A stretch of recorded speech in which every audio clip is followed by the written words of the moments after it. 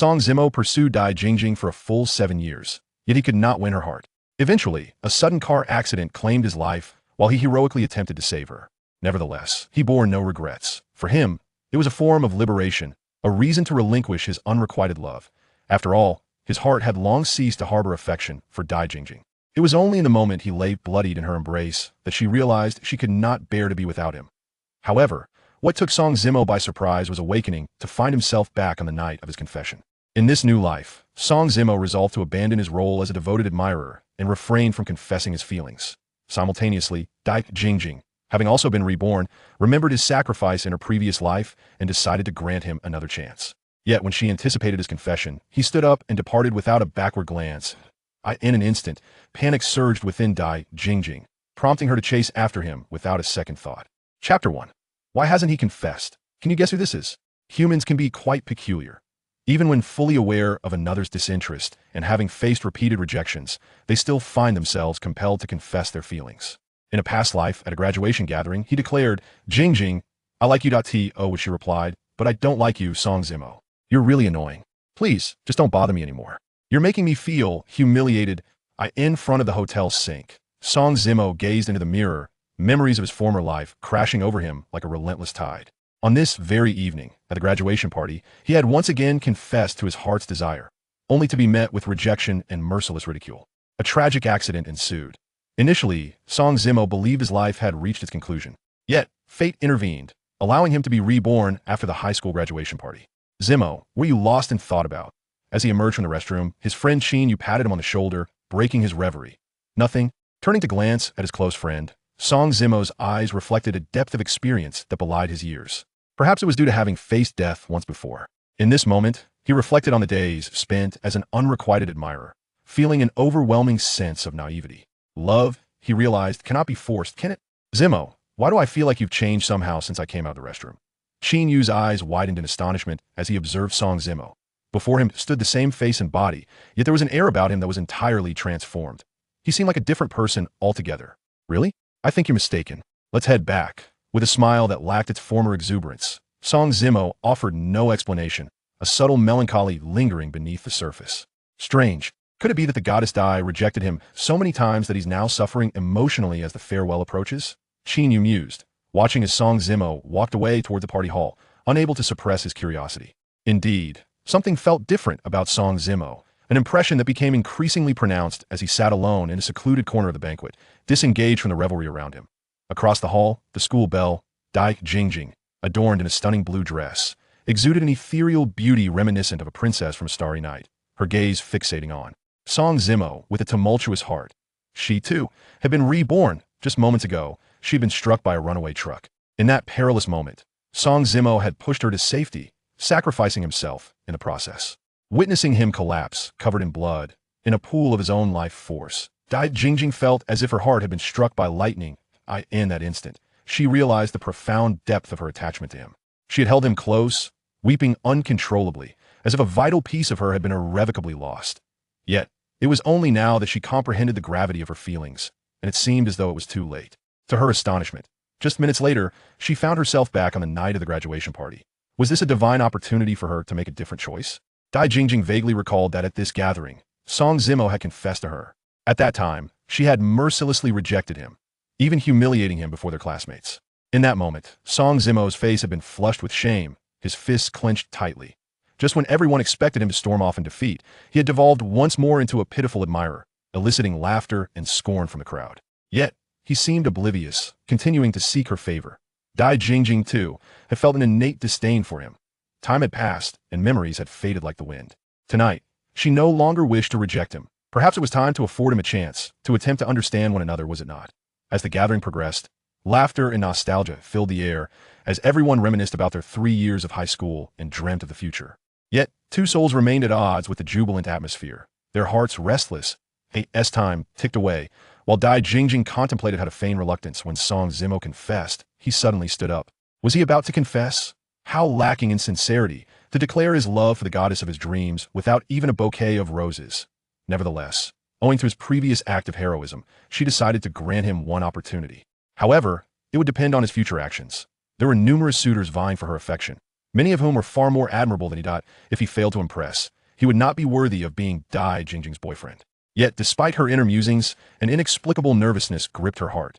But just as she prepared herself for his impending confession, Song Zimo uttered, "Chinyu, please inform teacher Yu that I'm feeling unwell and shall take my leave."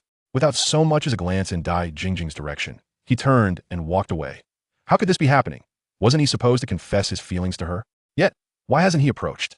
Could it be that his nervousness caused him to forget? The shy smile on Dai Jingjing's face froze, and her anxious heart abruptly came to a halt. She lifted her gaze, astonished and incredulous, as she watched Song Zimo departing. In a daze, Dai Jingjing felt that Song Zimo's silhouette appeared somewhat lonely and sorrowful. Panic surged within her. She herself was unsure why she felt this way. In any case, Song Zimo's absence during the confession had ignited a profound anger within her. It was utterly unacceptable. She was baffled as to why events unfolded differently in this reincarnation. Why, during this special evening, did the once adoring Song Zimo not confess to her? And she, having prepared her heart for such an occasion, felt furious, indignant. It was unforgivable. "Song Zimo, stop right there." Dai Jingjing chased him outside the hotel, calling out loudly to the departing Song Zimo.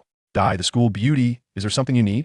Song Zimo turned his head, slightly surprised to see Dai Jingjing pursuing him. Previously, her gaze towards him resembled that of a person eyeing a mere lapdog or a fly. She would have preferred to never lay eyes on him again. Tonight, he hadn't troubled her, hadn't played the devoted admirer. Should she not feel pleased? "Do you have something to say to me?" Dai Jingjing fixed her unwavering gaze upon Song Zimo, inhaling deeply as she approached him. I could see this moment. Her heart brimmed with anger. And yet, she felt nervous. Though he was not particularly remarkable, nor her ideal Prince Charming, she decided to grant him another chance. In light of the fact that he had once saved her in her past life, this was his final opportunity. Should he fail to cherish it, she would never acquiesce again. Nothing. Just as Dai Jingjing's heart raced with trepidation, feigning nonchalance yet tinged with anticipation, Song Zimo spoke calmly. Chapter 2. You don't like me, do you? In disbelief, Dai Jingjing widened her eyes, staring incredulously at Song Zimo. Was he not about to confess his feelings to her? Why, when she had finally given him the opportunity, did he not cherish it? Could it be that her hints had been too subtle for his understanding? Despite her clear intentions, he still failed to grasp the situation. Such a man possessed no romantic sensibility whatsoever. Would she truly find happiness if she accepted his confession? "Well, if there's nothing else, I'll take my leave," Song Zimo remarked nonchalantly, casting a fleeting glance at Dai Jingjing before turning away, devoid of any sentiment. In his previous life, he had been a lovesick fool, ultimately left with nothing but ridicule. In this lifetime, he was weary and had come to a realization. He no longer wished to be that way, nor did he need to be. "I didn't let you leave. You're not allowed to go," she exclaimed, frustration seeping into her voice. What audacity! This impudent fellow had once showered her with affection daily. Yet now he was cold and indifferent. Did he think he could treat her as he pleased? "Is there something you wish to address, Miss Dai?"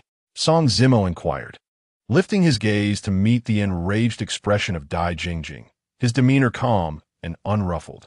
"Did you not profess your affection for me and intend to confess?" Dai Jingjing was certain she remembered correctly. During that fateful night in her past life, Song Zimo had indeed declared his feelings for her, only to be met with her heartless mockery and rejection. In this rebirth, did he still require her to remind him? Such a lack of sincerity. "I like you and wish to confess." Who said that? Song Zimo responded, astonished as he looked at Dai Jingjing. In his previous existence, he had gathered all his courage to confess to her that very night, only to endure a brutal humiliation in response. Now, having lived another life and witnessed the world's splendor, he had come to understand many things and no longer wished to endure such emotional turmoil. "Weren't you speaking to Chinyu about it? I heard it from him." Dai Jingjing nearly let slip her thoughts, but managed to retract her words at the last moment. At this juncture, she was quite vexed. She had hinted so explicitly, yet he feigned aloofness. "Since you claim to like me, then confess sincerely. Considering your past attempts to pursue me, I might just contemplate granting you a chance." Dai Jingjing felt quite pleased with herself, harboring a sense of superiority. Perhaps she believed that Song Zimo was still the same man he had once been. Alas, he was not. "Huh!" Song Zimo chuckled at her words. But the mirth in his smile was one of derision, akin to that directed at a fool. This discomfort Dai Jingjing, igniting her ire. Was her declaration so laughable? Should he not be grateful for another opportunity? What are you laughing at? Am I wrong? Dai Jingjing retorted, taking a deep breath, her annoyance palpable. She was thoroughly dissatisfied with Song Zimo's response. She had made her feelings clear, yet he continued to play the part of the aloof. Come on, confess already. No one is watching. I'm waiting, she urged, growing impatient with the silence. In the past, I did like you, but that was then. Now, I no longer feel that way, Song Zimo replied, his expression devoid of any pretense, his tone calm and resolute. He had genuinely moved on, and it was not an act. With that, he cast a final glance at Dai Jingjing and sauntered away with an air of nonchalance. Song Zimo, you... Dai Jingjing's expression froze, her eyes wide with shock and disbelief. Anger and indignation surged within her. He had rejected her? No, he had no right to refuse her. If anyone were to reject, it should be her. A single tear cascaded down her cheek, splattering onto the ground. Perhaps Song Zimo's words had struck a blow to her haughty pride. Why was the past merely the past? You wait, you scoundrel. I will pursue you until you fall for me, and when you do, I shall discard you without a second thought. Dai Jingjing felt a wave of frustration wash over her, unable to accept this new reality. Song Zimo, are you heading home? May I give you a lift? Song Zimo, hands in pockets, basked in the summer night breeze while contemplating the city's vibrancy, his heart awash with myriad emotions. As he walked, a car pulled up beside him. The window rolled down to reveal a girl with a bun hairstyle, fair skin, and captivating features. Wang Shuangyi, another school beauty rivaling Dai Jingjing. Hey, why are you out here? Isn't the party still going? Song Zimo asked, surprised to see Wang Shuangyi. Not much going on, so I left early. I intended to head home, but spotted you halfway. Wang Shuangyi replied, her cheeks slightly flushed as she urged him to get in. In truth, she had followed him out upon seeing him. Thank you, Song Zimo smiled, accepting her offer without hesitation. After all, a ride home was far more comfortable than walking. Wang Shuangyi found herself momentarily lost in his warm smile, feeling a flutter of emotions. What was happening? Usually, his grin exuded a mischievous charm. Today, however, he appeared unexpectedly handsome. Is there something on my face? Why are you staring? Upon entering the vehicle, Song Zimo noticed Wang Shuangyi gazing at him, prompting his confusion. Are you settled? Let us go. Tell me your address, and I'll drive you home, Wang Shuangyi said, regaining her composure as she averted her gaze. Song Zimo provided his address, and the car began to move slowly forward. Inside, silence enveloped them once more. Fresh from his rebirth, Song Zimo was lost in thought, contemplating his future plans, while the driver, Wang Shuangyi, occasionally stole glances at him. Uncertain if it was merely her imagination, Wang Shuangyi felt that today Song Zimo's profile appeared exceptionally handsome, accentuated by a hint of melancholic allure that seemed to set him apart from the mundane world around them. Was this shift in demeanor related to Dai Jingjing's rejection? As this thought crossed her mind, Wang Shuangyi felt a twinge of sadness, but she quickly shook it off. This man's affections lay with Dai Jingjing. No matter how sincerely she expressed herself, he would never glance her way. What was she thinking? Had he once again faced rejection from Dai Jingjing? Finally, Wang Shuangyi took a deep breath and broke the silence, simultaneously slowing the car to savor the rare tranquility. She vaguely recalled a time when she had shared such moments alone with him, only for it to change when he confessed his feelings for Dai Jingjing. Ever since, she felt they had never shared such intimacy again. Perhaps tonight, following the graduation party, would be their last chance. Why not seize this opportunity and muster the courage for a confession? After all, she had not declared her feelings yet. What was there to fear in rejection? Song Zimo was oblivious to the thoughts swirling in Wang Shuangyi's mind. He shook off his reverie, cast her a smile, and spoke. What? You haven't confessed to Dai Jingjing? Wang Shuangyi's face was a canvas of astonishment and disbelief. Immediately, she shook her head and retorted, Don't deceive me. I saw you both. You went out, and she followed you. It must be that Dai Jingjing turned you down again, and you couldn't bear to face her afterward. Am I right? Rejection is just that. It's not the first time. Why not consider me instead? Chapter 3 Sister, I truly am not heartbroken.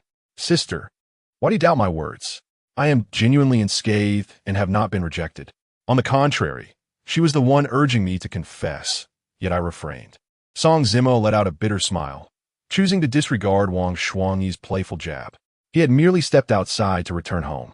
Who could fathom why Dai Jingjing had followed him out, insisting he declare his feelings?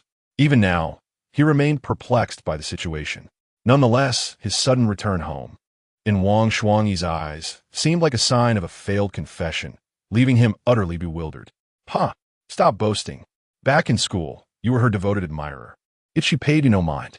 And now, on the last night before graduation, Dai Jingjing is begging you to confess? Surely, you must be dreaming or unable to accept the harsh reality." Song Zimo's response disappointed Wang Shuangyi, yet she feigned a smile, mocking him. "Fine, I won't bother explaining. You wouldn't believe me anyway." Seeing her expression, Song Zimo felt resigned and chose not to elaborate further. The more he explained, the more it seemed to wound her pride, pushing her towards an unstable state of mind. "Are you free tomorrow evening?" Wang Shuangyi swiftly shifted the topic, no longer lingering on Dai Jingjing. "What's up?" Song Zimo turned to her, a hint of curiosity in his gaze. "If you have the time, I would like to invite you to join me at a dance." At this moment, Wang Shuangyi's cheeks flushed a deep crimson, betraying her bashfulness. Her heart raced like a fawn's, thumping incessantly.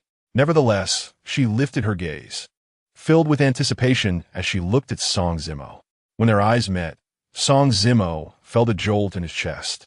Memories of the past surged like a tide in his mind. Each time he faced rejection from Dai Jingjing, Wang Shuangyi had always been there, comforting and encouraging him. Only when he turned to leave did he feel the weight of his disappointment. It was only later, through a chance encounter, that he began to understand Wang Shuangyi's true feelings. In her heart, she had always held a place for him. Could you perhaps say something? Why are you staring at me so intently? I must inform you, my standards for a partner are quite high. Do not entertain any notions." Wang Shuangyi, caught in a flurry of emotions, felt an inexplicable panic wash over her. As the moment stretched, her courage faltered, and she found herself unable to meet his gaze. Yet, perhaps driven by her pride, she feigned composure and replied, "That's fine, but what role would I play? A girlfriend? I doubt that would work. You just mentioned your high standards, and I am undoubtedly not a match." With a smile, Song Zimo readily agreed, unable to resist teasing her. "Huh, as if Dai Jingjing would ever want you. Do you think I, Wang Shuangyi, am some sort of consolation prize?" In a fit of embarrassment, Wang Shuangyi lashed out, only to regret her words as soon as they left her lips. Song Zimo had just confessed to Dai Jingjing and faced rejection. How could she utter such a thing now? Panic surged within her as she looked at him, her mind racing to explain. "Song Zimo, I didn't mean." In her haste, she stumbled over her words, unsure of how to convey her thoughts. Surely, he must feel hurt by her comment. "Hey, what do you mean she doesn't want me? It is I who finds her unappealing." Song Zimo exclaimed dramatically. In the past, he might have truly felt sorrow, but now, he felt indifferent. "Are you really okay? Let me check your forehead. Perhaps you have a fever." Noticing Song Zimo's unusual demeanor, Wang Shuangyi grew increasingly concerned. She instinctively raised her hand to touch his forehead, questioning whether his mind had been clouded. How could he react so nonchalantly to such hurtful words? "Get lost. I'm perfectly fine. Just pull over ahead." Song Zimo swatted Wang Shuangyi's hand away with a chuckle. As they arrived at their destination, he pointed to the roadside, indicating where to stop. All right. Wang Shuangyi felt a pang of regret at how quickly they had arrived. Had she known, she would have suggested taking a longer route. Yet, the thought of attending the dance with Song Zimo filled her with joy once more. "Thank you. I'll see you tomorrow night." After stepping out of the car, Song Zimo waved goodbye, striking a cool pose with his hands in his pockets as he walked away. Wang Shuangyi sat in the car entranced, until he vanished from her sight before she finally drove off. "Andy, I'm home." Upon returning home, Song Zimo spotted his aunt, Song Qin, washing clothes. Once, in his memory, she had been a vibrant and beautiful young woman. However, she had never married, dedicating her life to raising him after the untimely passing of his parents. Now that he had grown into adulthood, he could see her aging. As this realization washed over him, a wave of melancholy enveloped him. Shout, Zimo, you're back? Perfect timing. I could use your help. With a clatter, Song Qin straightened up, ready to ask Song Zimo to help hang the clothes. But before she could finish her sentence, she swayed unsteadily and began to fall. Andy! Andy! Song Zimo's expression shifted dramatically as he rushed to catch her. It was then that he felt the heat radiating from her body. She was burning up. Memories flooded back to him, each fragment a reminder of the past. A month from now, his aunt would be hospitalized for surgery after discovering a tumor. Back then, he had been unable to muster the 200,000 yuan needed for her operation, forced to watch helplessly as she slipped away. In that moment of despair, he had cried inconsolably, but it was too late to change the outcome. In this life, he vowed that such a tragedy would never befall him again. Never. Andy, let me take you to the hospital. He sniffed back tears, suppressing his sorrow as he expressed his concern. Cough, cough. No need. It's just a common cold. We have medicine at home. A little will suffice. Going to the hospital is a waste of money. Save it for when you get into university. You'll need it then. Song Qin shook her head, insisting he help her back inside to take her medicine. How could he earn 200,000 yuan in just 1 month? That night, as Song Zimo lay in bed, sleep eluded him. In his previous life, he vaguely remembered his first job was serving plates in a restaurant to earn some pocket money. In this lifetime, he must earn 200,000 within a month to fund his aunt's medical treatment. However, 200,000 is no trifling sum in this era. Where can he possibly procure such a fortune in such a short time? After much contemplation, Song Zimo could not conjure a viable solution. The following morning, as dawn broke, Song Zimo resolved to follow the same course of action as in his previous life, first heading to the roadside billboards to peruse job postings in search of employment. He recalled that during his last job hunt, he had encountered Dai Jingjing. Song Zimo, you scoundrel, come here. Amidst his musings, a furious shout echoed from not far away. Chapter 4. Dai School Beauty, please stop bothering me. Lifting his gaze, Song Zimo beheld Dai Jingjing, clad in a chiffon blouse and blue and white denim jeans. Standing a short distance away, her long, graceful legs, accentuated by crystal sandals, showcased her alluring figure in all its glory. At that moment, Dai Jingjing crossed her arms in indignation, glaring at him furiously, and even beckoned him with a finger. Upon witnessing this, Song Zimo immediately furrowed his brow. This rogue was infuriated because she had not slept well the previous night. Dai Jingjing was incensed to see Song Zimo, just as in their past life. Arriving early to seek work, memories of their previous existence informed her that he would soon come scurrying over like a lapdog, eager to curry favor with her.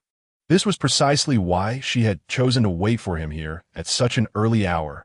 The humiliation from the previous day must be redeemed. Otherwise, she could not swallow her pride.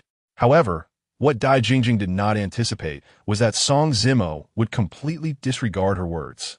In fact, he was initially walking towards her. Yet upon hearing her call, he simply turned away and strode towards the opposite end of the billboard. You scoundrel! Stop right there! Instantly, Dai Jingjing's expression soured as her shoulders trembled in rage. Why was he ignoring her? Had he taken some sort of wrong medication this morning? She, of all people, possessed memories of their past life. Although she had forgotten most of it, certain moments remained strikingly vivid. For instance, this very instance. According to her recollections, Song Zimo should have approached her like a devoted puppy. Yet, judging by his recent demeanor, it was evident that he had heard her words but chose to ignore them. Even turning away, furious, indignant, unforgivable. Why are you deliberately avoiding me? Have I provoked you? Dai Jingjing's proud self-esteem struggled to accept this outcome. She felt a sense of injustice. It was as if her dignity had been trampled upon. Thus, she stormed after Song Zimo, blocking his path and demanding answers in a loud voice. Dai School Beauty, are you perhaps mistaken? I am here at the billboard seeking a job. What do you mean by deliberately avoiding you? This is utterly absurd. Song Zimo glanced at Dai Jingjing and replied coolly, perceiving her actions as quite peculiar. Was this how women behaved? In the past, when he had fawned over her, she had treated him with indifference.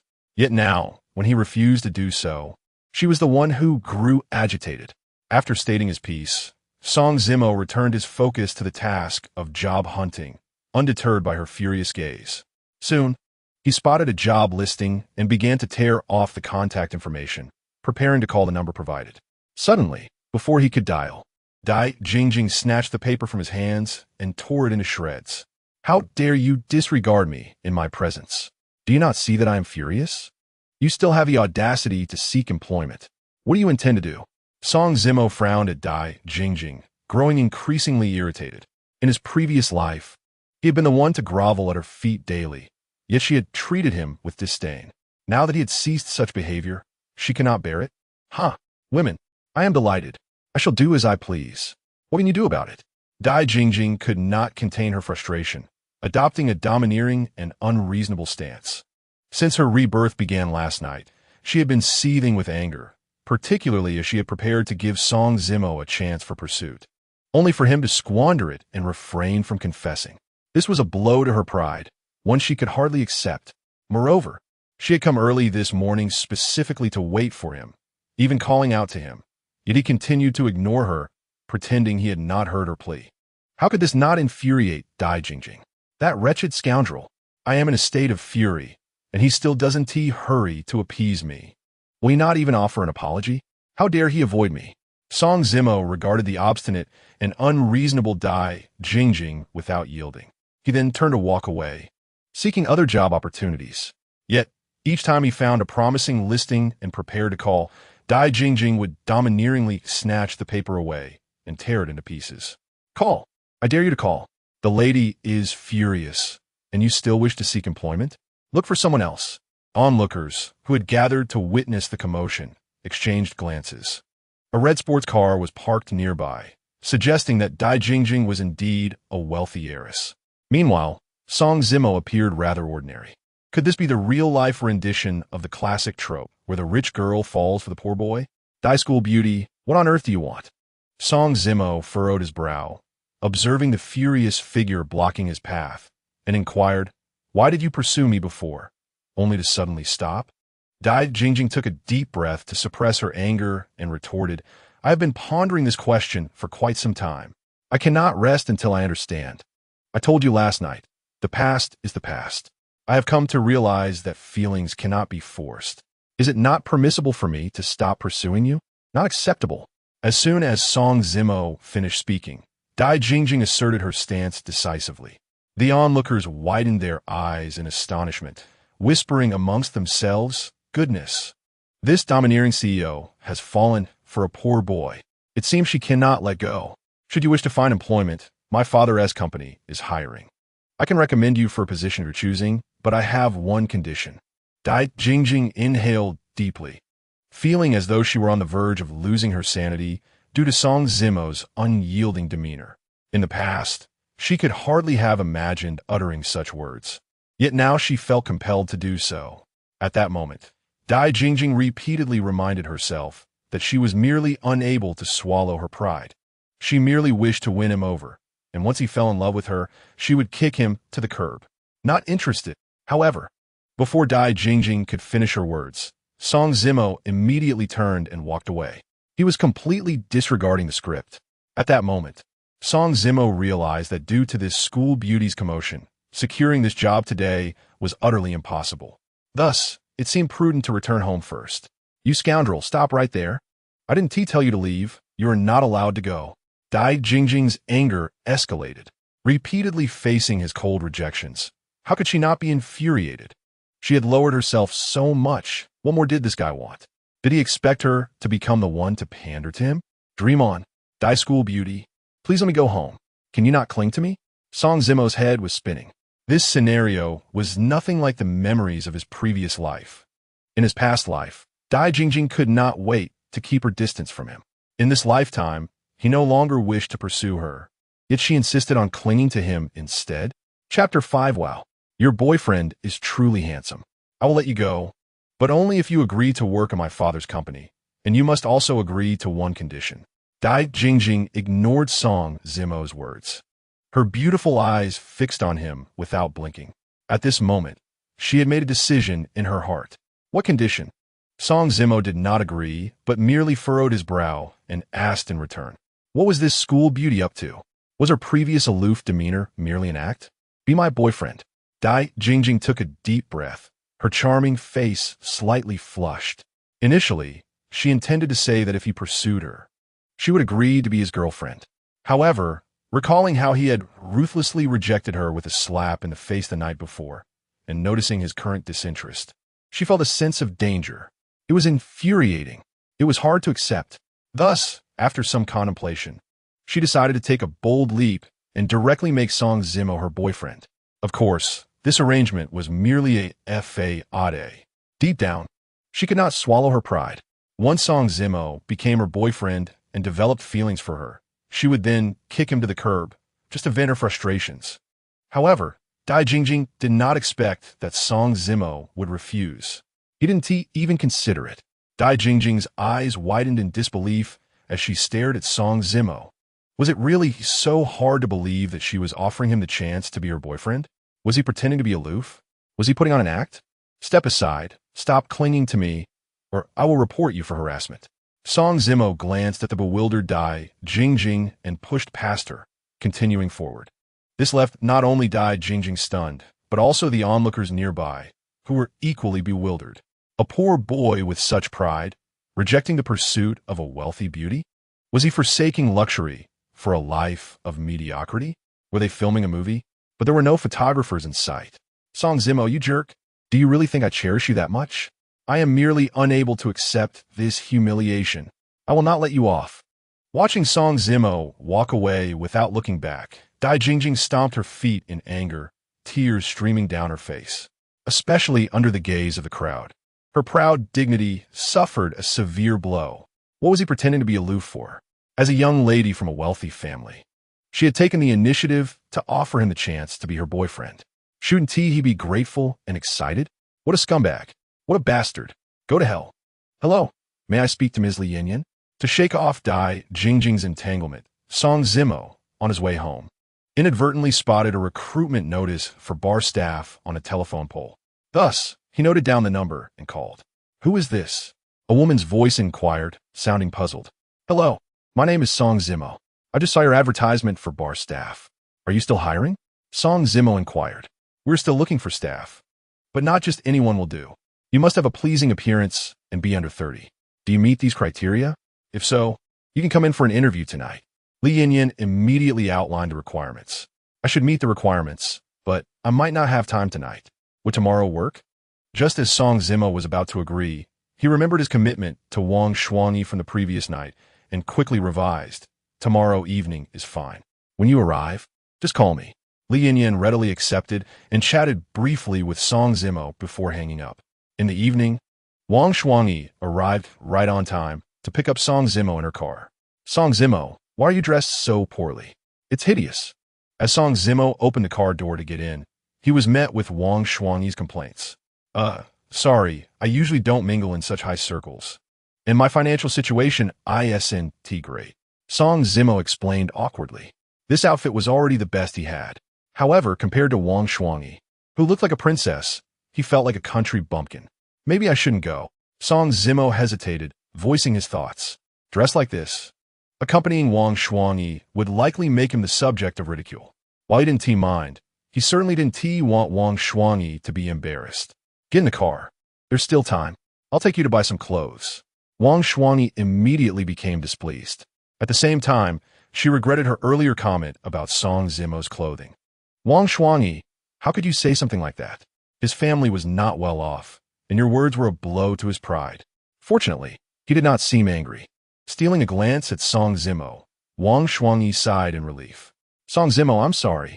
I didn't mean to say that. As they drove, Wang Shuangyi felt increasingly remorseful. Last night, she had mocked Song Zimo, and now she had ridiculed him for his clothing. Eventually, she couldn't help but apologize. It's fine. I'm not that petty. Besides, you were speaking the truth. My family really isn't wealthy. Song Zimo smiled at Wang Shuangyi, responding nonchalantly. At that moment, his resolve to earn money quickly grew stronger. Moments later, they arrived at a suit store, and under the guidance of the staff, Wang Shuangyi purchased a suitable suit for Song Zimo. After a couple of minutes, Song Zimo emerged from the changing room, dressed in the suit. Wang Shuangyi had been waiting at the door. As soon as she heard the sound of the changing room door, she knew Song Zimo had come out. Song Zimo, are you ready? Wang Shuangyi was about to speak when she caught sight of him in a suit and tie. She was momentarily stunned. Was this still Song Zimo? This guy looked so handsome in a suit, with his sharp brows and bright eyes, and that subtle air of melancholy surrounding him. He captivated the attention of those around him. Clang! The phone she had been holding slipped from her grasp and fell to the ground. Yet, she remained blissfully unaware. Her gaze fixed dreamily on Song Zimo. Hey, miss, what are you doing? You dropped your phone.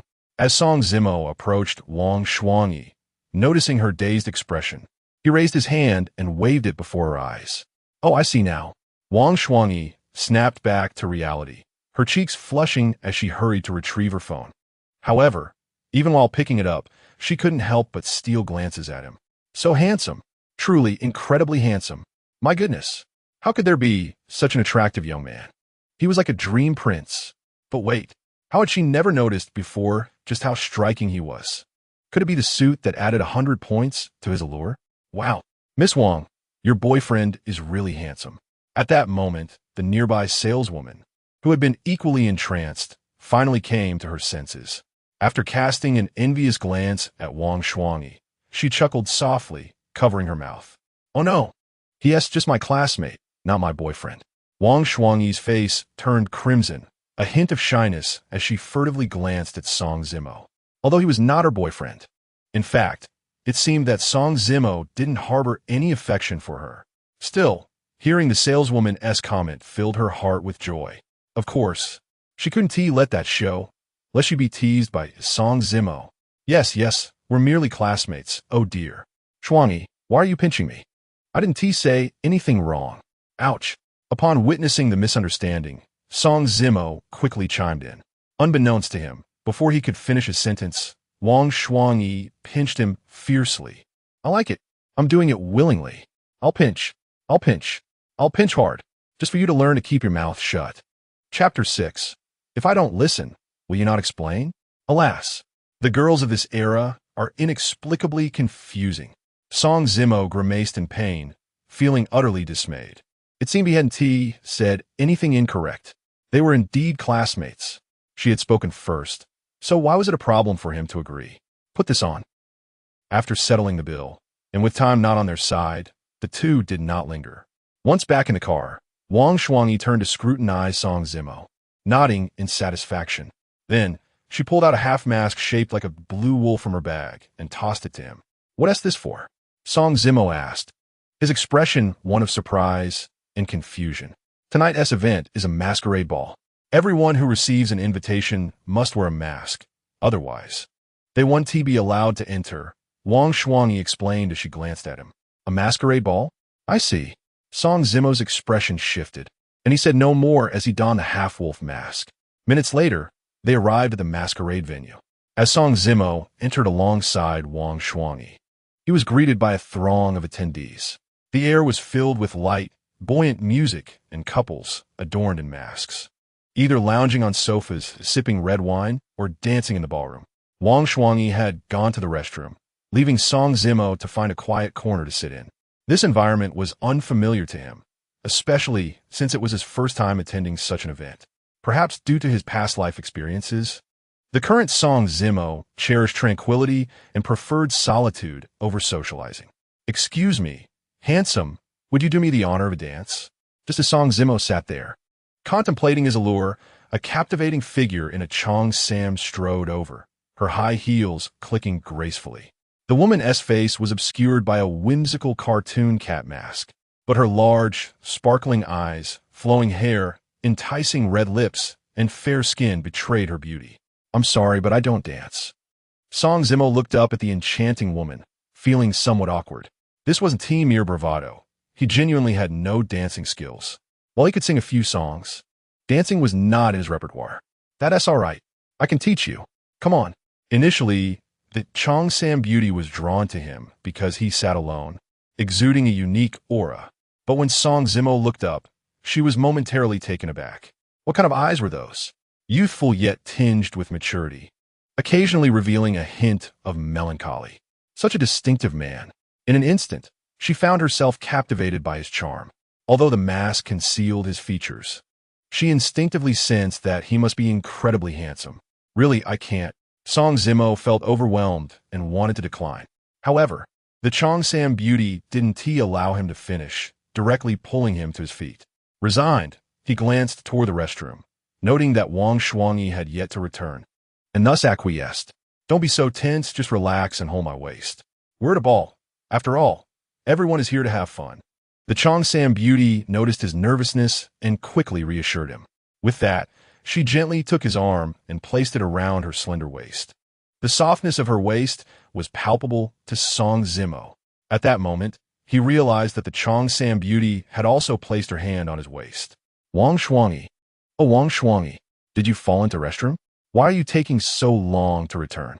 What kind of bizarre place did you bring me to? One cannot be distracted while dancing. Just then, the Cheongsam beauty leaned in close, whispering sweetly into Song Zimo's ear. The warm breath sent a shiver down his spine. Oh, I'm so sorry. I stepped on your foot. Flustered, Song Zimo lost his rhythm entirely. In an instant, he had stepped on the Cheongsam beauty's foot. Mortified, he quickly apologized.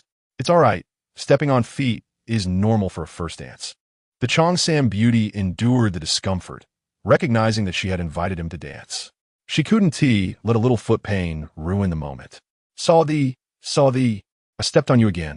Little did she know, as soon as she finished speaking, Song Zimo had stepped on her foot yet again. This time, it hurt even more. Song Zimo, now completely at a loss, was so flustered he didn't know what to do. He had never danced before. After stepping on her feet twice in a row, he truly felt overwhelmed. Don't worry, just relax. The Cheongsam beauty took a deep breath, suppressing her pain, and attempted to comfort him. However, before she could finish, Song Zimo stepped on her foot yet again. Her voice abruptly halted. Was this guy doing it on purpose? The Cheongsam beauty looked up, observing Song Zimo's panicked demeanor. The more she looked, the more she wondered if he was intentionally stepping on her feet while dancing. What a rascal. If he didn't want to dance, he could have just said so. Beautiful lady, perhaps I should refrain from dancing. I truly lack the skill. Song Zimo felt overwhelmed. He swore that it was not his intention to step on the foot of the lady in the Cheongsam. If you won't dance, then let me see your face, the Cheongsam beauty remarked. As she spoke, she promptly raised her hand to remove the mask from Song Zimo's face. Upon witnessing this, Song Zimo instinctively recoiled. However, the Cheongsam beauty had anticipated his reaction, swiftly pressing her entire body against him. Consequently, Song Zimo lost his balance and fell to the ground, the Cheongsam beauty landing atop him. Ah, you scoundrel. I merely stepped away for a moment to use the restroom. And you shamelessly. At that moment, Wang Shuangyi returned from the restroom. Coincidentally, she caught sight of Song Zimo sprawled on the floor with the Cheongsam beauty atop him. Instantly, Wang Shuangyi erupted in anger. Unbeknownst to her, amidst her fury, a pang of jealousy stirred within her heart. Miss, it's a misunderstanding. Please allow me to explain. Song Zimo hastily pushed the Cheongsam beauty away, scrambling to his feet and awkwardly approaching Wang Shuangyi. The Cheongsam beauty, witnessing this, stomped her foot in frustration. So close. I was so close to taking off his mask, and now he escapes. She was livid. What harm could it have done to see his face? You rogue.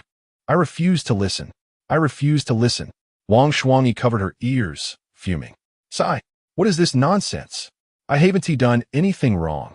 Nevertheless, based on his past experiences, he understood that when a girl was angry, it invariably was his fault.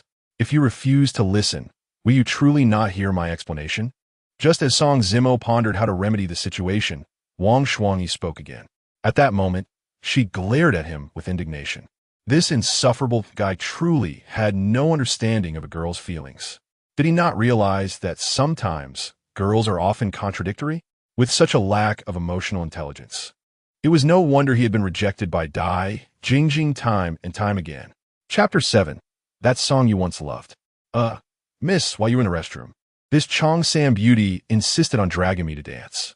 I'm not adept at it and accidentally stepped on her foot a few times, which made her quite upset. Then, she attempted to remove my mask, and, As I dodged, I fell. It was that simple. Despite his growing headache, Song Zimo recounted the events as they had transpired. I want to forgive you. Wang Shuangyi turned her face away, displaying an unmistakable refusal to forgive. This fool, was he genuinely that oblivious, or was he pretending? Did he think she needed to hear his explanation? Wasn't it enough to simply soothe her own emotions? Yet here he stood, woodenly, infuriating her further. What will it take for you to forgive me? Song Zimo was at a loss. What the predicament? If I had known, I wouldn't have come. But regretting now is too late. Didn't you claim to have a talent for singing? I recall you serenading Dai Jingjing at school with such heartfelt melodies. Wang Shuangyi paused to contemplate, then suddenly declared, if you wish for my forgiveness, you must go to the karaoke stage and sing a song. Then I shall forgive you. In the past, he had indeed sung passionately to Dai Jingjing.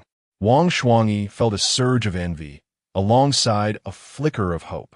However, in the blink of an eye, 3 years had passed. Everyone had graduated. It was time to bid farewell. Perhaps they would never meet again. And in these final moments, Wang Shuangyi wished to muster her courage and make an effort.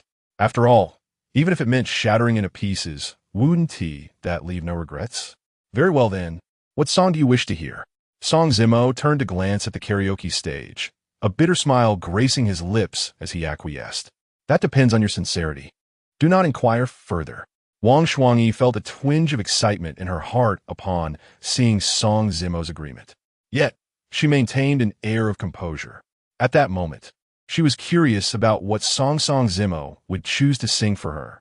Surely it wouldn't be the one he had previously sung to Dai Jingjing, would it? Nonsense. If that were the case, she would hardly care. As Song Zimo approached the karaoke stage, he meticulously recalled. He vaguely remembered that in a future encounter during a drinking session years later, she had mentioned a song she liked. Sir, what song would you like to request?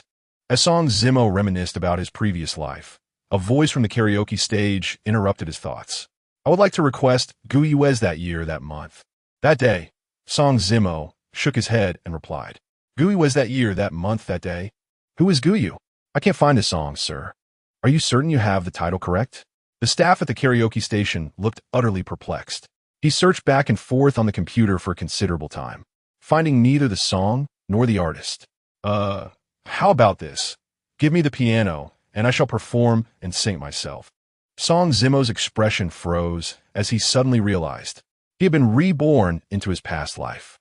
That song Wang Shuangyi adored wouldn't be released for several years yet. Having no further explanation, he decided to play and sing it himself.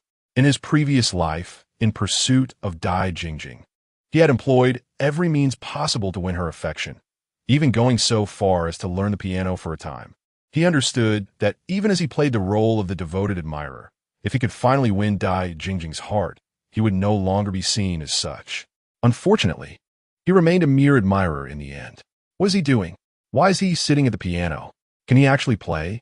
I had no idea he possessed such a hidden talent. Below the stage, Wang Shuangyi watched with anticipation. Yet, after waiting for what felt like an eternity, she realized that Song Zimo had set the microphone and taken a seat at the piano. For a moment, Wang Shuangyi pondered, trying to decipher what Song Zimo intended to do. However, despite her confusion, an inexplicable excitement filled her heart. It wasn't just Wang Shuangyi.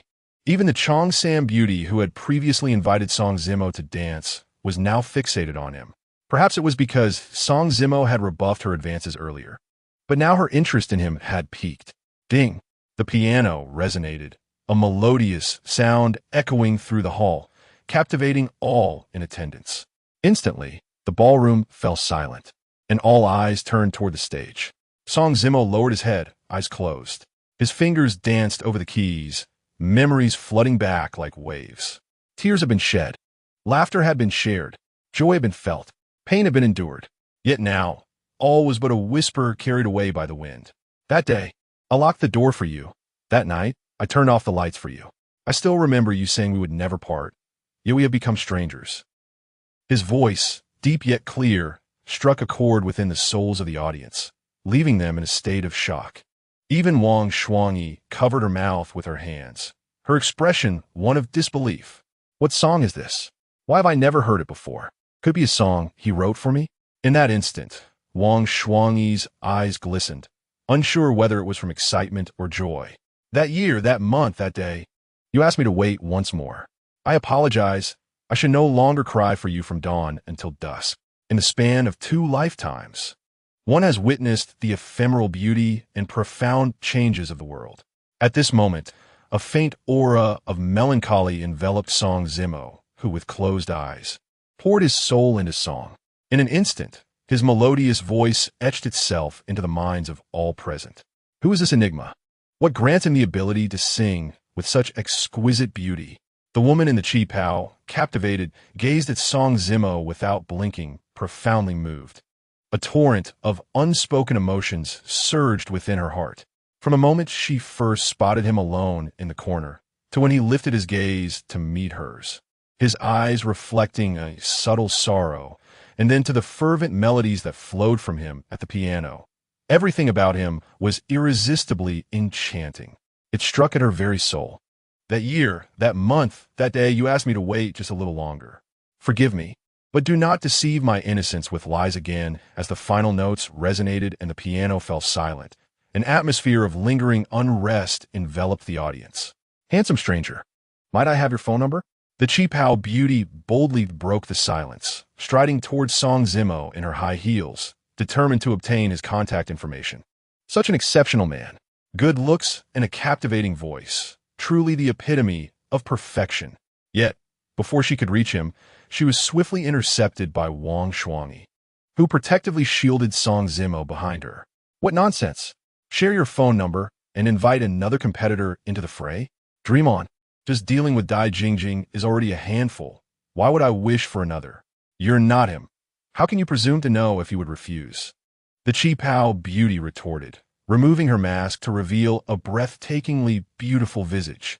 Unlike Wang Shuangyi and Dai Jingjing, it was evident that she was a few years older, possessing a mature allure that was unmatched. At that moment, she brimmed with confidence in her looks, convinced that Song Zimo would surely share his contact information. Chapter 8. I have bowed my head. What more do you desire? Apologies, but I do not use a mobile phone. Let us go, sister. Just as the Chi-Pao beauty anticipated that Song Zimo would willingly share his contact details, he unexpectedly departed with Wang Shuangyi. Salt, incredulity, embarrassment, and indignation. You, stop right there. In such a setting, you claim you don't use a mobile phone? Are you jesting? The Chi-Pao beauty rushed after him. She had already envisioned a sweet exchange after receiving his number. Yet, Song Zimo didn't even spare her a glance as he turned to leave. How could she possibly accept this? How could you be so thick-skinned? The reason my boyfriend spoke so gently was to avoid directly rejecting you and save you face. Wang Shuangyi, while asserting that Song Zimo was her boyfriend, cast a furtive glance at him, her heart racing with nervousness, though more so with shyness. While the woman's persistence irked her, on another note, it was rather commendable. At least it signified Song Zimo's exceptional nature. Moreover, this incident had undeniably brought her relationship with him a significant step closer. I don't believe it. He must say it himself. The Chi-Pao beauty disregarded Wang Shuangyi's taunts, her gaze unwaveringly fixed on Song Zimo. She merely sought a phone number. To be so openly rejected before everyone was infuriating. Beauty, isn't it a bit inappropriate to ask for contact information upon our first meeting? Let us not speak of love at first sight. That only applies to the tender age of youthful romance. Perhaps if fate allows, next time it won't be too late. Song Zimo smiled, his voice calm. Despite wearing a half-mask, his smile radiated warmth, stirring something deep within. He then took Wang Shuangyi's hand, circumventing the Chi-Pao beauty, and walked away, leaving her in a daze. How infuriating! How dare he reject me? I will find you again. Moments later, the Chi-Pao beauty regained her senses. She had never anticipated that her first bold move to ask a man for his contact information would end in rejection. It was simply unacceptable. Clarify your words, you. On their way back, Wang Shuangyi abruptly halted the car, turning to question him with ire. At that moment, she felt a surge of anger. It was as though she had been deceived by Song Zimo. What do you mean? Song Zimo looked taken aback, confusion etched on his face. You're putting on an act. What did you learn to play the piano? I had no inkling. And that song you just sang, did you write it secretly? Is it meant for Dai Jingjing as another confession? Wang Shuangyi's heart simmered with frustration. In the past, during their school days, she had suppressed any budding feelings for Song Zimo, feeling a twinge of sadness as she watched him pining for Dai Jingjing. However, now that she had resolved to open her heart and pursue him boldly, she suddenly realized that Dai Jingjing had become an inescapable shadow in her heart. That song was your favorite, wasn't it? Song Zimo chuckled, shaking his head. Indeed, in her past life, Wang Shuangyi had adored that very song, which prompted him to perform it so elaborately at the ball. My favorite song? I had no idea. Wang Shuangyi had braced herself for a clever retort. But Song Zimo's calm demeanor and his words left her astonished. She ruminated over it several times, unable to recall ever having heard such a delightful melody. Do you believe that youth can be relived? For instance, what if one dies and finds themselves reborn, transported back to the cliché plots of yesteryear? Song Zimo continued to smile at Wang Shuangyi, refraining from elaborating, merely countering with a question. Do I seem like a fool to you? Wang Shuangyi's expression darkened, her eyes narrowing in annoyance at Song Zimo. At that moment, she felt a surge of anger. Deny it all you want. Even a little white lie to amuse me would suffice. How dare you spout nonsense about rebirth and reliving youth? It's utterly ridiculous. Not like a fool, but rather you scoundrel. How dare you call me a fool? I'll have my revenge. Just as Wang Shuangyi was about to respond, Song Zimo abruptly shifted his stance. Instantly, her expression stiffened with anger. The next moment, she lunged at him, her frustration morphing into playful aggression, and they began to tussle in the car. At that precise moment, a red sports car whizzed by. Inside sat none other than Dai Jingjing. Since her rebirth last night, her mood had been decidedly poor.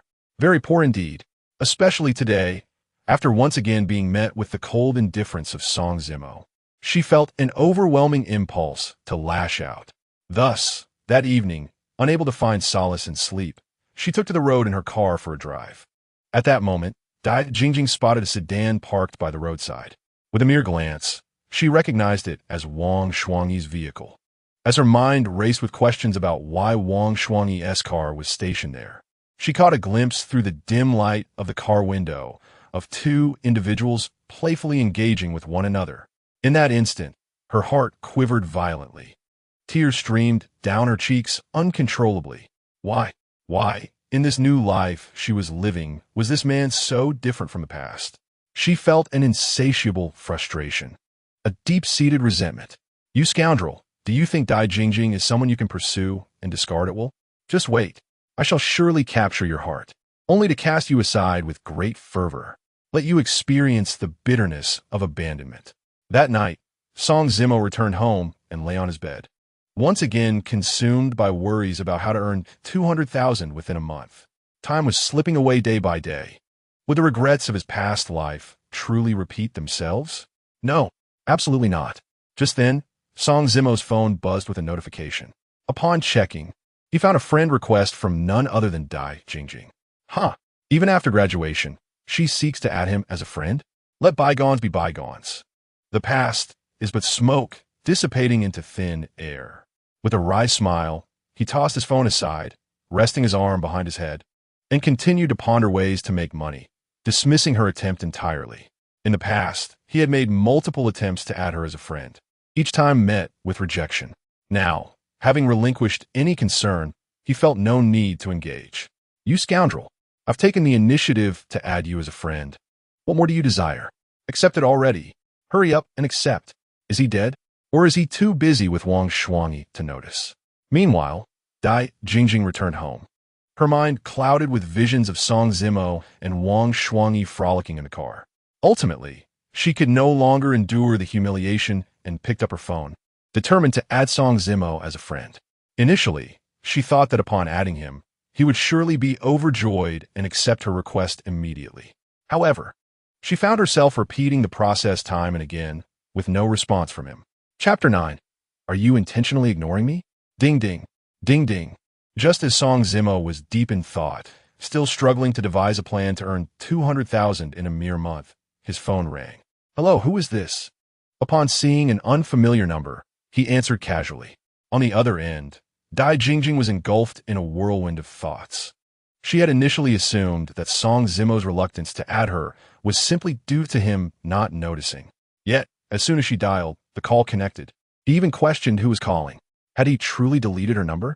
This thought ignited a sense of unwarranted anger within her, and her eyes began to redden.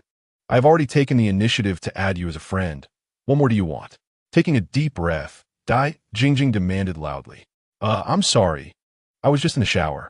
Song Zimo was taken aback to discover it was Dai Jingjing calling, his face flushing with embarrassment. Had he known it was her, he would have feigned ignorance and let it ring. However, now that the call was connected, hanging up seemed rather impolite. Dai Jingjing, hearing his response, was struck with a mix of anger and amusement. Just saw my request. What a coincidence. Spare me your tales. So, can you accept my request now? Despite her simmering fury, she reluctantly softened her tone. Wasn't it an honor for him to have her add him as a friend? After all, she had received countless requests from boys wanting her number back in school, yet she had never proactively added anyone. Now here she was, taking the initiative to add him and even having to plead for his acceptance? How humiliating. Fine then, I'll hang up now, or I might lose the connection. With that, Song Zimo ended the call. Beep beep, beep beep. On the other end, Dai Jingjing felt increasingly stifled and furious at Song Zimo's blatant indifference. You scoundrel. Just wait. When the time comes, I shall show you what I'm capable of. Moments later, Dai Jingjing received a notification that Song Zimo had accepted her friend request. After adding him, she feigned nonchalance and waited for him to message her. Yet, she waited and waited. Nearly 10 minutes passed, and not a single message had come through from him. I'm off to bed, good night. Finally, unable to contain herself, she snapped off a message in frustration. At that moment, she thought that by sending such a message, Song Zimo would surely realize she was upset and would reach out to comfort her. Oh, good night. However, before she could finish mulling over her thoughts, Song Zimo's reply came back swiftly, punctuated with an exclamation mark. What does this mean? Has he been glued to his phone, deliberately ignoring her? You scoundrel, this infuriates me. In a fit of rage, Dai Jingjing hurled her phone away, and her pent-up anger finally erupted. Cursing and lamenting, she found herself in tears, feeling a deeper sense of injustice. What had she done wrong? She had already given him a chance, and they had even agreed once before. Yet now, she had extended him several opportunities. Even during the day, she had humbly asked him to be her boyfriend. What a privilege that was. Yet he had rejected her without a second thought. Having humbled herself so significantly, what more could he possibly want? After crying for a while, Dai Jingjing's anger subsided. When she finally attempted to pick up her phone, she realized that in her moment of rage, she had broken it. It wouldn't even turn on. Instantly, a fresh wave of inexplicable anger surged within her. Subsequently, she stormed over to her computer desk, opened her laptop, and began browsing the internet. Initially, she had intended to seek out Song Zimo. However, now, just the sight of his penguin avatar irked her. Besides, she had already sent him a good-night message in anger. If she were to approach him again now, wouldn't that be slapping herself in the face? Frustrated, she aimlessly scrolled through the web. After a short while, just as she was about to give up and head to bed, a video caught her eye. A mysterious man at the dance party belting out a love song. The performance of that year, that month, that day astonished and moved everyone present to tears. Dai Jingjing scoffed at the sensationalized title, laughing aloud. What era was this? Such exaggerated attempts to grab attention still had the power to captivate? How juvenile! Despite her disdainful words, she found herself clicking on the video unconsciously. In an instant, a man adorned with a wolf mask appeared before her. He sat at a grand piano, playing and singing with an impassioned fervor. His aura was steeped in melancholy and sorrow, as if he had long since borne witness to the world's splendor and its profound tribulations. The melody flowed, both lilting and heartfelt, as though he were not merely singing, but recounting the tales of his own past. In that fleeting moment, Dai Jingjing was utterly captivated. Having lived a life of rebirth, she felt the man's essence deeply resonate within her. Wait, how could this song, so out of place in the present, exists now.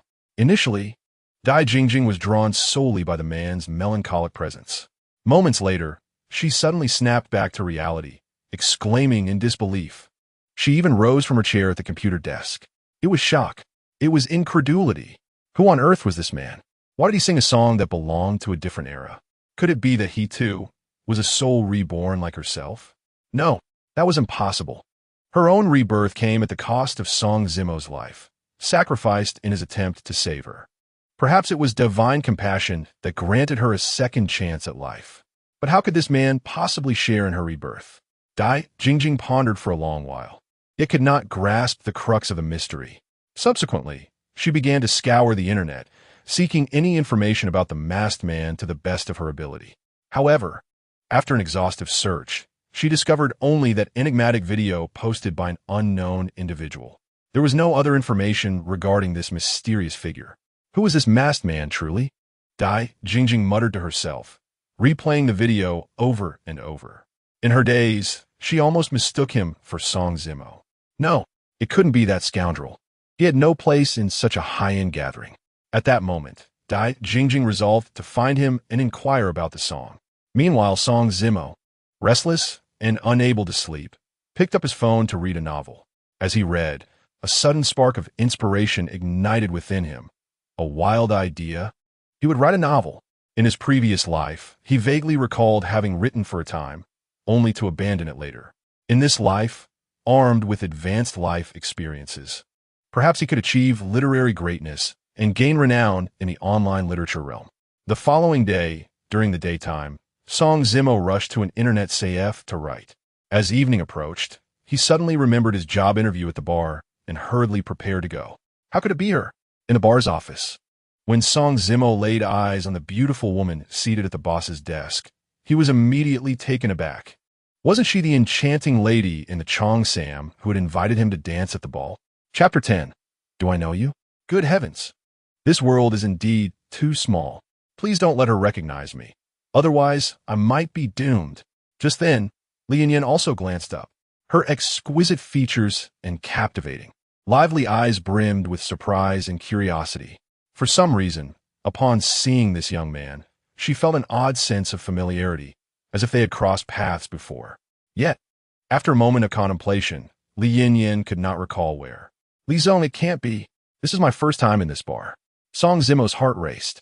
At that moment, he felt immensely relieved that he hadn't worn the suit Wang Shuangyi had bought for him.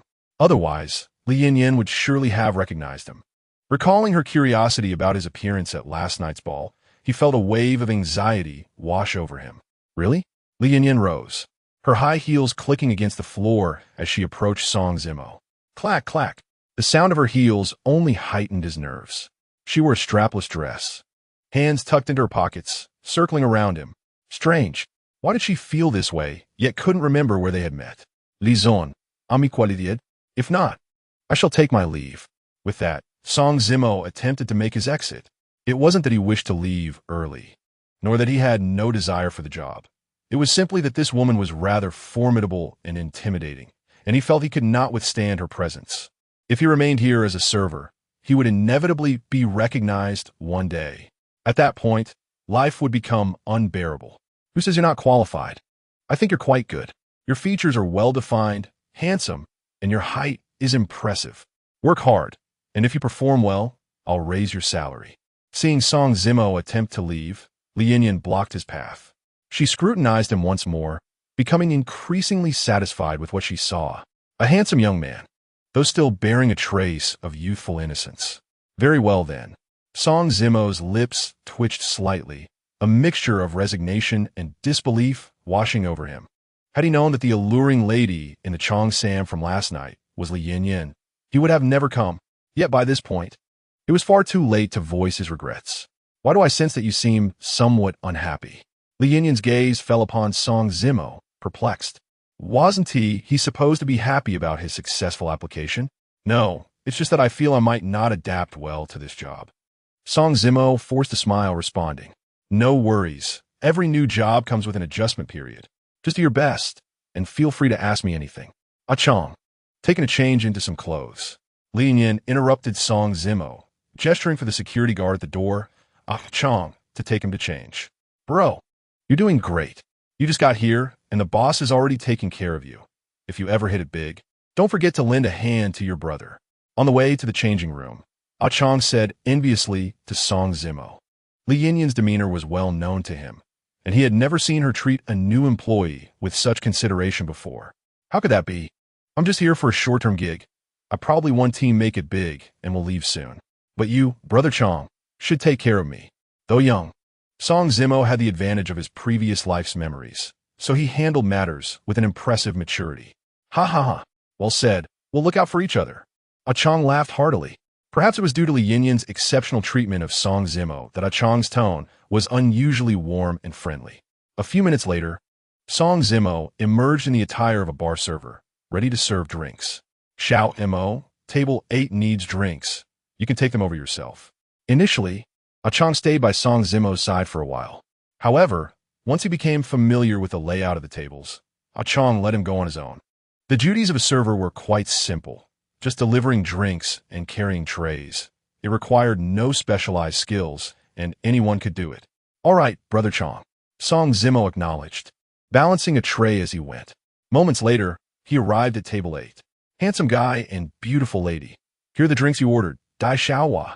As Song Zimo prepared to set down the tray of drinks, he unexpectedly spotted a familiar face. Dai Jingjing. What a surprise. How is it that I keep running into her? Song Zimo, are you working as a waiter here? Dai Jingjing, who had been laughing and chatting with a friend, suddenly widened her eyes in disbelief upon seeing him. Song Zimo, a waiter at a bar? She had even offered to help him find a job at her father's company, allowing him to choose any position he desired. In the end, he rejected her offer, opting for this menial job instead. At that moment, Dai Jingjing felt a surge of anger. It seemed as if her dignity had been severely trampled by Song Zimo. What did this mean? Did he look down on the job she had helped him find? Was he unwilling to accept her assistance, preferring to work at a bar instead? Was this refusal a mere excuse to avoid being her boyfriend? As he delivered the drinks, he smiled and casually remarked, "Enjoy your drinks. I must get back to work." Before turning to leave, Song Zimo, come back. Did you not hear me call you? Dai Jingjing shouted, her irritation mounting as he remained indifferent, failing to spare her a glance. As her frustration boiled over, she stood up, unable to contain her anger any longer. You scoundrel, you must clarify things with me today. In a fit of rage, she dashed to catch him, grabbing his arm to stop him from leaving. There she stood, glaring at him with fury, truly furious. If Song Zimo had merely found a more respectable job, she might have accepted it. But to work as a waiter in such a chaotic environment, surrounded by all manner of people, with his looks, he could easily fall victim to the advances of unsavory women. How could she not be angry? She would not allow any man pursuing her to be tainted by others. Dai Schoolbell, what are you saying? I don't quite grasp your meaning, Song Zimo replied, feeling overwhelmed. This woman, was she in her right mind? During their time at school, he had professed his feelings for her numerous times.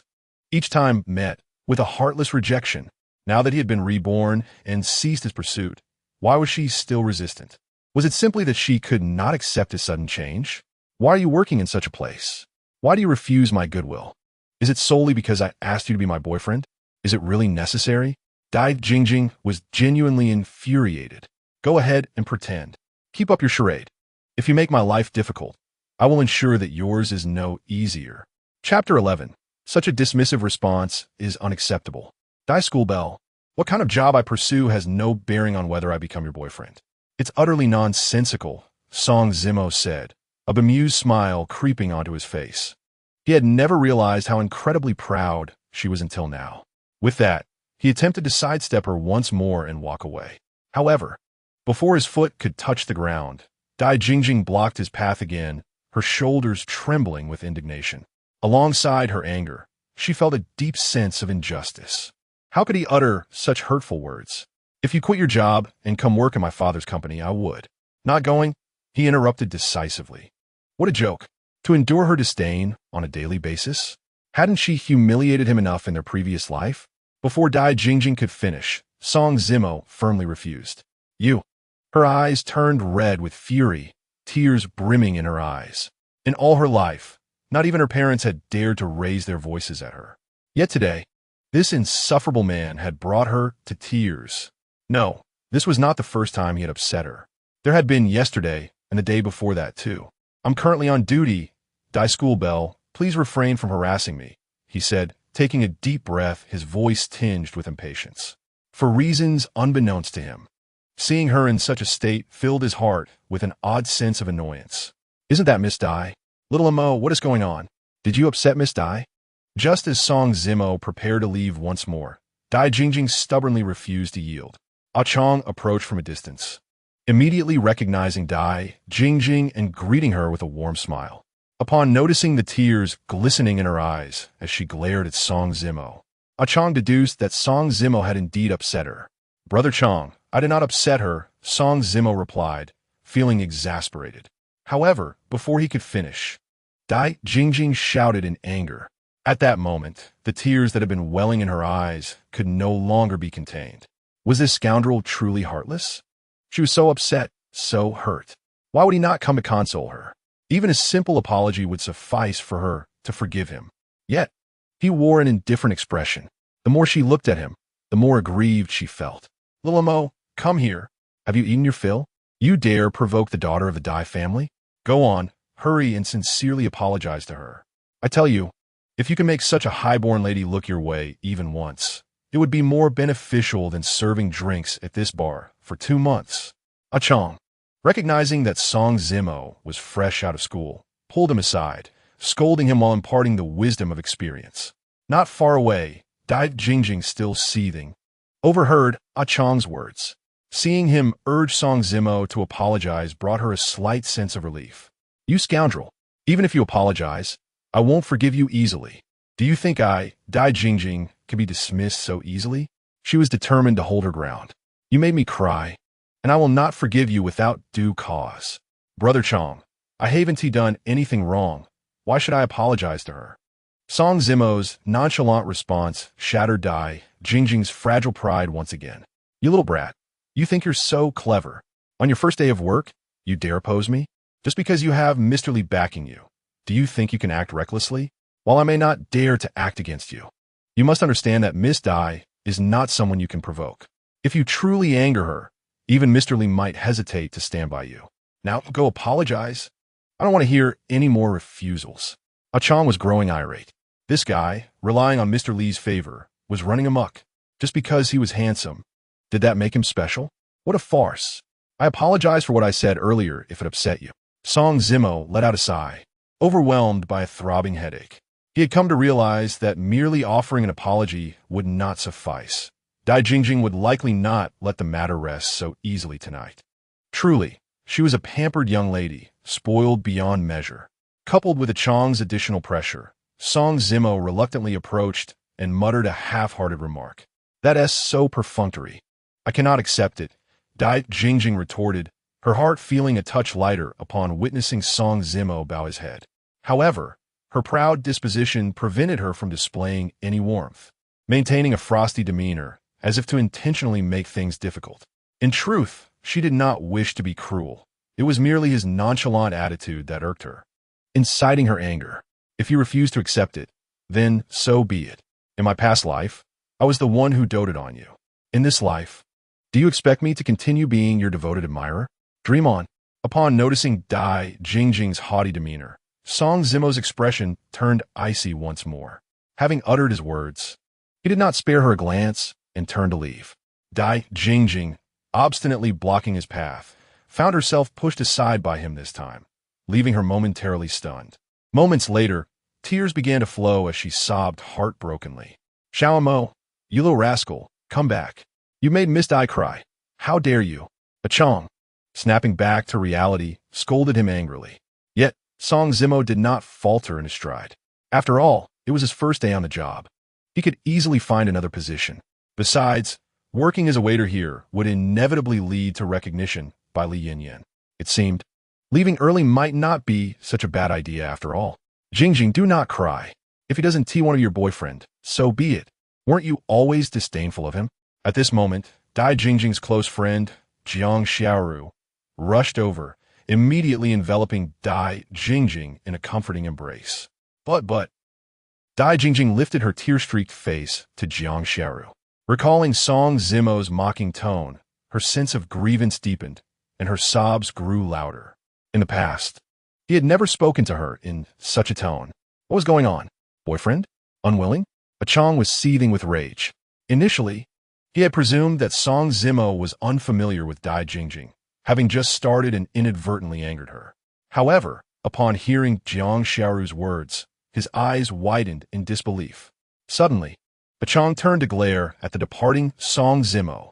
Although dressed in the ordinary attire of a bar waiter, his silhouette radiated an inexplicable air of melancholy, as if he were an outsider in this bustling world.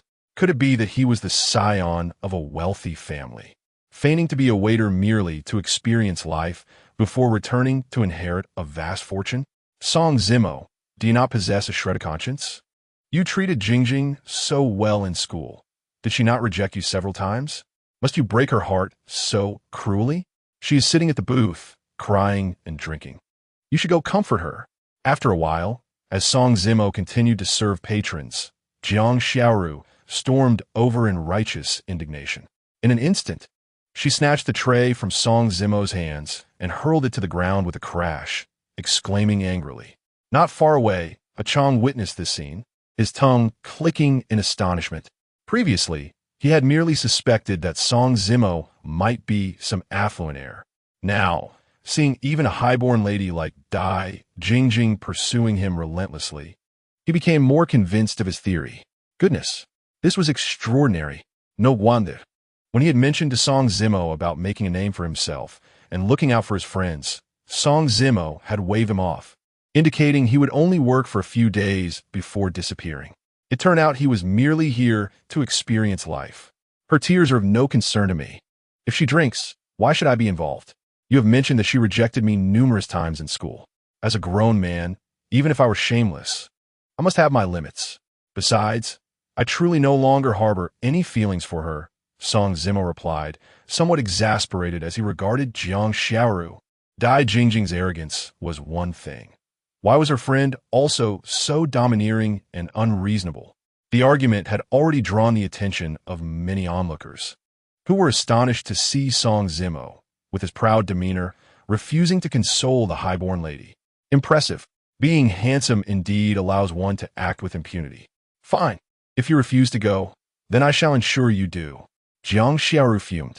As she spoke, she pulled out a thick wad of cash from her pocket and slammed it onto the bar, explicitly demanding Song Zimo accompany them for drinks.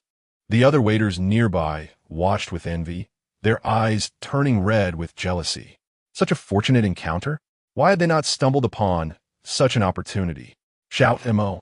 My little ancestor, you can't cross paths with money. You may not need it, but the rest of us do. Go on, go. If you don't, Miss Dai's friends might create a ruckus tonight, and if the boss takes issue, we cannot shoulder the blame. Take the money. It's not shameful. We want tips too. Chang, after Jiang Xiaoru departed, immediately grasped the money on the bar and stuffed it into Song Zimo's pockets without missing a single bill. Without waiting for Song Zimo's consent, Chang yelled for others to carry him over to booth number 8 for drinks. Upon hearing this, Song Zimo was left speechless. What was happening? He had come to work as a waiter, and now he was inexplicably becoming a drink server? Jingjing, don't be sad about that scoundrel's arrival. A moment later, Song Zimo was forcibly taken to booth number 8 by Chang and others. Jiang Xiaoru, witnessing this, felt a sense of relief wash over her. She quickly turned to comfort Dai Jingjing. I'm in a bad mood. Accompany me for a drink. Dai Jingjing, with reddened eyes, glanced at Song Zimo and placed a glass of alcohol in front of him. After completing this gesture, she simply stared at him. The past flashed vividly before her eyes. That night, she had still loathed him, yet he had remained unfazed, grinning and helping her fend off drinks. Until, in the end, she became intoxicated and had to be hospitalized. At that time, she had mocked him for being useless, unable to handle even a little alcohol. I'm sorry, I cannot drink. Glancing at the glass, Song Zimo inhaled deeply and shook his head. He then pulled out the money from his pocket and placed it on the table. The tears that had just stopped flowing from Dai Jingjing's eyes surged forth once more. Cannot drink, or simply unwilling to drink. If you cannot drink, Then what about that night in the past? Dai Jingjing's heart was filled with self-mockery. She remembered all too well that night when he drank excessively and ended up in the hospital. However, before she could complete her thoughts, a jolt of realization struck her. Suddenly, she raised her head to look at Song Zimo. It was precisely because he could not handle alcohol that he had become so intoxicated.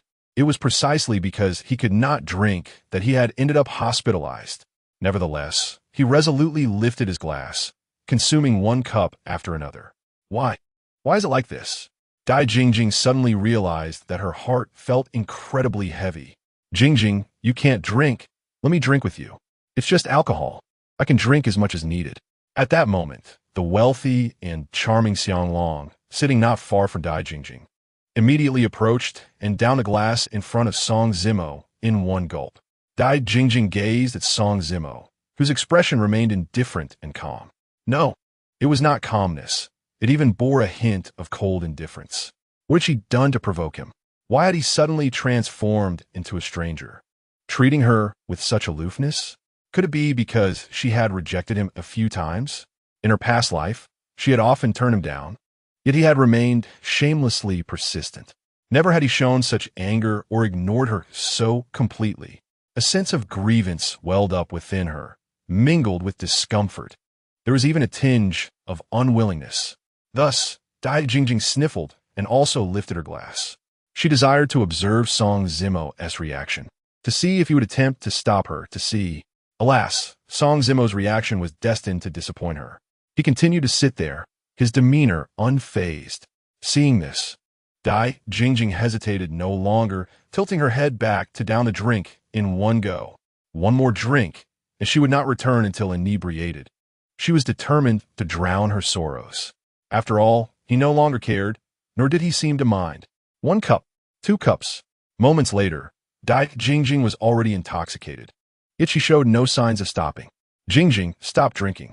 You're already drunk. Please, just stop. Jiang Xiaoru implored loudly from the side. Song Zimo, is your heart made of stone? After all, you once pursued Jingjing. Even if you no longer have feelings for her, surely you could at least act like a friend? Can you just sit there, heartless, while she continues to self-destruct?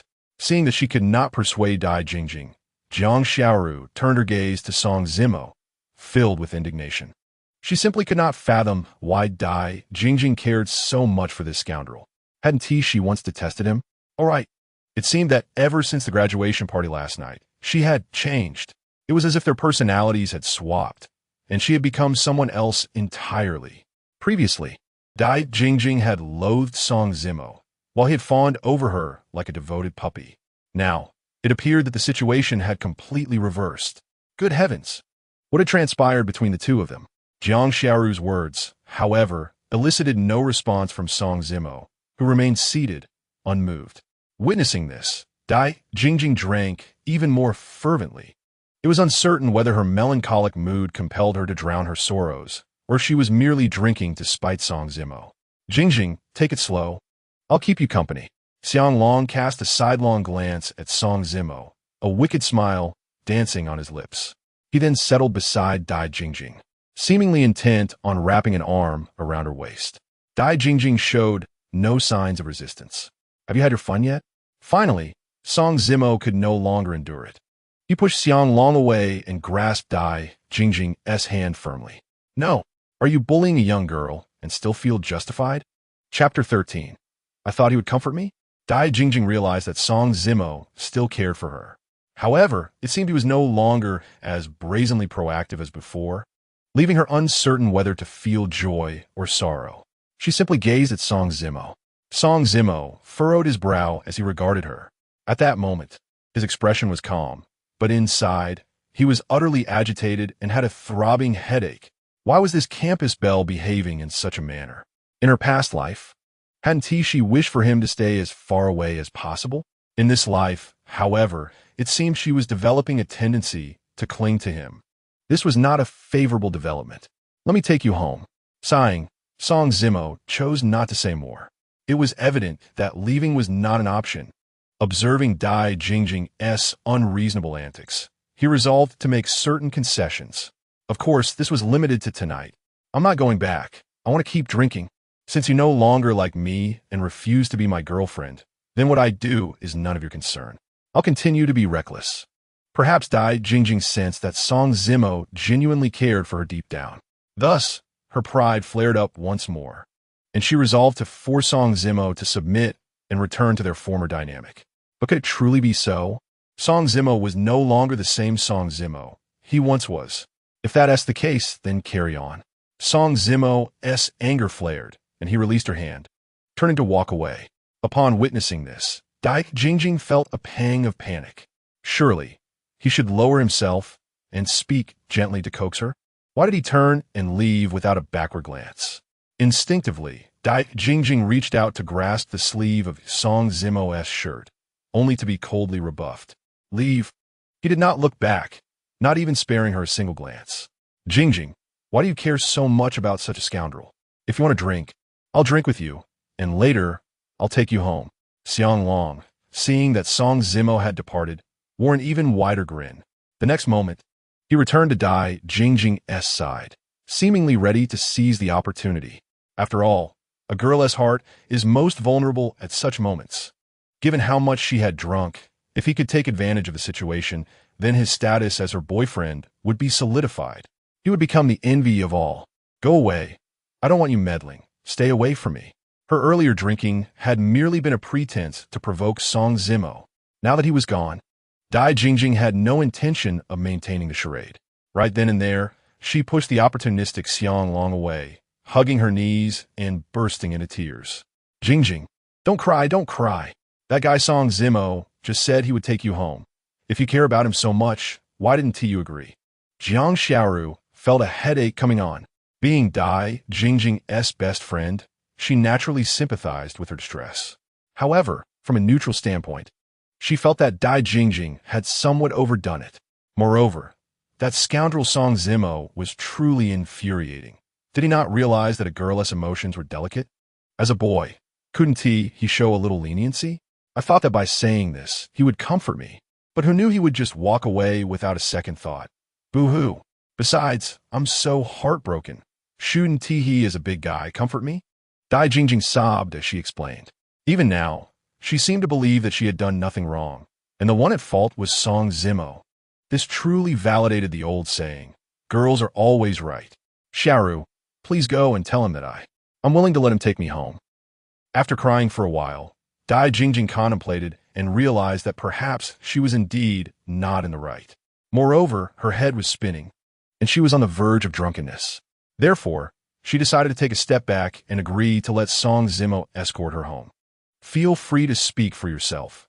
I simply cannot bring myself to do so, nor will I go seek him out, Jiang Xiaoru declared, utterly at a loss for words. Though she too relished a bit of drama, her antics paled in comparison to hers. Just moments ago, the situation had soured due to her insistence on summoning Song Zimo to the booth. Now, he had fled, provoked by Dai Jingjing's ire. To approach him again would only invite further ridicule and humiliation. Oh, how unfortunate, Dai Jingjing lamented, her sorrow intensifying as she wept even more loudly. Witnessing this, Jiang Xiaoru felt overwhelmed. After a prolonged silence, she finally exhaled in resignation. Song Zimo, what mischief have you stirred with Miss Dai? A few minutes later, as Song Zimo took a breather in the restroom, Li Yanyan, clad in high heels, approached him. Mr. Li, when have I ever provoked her? I've done nothing at all. Song Zimo's expression darkened. It was evident that Dai Jingjing had gone to her to lodge a complaint. Was she truly attempting to argue with him? She had already stormed into his office. Li Yanyan crossed her arms, frustration evident upon her face. You've only just begun your first evening here and already created such a ruckus. You certainly have a bold spirit. While she had given him special attention due to his handsome features, he could not expect to act with impunity. Mr. Li, I cannot ascertain what Dai Jingjing has told you. Perhaps no explanation I provide will suffice. Therefore, in an effort to clear my name, I resign from my position. Farewell. Song Zimo inhaled deeply, feeling utterly fatigued. He did not wish to prolong this debacle. It was merely the first night of his arrival, and already it was fraught with complications. Furthermore, given that Dai Jingjing was aware of his employment here, it was likely she would return to trouble him continuously. After careful consideration, Song Zimo ultimately made a decision. Resign? Why have I said such a thing? You are a grown man. Why so fragile? Li Yinyan intercepted him, blocking his path. Caught off guard by her sudden obstruction, Song Zimo nearly collided with her, but managed to halt just in time. Mr. Li, was your earlier implication not abundantly clear? He inquired, gazing up at her with a calm demeanor. At that moment, he could not help but recall the events from the previous night's ball, where she had nearly torn the mask from his face. He wondered if she would have reacted differently had she known he was the one who had stepped on her feet repeatedly, leaving her ankle swollen. Though I may have entertained such a notion, I never articulated it. Li Yinyan's expression stiffened, glaring at Song Zimo in irritation. Was he some kind of mind reader? She had not even voiced her thoughts, yet he could discern her intentions. She had initially intended to scold him, but, seeing him sulk about quitting, decided to let him off the hook for the moment. Miss Dai is heading home. You shall escort her. Do not let this opportunity slip away. It is a chance to win over a wealthy beauty. With that, Dai Jingjing cast a meaningful glance at Song Zimo, winking suggestively, her intentions unmistakable. Chapter 14. It turns out, she simply could not swallow her pride. Why is it me? Song Zimo's brow furrowed, his displeasure evident.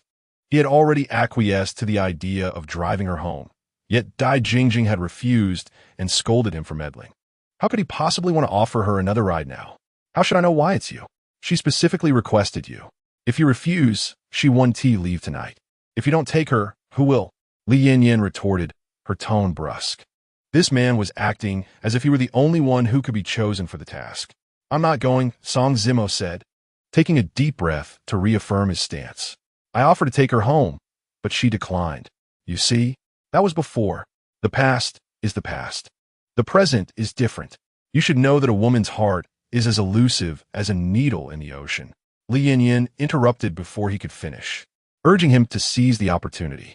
If you grasp this chance, it could save you 20 years of effort. Mr. Li, could you possibly impossible? Akyang summoned some men to carry him over. Li Yinyan was well aware of what Song Zimo was about to say. She would not let him finish, cutting him off mid-sentence. This man was growing too bold, disregarding his superior's orders. All right, boss. Apologies, Xiao Mo, but the boss has spoken, brothers move. Momins latte. Chong called over several burly security guards, all of them cracking their knuckles, ready to employ force. Stop. I will take her. I will take her. Song Zimo's complexion turned pale, and with a resigned sigh, he ultimately relented. When he arrived at the booth, he found Dai Jingjing sprawled on the sofa, utterly intoxicated. What are you waiting for? Carry her. Don't just stand there like a fool. Jiang Xiaoru exclaimed upon seeing him arrive, visibly relieved. To be honest, she had feared he might not show up at all. However, as she noticed him standing dazed, her frustration mounted anew. Me? Song Zimo exclaimed, his expression one of disbelief as he pointed at himself, unsure if he had misheard. Who else? She's heavy and drunk. How could I possibly carry her? The other guys won't do it either, so hurry up, Jiang Xiaoru insisted, striding over to push him toward the sofa. Song Zimo stood there, speechless, and finally let out a resigned laugh. He bent down to scoop Dai Jingjing up, who felt like a limp sack of potatoes. In reality, she was particularly heavy, but her inebriation rendered her utterly boneless, slipping through his arms. After considerable effort, Song Zimo finally managed to carry her to the car, drenched in sweat. I'm leaving Dai Jingjing in your care. We are heading back now. Farewell. Just as he placed Dai Jingjing in the vehicle, Jiang Xiaoru, who had followed him out, spoke up.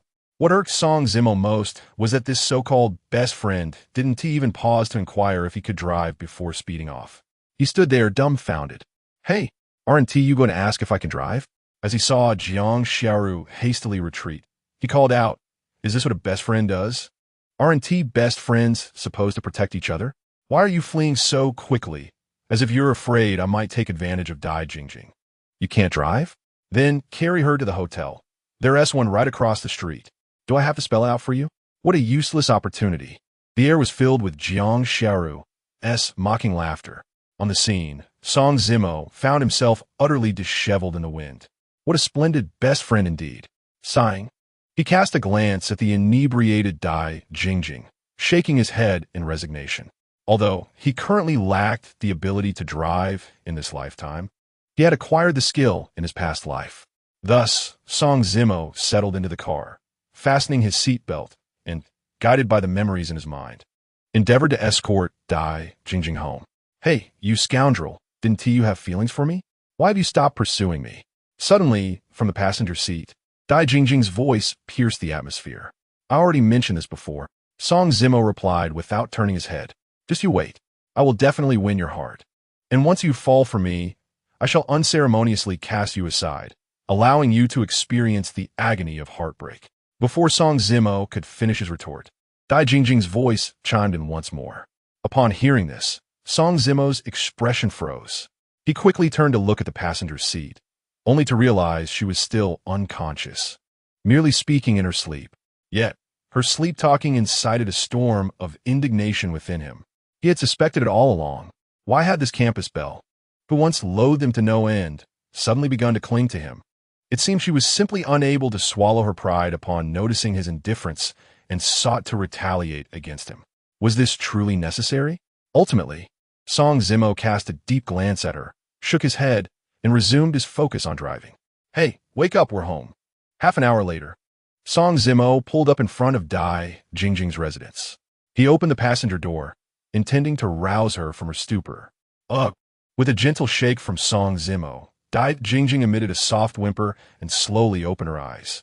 However, her gaze was clouded with confusion, clearly indicating she was still far from sober.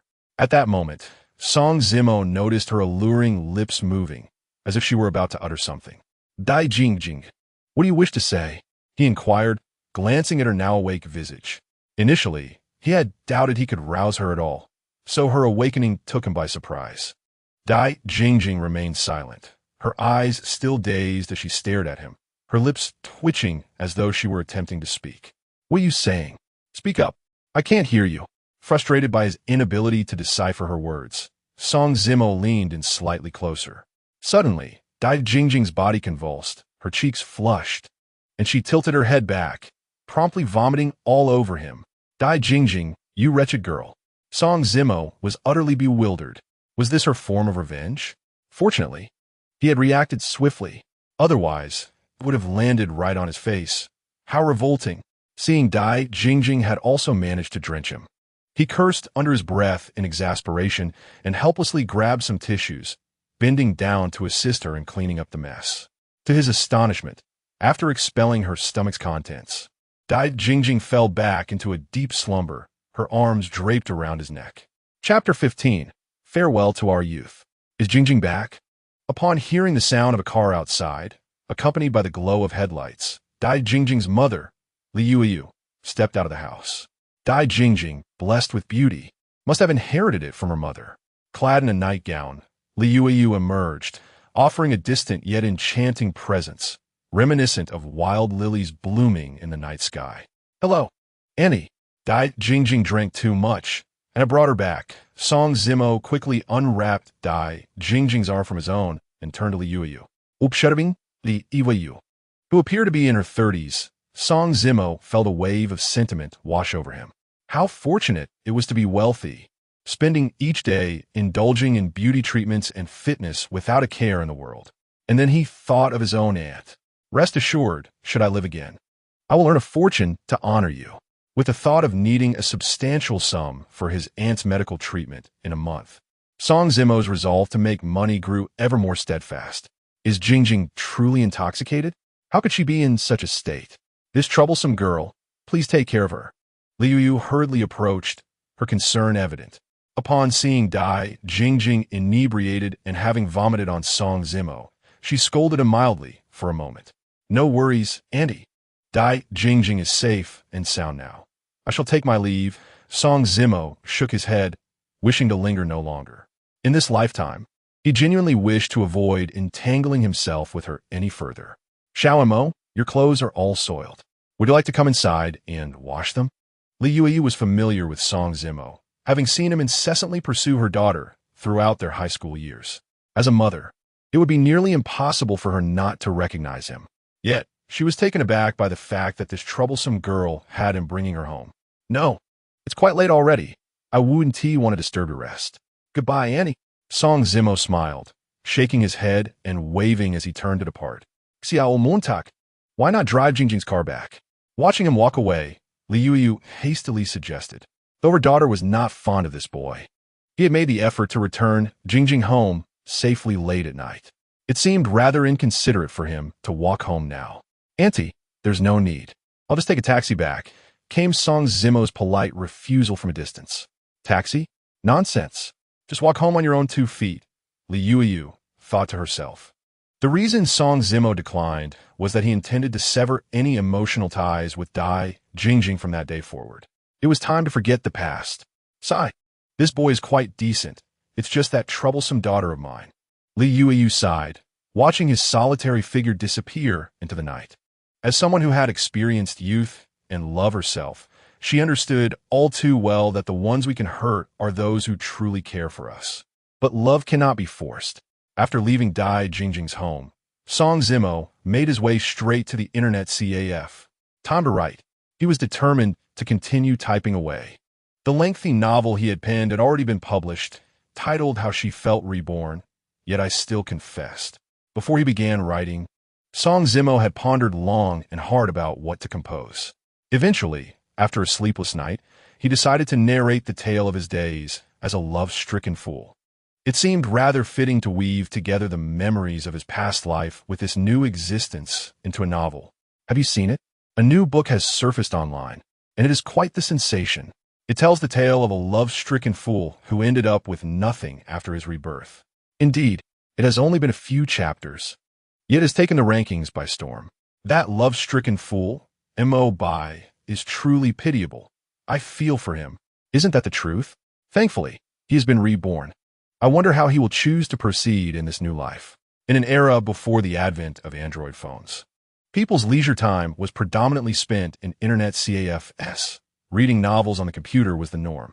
In the realm of mobile phones, one typically finds downloads either stored on a memory card or engages with those paid wireless texts.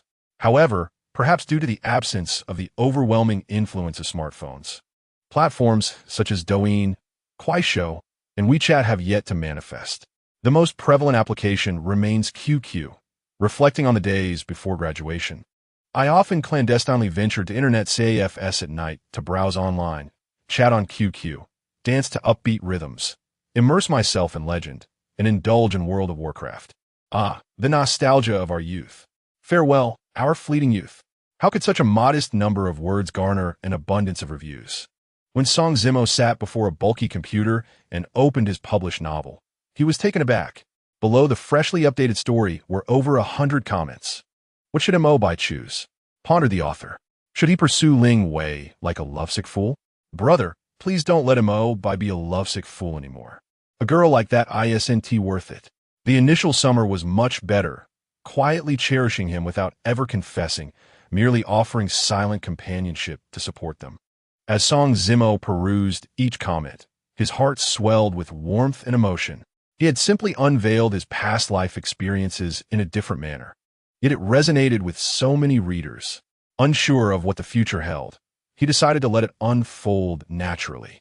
Song Zimo replied to a popular comment as a token of gratitude to his devoted readers. Subsequently, he closed the web page, plugged in his USB drive, opened his laptop, and resumed typing. Having frequently utilized computers in the latter half of his previous life, Song Zimo was quite adept at typing. Moreover, the enthusiastic reception of his novel filled him with both emotion and a profound sense of accomplishment. Thus, as he typed, his motivation surged. As he delved deeper into his writing, Song Zimo found it increasingly difficult to distinguish between reality and a dream.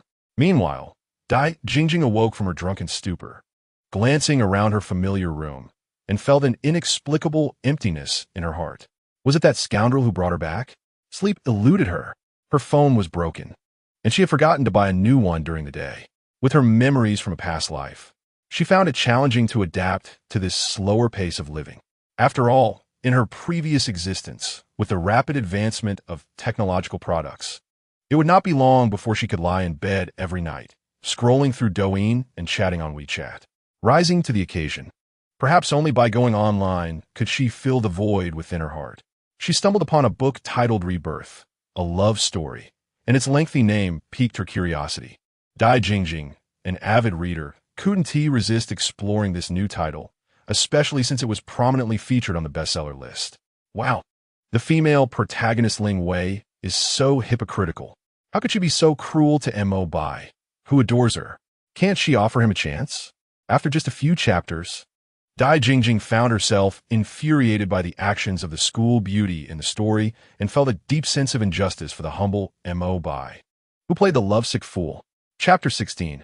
Aunt, I will not let you leave again. As she read on, Dai Jingjing felt tears welling up in her eyes. Mo Bai is such a fool. Ling Wei is utterly unreasonable. Even if she doesn't love him, she shouldn't hurt him. Wiping her eyes with a tissue, she realized she had been drawn into the narrative. Initially puzzled as to how a book with so few words could dominate the new release rankings, she now understood. Was this merely a tale or a cathartic expression of personal experiences?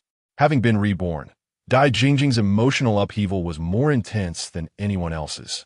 Damn it! Why does it always cut off at the crucial moment? This author wine and flowers is unbearable. Could they not update a few more chapters? She was eager to see how Mo Bai would navigate his rebirth. As she flipped through the pages, she was dismayed to find there were no more chapters. In a fit of frustration, she nearly hurled her computer. Update! Update! Send gifts! I demand more chapters! She exclaimed, her impatience palpable. Money was of no concern to Dai Jingjing, for her family possessed ample wealth. What she truly desired was to continue reading the novel and discover how Mo Bai would choose in his rebirth. In her eyes, the initial summer was so innocent and kind. If only she could see Mo Bai with that initial summer. After all, every time Mo Bai faced rejection or scorn from Ling Wei, the initial summer would comfort him as the best of friends, offering a shoulder to lean on until he regained his spirits, only to depart with a bittersweet smile, her eyes glistening with unshed tears. Did he truly fail to comprehend a woman as heart? Ling Wei didn't love him. The one who genuinely cherished him was that initial summer. Seated before her computer, Dai Jingjing's mind wandered. Just as she was about to shut down her computer and return to bed, a new reply appeared beneath her comment. Her heart raced with excitement. Had the author responded so quickly? How delightful! Dai Jingjing anticipated a message from Wine and Flowers, perhaps announcing a new chapter. As her heart brimmed with anticipation, she felt a twinge of nervousness. After all, the last part she had read was about Mo Bai's heartfelt confession at their graduation reunion. Who do you think you are? The author is human, not a machine. Expecting 10 updates a day is unreasonable. Sending gifts doesn't grant you any special privilege, she thought. Upon opening the comment section, Dai Jingjing was met not with the author's reply, but with a chorus of discontent from fellow fans. What is wrong with asking for updates? Shouldn't an author be held accountable for their pace? Dai Jingjing, accustomed to being the center of attention, felt her temper flare when faced with backlash for merely leaving a comment. Swiftly, she retaliated, if you find it slow, you can simply not read it. As if anyone cares if you don't. The comment section quickly erupted into a battlefield, with fans vehemently defending their beloved author against Dai Jingjing, who had registered under the name Sweet Cute Girl. Ugh, this is infuriating. These brainless fans. She fumed. If you don't want to read, then don't. Who cares? As she faced the onslaught of criticism, Dai Jingjing's frustration reached a boiling point. What manner of people were these? The updates are sluggish, deliberately teasing the audience. And yet they are not allowed to voice their frustrations? Utterly ridiculous. Utterly ridiculous. Dai Jingjing, in a fit of anger, abruptly closed the webpage, choosing to ignore those foolish fans. She then reclined back on her bed, yet for some inexplicable reason, the image of that ink-white figure lingered in her mind. What transpired? Wasn't the comment section perfectly amiable just moments ago? How could it erupt into chaos in the blink of an eye? Meanwhile, Song Zimo had been typing for a while. Realizing that time was slipping away, he yawned and saved his article, intending to take a look at his work before heading home to sleep. However, upon opening the website, he was instantly taken aback. What had originally been just over 100 comments had suddenly surged to 300, as if this wasn't enough.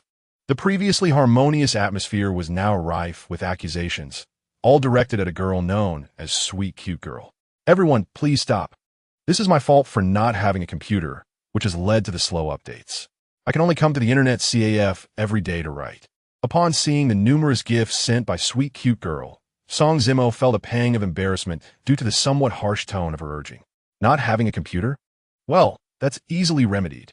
Fellow brothers and sisters, let us pool our resources to buy a computer for our beloved author, so he can update more swiftly. I concur. While I may not have much money, I can certainly contribute a little. Such a remarkable book deserves our support. Originally, Song Zimo intended to clarify the reasons behind the slow updates, but as soon as he finished speaking, a wave of gift donations began pouring in. Feeling overwhelmed, he thought, this enthusiasm is a bit excessive, isn't it? At that moment, while touched, he was also filled with warmth. After exchanging a few words of gratitude with his many fans, Song Zimo's thoughts returned to the sweet cute girl who had faced online backlash. He decided to send her a message. My apologies for the slow updates. It is indeed my fault. I will strive to increase the frequency of updates. After sending the message, he waited for a response, but there was none from Sweet Cute Girl. Eventually, he shook his head, logged off, and headed home. The night passed without incident, and the following morning, after breakfast, Song Zimo prepared to visit the internet CAF once more. Xiaomo, come here for a moment, cough cough. At that moment, his aunt, Song Qin, called out to him. Aunt, what is it? Hearing her voice, Song Zimo rushed over. You little rascal, although you've graduated from high school and can afford to relax a bit, you shouldn't be going to the internet CAF every day. In a few days, the college entrance exam results should be available, right? How do you think you did? Will you be able to get into university? As she approached, Song Qin looked at him with a hint of reproach. Aunt, Song Zimo wanted to explain that he was not going to the internet CAF to play games, but to write. However, the words caught in his throat. He knew that she would not believe such an explanation. I should be able to get into university. Memories of his past life flooded back. In truth, he had not attended university in his previous life, not for lack of capability, but because he had been accepted into an excellent institution. However, a month later, his aunt fell ill and required a staggering $20,000 for surgery. The sudden turn of events was too much for him, a mere youth fresh from high school, to bear. How could he possibly amass such a sum? Ultimately, he was left watching helplessly as his aunt passed away. At that time, he was filled with despair and rage, leading him to abandon his college aspirations and enter the workforce. Aunt, rest assured, I will work hard to earn money and honor you. I will never let you leave me. Uncertain if it was the memories of sorrow that overwhelmed him, Song Zimo's eyes reddened as he embraced his aging aunt, his voice trembling yet resolute. Chapter 17. That girl is very much like me. Alas, you foolish boy, what nonsense are you spouting? How could your aunt possibly leave you? Not understanding Song Zimo's sudden emotion, Song Qin ruffled his hair and chided him lightly. Seeing the newfound maturity in her nephew filled her with warmth. After bidding farewell to his aunt, Song Zimo gritted his teeth and returned to the internet CAF to write. Time flew by, and before he knew it, evening had arrived. As he arrived at the bar, Chang informed him that Li Yinyan was looking for him. Without delay, Song Zimo made his way to Li Yinyan's office. To his surprise, as he approached the door, he could hear the sound of crying from within. It seemed she was in great distress. Presently, what is wrong? Song Zimo hurriedly pushed the door open and stepped inside. At that moment, Li Yinyan's eyes were red. Her makeup smeared from tears. The sight of her, resembling a weeping willow, evoked a profound sense of beauty tinged with sadness. Song Zimo's first thought was that she had been dumped by her boyfriend. How else could she be crying so heart-wrenchingly? That damned Mo Bai, he is infuriating. I could just kill him. Li Yinyan looked up at Song Zimo, her voice choked with emotion. As she mentioned Mo Bai, her expression was a mix of anger and an odd sense of sympathy. What? Song Zimo was utterly bewildered as he gazed at Li Yinyan, unable to comprehend. Mo Bai? Which Mo Bai? Wait a moment. Isn't that the male protagonist from the novel I've been writing? Could it be a mere coincidence? Have you not heard of the recent internet sensation? That insufferable sycophant, Mo Bai, is driving me insane. Li Yinyan furiously wiped her tears with a tissue. Glaring at Song Zimo, it seemed she had become so emotionally invested that she was now directing her ire toward him. Presently, Why are you angry? Why are you crying? Song Zimo was utterly confounded. Watching her rant, while sobbing uncontrollably, left him speechless. I'm just touched by some of the plot. Li Yin glared at him, her composure faltering. How could this guy lack basic emotional intelligence? Here she was in tears, and he couldn't even offer her a moment of comfort or a shoulder to lean on. Of course, I would never dare deny President Li a chance to cry. Song Zimo hastily acquiesced, feeling overwhelmed. Ugh, that writer, truly wicked, crafting such poignant narratives that evoke tears. Could this possibly be drawn from personal experience? Or perhaps he penned this after being heartbroken himself? Too short, far too short. It simply isn't enough to satiate my appetite for reading. Li Yin shot him a glare, evidently still lost in the emotional whirlwind of the narrative. Song Zimo, witnessing her exaggerated response, felt utterly bemused. It's just a novel. Does it warrant such a reaction? It is unacceptable. I must send a blade to that scoundrel who sells wine and flowers. If he dares to let Mo by associate with that haughty campus belle, Ling Wei, I will unearth him from the depths of the earth and eliminate him. Moments later, Li Yin suddenly had a thought and immediately urged for an update, sending over a blade as a gift. Upon seeing this, Song Zimo felt an overwhelming headache. What on earth? This Li Yin is truly fierce, isn't she? Fortunately, she is unaware that I am the one who sells wine and flowers. Otherwise, she might just explode my head with her fury. How terrifying. Is there really a need for such intensity, Ms. Li? It is merely a novel, after all. Why take it so seriously? A moment later, Song Zimo cautiously glanced at Li Yin and mustered the courage to say, "What is wrong with being serious? If you dare to speak on behalf of that wine and flower seller again, I'll scold you along with him." Li Yin glared fiercely at Song Zimo and retorted, all right. I 1T stand with him. I stand by you, Ms. Li." Thereupon, Song Zimo patted his chest in assurance. Alas, why are these girls so domineering and unreasonable these days? This is more like it. Li Yin was quite pleased with Song Zimo's response. She then scrolled through the comment section. When she encountered a resonant comment, she would reply, while those that displeased her received her scorn. Watching her, Song Zimo felt she was the epitome of an online troll. That girl, who called herself sweet and cute girl, is incredibly hypocritical. She clearly enjoys the story, yet complains about the author's slow updates. It's evident she is a pampered young lady. Moments latte. Li Yin's computer screen halted at a book review by Dai Jingjing from the previous night, and she began to angrily type. Song Zimo, upon hearing this, was rendered speechless. He then discreetly glanced at the computer, discovering that Li Yin's username was Peach Bubble. He was astonished that this fierce beauty had chosen such a naive and adorable username. Truly, it confirms the saying, a woman is eternally 18. Ms. Li, who do you think Mo should end up with? Song Zimo hesitantly asked Li Yin. You've read that book too? Li Yin immediately turned to look at Song Zimo. Her expression won a surprise. She had just asked him if he had read the book, and when he did not respond, she assumed he had not. Of course I've read it. How could I not, given its popularity? Song Zimo quickly replied. At that moment, he was internally chortling. This book is mine. How could I not read it? However, noticing Li Yin's heightened emotions, he decided against revealing that he was the very wine and flower seller she had berated at least 5 times thus far.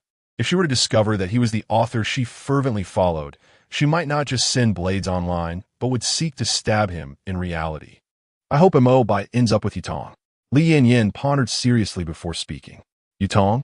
The woman you met at the ball? Song Zimo was instantly taken aback. He had assumed she would mention Chu Xia. To his astonishment, she mentioned Yutong, the very person Mo had only recently encountered. This was utterly unforeseen. Just as Song Zimo's words left his lips, he received a sharp slap. Ouch! Ms. Li, why did you hit me? That hurt. He cried out in dismay, his face clouded with frustration. What do you mean by that woman? Yutong is clearly described in the book as a beautiful young lady. If you keep referring to her as that woman, I will twist your ear. Li Yin scolded Song Zimo harshly, warning him not to utter those words again. She then blushed slightly as she explained her reasoning. Her memories drifted back to the night before last, at the ball, with a masked young wolf bore an uncanny resemblance to Mo Bai as depicted in the story. The same scene, the same encounter and serendipity. Though it was but a fleeting moment, that image had been indelibly etched in Li Yan's heart, especially when he ascended the stage, playing the piano and singing love songs. He was nothing short of a dream prince. Li Yan felt that even if she were to marry in the future, that figure would forever remain in the depths of her memory. Chapter 18. The boss is in trouble. I am socially anxious. Boss, something terrible has happened. Just as Li Yan and Song Zimo were engrossed in their discussion about Mo Bai's adventures in the novel, a frantic shout interrupted them. Following that, a Chong rushed in with a panicked expression. What is it? Why are you so flustered? Is the sky falling? Li Yan glared at a Chong, feeling irked. Just as she was getting to an emotional part of her conversation, he barged in, causing her frustration to bubble over. Boss, the sky isn't falling. But it's close. Our bar's resident singer was poached by another bar. He jumped ship. A Chong, noticing Li Yan's anger, instinctively shrank back. He genuinely feared her formidable temper. However, given the gravity of the situation, he had no choice but to relay the news. What? Li Yan exclaimed in shock upon hearing A Chong's revelation. Their resident singer had fled? How infuriating. Once she confirmed she hadn't misheard, she began to stomp her feet in fury. Her brows furrowed tightly, her expression fluctuating between anger and despair. Have you called him? What did he say? Boss, I called him ages ago, but he isn't picking up. A Chong was equally helpless. Many patrons frequented their bar solely for the singer's enchanting voice. The sudden departure to another bar was a significant blow to their establishment's popularity. If this continued, they might face bankruptcy. Ms. Li, you two continue your conversation. I'll take my leave to tend to some matters. Seeing he couldn't be of assistance and sensing Li Yan's rage, Song Zimo decided it was best to discreetly exit. You stop right there. Li Yan inadvertently caught a glimpse of Song Zimo's profile.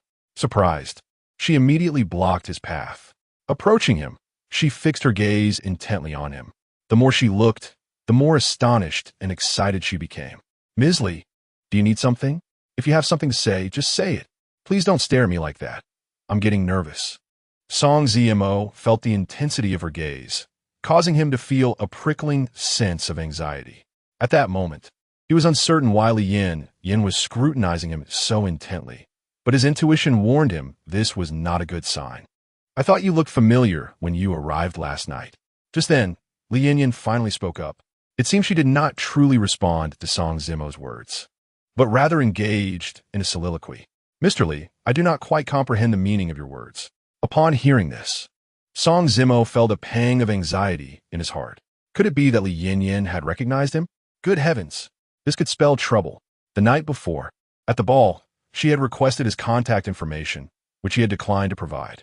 Now, having become her subordinate, would she not obliterate him? No need for you to understand, just follow me.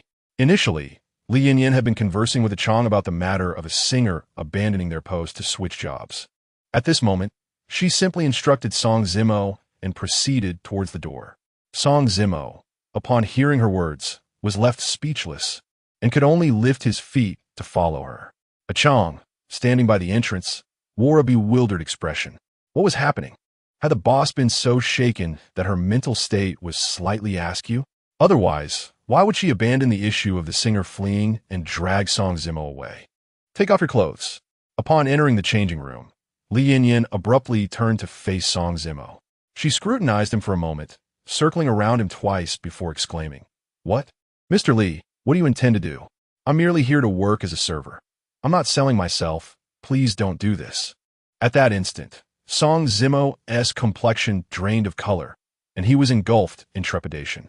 This was rather too direct, was it not?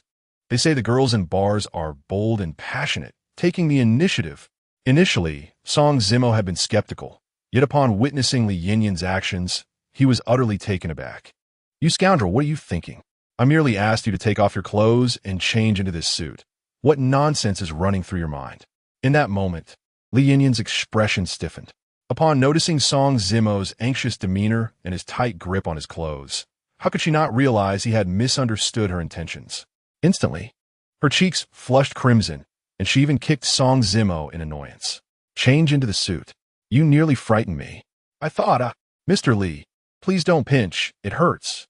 Song Zimo, upon hearing this, let out a great sigh of relief. Subsequently, he mumbled to himself and began changing his clothes. However, due to his unpalatable remarks, he received a reprimand from Li Yinyan. Wow, it's strikingly similar. I knew it. Upon seeing you for the first time, I felt as if I had met you before, yet I couldn't quite place it. It turns out you resemble my idol, the romantic ballad Prince Qinglang, in both stature and demeanor, to such an extent that it blurs the line between reality and imitation. Initially, as Song Zimo began to don the suit, Li Yinyan had felt a twinge of anxiety. However, once he truly completed the transformation, she erupted into applause and cheers. To this, Song Zimo could only respond with incredulity. What did she mean by resembling her idol Qinglang? If he were to disclose that he was indeed Qinglang, would she not slay him on the spot? Perhaps it was best to keep this misunderstanding intact. At least he wouldn't have to fret about being recognized by Li Yinyan in the future. Mr. Li, what is the purpose of me wearing this suit? Song Zimo then recalled how Li Yinyan had neglected the issue of the singer fleeing to insist he change into a suit, leaving him perplexed. Of course, it's to have you impersonate Qinglang. Li Yinyan shot him a bewildered glare, stating it as a matter of fact. What? In that moment, Song Zimo was utterly dumbfounded, questioning whether he had misheard. You want me to impersonate Qinglang? What on earth is going on? Just moments ago, he had felt relieved at the prospect of not being recognized. Yet now she had thrown him into another quandary. Do you have any idea how popular Qinglang is online right now? The love song he sings has sparked a veritable storm of romantic ballads. Initially, I was vexed by the singer's abrupt departure, but upon realizing how much you resemble him in both form and essence, I thought it would be perfect for you to impersonate him, don a Qinglang mask, and perform on stage. Li Yinyan's eyes sparkled with excitement as she laid out her plan. Mr. Li, this simply won't do. I suffer from social anxiety. Besides, I cannot sing. Furthermore, if I impersonate Qinglang, what if he comes looking for me? You will be facing legal repercussions. Song Zimo vehemently shook his head, as if trying to dislodge a stubborn thought, refusing to acquiesce. What a farcical proposition. Having barely escaped one fiery pit, was he to leap into another? To impersonate himself and sing on stage? It was almost absurd. Chapter 19. Forced onto the stage to lip sync. Social anxiety is no issue. After a few times up there, you will become a social butterfly. As for Qinglang finding you, that will be fortuitous. I am currently on a quest to locate him. Li Yinyan recalled how since the conclusion of the ball the night prior, Qinglang had vanished as if into thin air, igniting a flare of irritation within her. This scoundrel was the only male who had refused her request for contact information. If she ever encountered him, she would certainly ensure he regretted it. Achoo! Mr. Li, this is still unfeasible. Although I bear a striking resemblance to him, I cannot sing. Song Zimo sneezed, pondering if someone was speaking ill of him. He hastily continued, At this moment, I am resolute. I must not allow Li Yinyan to discover my identity as Qinglang. Otherwise, given her fervor, I would surely find myself in a precarious situation. Not being able to sing is of no concern. I have a recording. You can simply hold the microphone and lip sync while wearing a mask. With the dim lighting of the dance floor, no one will notice. Come on, let us go. If you perform well, I'll promote and increase your salary. Before Song Zimo could refuse, Li Yinyan seized him and dragged him outside. Mr. Li, I truly cannot. Please don't pinch me. It hurts.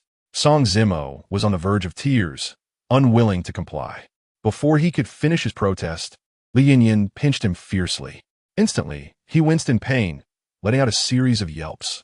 20 minutes later, Song Zimo found himself on the elevated stage, preparing to impersonate Qinglang and sing. It could hardly be termed impersonation, for he indeed was Qinglang. Wow, is it the romantic ballad Prince Qinglang? It appears to be him, the singer of that trending love song online. Incredible. I can't believe the bar managed to invite him to perform tonight. This night of dancing is worth every moment. The patrons, upon catching sight of the impeccably dressed, masked figure of Qinglang exuding an air of melancholy, erupted into screams and cheers. Below the stage, Li Yanyan, witnessing the overwhelming response, was equally exhilarated and anxious. It appeared her strategy was indeed effective. If only she could lure the real Qinglang here, that would be splendid. On stage, Song Zimo clutched the microphone, gazing down at the jubilant crowd with a sense of futility. How had it come to this? He had merely intended to serve drinks and earn a meager living. Yet, he had been inexplicably dragged into a role as a resident singer by Li Yanyan. After a moment, he shook off his wild thoughts and focused his gaze on Li Yanyan below. Go for it. Li Yanyan assumed that Song Zimo was feeling anxious, and immediately cast an encouraging glance, exclaiming loudly. In truth, she was equally apprehensive, fearing that when the recording played, Song Zimo might not synchronize with the lip movements. However, as the recording commenced and Song Zimo, holding the microphone, sang with an expression of effortless joy, she realized her concerns were unfounded. Was this social anxiety? Surely, even a social butterfly would not be this exaggerated. That scoundrel, how dare he deceive me? Just wait and see how I deal with you later. Although Song Zimo was lip-syncing his body language, coupled with his lip movements and the expression he wore while holding the microphone, were executed with impeccable precision. In fact, for a fleeting moment, Li Yanyan felt as if the figure before her on stage was none other than Qinglang. Yet moments later, she shook her head, dismissing her fanciful thoughts. If Song Zimo were truly Qinglang, how could he possibly be working as a waiter in her bar? After all, without any status or position, he would never have been able to attend that ball. Meanwhile, Dai Jingjing had just finished dining with her parents when her phone rang. Jingjing, hurry. You must come to the royal bar. Weren't you looking for that love song prince? Qinglang? I've seen him. Oh my gosh. He is even more handsome in person than in the videos. He is performing live on stage. Hurry up. The moment the call connected, Jiang Xiaoru's excited voice came rushing through. What? That guy Qinglang is at the royal bar? All right, I'm on my way. Dai Jingjing felt a surge of excitement. That song, that year, that month, that day was undoubtedly timeless. She had to find Qinglang and inquire where he had learned that song. Hence, after hanging up, Dai Jingjing swiftly jumped into her car and sped towards the bar. Half an hour later, Dai Jingjing arrived at the bar breathless. Xiaoru, where is Qinglang? Upon entering, she immediately spotted Jiang Xiaoru, anxiously waiting for her at the entrance. Without hesitation, Dai Jingjing inquired, Xiaoru, why did it take you so long to arrive? Qinglang sang one song and then left. Jiang Xiaoru replied, her frustration palpable. That love song had been captivating, and just as it was reaching its peak, he had abruptly left the stage. She nearly lost her shoes in a rush. What? He left? Dai Jingjing, filled with anticipation, was taken aback. She had rushed over as soon as she received the call, only to find that Qinglang had already departed. Could it be that he had intentionally left upon realizing she was coming? I bet he only knows how to sing that one song. Jiang Xiaoru lamented, clearly upset that Qinglang hadn't performed more songs. I'll go ask Li Yanyan. Dai Jingjing was equally irate. After receiving the call, she had rushed over, only to discover that Qinglang hadn't waited for her and had left. This was utterly infuriating, regardless of the circumstances. She had to find Qinglang and demand clarity regarding that love song. Song Zimo, your performance tonight was commendable. Here is 2,000 yuan. Take it. Back in the office, Li Yanyan was thoroughly pleased with Song Zimo's performance.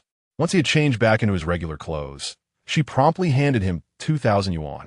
Truth be told, as she gazed at Song Zimo's handsome visage, her mind wandered. How wonderful it would be if Song Zimo were indeed Qinglang. However, she quickly shook her head, deeming such thoughts overly naive. This young rascal was likely fresh out of school. How could he be Qinglang? President Li. Song Zimo stared at the 2,000 yuan in his hand, momentarily stunned in disbelief. Initially, he had only helped due to Li Yanyan's insistence. However, he hadn't expected her to reward him with 2,000 yuan after everything was said and done.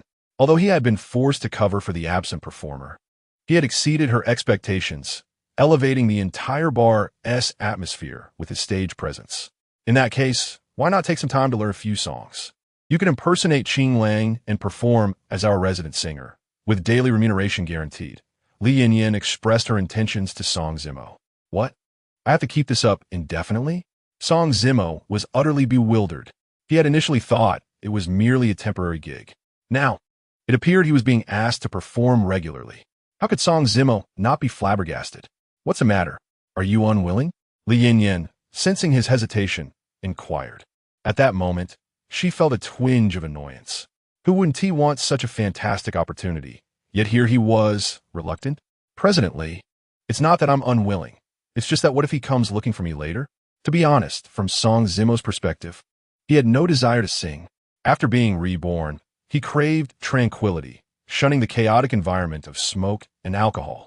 However, his aunt required 200,000 yuan for surgery in a month. Could he truly stand by and watch her leave this world due to his inability to pay for her treatment? Still, to alleviate Li Yin's concerns, he feigned reluctance, saying, "You needn't worry. I wouldn't mind him finding me. That guy owes me a means of contact." Li Yin recalled the events from the previous night's ball. Her teeth clenched in anger. At that moment, she thought to herself that if Qing Lang were before her, she would surely give him a piece of her mind. Bang! Just then, the office door was abruptly pushed open. Dai Jingjing and Jiang Xiaoru entered, catching Song Zimo by surprise. To be honest, seeing Dai Jingjing made his head throb. Last night, he had resolved never to entangle himself with this campus beauty again. Yet, here they were again. Surely, she wasn't here to throw a tantrum and cause him trouble? Miss Dai, what brings you here? Is there something you need? Li Yin inquired, her gaze falling curiously on Dai Jingjing. At that moment, she couldn't help but let her imagination run wild. Given Dai Jingjing's expression, she seemed rather displeased. Could it be that after Song Zimo had escorted her home last night, he had taken advantage of her inebriated state and done something scandalous, leading her to confront him today? Li Yin's thoughts turned back to Song Zimo, her expression becoming increasingly peculiar. This young man certainly had a lot of nerve. Where's that Qing Lang? I need to find him. Dai Jingjing glared at Song Zimo, her intense gaze suggesting that disliking him had become second nature. However, she wasn't here to confront Song Zimo. She was here to find Qing Lang. King Lang? The moment Dai Jingjing spoke, both Song Zimo and Li Yin felt a jolt in their hearts. The campus beauty had stormed in, and now her first question was about Qing Lang. Song Zimo's complexion paled. What was this campus beauty up to? In his past life's memories, there had been no mention of a character named Qing Lang. How did she storm in here to confront Li Yin? What do you want with him? Li Yin furrowed her delicate brows and cast a glance at Song Zimo. Truly, the real Qing Lang. Where could she possibly be? However, there is indeed an impostor present. Yet before that, she must ascertain what Dai Jingjing seeks from Qing Lang. I need to ask him a few questions. Where has he gone? Call him back. Dai Jingjing stated, her impatience evident. Upon hearing this, Song Zimo felt an acute sense of anxiety. She quickly directed her gaze towards Li Yin, signaling her not to reveal anything. Li Yin understood. After all, it was just an impostor, and she dared not speak too freely, as she herself was unclear about the relationship between Dai Jingjing and Qing Lang. But judging by the expression on her face, it seemed rather complicated. Qing Lang had already left.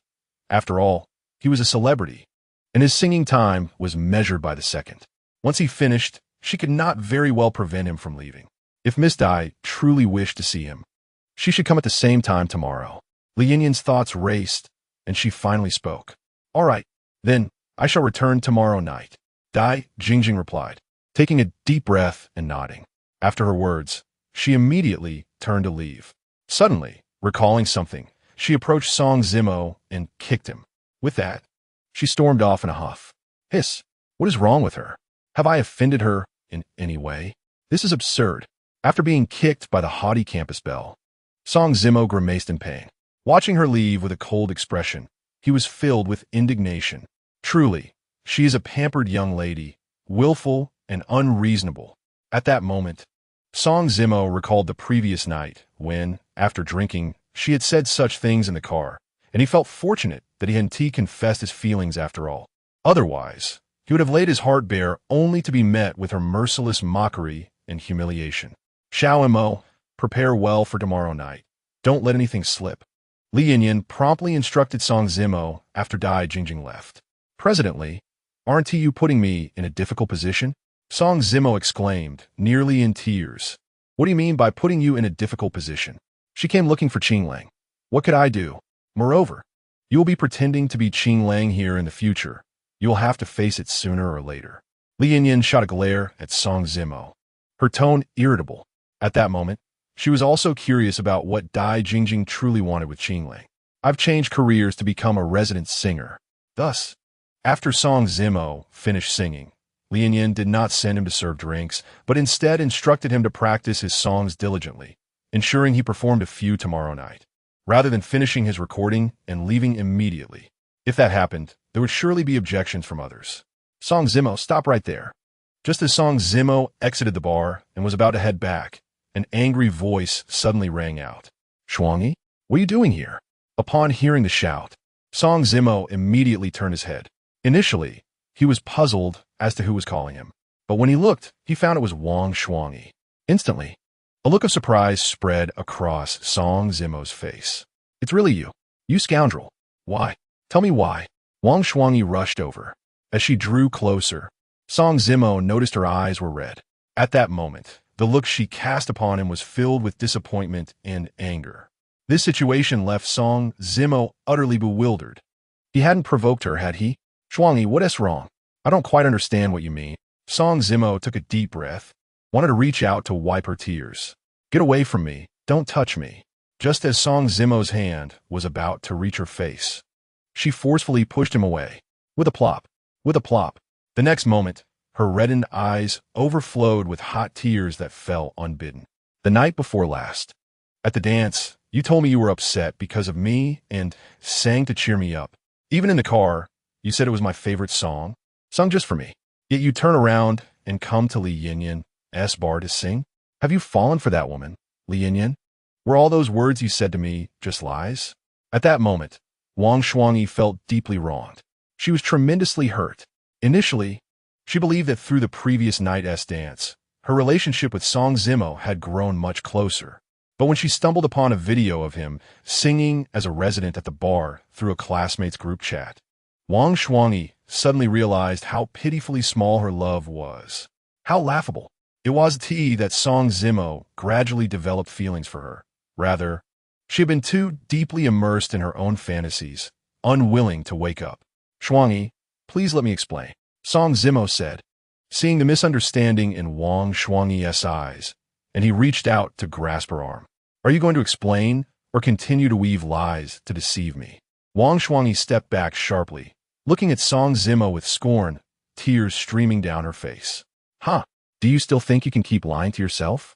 Please, don't cry. It's really not what you think. I just found a job the day before yesterday. Who knew the boss would happen to be Li Yinyan?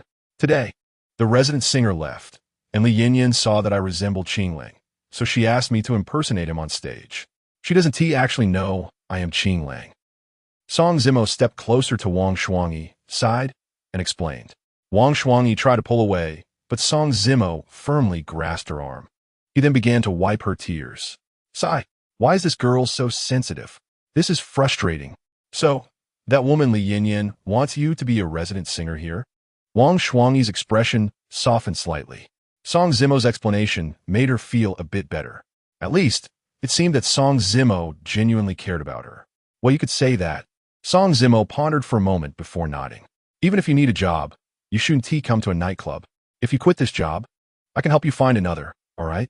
Wang Shuangyi did not want Song Zimo to continue working here because the bar was chaotic. Moreover, with Song Zimo's handsome looks and excellent singing, she feared that one day he might succumb to the temptations of those women and embark on a path of no return. Most importantly, she did not want the boy she liked to work in such a place.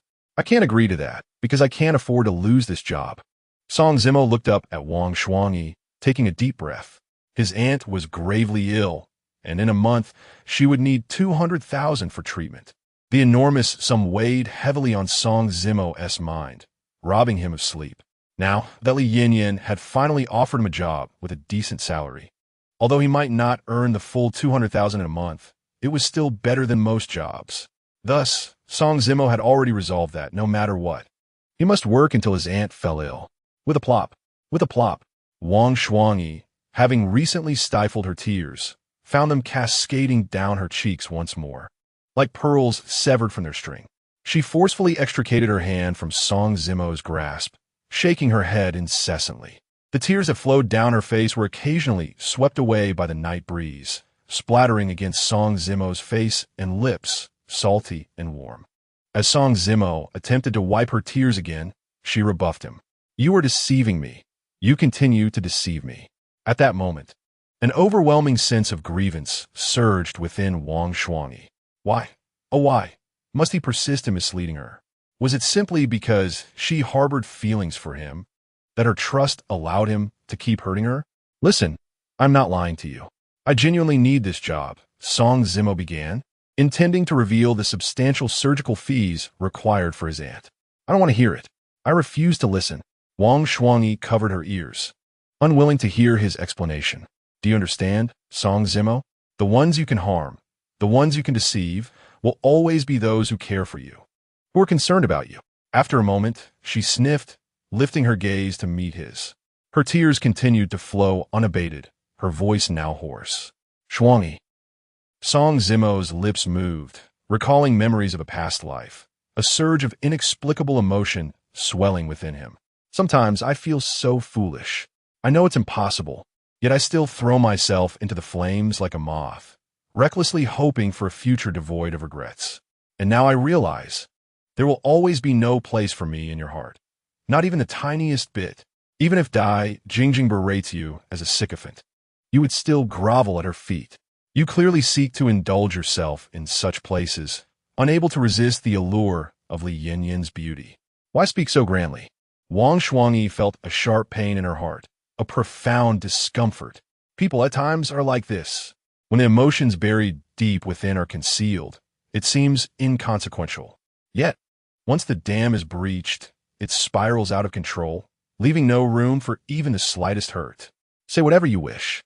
She lifted her head, looking at Wang Shuangyi with a bitter smile. He had once thought her to be the one who understood him best, yet now Song Zimo suddenly realized he might have been mistaken. He chose not to explain, nor did he desire to. This situation resembled that of a couple. If a girl suspects her boyfriend of infidelity, no amount of explanation will suffice, for trust has already eroded.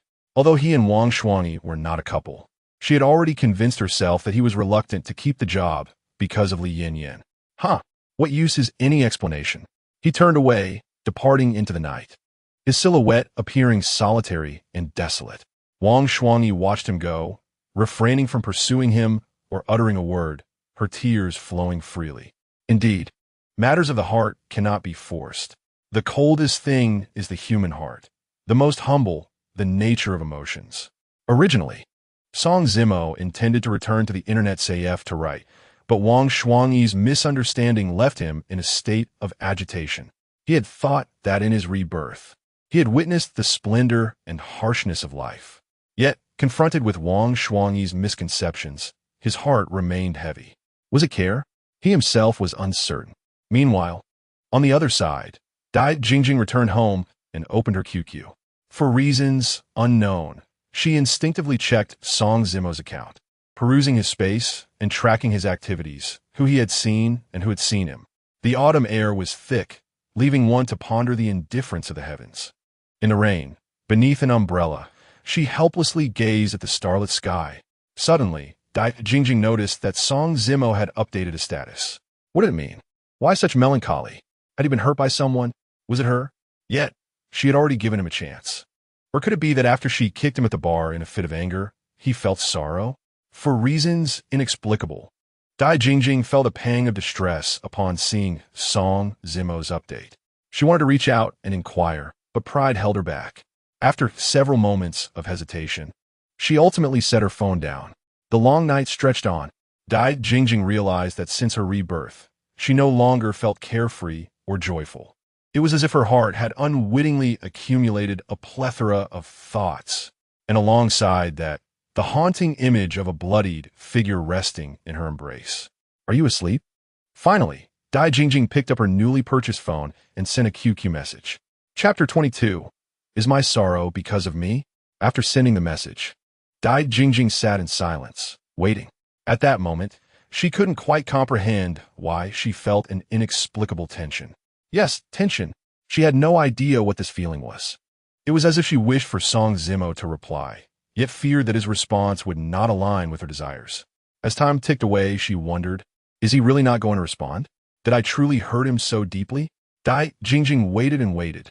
After a long while, there was still no reply from Song Zimo. She felt an overwhelming sense of grievance. Had she not set aside her pride?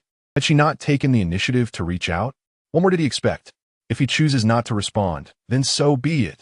My life will still be splendid without him. Perhaps it was her pride playing tricks on her. Eventually, Dai Jingjing grew frustrated, muttering a curse as she turned off her phone and tossed it onto the bedside. Sleep eluded her. Instinctively, she glanced at her phone. What if she had missed his reply? Or perhaps she had accidentally silenced her phone. Ding dong. Just as she uttered her indifference, her fingers repeatedly lit up the screen to check her phone. It chimed. It was him, that rascal. He finally replied. Elation surged within her. Why was she so happy? Dai Jingjing could not fathom it, nor did she wish to dwell on it. Hastily seizing her phone. Is there something wrong? His indifferent words made her nose tingle with emotion. Why was he so cold? Was he still upset with her? Nothing. Just wanted to ask if you'd gone to bed. Dai Jingjing felt her fingers tremble. Deep down, she was nervous, even a tad hopeful. Yet her pride forced her to feign nonchalance. Oh, his casual response brought forth a flood of tears. Dai Jingjing could not comprehend why such simple exchanges could evoke such emotion. Dai Jingjing, what has happened to you? You were never like this before. Weren't you supposed to despise him? Could it be that his act of saving you in a past life has altered everything? Is it that you cannot swallow your pride and wish to pursue him only to cast him aside later? What troubles you? Finally, after a while of waiting by her phone, Dai Jingjing realized that Song Zimo had not responded to her, prompting her to lower her stance. She felt that her tone had already been sufficiently gentle. What? His indifferent reply, in her eyes, felt nothing short of coldness. I just saw your social media post. I was concerned. Yet, she feigned indifference. Oh, it's nothing, just venting a little. Song Zimo was in a rather irritable mood, though he could not quite fathom why. When Dai Jingjing began to inquire, it stirred the emotions he had only just managed to calm. Thus, Song Zimo casually responded, not wishing to elaborate further. You weren't like this before. You must be hiding something. Will you tell me or not? Dai Jingjing felt a surge of anger. She had asked so many times, yet he continued to keep secrets from her, pretending nothing was wrong. Is it because of Shuangyi? Is it because of me? 2 messages arrived on her phone almost instantaneously. When Song Zimo saw Dai Jingjing's messages, his expression froze. Meanwhile, Dai Jingjing's cheeks flushed slightly as she finally mustered the courage to ask. And the result, what she received was merely Shuangyi, Wang Shuangyi. Upon reading this, Dai Jingjing felt a jolt in her heart. She could not comprehend why, but the slight shyness and nervousness she had felt suddenly transformed into unease. So, Song Zimo was distressed because of Wang Shuangyi and not because of her? There are some misunderstandings I want to explain, but she won't listen and hasn't given me a chance to clarify. You girls, when you become tsundere, you all behave the same way. It's exhausting. Song Zimo responded with a bitter smile, sending 2 messages in return. In the past, he found the campus belle, Wang Shuangyi, to be quite gentle and lovely. Yet, when she threw a tantrum, she seemed just as volatile as Dai Jingjing. Go to hell. Scoundrel. Don't compare me to her. Tears streamed down. Song Zimo's words did not elicit any response, consolation, or inquiry from Dai Jingjing. She noticed how much he cared for Wang Shuangyi, and an uncontrollable anger surged within her. Right then and there, she began to berate Song Zimo. She herself was puzzled by her sudden emotional outburst. Was it jealousy? No, it couldn't be jealousy. She could never develop feelings for this sycophant. She simply wished to win him over and then ruthlessly cast him aside, allowing him to experience the anguish of heartbreak. On the other end, Song Zimo was bewildered as he observed Dai Jingjing's sudden outburst. She even scolded him, leaving him dazed. The intricacies of a girl's heart can indeed be baffling. Song Zimo sent 2 more messages, but Dai Jingjing chose not to reply. He could only shake his head helplessly, shutting off his phone to sleep. Meanwhile, Dai Jingjing was too agitated to rest. Initially, upon seeing Song Zimo's social media update, she had thought it was about her. Now it seemed she had misinterpreted the situation. Bastard. Scoundrel. This is infuriating. Reading novels. Dai Jingjing muttered a few curses, her anger driving her back to her book. That scoundrel, the author of Selling Flowers and Pouring Wine, replied to me. Although she had argued with fans of that author the previous night and vowed not to read How Could She Feel Reborn, she could not resist clicking on it, perhaps due to the undeniable feeling of having truly been reborn. Forget it. Given the author's sincere apology, I will reluctantly accept it. Her Sundara nature compelled Dai Jingjing to mutter to herself. While she claimed to be reluctant, her fingers moved swiftly as she clicked on the newly updated chapters, engrossing herself in the narrative. This Ling Wei is truly Sundara, clearly caring about the confession, yet pretending to be aloof, saying she would reluctantly grant one chance to confess. How could the reborn MO indulge such a spoiled princess after how she treated him in the past? Not confessing is the right choice. That initial summer was far better. As she became absorbed in the story, Dai Jingjing found herself mumbling and whining. One moment she was wiping away tears. The next she was fuming with anger. A moment later, she suddenly felt something was amiss. Suddenly, Dai Jingjing recalled something. Confession. Sundara. The banquet after graduating high school. How much it resembled her own experience. The only difference was that she had been reborn, while Song Zimo, that scoundrel, had not. What kind of wretched novel was this Selling Flowers and Pouring Wine author writing? How could he depict Ling Wei in such a manner? I want to send him a blade. Anxious. When Dai Jingjing realized that the protagonist Ling Wei bore such a striking resemblance to herself, she became increasingly agitated. Chapter 23 Scoundrel. Apologized to me immediately. Selling Flowers and Pouring Wine. You scoundrel, what kind of wretched novel are you writing? Is this how you depict your female lead? Change the plot of the story. I will send you gifts. You can have as many as you want, but I only have one condition. You must change the plot. Having finished reading, Dai Jingjing felt extremely displeased. In fact, she was furious. Although the Ling Wei in the novel was not her. The scenarios and stories described by that scoundrel author mirrored her own experiences with Song Zimo after her rebirth. Not confessing, Ling Wei couldn't let go of her pride, forcing Mo to confess. Even though she truly cared, she still pretended to be indifferent. That scoundrel. This is infuriating. Can he even write a novel? He better not let me find out who he is, or I will make him pay. Sweet little girl, who do you think you are? How does the flower-selling author relate to you? That's right. Last night you said you wouldn't read this novel, yet here you are again, so agitated. You can't possibly be the pampered rich girl like Ling Wei from the authoress story, can you? After Dai Jingjing posted her review, she was immediately bombarded with replies. There was no way around it. Her comments were quite unpalatable to the majority of fans. Clearly, that Ling Wei treated Mo so poorly in her past life. In this life, why should Mo pursue her? If he doesn't pursue her, it's only natural for Ling Wei in the book to become anxious.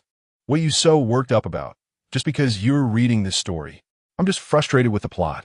Why are you all targeting me? I never said it was poorly written. Dai Jingjing felt a mix of anger and grievance. In truth, she had enjoyed the earlier parts of the novel. Every time Ling Wei made her entrance, she would feel compelled to scold her. But upon realizing how closely Ling Wei resembled her, she became agitated. She didn't want that scoundrel author to continue writing like this. Frustrated, couldn't you just not read it? Another reply left Dai Jingjing at a loss for words. A bunch of brainless fans. This is infuriating. Unfazed by the situation, Dai Jingjing resolved to ignore it entirely, dismissing it with an air of nonchalance. Upon discovering that she had already read the latest chapter and that no further installments were forthcoming, she decisively closed the web page with a sense of determination. No, she would devise a strategy to compel that insufferable Song Zimo to treat her with greater regard. Otherwise, would she not become akin to the character Ling Wei from the story? Lying on her bed, Dai Jingjing seethed with indignation. As the night passed, she marveled at how the comment section had transformed once again into a battleground. The following day, as usual, Song Zimo arrived at the internet CF to type away.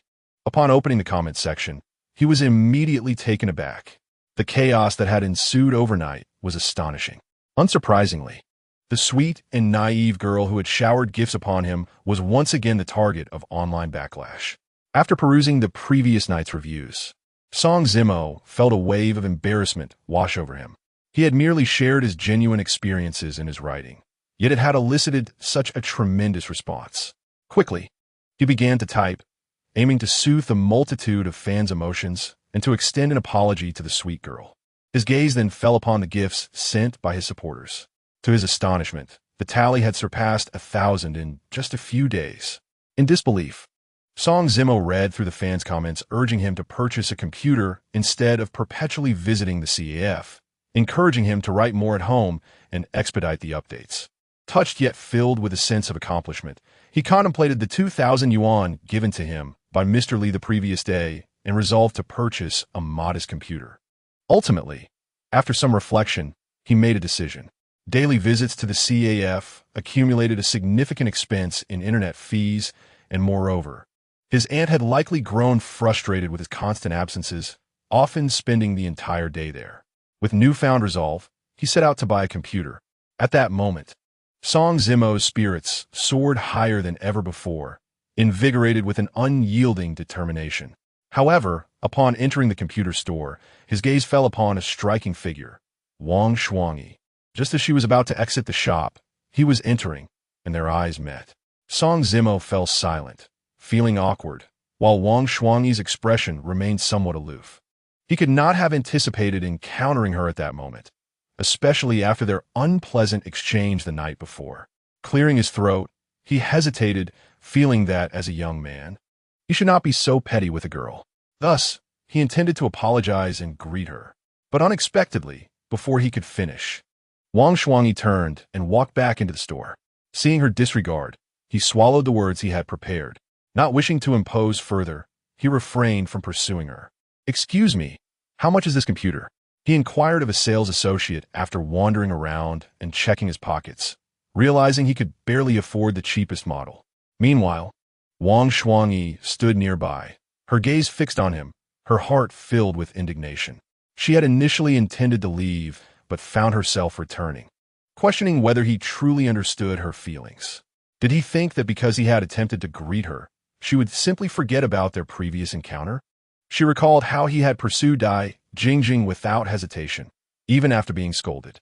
As her frustrations mounted, she finally erupted, "Sir, this computer is not for sale." Her voice was not loud, yet her tone was resolute. Song Zimo turned to her, taken aback by the fury in her eyes. The sales associate, sensing the tension, awkwardly explained, "I'm sorry, but Our Lady does not permit the sale." It was then that realization dawned upon Song Zimo. This computer store belonged to Wang Shuangyi's family. "Apologize to me, and I will sell you the computer." Wang Shuangyi inhaled deeply, her pride flaring as she sought to compel Song Zimo to submit and apologize. Chapter 24. Once, I believed you understood me best. Yet Song Zimo regarded her with a frown, refusing to apologize. "Are you very angry? Do you even comprehend the extent of my own frustration?" Wang Shuangyi retorted, her demeanor assertive. Nearby, the sales associate remained silent, having discerned that Song Zimo was acquainted with the wealthy heiress. "Apologize to me, and I will gift you this computer, perhaps even a superior one." Wang Shuangyi pressed, her irritation boiling over as she noted his silence. She was convinced that her proposition would compel him to relent. Does he truly believe he can evade my resolve? Wang Shuangyi thought, unprepared for the fact that Song Zimo did not comply. Instead, he cast her a lingering glance before turning to leave. It seemed he intended to seek out another computer store. "Going elsewhere is futile. Every store in this mall is under my family's ownership. Even if it's not directly ours, we hold shares in all of them. If I refuse to sell to you, no one else will dare to." Wang Shuangyi's voice rang out, halting Song Zimo in his tracks. He turned to face her again, still frowning, his expression darkening with anger. "So, now you recognize my influence? Your anger is inconsequential unless you apologize and appease me." Wang Shuangyi, her pride unwilling to relent, was determined not to let Song Zimo off the hook so easily. She firmly expressed her stance, convinced that if he truly desired the computer, he would ultimately yield. After all, the finest computers here were priced in the thousands, and she had already stated that her apology would grant him a free one. Yet, before she could finish, Song Zimo chuckled, though his smile bore a hint of disappointment. Such a reaction puzzled Wang Shuangyi, leaving her feeling unsettled. Shouldn't he have rushed to apologize and appease her? What was he planning instead? In the past, I felt that you were different from Dai Jingjing because you were gentle and kind, and you could engage in heartfelt conversations. You were a good girl. However, now I find myself suddenly realizing, as Song Zimo's words trailed off, he chose not to continue. After all, this was Wang Shuangyi's family's computer store. It seemed only fitting to spare her some dignity. With a deep gaze, disappointment and self-mockery washed over me as I turned away, leaving without a glance back. Song Zimo, stop right there, Wang Shuangyi exclaimed, her voice tinged with panic. She was uncertain why she felt this way. Perhaps it was a realization that Song Zimo had not come over to apologize as she had anticipated. Or perhaps it was the sting of his previous words that pierced her heart. In the next moment, she called out loudly. Yet, Song Zimo did not falter, striding purposefully towards the exit. You bastard, didn't you hear me? Stop. Ultimately, Wang Shuangyi lifted her foot and chased after him, positioning herself directly in front of Song Zimo. At that moment, her eyes were red, wide with fury as she glared at him. As she continued to stare, tears began to cascade down her cheeks. Get out of the way. Song Zimo ignored her, showing no signs of compassion. He didn't even meet her gaze. In the next instant, he raised his hand and pushed Wang Shuangyi aside. Thud. Perhaps it was the force of Song Zimo's shove, or perhaps Wang Shuangyi had simply underestimated him. In an instant, she fell to the ground, her stockings torn, her knees scraped and bleeding. Song Zimo, you jerk, she cried, sobbing uncontrollably. She had not expected him to be so rough, so forceful. Song Zimo's body stiffened momentarily, but he steeled himself, refusing to turn back and look at her, and continued to walk away. Bastard! Bastard! Wang Shuangyi gazed at him as he walked away without a backward glance, her heart swelling with grievance. Why? Why was he so heartless? Her knees were scraped, yet he couldn't even spare her a glance. Did he truly despise her so? What had she done wrong? Was it because of the words she spoke last night? She had said those things merely to prevent him from performing in bars, to protect him from the toxic environment, to shield him from unnecessary intimacy with other girls. Was it so selfish to wish for such things? Why couldn't he understand? Why couldn't he grasp her intentions? Alas, was it truly that in this lifetime of rebirth, she had provoked someone unwittingly? After Song Zimo departed, she couldn't help but sigh. Initially, she had intended to buy a computer and return to her writing. Now, not only had she failed to purchase a computer, but she had also exacerbated the rift with Wang Shuangyi. His mood grew increasingly agitated. After wandering for most of the day, Song Zimo eventually purchased a second-hand laptop from a repair shop. Though it was used, in this era where laptops were not yet common, it was still quite valuable, costing him a hefty sum of 1,800. And I'm back. Upon entering the house, Song Zimo spotted his aunt, Song Qin, cooking and immediately called out. Xiao Mo, what is that on your back? A computer? Song Qin inquired upon noticing the laptop bag slung over his shoulder. Yes, and I just bought a notebook. Although it's secondhand, it still cost me 1,800. Song Zimo replied eagerly.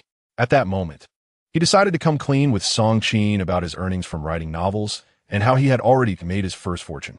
With a new computer, he could write at home and wouldn't have to visit the internet CAF every day. You little rascal, where did you get the money to buy a computer? Have you been up to no good? His aunt's eyes widened with concern. I've told you countless times, your studies may falter, but you must stay on the right path. You cannot engage in illegal activities or accept money that isn't yours. Your parents passed away early, and I've worked tirelessly to raise you. Is this how you repay me? I ought to beat some sense into you. But before Song Zimo could explain, Aunt Song Qin was already fuming, her eyes reddening with anger. In the next moment, she seized a broom and began to scold and strike him. It seemed she had already concluded that Song Zimo must be involved in some illicit activities to afford a computer. Aunt, I truly haven't done anything illegal. I earned this money last night at the bar. What? You went to a bar? You ungrateful child. How could you betray my efforts to raise you by visiting such disreputable places? Before he could finish his sentence, Song Qin's outrage escalated upon hearing about the bar. Tears streamed down her face as she wielded the broomstick, striking at Song Zimo's legs. He cried out in pain, dodging and trying to explain.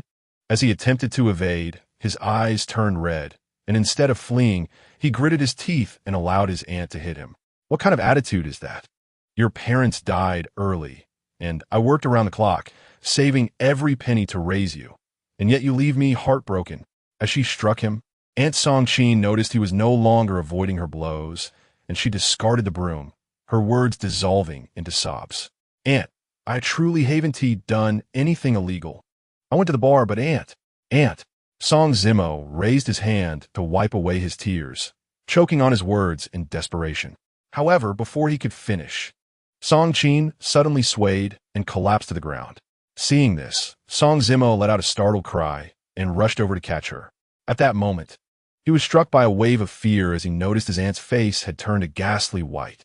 Her breathing was labored, reminiscent of an elderly person nearing their end. Memories surged forth like a tidal wave. Gazing at his aunt's pale lips, Song Zimo's heart trembled violently, as if struck by lightning. In an instant, a thought flashed through his mind. Without hesitation, he scooped up his unconscious aunt and dashed outside. To the hospital. Thunder rumbled ominously as if the heavens sensed something amiss. The previously clear skies transformed into a sea of dark clouds. In this June, notorious for its frequent thunderstorms, the sun had shone brightly mere moments before, only to be replaced by a torrential downpour. Thud! The rain had just begun, turning the dust on the ground into mud, making the surface perilously slippery.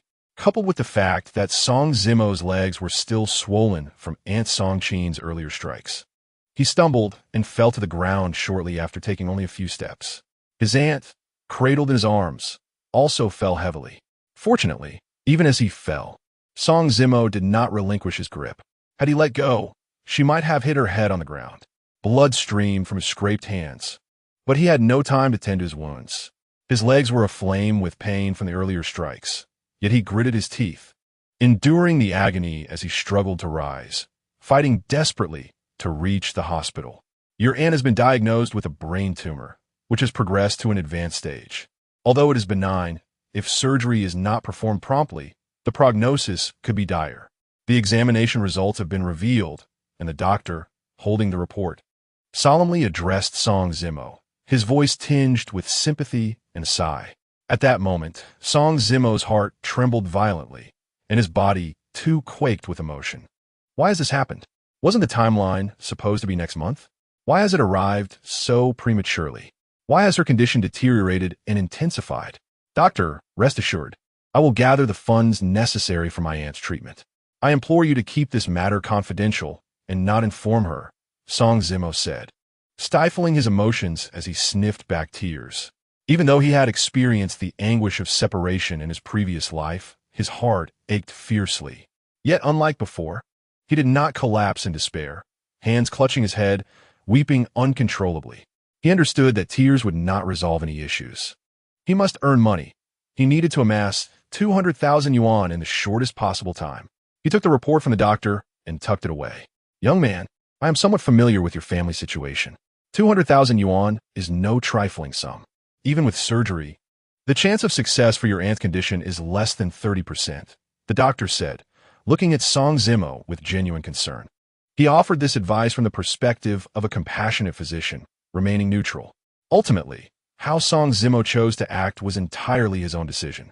Even if there is only a 10% chance, I will not allow my aunt to leave me, he declared emphatically, placing particular emphasis on the word not. The next moment, he turned and returned to the ward. Upon arrival, his aunt had already regained consciousness. Immediately, Song Zimo recounted his recent endeavor of working at a bar to earn some living expenses. Hearing this, his aunt, Song Qin, realized she had misjudged him and broke down in tears. Xiaomo, me fine. There is no need for me to stay in a hospital. Let us go home, she said once their emotions had stabilized. Aunt, Song Zimo looked at Song Qin, his lips moving but his heart heavy with pain. He fought back tears. It's truly nothing. Look, I can get out of bed and walk now. The pain in my leg from the previous injections still lingers. But that was my impulsiveness for not allowing you to explain, Song Qin replied, though she still felt some discomfort and even a slight darkness in her vision. She did not want Song Zimo to worry excessively, so she feigned a light-hearted demeanor. Moreover, her insistence on returning home stemmed from their already precarious financial situation. If Song Zimo were to attend university, it would require a considerable amount of money. She could not bear to waste funds on her hospitalization. All right, Aunt, let us go home. Song Zimo agreed with a smile, though his clenched fists dug painfully into his palms. After a long and busy day, he returned home as darkness fell. His phone rang, revealing a call from Li Yinyan. The screen displayed several missed calls from her. Hello, President Li. Song Zimo. What on earth are you doing? Do you intend to keep working here? Did you really think that by impersonating Qing Lang for just one day, you could act as if you were him? Li Yinyan's voice erupted through the phone, filled with frustration. You need to come here immediately now. Before he could respond, Li Yinyan unleashed a torrent of anger, clearly furious that he had been unresponsive for so long. Even as he attempted to explain, she gave him no chance.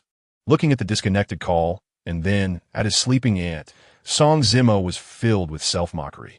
The boss is, after all, still the boss. I am but a mere employee under her command. Everything is driven by profit, devoid of any sentiment or explanation. Song Zimo prepared a meal, leaving a note for his aunt, and then set out for the bar. Song Zimo, stop right there. As he arrived at the bar, he spotted Dai Jingjing blocking his path, her eyes blazing with anger. Beside her stood her friend, Jiang Xiaoru. What do you want? Today has been quite troublesome. Song Zimo replied, his mood foul and impatience evident. What kind of attitude is that? Just because I'm fine doesn't mean you can. Dai Jingjing fumed, especially incensed by his demeanor, which mirrored that of the character Mo from a novel. Move aside. I need to get to work, he said, pushing past her without waiting for her to finish, striding into the bar. Dai Jingjing trembled at the sight, her eyes wide with shock and disbelief, tears welling up. Chapter 26. This scoundrel. Is he really going to sing? Why did you only show up now? I called you multiple times. Li Yinyan's cold voice met him the moment he entered the office, her expression stern. Bring the. Song Zimo began, but he faltered, unsure how to respond. After tonight's singing, we'll settle this matter. Hurry and change your clothes. You're on stage, she interrupted, showing no inclination to hear his explanation. With that, he turned to change, then took the stage. The crowd erupted in cheers. The Prince of Love Songs, Qing Lang, was back. In the audience, Dai Jingjing's eyes glistened with unshed tears as she fixated on Qing Lang. Why was he singing songs that belonged to the future? She was determined to uncover the truth about his identity tonight. Simultaneously, her thoughts drifted back to Song Zimo, and tears began to flow once more. That scoundrel. Had he lost his mind? Was it really necessary for him to react this way over a few unanswered messages from last night? On the other side of the crowd stood Wang Shuangyi, her face etched with self-deprecation. A liar, a grand deceiver. He had claimed that the song was for her, the very song she cherished most. Yet here he was, performing it for others once again. Heartache and sorrow enveloped her. Subsequently, Wang Shuangyi did not linger for a moment. Wiping away her tears as she covered her face and dashed towards the door, disappearing into the night. On stage, Song Zimo had already caught sight of Wang Shuangyi's figure. In fact, he had been watching her leave the entire time. Nonetheless, Song Zimo began to sing along with the music. For him now, there was no alternative. Meanwhile, Li Yinyan observed Song Zimo's expression, which remained quite fitting. Her anger had finally subsided somewhat. This guy, though somewhat talented, was far too arrogant. Just last night, he had the audacity to act all high and mighty, to ignore her calls, and to arrive late. She resolved to give him a good scolding later, to teach him a lesson. At that moment, the sound system on stage abruptly fell silent. A wave of confusion swept over the audience, who had been brimming with fervor. What was happening? Why had the sound suddenly ceased? Was the equipment malfunctioning? Was it truly this unfortunate? Had it only been a brief, while since the music had started? What poor quality!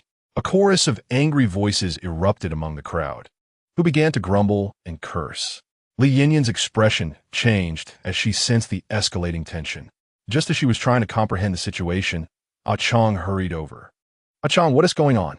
Li Yinyan noticed Ah Chong's pale face, glistening with cold sweat, and an ominous feeling surged within her. Yet, she hastily inquired, Boss, the recording equipment has malfunctioned. Ah Chong glanced around nervously and lowered his voice, leaning closer to Li Yinyan's ear. What? Li Yinyan exclaimed incredulously. The recording equipment was broken? How could that possibly happen? If the equipment was indeed out of order, how could Song Zimo continue his charade on stage? How long will it take to fix? At this moment, Li Yinyan forced herself to remain calm, taking a deep breath as she pressed for details. I'm afraid. Ah Chong's face grew increasingly grim as he swallowed hard. Afraid of what? I demand an answer. Li Yinyan's heart sank, her irritation intensifying, her voice becoming more severe. Boss, I'm not certain, but given the current situation, it might take at least an hour. Ah Chong nervously glanced at Li Yinyan as he spoke the truth. An hour. Li Yinyan murmured. Had completion palink considerable. Many had come this evening specifically for Qinglang. She had meticulously prepared the script. Song Zimo merely needed to follow it, and everything would have been fine. Now, with the equipment malfunctioning, all her plans were unraveling.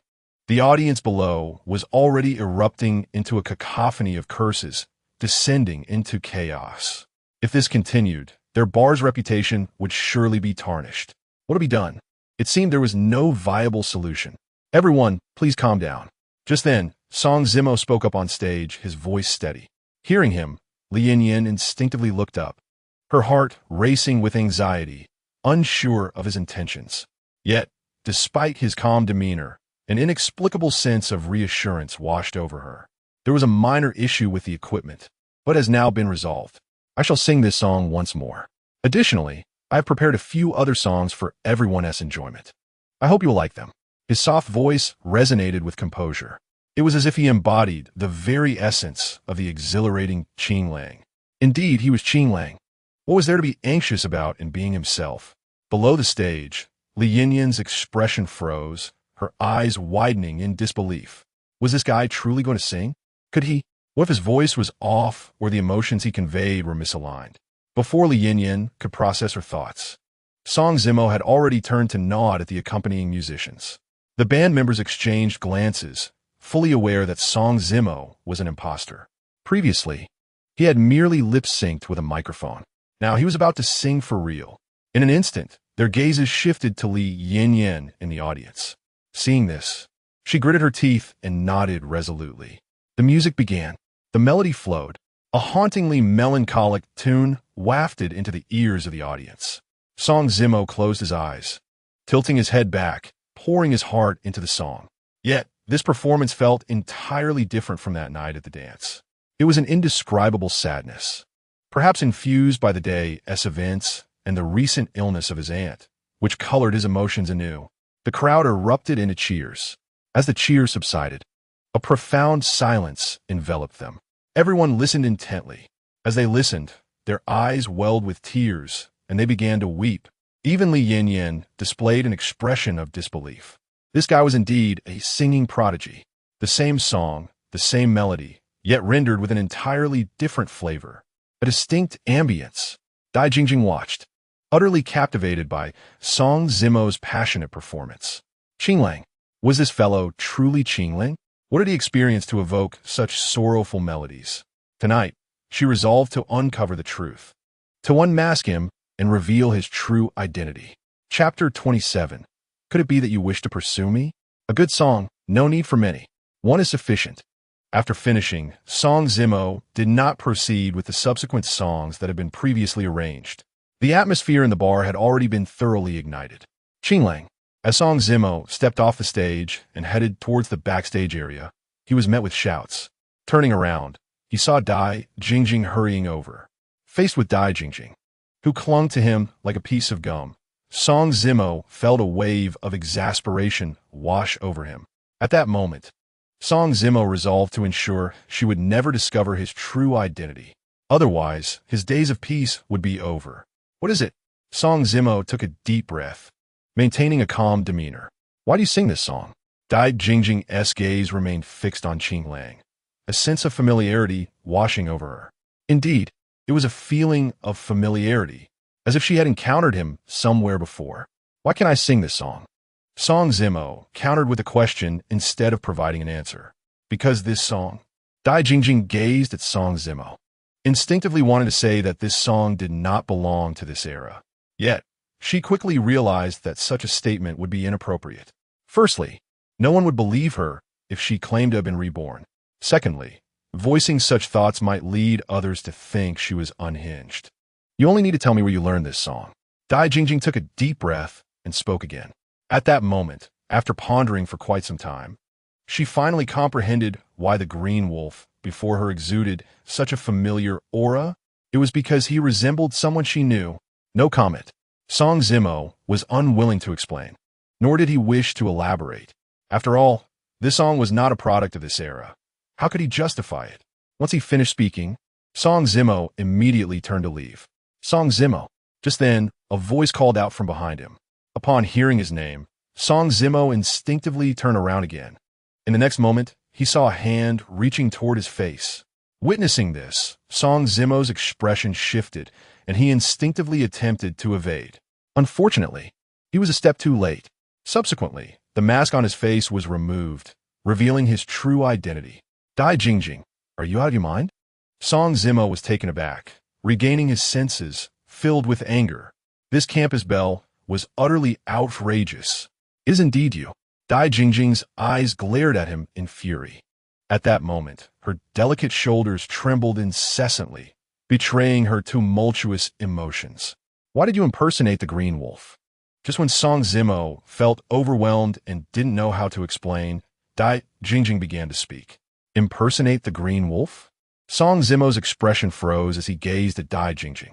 Clearly, he had not anticipated that she would say such a thing. Isn't it obvious? The flavor of the song you sang is completely different from that of the real green wolf. Moreover, the moment I arrived here, I felt an uncanny familiarity with you, as if I had seen you somewhere before. After careful consideration, it was you, this very person. Upon removing the mask, you confirmed my suspicions. Dai Jingjing articulated her reasoning and judgment. You scoundrel! How dare you impersonate the green wolf? This is too much, utterly infuriating. I was so excited, thinking the real green wolf had arrived. No wonder when I asked you earlier where you learned this song and why you sang it. You pretended to be profound and refused to answer, wanting to leave. So, you are a fraud, having learned it from the real green wolf. And what of it? Whom I impersonate seems to have no bearing on you. Besides, the real green wolf has not expressed any objection. Song Zimo shrugged nonchalantly, acknowledging his role as an imposter. You. Dai Jingjing was infuriated, her brows furrowing at Song Zimo's tone. Scoundrel, just now, when we arrive at the bar, you were so fierce with me, even pushing me. Shouldn't you apologize? Why did you impersonate the green wolf? At this moment, Dai Jingjing took a deep breath, suppressing her anger, and countered with a question. No comment. A simple response, devoid of any explanation. Immediately, Song Zimo turned to leave. At that moment, he was preoccupied with worries regarding his aunt's surgery fees, having no mood to engage in frivolous discussions with Dai Jingjing. Scoundrel, just wait. One day, I will make you beg me. Dai Jingjing was genuinely incensed. In her frustration, she noticed she had nothing to throw, so she swiftly removed one of her shoes and hurled it at Song Zimo with all her might. The shoe struck Song Zimo squarely, causing him to wince in pain. He then glanced back at her, but said nothing, continuing on his way. Bang! Meanwhile, as Song Zimo arrived at Li Yinyan's office, she promptly shut the door. In fact, she even locked it from the inside. At that moment, Li Yinyan's gaze bore into Song Zimo, unwavering and intense, making him feel incredibly anxious and apprehensive. What was Li Yinyan planning? Her expression was intimidating. Mr. Song, scoundrel, you're deceiving me. Just as Song Zimo attempted to speak, Li Yinyan interrupted him. Deceive you? Song Zimo's expression stiffened, believing she was referring to the matter of him being the green wolf. Thus, he took a deep breath, resolved to no longer conceal the truth, and laid his cards on the table. He needed money, desperately. In his eyes, the only person capable of helping him gather the 20,000 required for his aunt's surgery before her passing was Li Yinyan. Ms. Li, indeed, I have deceived you. I will end you. Your singing is clearly exceptional, yet you claim you cannot sing, that you suffer from social anxiety. If you had told me sooner that you could sing so well, I wouldn't have wasted my time recording that audio. Before Song Zimo could finish his words, Li Yin rushed toward him, her hands flailing as she struck him. Song Zimo was left dumbfounded. What was happening? It turned out she hadn't discovered that he was the Green Wolf. Rather, she believed he'd been hiding his singing talent.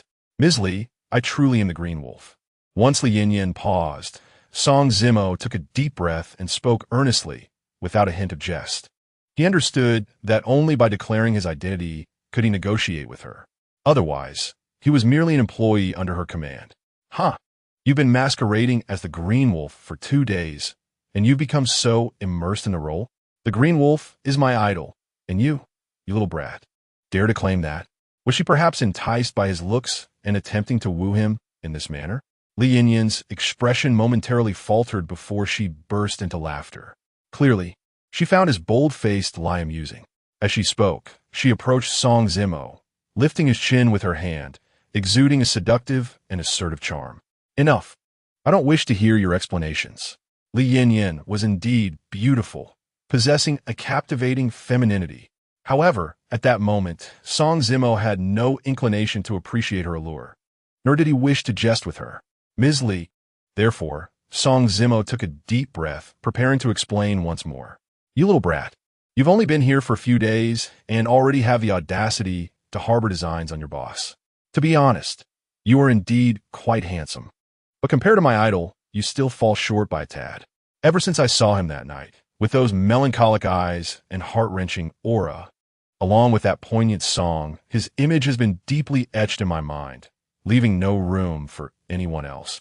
Before Song Zimo could finish, Li Yin lowered her hand from his chin and spoke slowly. In front of her, Song Zimo's expression froze, utterly astonished.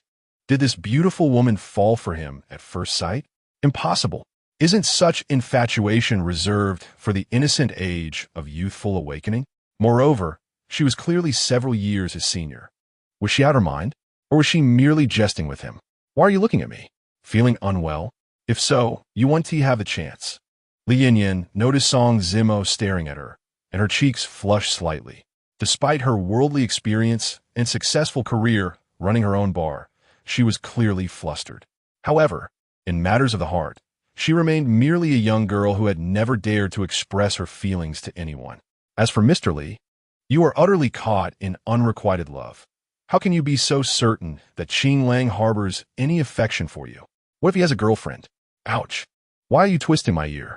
Song Zimo took a deep breath, feeling it necessary to temper Li Yin's enthusiasm, for her current thoughts were perilously misguided. Yet, before Song Zimo could finish his sentence, Li Yin, in a fit of indignation, rushed over and seized his ear, twisting it vigorously. You absolute scoundrel. Can't you choose your words wisely? If you can't, then speak less. From now on, say something sweet, or if you dare to utter another ill-fated word, I swear I'll have your head. Li Yin was infuriated by Song Zimo's remarks. This jinx. She couldn't shake the feeling that he would rather see her hopes with Qing Lang dashed. Did he truly believe that if her aspirations with Qing Lang fell through, she would have a chance to ascend from employee to boss? Dream on. All right. I shall say something pleasant. I wish you, Ms. Li, all the success in realizing your dreams and capturing the heart of your ideal man. Song Zimo quickly capitulated, addressing Li Yin with a conciliatory tone. Oomph. Now that's more like it. Upon hearing this, Li Yin's expression softened considerably. This was music to her ears. But where on earth has that scoundrel Qing Lang disappeared to? You promised that upon our next encounter, you would share your contact information. I firmly believe that our paths shall cross again someday. At that moment, even if it meant risking everything, I would declare my feelings for you. Ms. Li, I wish to discuss something with you. Song Zimo glanced at the lost in thought Li Yin, pondering deeply before finally inhaling sharply and speaking up. What is it? Li Yin snapped back to reality, her beautiful eyes fixed on Song Zimo, brimming with curiosity. I wish to request a salary increase. The words were difficult to utter. Yet, as Song Zimo recalled the urgent need for a 200,000 yuan surgical fee for his aunt, he felt he had no alternative A salary increase? Li Yinyan's expression stiffened, her brows knitting in disbelief.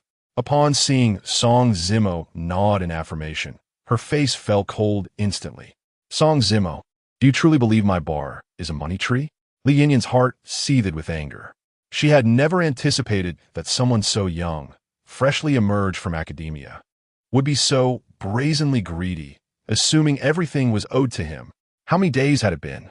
Today marked merely his third day at her bar, and yet he dared to audaciously request a pay raise. How could he even voice such a demand? Ms. Li, that's not what I meant. It's because... Noticing Li Yinyan's misunderstanding, Song Zimo intended to explain the urgent need for his aunt's surgery fee. If that didn't suffice, he would consider it as an advance payment. Unfortunately, at that moment, Li Yinyan was genuinely enraged and refused to hear any further explanations or justifications from him. Enough. I do not wish to hear your excuses. Song Zimo, listen carefully. I can elevate you, but I can just as easily bring you down. In my bar, if I place you on stage as a resident singer, you shall be a resident singer. If I no longer desire you, then you are nothing. One should never be insatiably greedy. Otherwise, one will only invite disdain. I hope such matters do not recur. Now be gone. Li Yinyan cast a deep gaze at Song Zimo, establishing her boundaries. Simultaneously, she was imparting a lesson on the harsh realities of life. This world was not as harmonious as one might wish. If Song Zimo continued on this path of insatiable greed, he would inevitably face dire consequences. Furthermore, her establishment was not a bottomless well of wealth. Apologies, Ms. Li, for causing you anger. Farewell. Song Zimo cast a forlorn glance at Li Yinyan, feeling a mix of disappointment and bitterness. He chose not to explain, for he knew that given Li Yinyan's current mood, any attempt at clarification would likely be dismissed as mere evasion or deceit. To put it another way, it was his aunt who required $200,000 for surgery. She had selflessly raised him through hardship, and it was only right for him to gather the funds for her treatment. Li Yinyan was a mere acquaintance. Why should she feel compelled to assist him? What grounds did he have to expect her to help? Song Zimo departed. He returned home.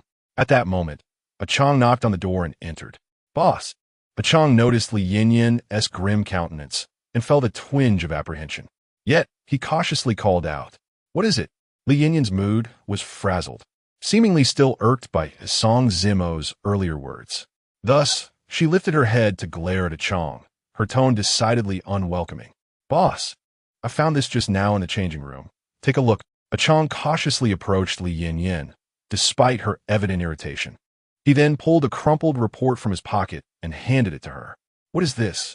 Li Yinyan's expression froze, confusion clouding her features. Nevertheless, she took it from him, unfolding it slowly before his eyes. In an instant, her delicate frame trembled, her eyes widening in shock. A Chong stood silently, not uttering a word. Even when Li Yinyan glanced up at him, he remained silent, his gaze cast downwards. Where did this come from? After a prolonged silence, Li Yinyan inhaled deeply, her voice trembling. At that moment, she seemed to piece together something, yet she could not be certain. It must have fallen out of Xiao Mo's pocket when he changed clothes and left. In a flash, Li Yinyan's fingers quivered, causing the report to slip from her grasp and tumble to the floor. Chapter 29. I seem to have misunderstood him. This scoundrel, why didn't he tell me sooner?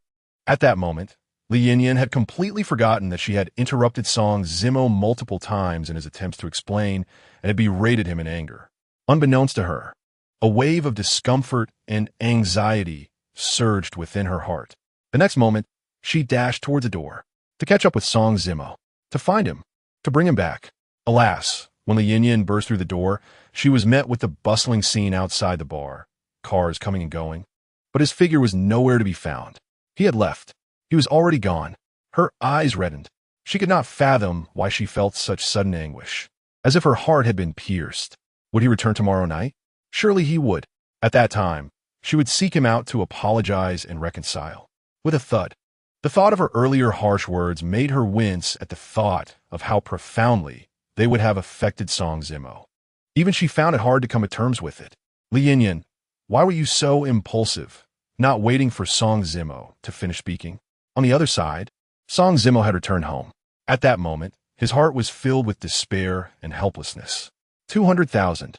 Initially, he had a month to gather the funds. He contemplated that even if he were to perform at a bar, earning insufficient funds over the course of a month, he could still muster the audacity to borrow a bit from Li Yin, perhaps even request an advance. However, it appeared that the circumstances were far from what he had envisioned, so effortlessly simple. This evening, when Song Zimo broached the topic with Li Yin, he was met with an unrelenting dismissal. In fact, Li Yin had already established a boundary with him. At that moment, she found herself utterly repulsed by him. If he were to revisit this matter, he feared he might lose even his singing job. What was he to do? Alas, a deep sigh escaped him, reminiscent of a summer night breeze, laden with sorrow and despair. Just as Song Zimo resolved to head to the internet CAF to update his novel for the day, he inadvertently caught sight of a recruitment notice affixed to the wall outside the CAF. This notice was unlike the usual job postings. It appeared to be an advertisement seeking a live-in son-in-law. It bore a phone number and a simple title, just a single line of text. Beyond that, there was nothing else. Ultimately, Song Zimo's gaze lingered on the enticing words that promised a car and a house if successful. In the past, had he encountered such an advertisement, he would have merely chuckled. After all, these trivial ads were akin to those seeking wealthy benefactors, merely luring individuals with the allure of instant wealth. Yet now, in his desperate predicament, Song Zimo, fully aware of the high likelihood of deceit, still felt a stirring within him. "Hello, is this Mrs. Su?" He noted the number, hesitated for a moment, and finally summoned the courage to dial the phone. "Yes, who is this?" After a brief pause, the call connected, and a voice filled with confusion greeted him. "I happened to see your advertisement for a live-in son-in-law outside the internet CAF, and I wanted to inquire." Without further ado, despite feeling quite awkward, Song Zimo inhaled deeply and spoke. "Are you applying for the position?" Mrs. Su's voice shifted from confusion to surprise. "Yes. Are there any requirements?" Song Zimo responded with unwavering clarity. The car and house were of no interest to him. What he truly needed was money. He was determined to gather funds swiftly to aid his aunt's medical treatment, not to mention the scorn that often accompanied the title of a son-in-law dependent on others' fortunes.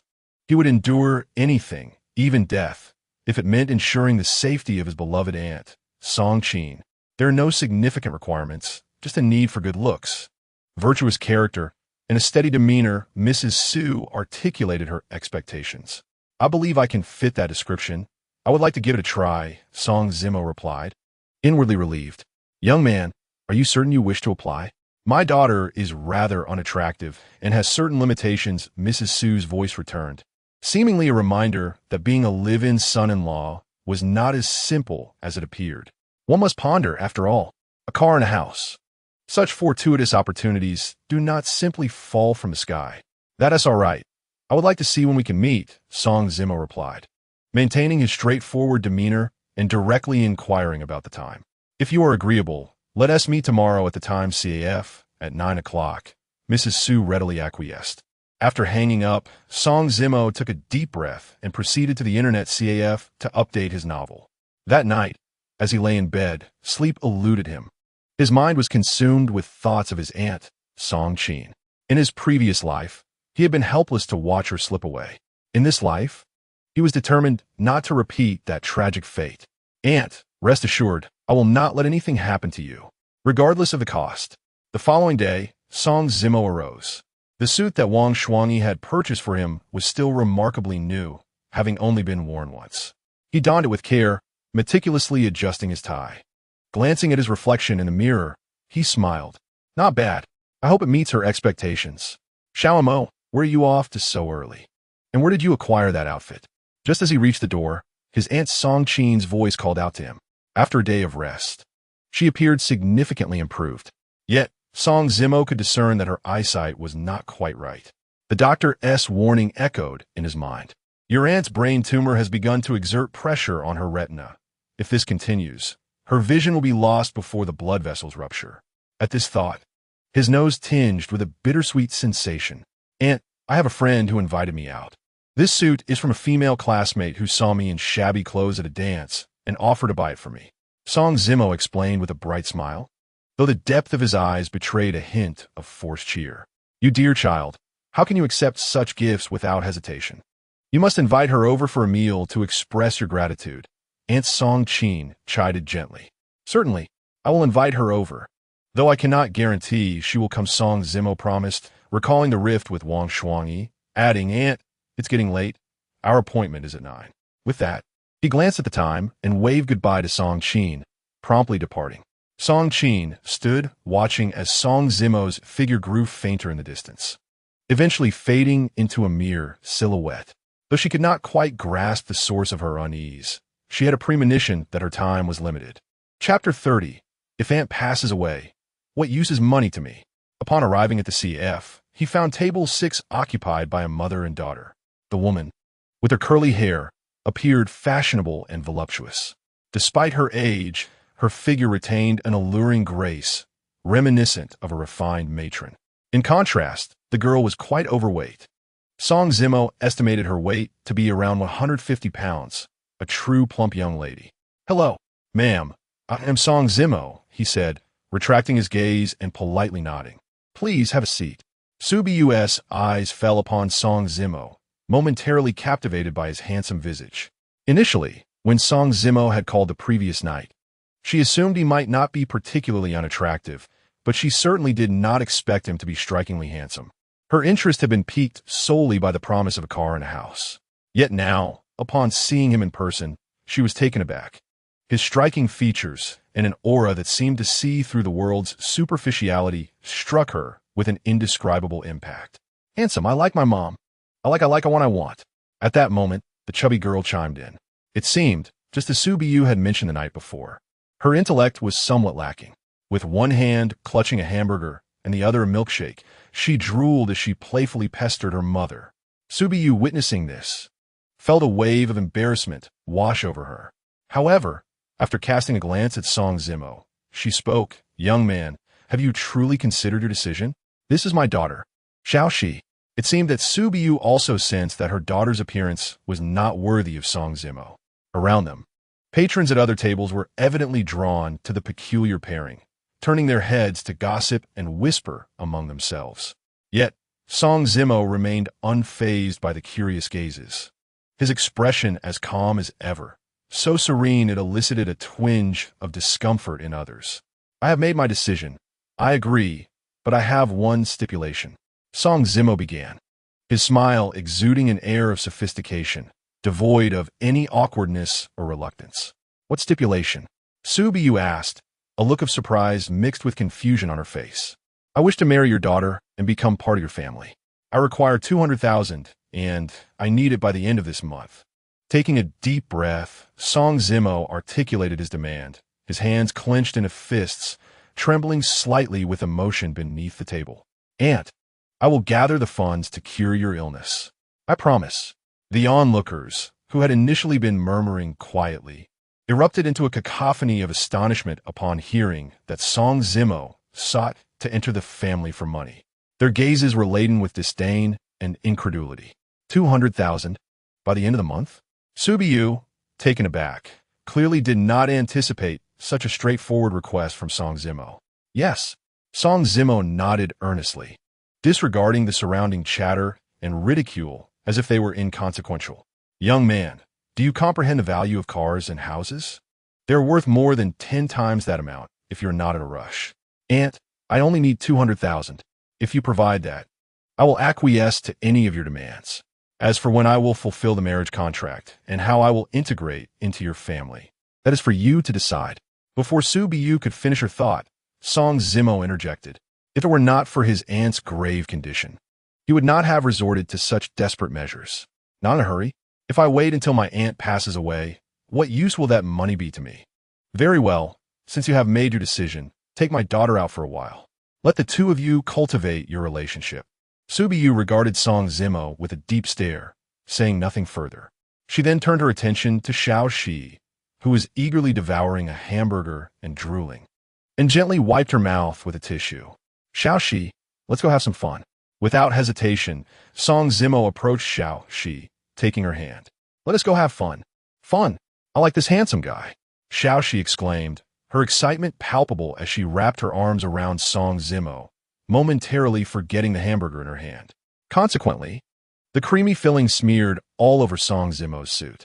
Just when onlookers anticipated that Song Zimo would express distaste, he smiled gently, utterly unperturbed by the judgmental glances and whispers, leading Xiaoxi outside the CAF. However, his silhouette carried a hint of melancholy. Su Biyu remained silent, observing Song Zimo's every expression, pondering what thoughts swirled within her heart. I want ice cream. I want ice cream. In the park, the weather was rather dreary due to last night's rain, making it less warm than usual. As they played, Xiaoxi suddenly called out to Song Zimo. All right, let us get you some ice cream, he replied, maintaining his patience even in Su Biyu's absence. And he did not take advantage of the seemingly simple-minded Xiaoxi, smiling as he nodded. He then took Xiaoxi's hand and headed toward the ice cream stand. Along the way, many gazes fell upon them, filled with intrigue. That boy is quite handsome, very dashing.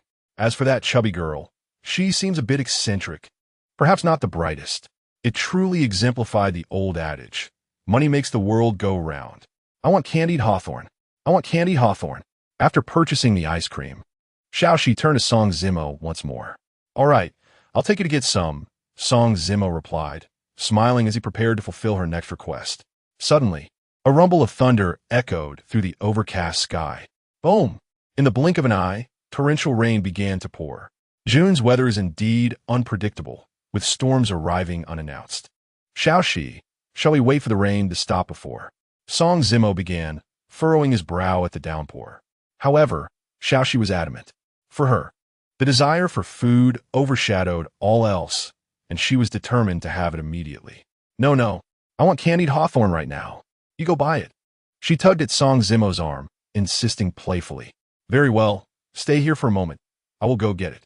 But don't wander off. I will return shortly. Song Zimo nodded, offering a caution before dashing into the rain. Give me candied hawthorn.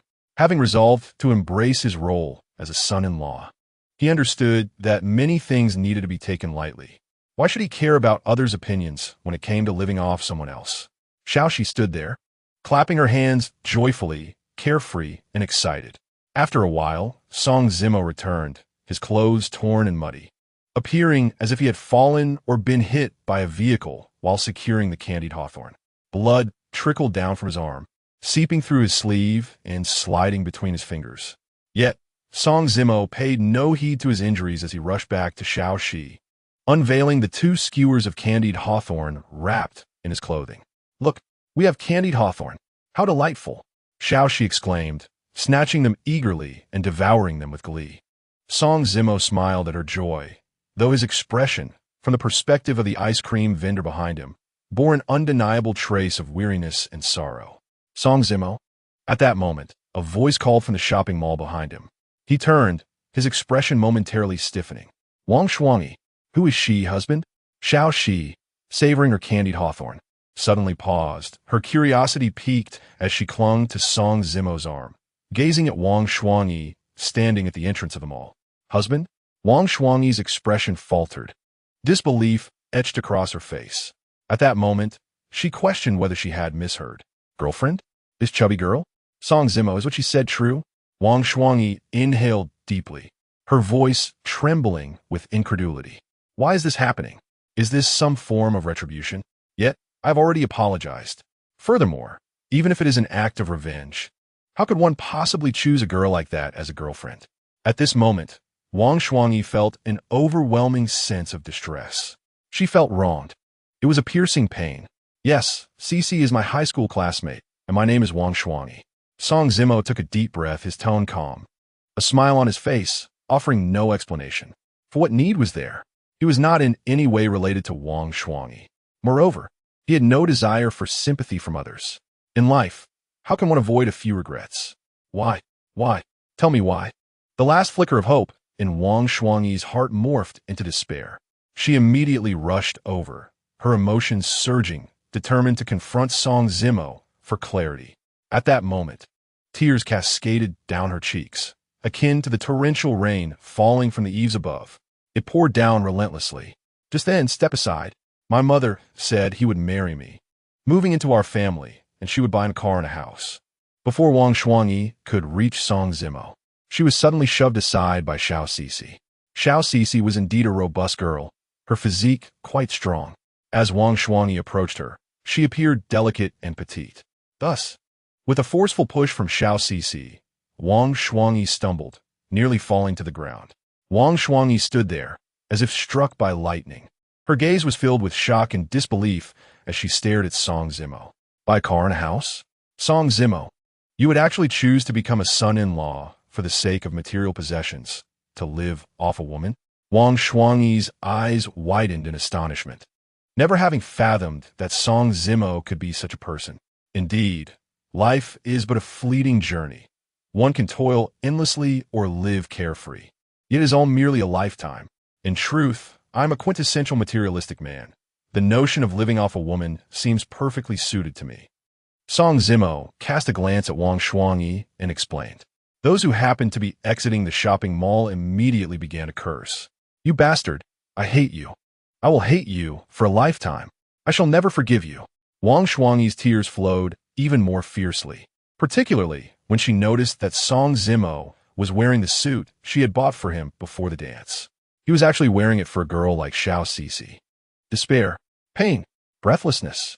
In the next moment, Wang Shuangyi cast a sorrowful, self-deprecating glance at Song Zimo, covered her face with her hands, and dashed into the downpour.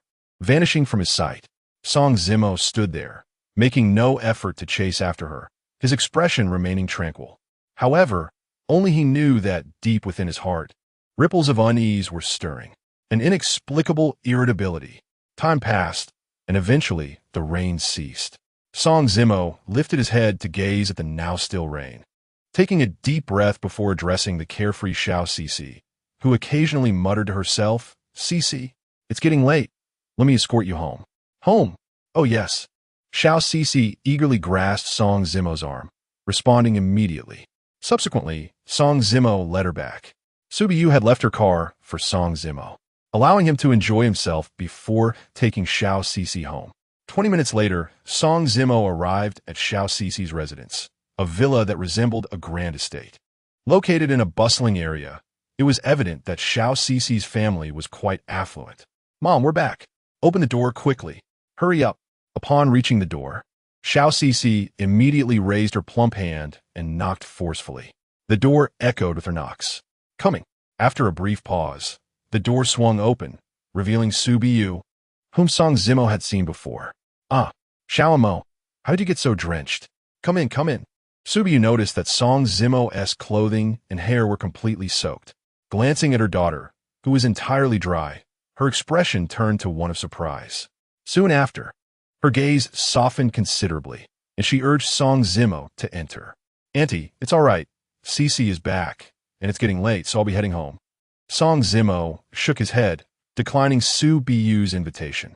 Mom, I don't want him to go. I don't want him to leave. At that moment, Xiao Cixi immediately hugged Song Zimo's arm, refusing to let him depart, even crying and making a scene. Xiaomo, look how much Cixi likes you. Don't leave. How about you stay for lunch before heading back? Subiyu was also eager to retain him. Upon seeing her daughter speak up, she immediately chimed in. Well, that seems fine. Song Zimo intended to refuse, but Xiao Cixi clung to him, not letting go. Eventually, with tears and snot smeared on him, he could only acquiesce. Xiaomo, may I ask you a question? During lunch, Subiyu's gaze fell upon Song Zimo, scrutinizing him for a while before finally speaking. Although their acquaintance had been brief, Subiyu found this young man quite extraordinary. In terms of appearance, character, and manners, he was impeccable, coupled with his unique aura. He truly seemed perfect. Yet, she could not fathom why such an exceptional young man would choose to become a son-in-law. Auntie, please feel free to ask. Song Zimo set down his chopsticks, looking at Subiyu with a serious expression, ready to listen. Subiyu noticed this subtle detail, and her eyes softened further. Why would you choose to become my daughter's son-in-law? Is it for money? Taking a deep breath, Subiyu spoke, her gaze fixed on Song Zimo. Even Xiao Cixi, who was eating, slowed down, her attention now on him. Auntie, One should not judge by appearances. In truth, I am quite materialistic. My parents passed away early, and I was raised solely by my aunt. Throughout my life, I have never lived a day as I wished. Thus, I deeply envy those who live in wealth. You see, becoming a son-in-law means having everything. Most people toil their entire lives and never achieve such wealth. Annie, do you secretly look down on someone like me, who lacks ambition? Song Zimo looked at Subiyu, a smile gracing his lips. However, that smile carried a hint of self-mockery and sorrow. Yet he quickly masked it, as if embracing the identity of a materialistic man. Chapter 32. He is a gentle boy. Auntie, there is no disdain. Since you're so open-minded, let us settle this matter. You can spend more time with Cece, and we can discuss the marriage arrangement. I will also provide you with the 20,000 you requested. Subiyu regarded Song Zimo intently, shaking her head. As someone who had experienced life, she could discern that Song Zimo harbored unspoken concerns. However, since he was unwilling to elaborate, she refrained from pressing further. Really? Thank you, Auntie. A look of excitement appeared on Song Zimo's face. The 20,000 for the surgery was finally secured. The burden that weighed upon his heart was significantly lifted. I don't want Xiao Zimo to go. Mom, I want him to stay with me. After finishing his meal, Song Zimo noticed that it was already past 2 in the afternoon, and thus decided to bid farewell and return home, intending to come back the following day. However, the source of his vexation was Xiao Shi, who stubbornly clung to him, refusing to let him leave. On the sidelines, Subiyu's attempts at persuasion proved futile. Little Mo, look, Shishi doesn't want you to go. Why not stay here tonight? It seemed that Subiyu had already begun to treat Song Zimo as one of the family. She did not act with arrogance, simply because Song Zimo was a son-in-law, nor did she try to command him like a servant. Rather, she spoke to him in a conciliatory tone. Auntie, let us wait until after the wedding for that. I'll stay a little longer, and once Shishi falls asleep, I'll take my leave. Song Zimo gently declined. It was far too soon, having just met for the first time, to move into Xiao Shi's home. Besides, staying away for the night would surely cause his aunt to worry. Very well then. Seeing Song Zimo's resolve, Subiyu refrained from further insistence. In the afternoon, Song Zimo continued to entertain Xiao Shi, even sharing dinner at their home. As evening approached, around 7 or 8 o'clock, perhaps due to the exhaustion from their daytime activities, Xiao Shi fell asleep, her small frame draped over Song Zimo's lap, clinging to him as if to ensure he would not depart. Patiently, Song Zimo waited until she was deeply asleep before rising quietly. Auntie, I'm heading home now. I shall return tomorrow. Upon reaching the living room, he immediately spotted Subiyu, who was present there. With a smile, he lowered his voice and waved goodbye. Drive safely. It's quite dark now. Thank you for keeping her company all day. Subiyu picked up the keys from the coffee table and handed them to Song Zimo. He glanced at the keys, but did not reach for them. What's wrong? Subiyu inquired, her expression one of confusion. Auntie, I've mentioned before, my only condition for marrying into your family is 20,000. I have no interest in cars or houses. My home isn't far from here. I can walk back. Goodbye, Auntie. With that, Song Zimo turned and left without waiting for Subiyu to respond. Sighing, Subiyu watched him depart from the window, murmuring what a kind-hearted boy. Mom, has he left? Just as Song Zimo walked away, a voice called out from behind Subiyu. A girl descended the spiral staircase, clad in pajamas and appearing somewhat languid. Yet her eyes sparkled with clarity, devoid of any worldly grime, resembling a fairy untouched by the mundane. Though her stature was modest, she was slender and her complexion fair, strikingly similar to Subiyu. Yes, he just left. Subiyu turned to acknowledge her. At that moment, the door to Xiao Shi's room swung open, and she dashed out with an exuberant expression. Miss, congratulations. You found a perfect match. That Song Zimo is so gentle and kind. He bought me everything I wanted today. Even when I deliberately made it difficult for him by sending him out in the pouring rain for candied hawthorn, he never refused or showed impatience. Xiao Shi continued to exclaim, but in truth, the girl who had just joined them was not the real Xiao Shi. She was merely pretending to be her to assess the character of this prospective son-in-law. Mom, I really don't want to marry so soon. And I'm not fond of his personality, especially the way he responded to your earlier questions. While living off others can be seen as somewhat humble, At least he could have spoken with a bit of ambition. Even if it were a lie, it would have been more palatable. Xiaoxi gazed out the window, then turned her attention back to her mother and the girl, expressing her discontent. She had always held a strong aversion to the idea of recruiting a son-in-law. However, being the sole heir of the Xiao family, Xiaoxi felt the weight of the responsibility to carry on the family line. Despite her staunch opposition, her mother, Su Biu, continued to arrange such matchmaking endeavors. Yet, those who had encountered the girl pretending to be Xiao, she had all retreated in fear. Initially, Xiaoxi thought Song Zimo would falter at this hurdle, but to her surprise, he had readily agreed for the 20,000 and had shown no intention of backing down. Regardless of the challenges posed by the girl, earlier in the CAF, Xiaoxi had been observing from a distance. At first, she held a favorable impression of Song Zimo, captivated by his charm. However, during lunch, her mother's probing questions elicited responses from him that left her feeling inexplicably repulsed. "You're such a spoiled girl. You refuse to consider this one or that one, all because you find them unattractive or lacking in character. Now that a handsome, decent, and grounded young man has come along, you accuse him of lacking ambition and seeking our family's wealth.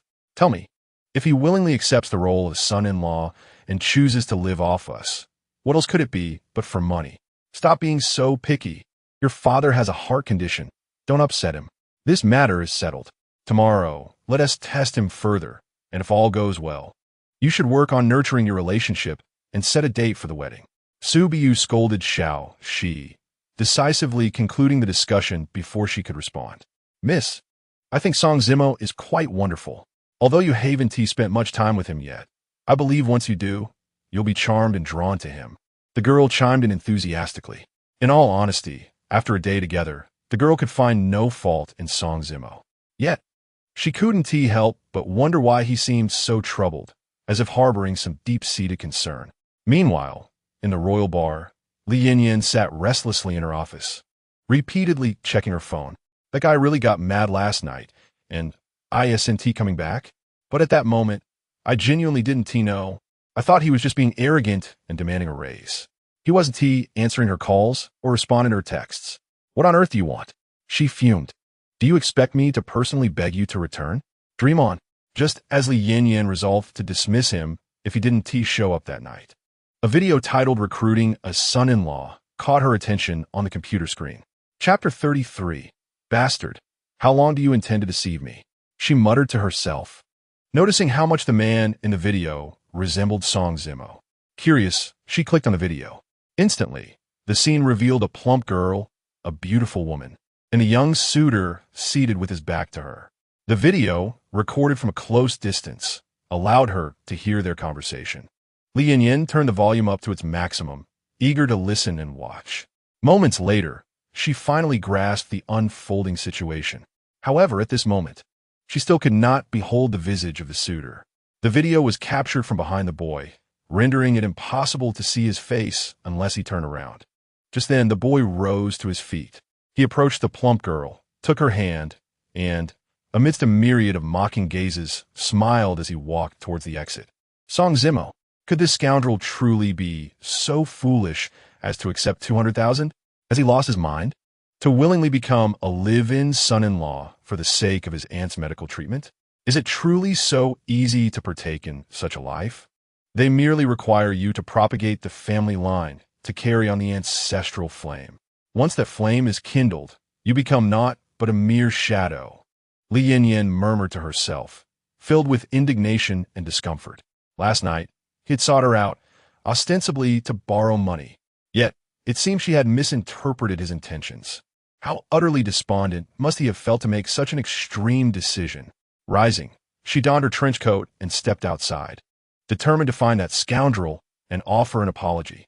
Song Zimo halt. As Song Zimo arrived at his doorstep that evening, a voice called out to him.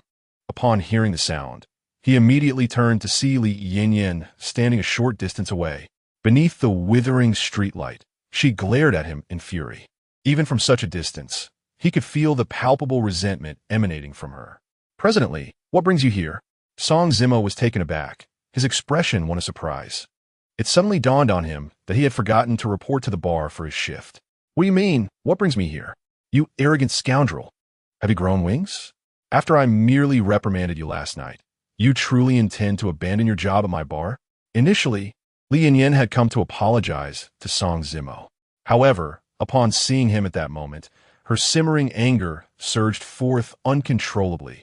She could no longer contain herself and felt compelled to berate him before anything else. Presently, it is not as you perceive. Song Zimo's expression stiffened, momentarily at a loss for words. Before he could finish his explanation, Li Yanyan interrupted him, her voice laced with indignation. Not as I perceive, then what is it like?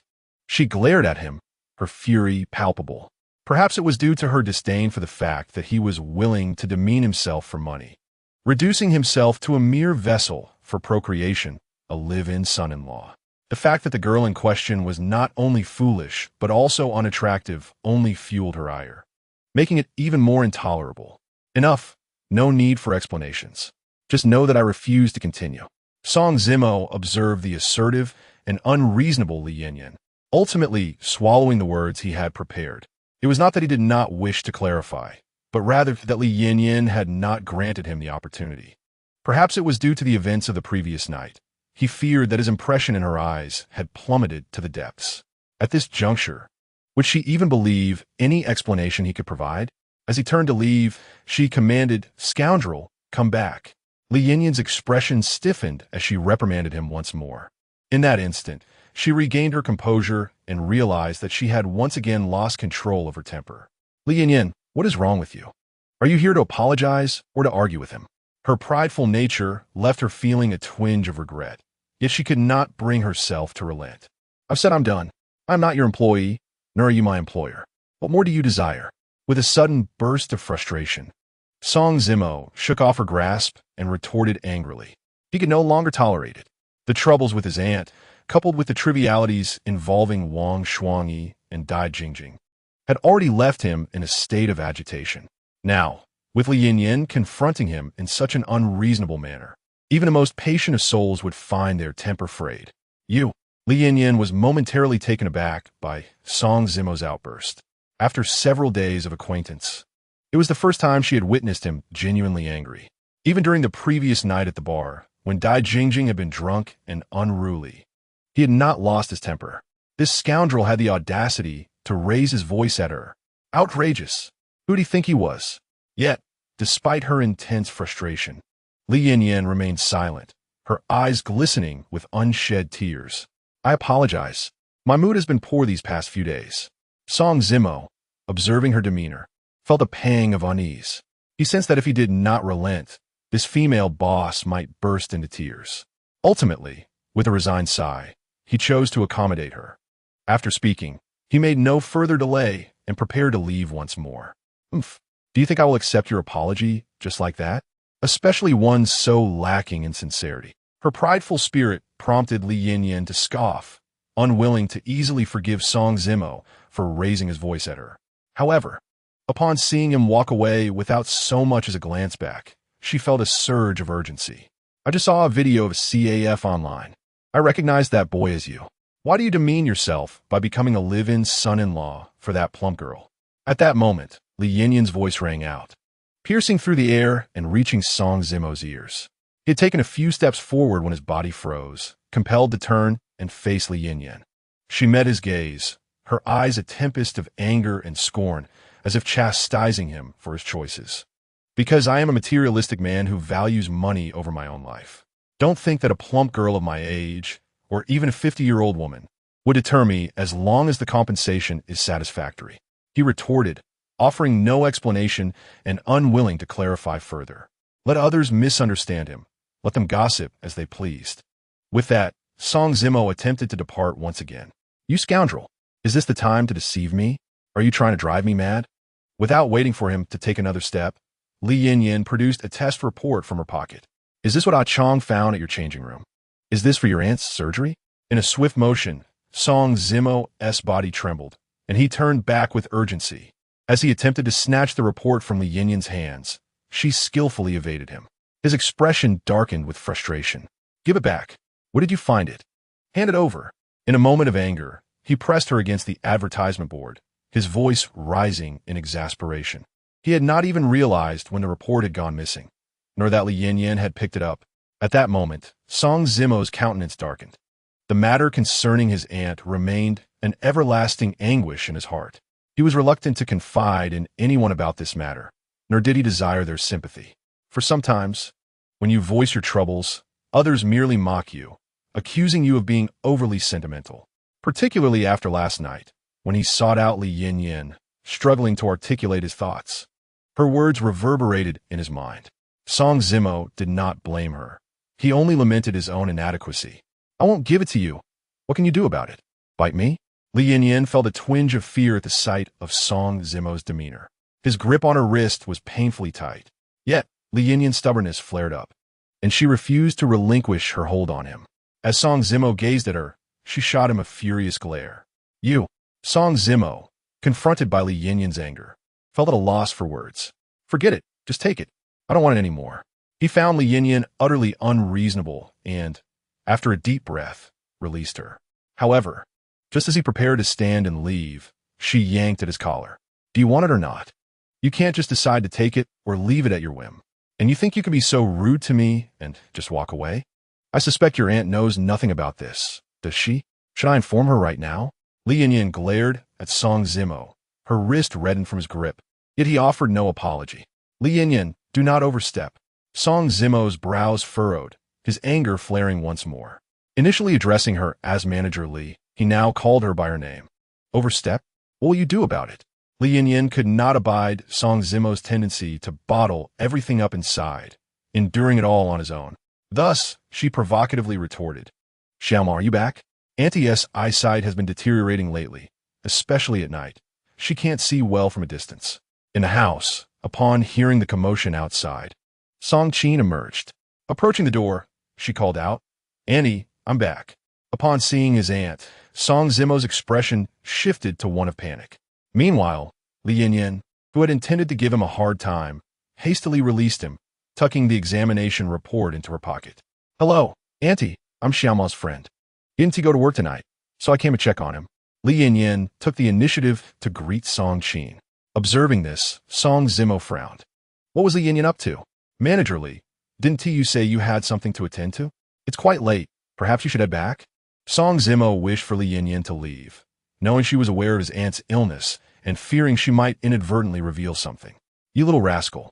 Why didn't you invite Miss Li in to sit for a while instead of rushing her off? As soon as Song Zimo spoke, Aunt Song Qin reprimanded him sharply. Auntie, it's not that I didn't want to invite her. It's just that she is busy and wouldn't want to. Song Zimo became anxious, realizing his aunt seemed inclined to invite Li Yanyan in. This was not a situation he desired. To him, Li Yanyan was a considerable threat, and he hoped to avoid her until his aunt recovered. Auntie, I'm not busy at all. I would love to come in. I was going to... But Xiaoma insisted on dragging me away. Before Song Zimo could interject again, Li Yanyan spoke up, even casting a challenging glance in his direction. You little brat, are you rebelling now? A young lady comes to your home as a guest late at night, and you want to even let her in? How do you expect to conduct yourself? I'll give you a good thrashing. Clearly, Song Qin believed Li Yanyan's words. She dashed into the house to fetch a broom, chasing after Song Zimo with it. Auntie, please listen to my explanation. It hurts. Stop hitting me. I was wrong.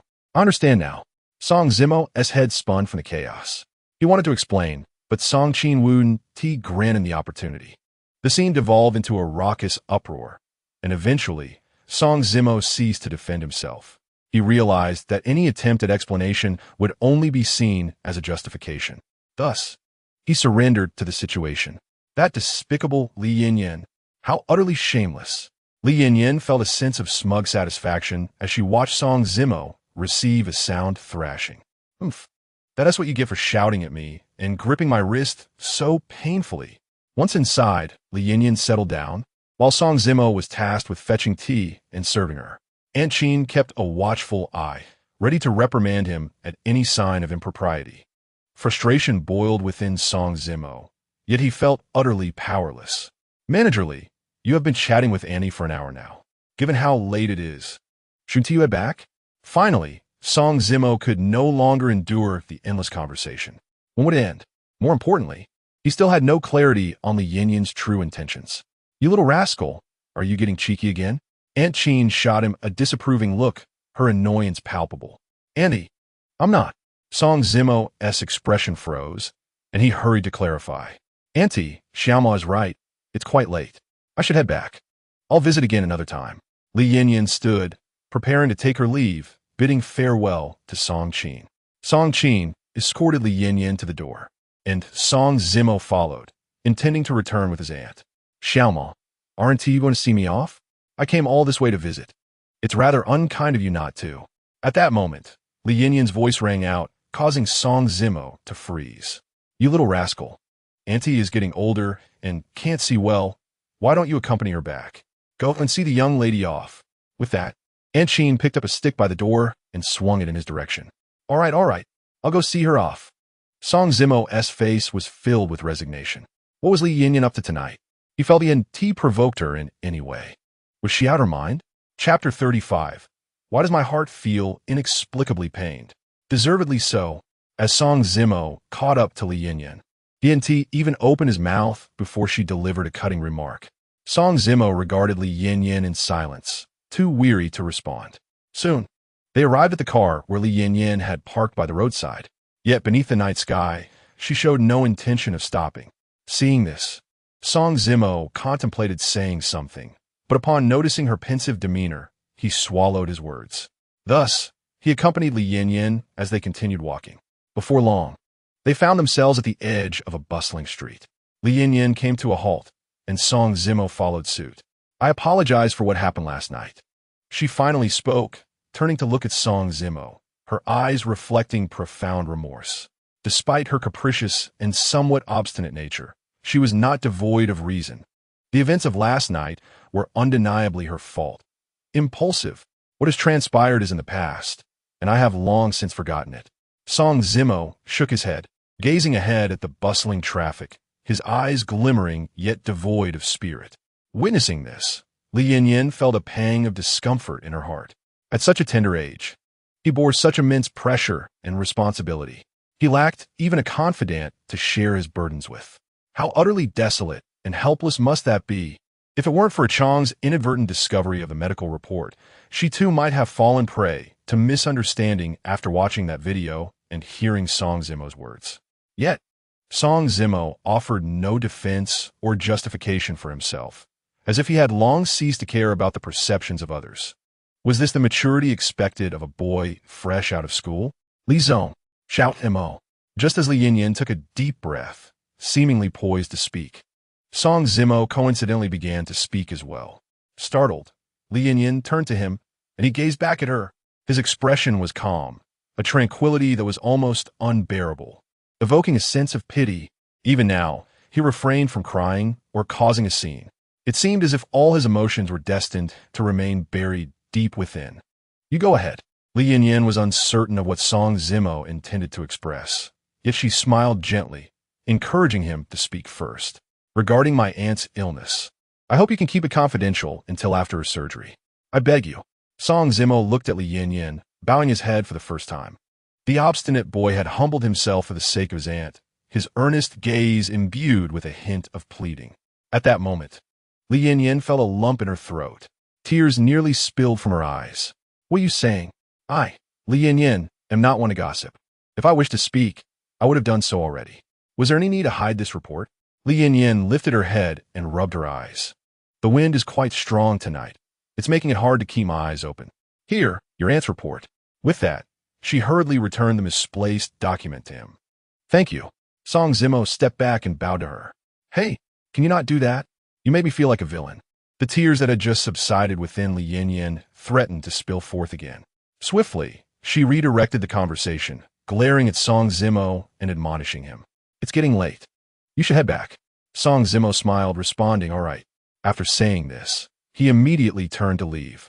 "I can help cover your aunt's surgery expenses. You don't have to go and be a live-in son-in-law for that chubby girl." At that moment, Li Yinyan turned around, looking at the retreating figure of Song Zimo, and suddenly spoke. As he raised his foot to turn back, Song Zimo's body jolted.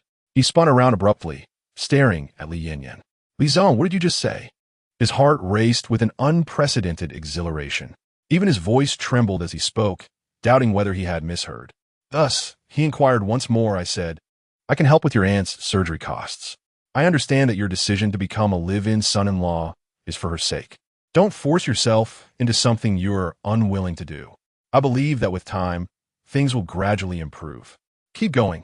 Li Yanyan approached Song Zimo, comforting him as an elder sister would, offering him guidance. "Li Zong, thank you." Song Zimo's voice quavered even more intensely. "Thank me?" Merely uttering words is insufficient. A tangible act of sincerity is required. Observing Song Zimo's expression stirred something deep within Li Yanyan. Yet, she maintained her composure as she spoke. However, before she could finish her sentence, Song Zimo could no longer contain his emotions. In the next moment, he abruptly embraced Li Yanyan, expressing his gratitude loudly. You wretched creature, why are you so dramatic? What are you doing holding me so tightly? You're hurting me. Let go." In that instant, Li Yanyan stiffened, taken aback. As she regained her composure, she immediately began to scold Song Zimo.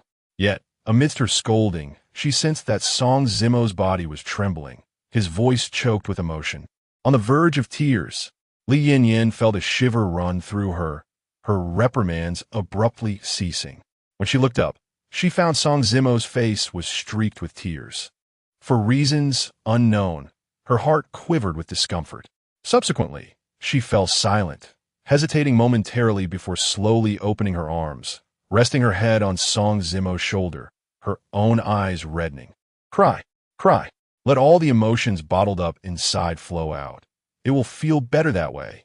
Though Li Yanyan had not experienced the tribulations that Song Zimo faced, she could vividly sense the tumult of emotions within him. After enduring such prolonged suppression, his feelings finally erupted. Li Yanyan felt an inexplicable sense of relief wash over her. A burden lifted. "Fine. Seeing you so heartbroken, I shall lend you my broad shoulders for solace." At that moment, a red sports car came to a halt a short distance away on the road. Inside was Dai Jingjing, who, peering through the windshield, cast her gaze toward Song Zimo and Li Yanyan. A sudden pang of pain pierced her heart. "Dai Jingjing, what is the matter with you? Why do you feel this way? Is it merely because in a past life he risked everything to save you at the last moment? Hadn't you been indifferent and cold towards him before?" She turned the ignition, pressed the accelerator, and drove away. Tears streamed down her cheeks like a string of broken pearls, her heart aching as if pierced by a knife. Chapter 36. Mother. I truly disdain him from the depths of my heart. The following day, Song Zimo rose early once more, just like the day before. However, his mood this morning was markedly different. An annulment. If it weren't for a lack of options, who would become a live-in son-in-law? Last night, Li Yanyan had already promised to lend him money for his aunt's treatment. This commitment had finally allowed the weight on Song Zimo's heart to dissipate entirely. "Let us go to Xiaoxi's house." Ding dong. Song Zimo arrived at the door and rang the doorbell. Creak. Moments later, the door swung open, revealing the rotund figure of Xiaoxi, as imposing as a small mountain. Husband, have you come? I'm so thrilled." Xiaoxi clapped her hands, bubbling with excitement. Suddenly, without awaiting a word from Song Zimo, she grasped his arm and entered the door. "Xiaomo, you've come so early. Just in time. Annie has prepared breakfast. Let us eat together, and after that, we can take Cece out to play." Subiyu was genuinely surprised to see Song Zimo arrive so early. Immediately, she enthusiastically pulled him towards the dining table. "Auntie, no need. I already ate before coming," Song Zimo replied with a smile, gently declining her offer. At that moment, his expression appeared slightly unnatural, and he hesitated. After all, he had just agreed to enter the Xiao family as a son-in-law the day before, and now he was here to withdraw from the engagement. It was indeed quite awkward. However, his initial consent was not born out of genuine affection for the plump girl, but rather a desperate measure to cover his aunt's medical expenses, leaving him with no other choice. Come on. My mom is calling you. Just have a bit to eat." The girl was insistent, tugging at Song Zimo to sit down at the table. As he sat there, head lowered, eating the breakfast prepared by Subiyu, his mind was elsewhere. In fact, he didn't even hear Subiyu call him several times. Your mom is calling you. The girl nudged him with her elbow upon noticing his distraction. Oh, I'm sorry, I was lost in thought. Annie, what were you saying? I didn't catch that. Could you repeat it? Regaining his focus, Song Zimo apologized awkwardly. At that moment, he resolved to no longer waver and to clarify his intentions for coming that morning. Xiaomo, you seem troubled. Is something bothering you? Subiyu inquired, observing his demeanor. Annie, I actually came today to withdraw from the engagement, he said, taking a deep breath and biting his lip before finally speaking the words. What? Why? The girl and Subiyu exclaimed in unison, their disbelief palpable as they gazed at him. The girl, in particular, was flustered. Just yesterday, Song Zimo had exhibited impeccable behavior. If he could pass her test today, then tomorrow, Xiaoxi would meet him in her true form. Xiaoxi was a stunning beauty, and it would be a triumph to win her heart. Yet now, at this crucial moment, he chose to give up? Why? Was it because of her deliberate challenges yesterday, which he could not endure? If that were the case, she could ease the conditions today. Darling, please don't. I like you. The girl clung to Song Zimo's arm, her eyes welling with tears. Xiao Montak, is it because Annie offered you too little? If that's the case, I can ask her for more. Subiyu's expression shifted, a sense of urgency gripping her heart. Her daughter, Xiaoxi, was upstairs listening. If they couldn't pass today's test, all their efforts from yesterday would be in vain. Yesterday, in the CF, he stood resilient against the scrutinizing gazes of onlookers, remaining composed despite the discomfort. Now, why would he suddenly want to withdraw from the engagement? Did something happen overnight? Annie, that's not it. The reason I impulsively agreed yesterday was due to my emotional state. After thinking it over all night, I've calmed down and realized many things. Truly sorry. Annie, stepping back, Song Zimo's gaze first fell upon the girl, then shifted to Subiyu as he bowed deeply, his face etched with remorse. Xiao Montak, I can see you are a kind and outstanding young man. Please reconsider. I genuinely wish for you to be with Xiaoxi. She's my only daughter. Although it may seem like you're taking advantage of her, in my heart, you will be treated as family. Once you're truly part of our family, I'll transfer half of our family assets to your name for you to manage, and our future children will take your surname first. If we have another, they can have the Xiao surname. How does that sound? Subiyu rushed over, grasping Song Zimo's arm anxiously. She was genuinely eager. Despite only knowing him for a day, she felt a profound affinity for this gentle and kind-hearted boy. It must be fate that brought them together, and she earnestly desired him to be her son-in-law. Auntie, truly, there's no need. I'm not as remarkable as you think, and I'm truly sorry. Song Zimo withdrew his hand, feeling deeply touched, yet resolute in his refusal. Wah! No, I don't want this. The girl beside him burst into tears, protesting vehemently. Xiaomo, Annie really hopes you'll reconsider. Honestly, my daughter Xiaoxi isn't as unworthy as you might think. Subiyu, seeing Song Zimo unmoved, did not relent and persisted in her persuasion.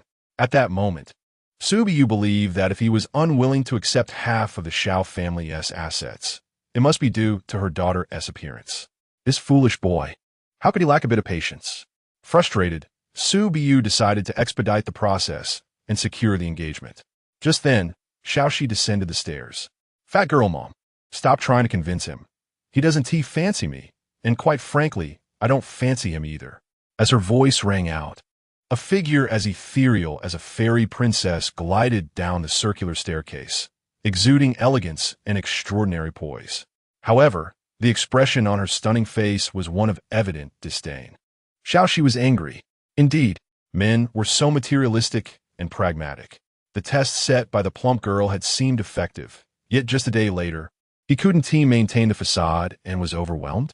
If he truly entered the family, would he expect to be treated like a master? Impossible. Xiaoxi was well aware of her mother's intentions.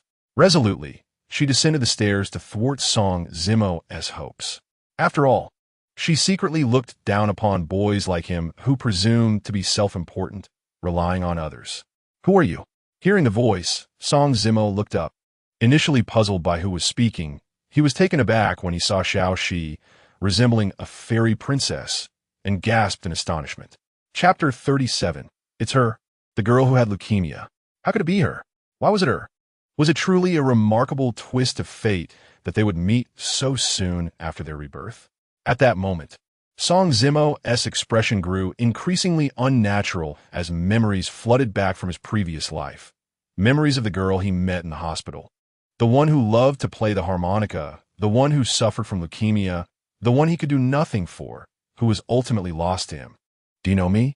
Xiaoxi asked as she descended, her expressive eyes locking onto Song Zimo, her brows slightly furrowed. It was evident that she did not expect his reaction upon seeing her. One should not succumb to regret or waver in their decisions. Should they? What then? Accounts for this profound sense of sorrow and the melancholic gaze? Is it a facade, a deliberate act to elicit pity from oneself? Surely it must be. "Xiao Mo, do you know my daughter?" At that moment, Subiyu was on the verge of confessing to Song Zimo.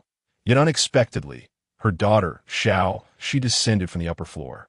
Upon hearing Xiaoxi's words, Subiyu felt a rush of anxiety and anger, yet found herself powerless. Meanwhile, when she detected the slight surprise in Song Zimo's voice, it became evident that he was acquainted with her daughter Xiaoxi. Instantly, a flicker of hope ignited within her. "Auntie, no, I do not know her."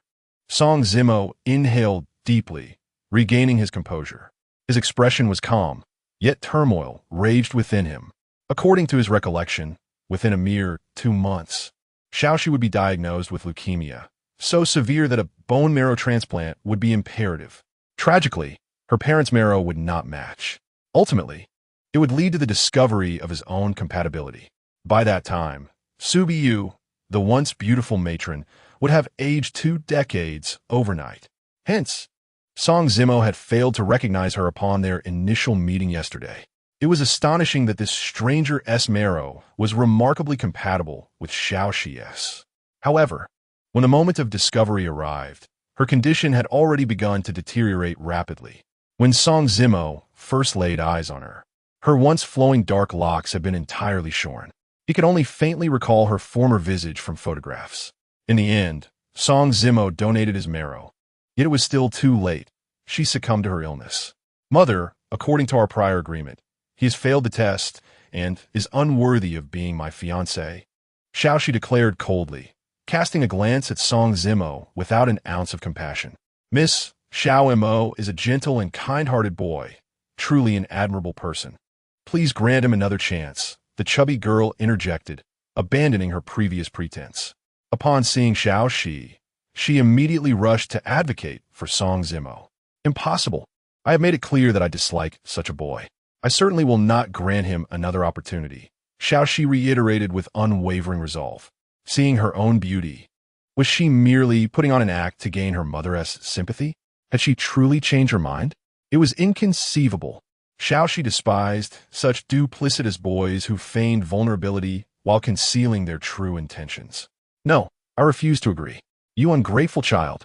Your father and I have showered you with love since your childhood. Now, with your father's heart condition and his recent stem placement, do you wish for us to be laid to rest, leaving the Xiao family without heirs? Is that your desire?" Subiyu exclaimed, her gaze piercing into Xiaoxi. As she continued her tirade, Subiyu's eyes reddened, tears streaming down her cheeks. "Xiao Mo, I implore you, this is my daughter Xiaoxi. She is not unattractive. You two would make a fine match." The chubby girl was merely a test. "Why not consider marrying into the Xiao family and becoming our son-in-law?" After her outburst, Subiyu wiped her tears with the sleeve of her garment and once again grasped Song Zimo's arm, pleading earnestly. "Auntie, I—" Song Zimo glanced at Subiyu, whose face was alight with expectation, and found himself at a loss for words. Memories flooded back to him. After Xiaoxi's failed transplant and her subsequent passing, her father had also succumbed to grief.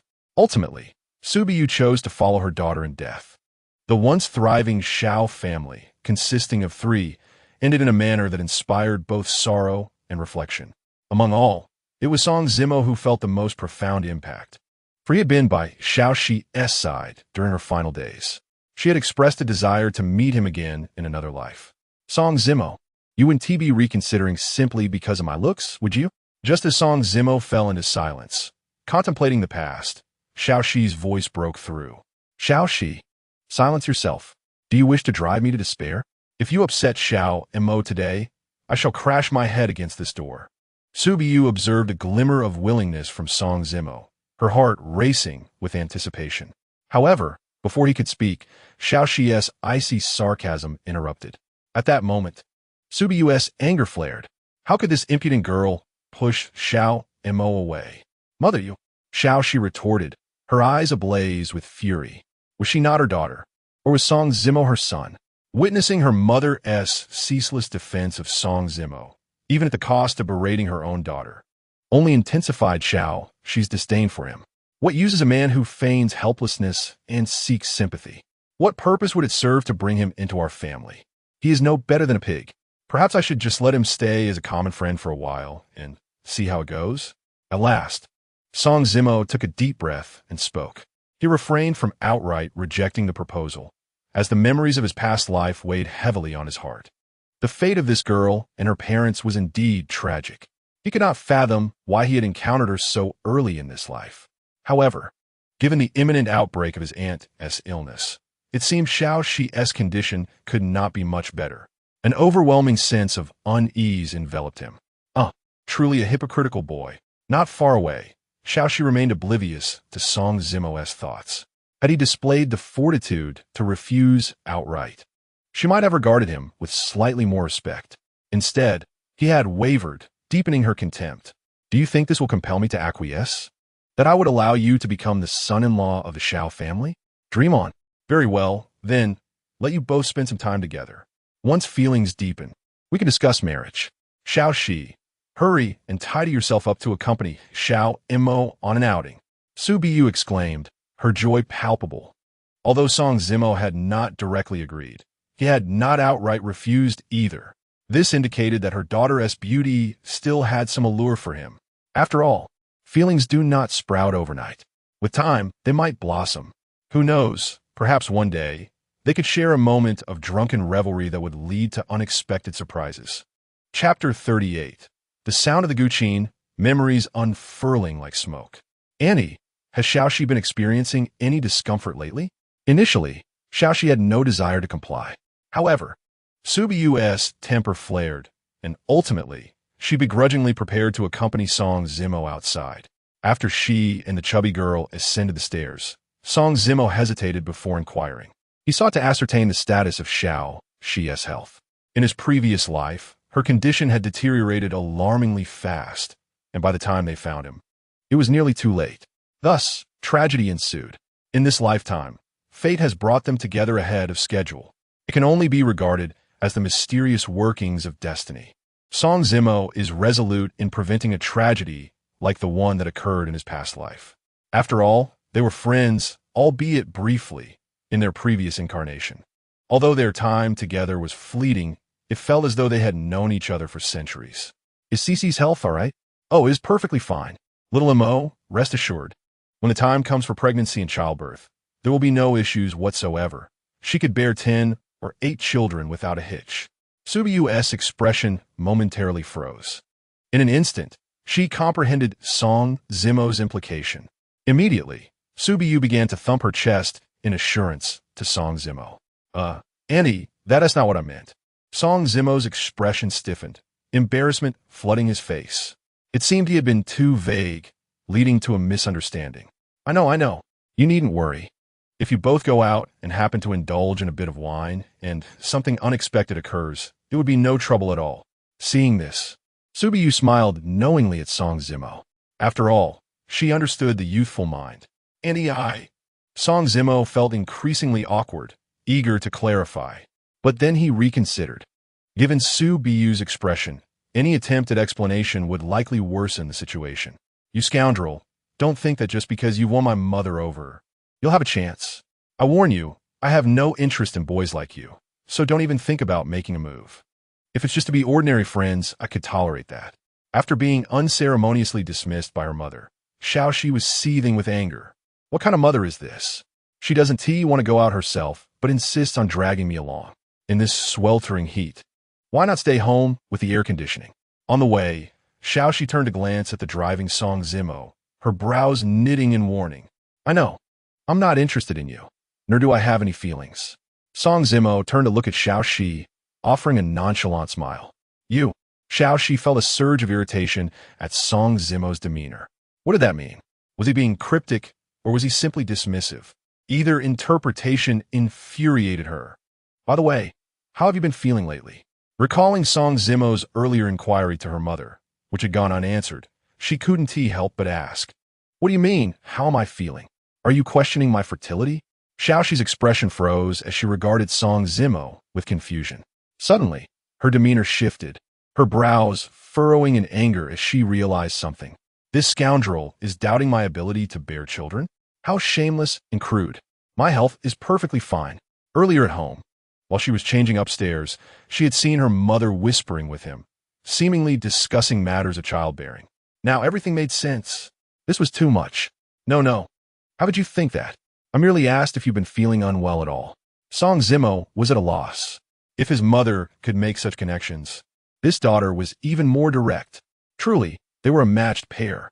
Absolutely not. You should just shut up, you filthy pervert. Xiaoxi interrupted, her voice rising in anger.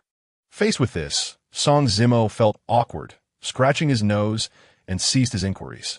Where are you taking me? At this moment, Xiaoxi noticed that Song Zimo continued to drive forward. Her curiosity piqued. A sense of inexplicable anxiety began to rise within her. Could this guy be using the pretense of accompanying her for an ulterior motive? Heavens, what to do? As a girl, how could she possibly escape from a man of his strength? Should she call the police now?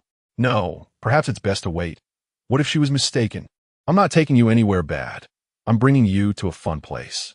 Song Zimo initially intended to say he wanted to take her to the hill they had enjoyed in their past life, but upon reflection, he feared she might think him insane and quickly altered his words. At that moment, as they passed a musical instrument store, Song Zimo immediately pulled over. Where are you up to? Xiaoxi regarded Song Zimo with growing suspicion as he seemed to act mysteriously. Just a moment, I'm going to buy an instrument. Song Zimo smiled and exited the car. As she watched him, Xiaoxi couldn't shake the feeling that there was something indescribably intriguing about his gaze. Do you also like the harmonica? A moment later, Song Zimo returned from the store, a harmonica in hand. Xiaoxi was taken aback and filled with astonishment. The harmonica was her favorite instrument. How could he like it too? Could it be that her mother informed him, and he had purposely bought it to win her favor? It must be so. Well, it's all right. Song Zimo smiled, starting the car once more. How pretentious. If you really like it, then you should play it for me later. Xiaoxi scoffed, expressing her disbelief. She had anticipated that Song Zimo would falter and refuse. To her surprise, he replied, sure. We've arrived. Let's get out. With that, Song Zimo grabbed the harmonica and hopped out of the car, heading toward the small hill in front of the hospital. Why did you bring me here? Xiaoxi thought he might be a bit odd, but despite her thoughts, she followed him. It was still the same place, the same feeling. However, Song Zimo turned to look back at Xiaoxi, and in that moment, it was as if the silhouette of the little bald-headed boy from his past life overlapped with her. Mo, could you play the Irish lark for me? Sorry, I don't know how to play the harmonica. Then let me play for you. A long time ago, there was a boy who played this harmonica for me. Back then, I didn't know how, but later I learned, yet he never returned. As the gentle notes of the harmonica floated through the air, enveloping the hill and drifting in the breeze, the two leaned against one another, relishing the rare moment of tranquility. In time, Song Zimo learned to play the harmonica, yet that little bald-headed boy was no longer present. What a bore! Arriving at the small hill, Xiaoxi stretched lazily. What do you plan to play? Her gaze fell upon Song Zimo, and she immediately inquired. However, before she could finish her sentence, the music began, and memories wafted like smoke, impossible to disperse. A rendition of the Irish lark filled the air, its light and airy notes echoing across the hill, lingering and refusing to fade. Chapter 39. Why did she say I resemble that boy? Why do you play this piece? After a while, as the music subsided, Xiaoxi widened her eyes in disbelief as she gazed at him. The harmonica was her favorite instrument, and among harmonica pieces, the Irish lark was her utmost favorite. Yet, Song Zimo could play it too. Moreover, she could discern that Song Zimo played with great dedication and skill, far from being a mere novice. Long, long ago, There was a girl who expressed her fondness for this melody. However, at that time, I was incapable of playing it. Eventually, she departed, and I learned to play. Yet in the end, she never got to hear it. Song Zimo set down the harmonica, his gaze settling on Xiao Shi as he smiled and said, "Gone? Where did she go? Why didn't she get to hear it?" Xiao Shi's expression was one of confusion, and she began to speak but did not complete her sentence. Suddenly, her eyes widened, frozen in disbelief as she regarded Song Zimo. Could it be that the girl had? Xiao Shi found it difficult to continue her thought. Yes, she passed away, and thus, she could never listen to the tune she wished to hear from me. Song Zimo nodded, a faint smile gracing his lips, though it bore a trace of melancholy. But it's all right. I believe she can hear it now. Then, Song Zimo shook his head, his gaze returning to Xiao Shi, his eyes shimmering with light and hope. Upon witnessing this, Xiao Shi's heart quivered, and she felt a slight sting in her nose. "You rascal! Surely my mother didn't inform you of my fondness for this piece and for the harmonica, and you are merely acting to evoke sympathy, are you? Let me assure you, I have a heart of stone. Someone like you stands no chance." Xiao Shi turned her head away, yet for reasons unknown, she felt deeply moved. "What nonsense, little girl. I have no interest in someone like you," Song Zimo remarked, instinctively reaching out to pat her head, smiling as he did so. However, at the moment his hand descended, his body trembled violently, as if struck by lightning. He stood there stunned. "Imo, could you play Irish whistle for me? Long ago, a boy gifted me this harmonica and played it for me. Montauk, how wonderful it is to meet you in the final chapter of my life. Could you touch my head just like that boy did?" Memories flooded back. On that very day, at the same place but a different time, Xiao Shi's words echoed in her ears like thunder. Why? Did she wish to invoke the memory of that boy? Why? Did she refer to the boy from long ago? And this harmonica? Song Zimo suddenly lowered his gaze, staring at the harmonica in his hands. In the sunlight, its brilliance was blinding. It was identical, truly identical. How could this be? "You rascal. If you dare to touch my head, I swear I will end you. What is wrong with you?" Startled by Song Zimo's sudden gesture, Xiao Shi felt infuriated. Having grown up, she had never been touched like that by the opposite sex. On the spot, Xiao Shi was ready to confront Song Zimo. Yet, before she could act, she noticed Song Zimo standing there, utterly dazed. The harmonica he held had also fallen to the ground. Abruptly, Song Zimo raised his head, looking towards Xiao Shi. Had he just told her that long ago, a girl cherished this piece? Suddenly, Song Zimo felt something fleeting in his mind, yet it slipped away. Following this came an indescribable pang of pain. "Ah!" Song Zimo cried out in agony, clutching his head as he sank to the ground. "Hey, rascal, what is wrong? Don't scare me." Xiao Shi, taken aback by Song Zimo's sudden change, immediately inquired in a panic. However, Song Zimo paid her no mind, only continuing to clutch his head and cry out in distress. After what felt like an eternity, the sharp pain gradually subsided. In an instant, Song Zimo lay sprawled on the grass, gasping for breath. "Hey, are you all right?" Xiao Shi approached him, noting his pale complexion, her concern mounting. "I'm fine." Song Zimo glanced at Xiao Shi, his expression complex, shaking his head. "Let us head back. When I have time, I'll take you out again. Also, if you can, I suggest you visit the hospital for a full checkup."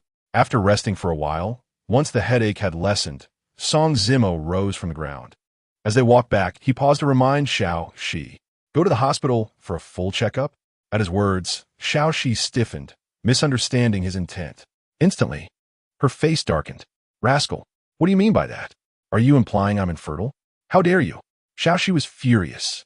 She hurled a verbal assault at Song Zimo.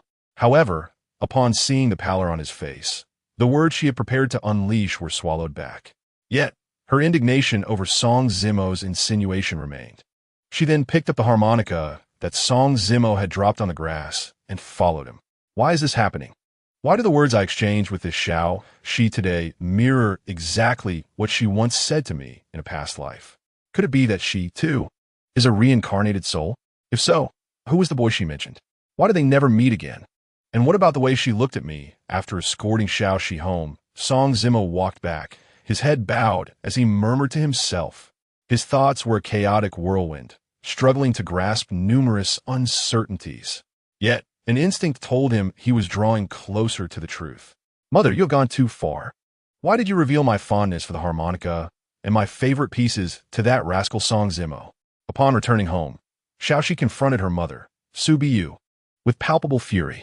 In her view, it was undoubtedly her mother who had secretly divulged her love for the harmonica to that scoundrel Song Zimo. As for how he could play so well, Xiaoxi assumed it was due to his prior knowledge of the instrument. The notion that a girl liked something but left before he could learn it was absolute nonsense to her. "You little brat. When did I tell Xiao Imo about your affection for the harmonica? I haven't uttered a single word about it. If you don't believe me, ask Fat Girl. Furthermore, I had no idea Xiao Imo could play the harmonica. Why did he play it for you today?" Su Biyu exclaimed, startled as she noticed the harmonica in Xiaoxi's hand. "What do you mean he bought it for me? I found it. He is not that kind-hearted." Xiaoxi's cheeks flushed slightly as she hurriedly explained. Yet, her tone betrayed a hint of guilt. Originally, when Song Zimo left, she had intended to return the harmonica to him. But in the end, she was unsure why she chose to keep it secretly. Chapter 40. Then, as you wish. What was happening? In the evening, Song Zimo arrived at the bar. However, what left him utterly bewildered was the sight before him. The bar's entrance was desolate, devoid of any patrons. Moreover, the door was sealed with a notice. As Song Zimo gazed upon the scene before him, an ominous premonition surged within his heart. Hastily, he retrieved his mobile phone and dialed Li Yin, inquiring about the situation. Beep, beep. The phone rang incessantly, yet no one answered. With each passing moment, the sense of unease within Song Zimo intensified. "Hello, Xiao Montag." At last, just when Song Zimo thought Li Yin would not pick up, the call connected. "Li, what has transpired? Why is there not a soul at the bar? There are even seals affixed to the door." Without allowing Li Yin to finish her sentence, Song Zimo interjected urgently, seeking answers. "The bar had just opened tonight when an incident occurred. We discovered some contraband. Likely the doing of competitors who have grown envious of our flourishing business. I'm currently cooperating with the investigation. By the way, regarding the 200,000 I promised to borrow from you, I fear I must delay it for a few days. All my accounts have been temporarily frozen." "Xiao Montag, I'm so sorry." Li Yin's voice echoed, the first part bearable, but the latter struck Song Zimo like a bolt from the blue. "Accounts frozen? A delay on the 200,000? Though he remained composed, the inexplicable illness of his aunt sent waves of anxiety through him. "It's all right, Li. Concerning the finances, I will find a way. You should focus on the matters concerning the bar." Taking a deep breath, Song Zimo endeavored to maintain a calm tone and replied with a forced smile. After hanging up, he crouched by the bar's entrance, his hands tangled in his hair. Engulfed by despair and sorrow, was he destined to watch his aunt slip away from him once more? No, there must be a way. Rising to his feet, he wiped his reddened eyes and resolved not to give up.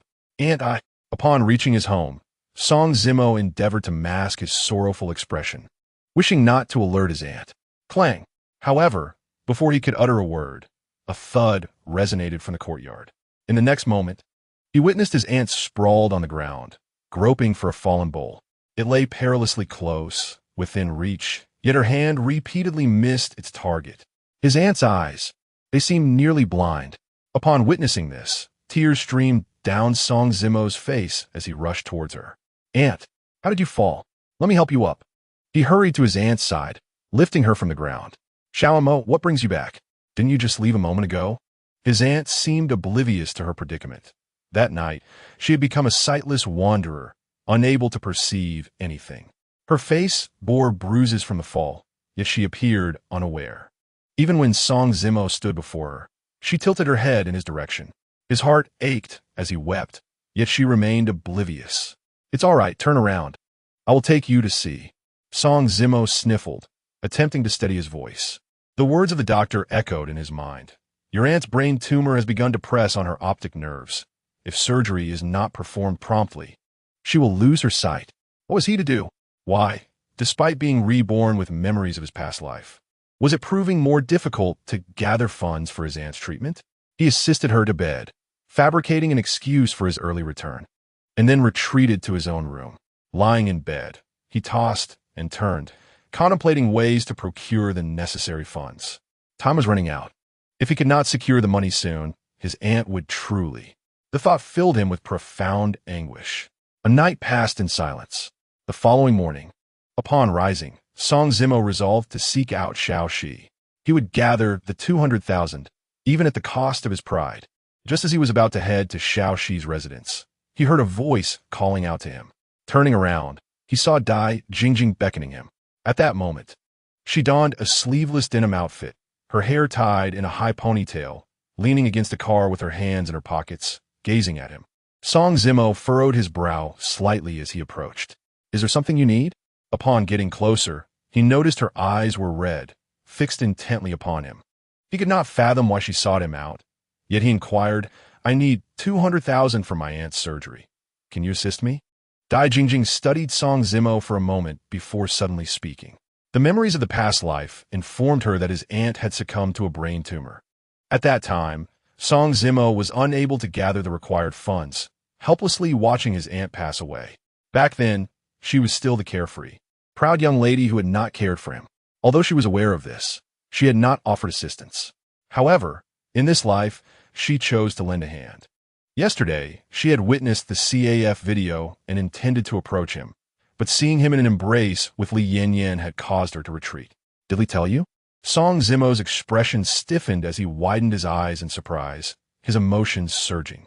To him, it was evident that Dai Jingjing's appearance and her mention of his aunt's dire need for funds could only mean that Li Yanyan had informed her. Li Yanyan? Dai Jingjing was taken aback, not expecting him to respond in such a manner. "Isn't it? She's the only one who knows about my aunt's serious condition."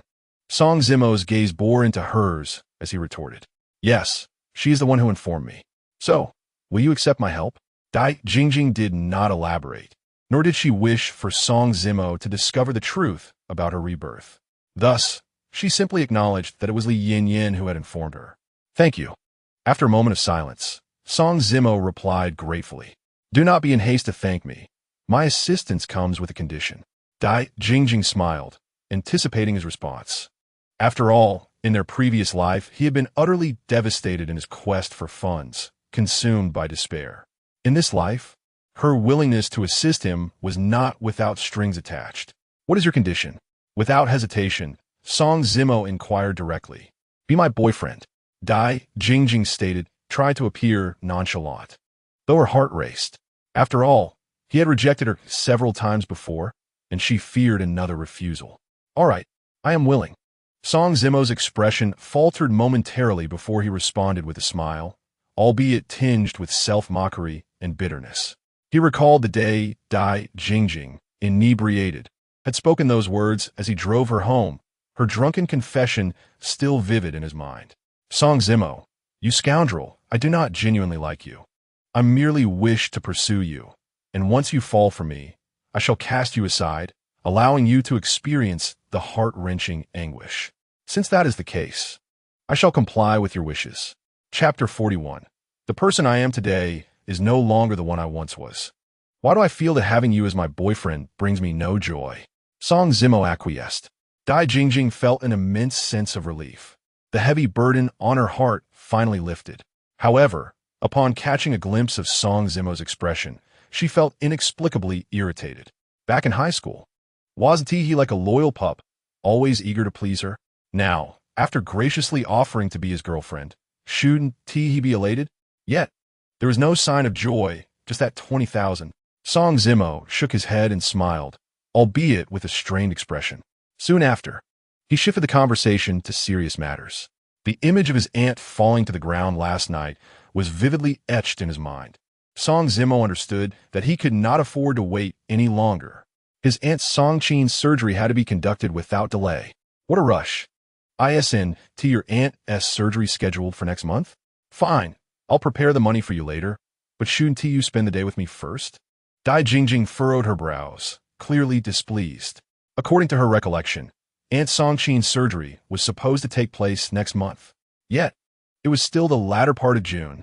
Nevertheless, she bit her tongue and agreed to prepare the money for Song Zimo, on the condition that he would first accompany her for a day of fun. Very well. Where shall we go? Song Zimo nodded, saying nothing further. Where we go depends on your sincerity. Now that you are my boyfriend, shouldn't you know where to take me for fun? If you don't, what is the point of this boyfriend title? Back in school, weren't you always coming up with various ways to win my favor? Dai Jingjing gazed at Song Zimo, her intentions unmistakable. Upon hearing this, Song Zimo furrowed his brow in contemplation. Let us go to the amusement park. After a moment, Song Zimo raised his head to look at Dai Jingjing and said, It is true that I sought to please you back in school. However, the person I am now is not the same as I was then. Song Zimo turned to glance at the person beside him, his mind involuntarily drifting back to his past life, to the moment a heavy truck bore down upon her. He had pushed her away without a second thought, only to find himself bloodied and fading into unconsciousness. She had rushed over, embracing him tightly, weeping. Heart-wrenching sobs. Rain fell upon her face, warm and mingling with the blood trickling from the corner of his mouth. No, it was her tears. Do as you wish. Dai Jingjing met Song Zimo's gaze with a feigned air of indifference, though deep down, she felt a twinge of something unusual. Upon arriving at the amusement park and disembarking from the vehicle, Song Zimo stuffed his hands into his pockets and walked ahead, while Dai Jingjing walked alongside him. Song Zimo vaguely recalled visiting this place in his past life, though the person by his side was not her. I have a fear of heights. I do not wish to ride the Ferris wheel. Zimo, I'm sorry. I didn't know you were afraid of heights. Let us try something else then. A simple exchange of words revealed the tenderness and thoughtfulness of that girl from his previous life. I am your girlfriend. Why don't you even hold my hand? A voice tinged with shyness and irritation chimed in beside him. Still, it was as haughty and domineering as ever. Song Zimo snapped back to the present and turned to look at Dai Jingjing. She was pouting, her expression one of annoyance. Nearby, couples strolled by, embracing one another in affectionate gestures, clearly in the throes of young love. My apologies, I'm still adjusting to this new identity. After a moment of hesitation, Song Zimo raised his hand and took hers. As nervousness set in, his palms began to sweat.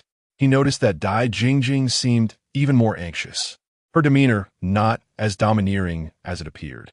This is more like it. Perhaps to mask her own nervousness and embarrassment, Dai Jingjing reluctantly uttered, I want to ride the Ferris wheel. Everyone says that each cabin is filled with happiness, and when people gaze up at the Ferris wheel, they're looking up at happiness itself. The height of happiness is as high as the Ferris wheel. You should accompany me. Dai Jingjing pointed towards the Ferris wheel, which was gradually coming to a stop, and turned to Song Zimo. However, Song Zimo looked up at the towering structure, his complexion paling slightly. A fear of heights, innate and inescapable. It seemed that Dai Jingjing was aware of this. Back in school, she had once mocked a boy for having a fear of heights. No buts. I want to ride the Ferris wheel. Don't you want me to be happy? Or is it that you don't like me at all? Dai Jingjing was assertive. She turned away, visibly miffed. Why? Can't you even fulfill such a small request? Is it because the ticket is too expensive? After all, I am your girlfriend. Is it too much to ask to ride the Ferris wheel? If this is how you are, will I truly find happiness with you in the future? Never mind. I'll just break up with him later anyway. Why overthink it? Fine. Let us go ride the Ferris wheel. Song Zimo smiled and agreed. The fear still lingered in his heart, but did he have any other options? Approaching the Ferris wheel, they bought tickets and boarded. As the machinery whirred to life, the Ferris wheel began to turn. Fear, anxiety, cold sweat, an indescribable sensation engulfed him. Song Zimo shut his eyes, unwilling to look outside. Beside him, Dai Jingjing cheered excitedly, occasionally calling out his name. Zimo, look over there. Zimo, riding the Ferris wheel is exhilarating. Once we finish, let us do it again. Zimo, why are you so quiet? As she called out, Dai Jingjing, noticing his silence, turned to look at him. When she saw that his eyes were tightly shut, his forehead glistening with cold sweat, and his grip on the handrail was vice-like, her voice trailed off abruptly. Suddenly, it dawned on her, and her eyes turned red. Dai Jingjing, oh Dai Jingjing, are you out of your mind? He has a fear of heights. Why are you forcing him to ride the Ferris wheel with you? At last, the Ferris wheel came to a halt. Once Song Zimo disembarked, he could no longer hold it in and began to vomit. His already pale complexion turned even more ghostly. Are you all right? I'm sorry. I forgot you were afraid of heights. Dai Jingjing hesitated, offering him a tissue with a concerned expression. She felt an inexplicable ache in her heart. Em fine. Song Zimo shook his head, resting for a while until he felt slightly better. You should rest for a moment. I'll go buy you a bottle of water. After saying this, Dai Jingjing went off to buy water. Song Zimo sat there, watching her retreating figure, feeling somewhat dazed. Moments later, he noticed a stall selling strawberries not far away, and, recalling that Dai Jingjing loved strawberries, he stood up to buy a box for her. After all, as her boyfriend, he couldn't appear too stingy. Where the hell have you been? I told you to stay here and rest while waiting for me. Why did I return to find you absent? I noticed your discomfort and kindly went to fetch you some water, yet you had the energy to dart about. Song Zimo had just purchased strawberries and was on his way back, but before he could present them, Dai Jingjing erupted in a fit of temper befitting a spoiled heiress. In an instant, the strawberries in Song Zimo's hand were sent tumbling to the ground, the contents of the box scattering everywhere. Chapter 42. This fellow isn't so detestable after all. Song Zimo fell silent, his hand frozen midair. The explanation that had been poised on his lips was swallowed back. Likewise, the words from Dai Jingjing ceased abruptly. She looked down at the strewn strawberries, her delicate frame trembling. In the next moment, she watched as Song Zimo crouched down, quietly gathering the fallen fruit. I'm sorry, I thought. Her voice trembled, laced with a hint of tears. She was unaware that Song Zimo had gone to buy strawberries for her. Upon her return, she found him absent. Considering he had been so unwell earlier, she felt a surge of indignation at his reckless wandering. No, it wasn't anger but concern. Yet, Dai Jingjing's proud and haughty nature made it difficult for her to express such feelings. Thus, she resorted to irritation and scolded him. Everything's fine, Song Zimo said, looking up at her with a smile. However, upon meeting his gaze, Dai Jingjing's resolve faltered and her eyes welled with tears. Rising to her feet, she found herself confronted by the sight of an emotional Dai Jingjing. After a moment's hesitation, Song Zimo approached her, gently wiping away her tears. They stood together in silence for what felt like an eternity. There's a haunted house over there. Shall we go play? After a brief pause, Dai Jingjing's cheeks flushed slightly. Her voice softened considerably. Song Zimo replied, hesitating to offer her the soiled strawberries. Yet, Dai Jingjing boldly snatched them away. At least you have some conscience. Knowing I adore strawberries. She feigned nonchalance, her heart secretly elated. Ah, there's a ghost. How terrifying. Despite her fear, she insisted on entering the haunted house, embodying a blend of cowardice and playfulness. Inside, each encounter with something frightening would elicit a loud scream from Dai Jingjing, immediately causing her to instinctively cling to Song Zimo.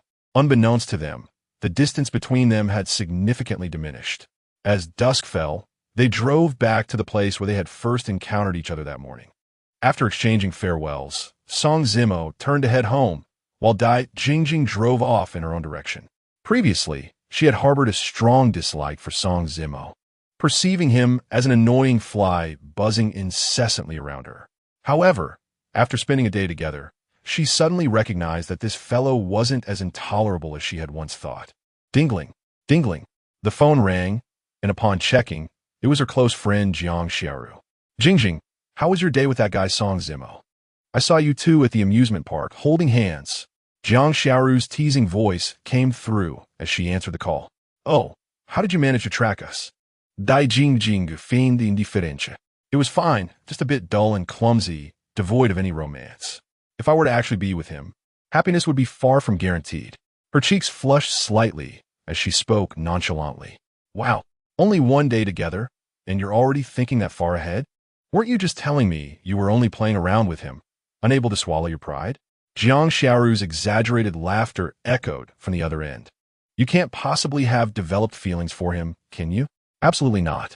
I said I would definitely break up with him, but before that, I need him to fall for me first. Tomorrow, I shall test my standing in his heart. Dai Jingjing's expression grew slightly uneasy. Despite her words, she couldn't shake the discomfort that lingered within her. Yet, Faced with her friend's playful jabs, her pride prevented her from admitting any softness. After hanging up, Dai Jingjing found her mind racing with Jiang Xiaoru's words. Had she truly developed feelings for that unromantic fellow? Impossible. She was merely unwilling to concede defeat. She would certainly end things with him. Later that evening, back at home, Song Zimo opened the notebook he had purchased days earlier and began to write a novel. It had been several days since he had written due to family matters. However, he found it difficult to concentrate, even in his previous state. Tonight, however, his mood had improved considerably, and he resolved to accumulate some drafts. Mo Bai, how should you plan your future life? At that moment, Song Zimo was consumed by confusion. Having been reborn, he found himself in familiar surroundings, yet everything had changed. The character Mo Bai from his book seemed to have infused his soul, leaving him adrift in uncertainty. As the night deepened, nearing dawn, the only companions for Song Zimo were his computer and the character Mo Bai. It seemed as though they had become two souls bound by shared plight. Mo, are you there? Just as Song Zimo was about to close his notebook and retire for the night, a message pinged on his phone. He opened it to find Wang Shuangyi's name. On the other end, Wang Shuangyi held her phone, waiting for a response. It's so late. He must be asleep by now. Perhaps, even if he isn't, he doesn't wish to reply to my messages, given how I treated him before. Not yet, ain't you? He replied. His tone lacked the usual coldness, even carrying a hint of warmth. In that moment, Wang Shuangyi's tears began to fall, though she couldn't quite comprehend why. Was it joy or sorrow? I'm sorry. I regret the things I said before. Almost simultaneously, both sent messages to each other. Upon reading Song Zimo's text, Wang Shuangyi's tears flowed even more fiercely. Song Zimo felt a pang of bitterness and discomfort in his heart. Could you share with me what transpired? Wang Shuangyi's fingers trembled slightly as she sent a message. Seeing this, Song Zimo fell silent. Although Wang Shuangyi had not asked directly, he understood the implications behind her words. Is it impossible? Or have I ceased to be the girl you yearn to confide in? After a prolonged silence, Wang Shuangyi, noticing Song Zimo's lack of response, inquired once more. However, this message carried far more disappointment and sorrow than her previous hopeful queries. My aunt has been diagnosed with a brain tumor. I need 200,000 for her surgery. Finally, taking a deep breath, Song Zimo spoke up. Your aunt has a brain tumor and requires 200,000 for her surgery? On the other end, Wang Shuangyi, who had been filled with disappointment, suddenly felt a jolt of shock, sitting upright with wide eyes. In that moment, her thoughts raced back to the days prior when she had confronted Song Zimo in the bar. He became a son-in-law in that chubby girl's family. Everything became clear to her. Everything, the bar, and that chubby girl were all for. In response, Wang Shuangyi felt as if her heart were being sliced by a knife, overwhelmed with unbearable sorrow. Yes, it was all to gather funds. I had no choice. If it weren't for reaching a dead end, who would want to resort to such measures? She forced a smile, one steeped in helplessness and desolation.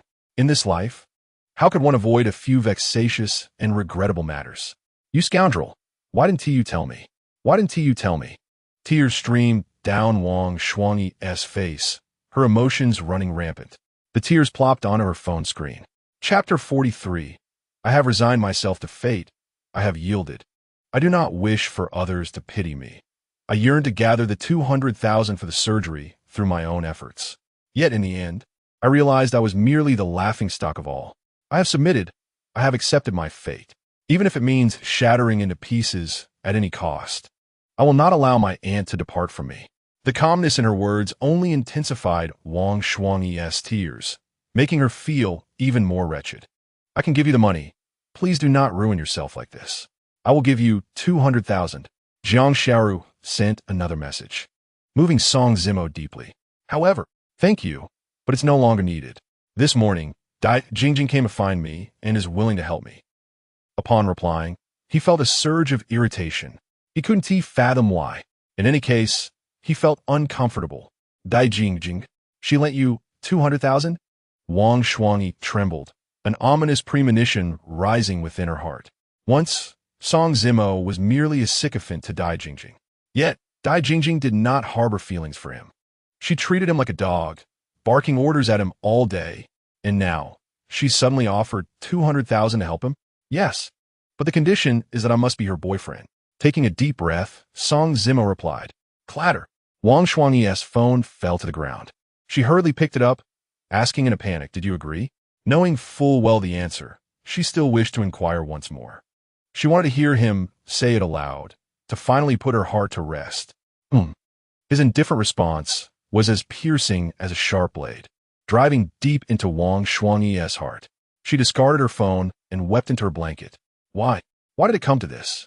On the night of the graduation party, she had resolved to muster her courage and strive for her desires one last time, determined not to leave any regrets, even if it led to failure and heartache. However, at the moment of revelation, she cried, her heart torn asunder. She suddenly discovered that she still could not accept it.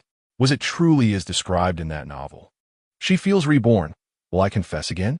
Loving someone is painful, sorrowful. It is humbling. Ultimately, the deeper the love, the more profound the hurt upon parting. Cough, cough. Outside, a fit of coughing broke the silence. Song Zimo set down his phone and hurriedly walked towards his aunt's room.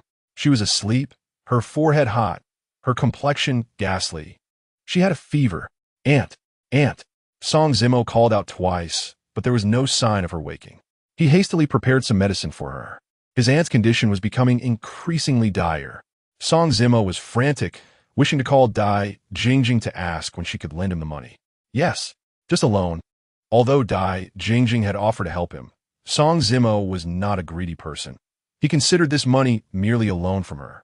Once his aunt's surgery was completed, he would certainly find a way to earn the money to repay her. Ultimately, Song Zimo set down his phone. It was quite late. She must have already fallen asleep. Calling her now might only provoke her ire. He would wait until morning, just a few hours more. In the morning, his aunt's condition had slightly improved, yet her complexion remained grim. Song Zimo arrived at the designated park, seeking out Dai Jingjing. Jingjing, when can you provide the 200,000? Approaching Dai Jingjing, he bypassed any insincere pleasantries. His aunt's life was hanging by a thread. He had no patience or mood for such trivialities. Thus, he gazed at Dai Jingjing and directly inquired, why the rush? We just spent one day together. You come early in the morning asking for money? Initially, a smile adorned Dai Jingjing's face. However, upon hearing Song Zimo's words, her expression immediately turned cold, a hint of anger flaring within her. Your aunt's treatment isn't needed until next month. After just a day together, you're already being dismissive? Truly a scoundrel. At that moment, Dai Jingjing, recalling memories from her past life, assessed Song Zimo and grew increasingly irate. I apologize for being anxious, but could you provide a specific time frame? Song Zimo took a deep breath, speaking apologetically. After all, Dai Jingjing did not owe him anything. Her willingness to help was already commendable. He indeed should not rush her. However, just a few days, but which days specifically depends on your performance, whether you can make me happy. Dai Jingjing glanced at Song Zimo, offering no clear answer. It seemed she had him in her grasp. Only if Song Zimo found ways to please her would she consider giving him the money. Hearing this, Song Zimo's brows furrowed slightly, a sense of urgency creeping in. What? Not happy? Dai Jingjing noticed the expression on Song Zimo's face, feeling irritated. This guy, what attitude? Did he only agree to be her boyfriend for the sake of money? If that were the case, it would be utterly excessive, inciting her anger. No, Song Zimo shook his head, attempting to explain. At that moment, a group of individuals with bleached hair, dangling earrings, and dressed in a nonconformist manner approached. The gang of delinquents cast their uncouth gazes upon Dai Jingjing. Get lost, you filthy perverts. Dai Jingjing's expression changed, instinctively moving closer to Song Zimo, seemingly seeking his protection. Oh, still shy? I like pretty girls. Let us have some fun together. Don't worry, we're all good people. One of the ruffians shoved Song Zimo aside, beginning to get handsy. Ah, Song Zimo, save me. Get away, you filthy perverts. A cry for help escaped Dai Jingjing's lips, directed at Song Zimo. Get lost. Song Zimo charged forward, standing defiantly before Dai Jingjing, his face dark with fury. Even against 4 or 5 of them. Oh, You're quite bold, huh? What is wrong with us wanting to have some fun with your girlfriend? If you know what's good for you, scram now or else. The leader of the gang, a rough-looking character, gripped Song Zimo's collar, issuing a chilling warning. Others also raised their hands, their 10 fingers snapping ominously. It was as if they were poised to strike, ready to teach Song Zimo a lesson that even his own parents would not recognize. Behind them, Dai Jingjing's eyes were fixed intently on Song Zimo, eager to discern his reaction, to see what choice he would make. Would he flee or stand his ground? This scoundrel, if he dared to turn and run bang. Song Zimo ceased his words, raising his fist to smash into the face of the punk, making his choice known through action. Ouch! Damn it! You dare to break my nose? Brothers, let us go. With a cry of agony, the punk clutched his face and roared in rage. In the next moment, the others charged forward, launching a barrage of fists and kicks at Song Zimo. Yet, even as he was knocked to the ground, Song Zimo did not retreat an inch. Meanwhile, Dai Jingjing's eyes widened, her heart trembling for the first time. As she watched, tears streamed down her face. At that moment, Song Zimo lay bloodied. Yet he continued to stand firm, protecting her, guarding her. Chapter 44. It turns out, my protection was just a joke. Stop. Please stop. After a brief moment, Dai Jingjing finally snapped back to reality. She rushed forward and forcefully pushed aside the thug who was kicking Song Zimo in the head. Damn, you got guts. So I'll let you off this time. Brothers, let us go. The punk shot a glance at the fallen Song Zimo, then turned his gaze to Dai Jingjing, giving her a lingering look before departing with his crew. Song Zimo, are you all right? What is wrong? Dai Jingjing anxiously stared at Song Zimo, her voice quivering with concern. At that moment, she felt a pang of regret for intervening. I'm fine, what about you? Are you hurt? Song Zimo shook his head, wiping the blood from the corner of his mouth, struggling to rise from the ground. Despite his disheveled and injured state, his foremost concern remained for Dai Jingjing. I'm fine, Dai Jingjing's tears flowed even more freely as she desperately shook her head. Just as long as you're not hurt. That is what matters. Hearing her words, Song Zimo breathed a quiet sigh of relief. Yet in the next moment, he could no longer maintain his balance. Staggering before collapsing into Dai Jingjing's embrace, unconscious. Song Zimo. Dai Jingjing was stunned. After a long pause, she regained her senses and called out loudly to him. Yet there was no response. At that moment, she felt as if her heart had returned to a past life when he had lain in her arms, drenched in blood.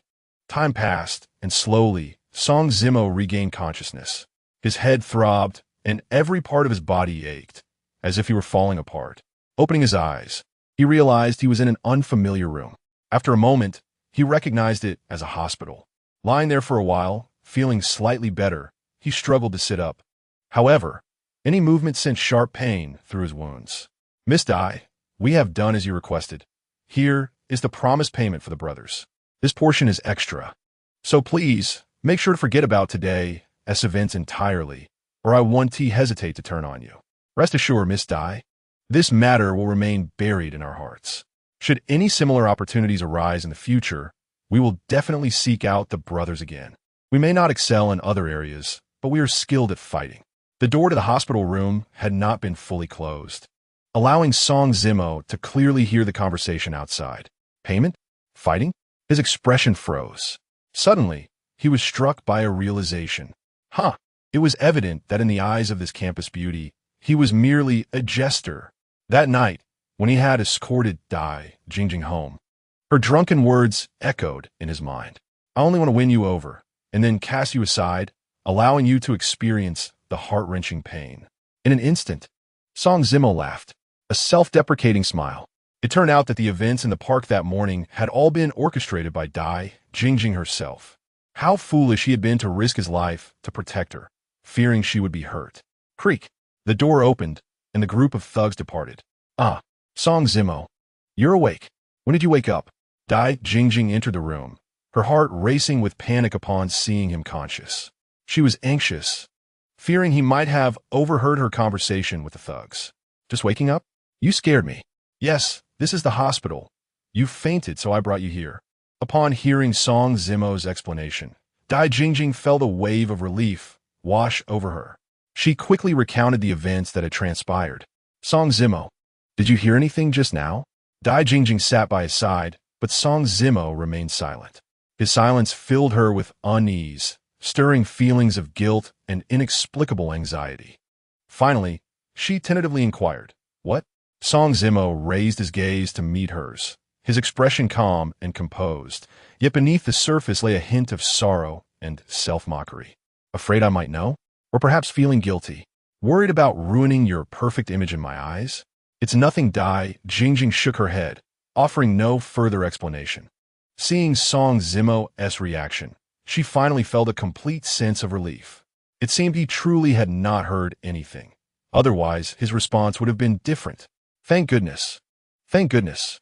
If he had heard Dai Jingjing, "You must never put me to the test like this again. If he ever finds out Jingjing, let us go back." Song Zimo inhaled deeply, struggling to rise from the hospital bed. Pain shot through him. His head spun, a consequence of the kicks he had received while defending Dai Jingjing in the park, likely resulting in a concussion. Yet at that moment, he had no time to dwell on his condition. His entire focus was on his aunt. "Back." Dai Jingjing's head shot up, her expression one of disbelief. "Yeah, I'm fine now, and staying in the hospital is costly. There is no need for it."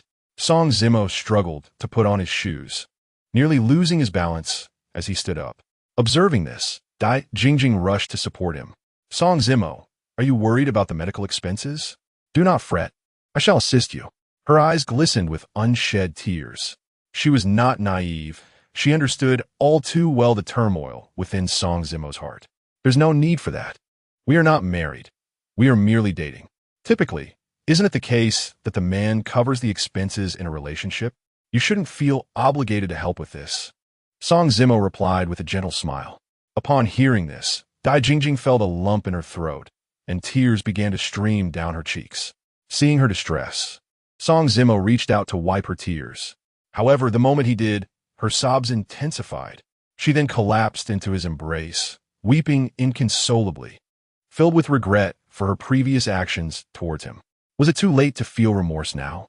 Song Zimo, on the other hand, displayed tenderness, attempting to comfort her.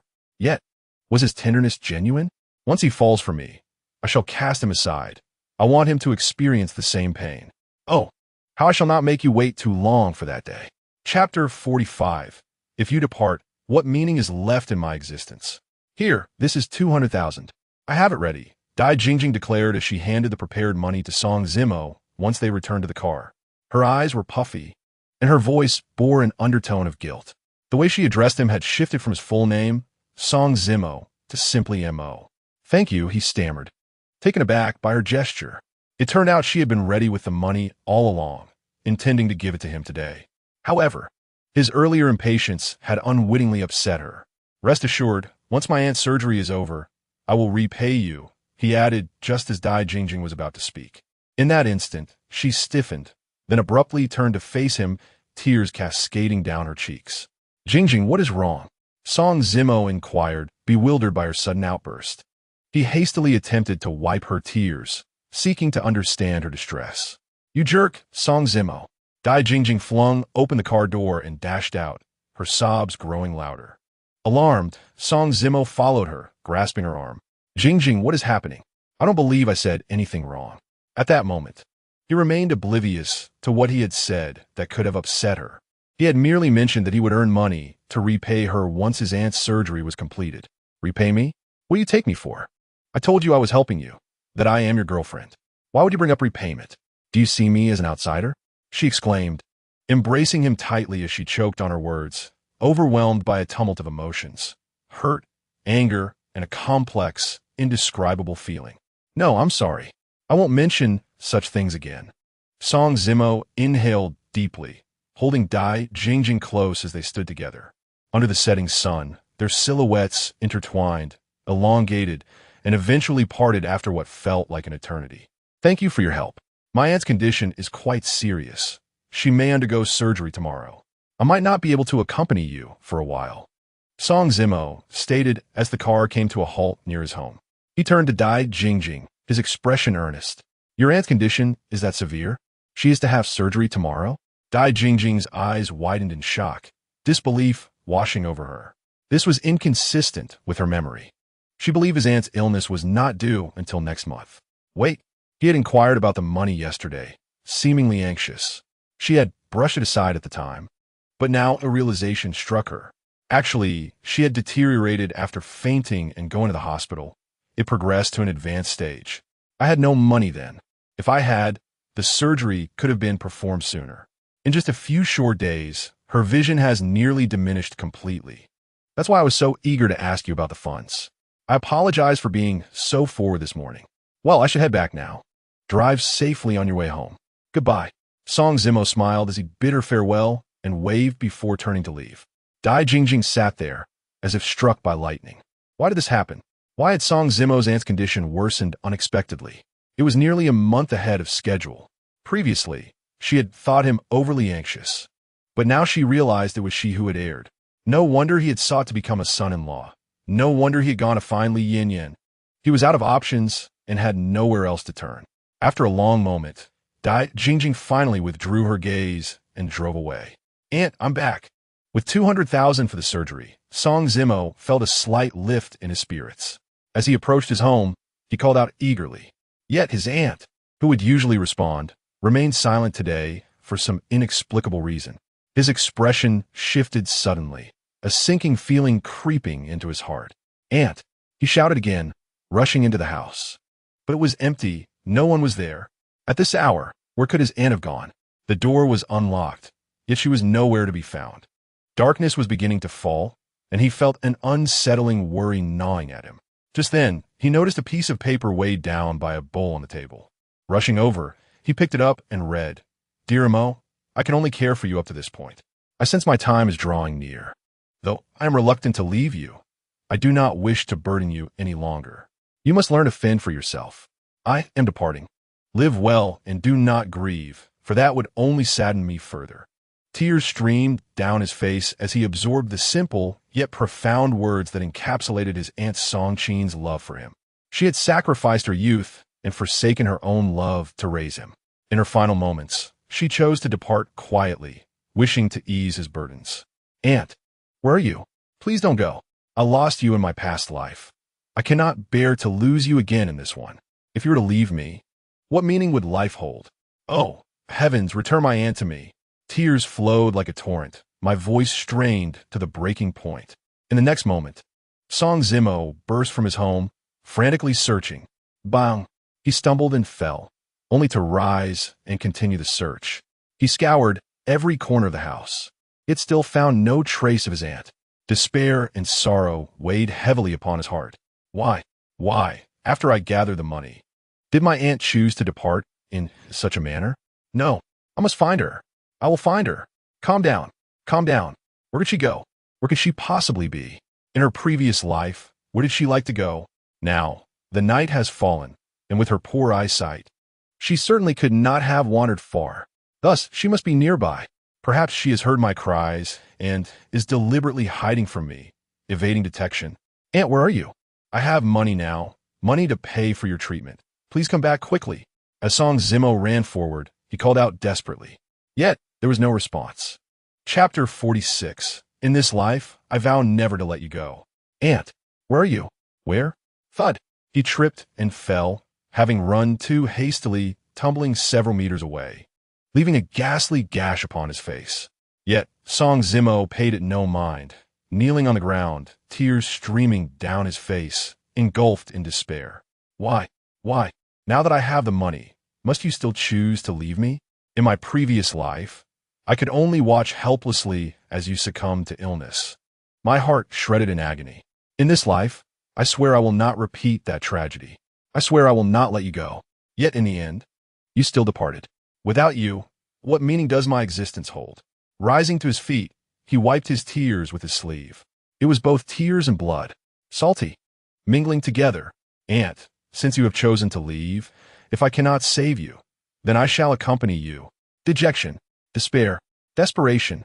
He turned back, having heard that someone was contemplating jumping from the overpass. Where? Just across the road. How pitiful.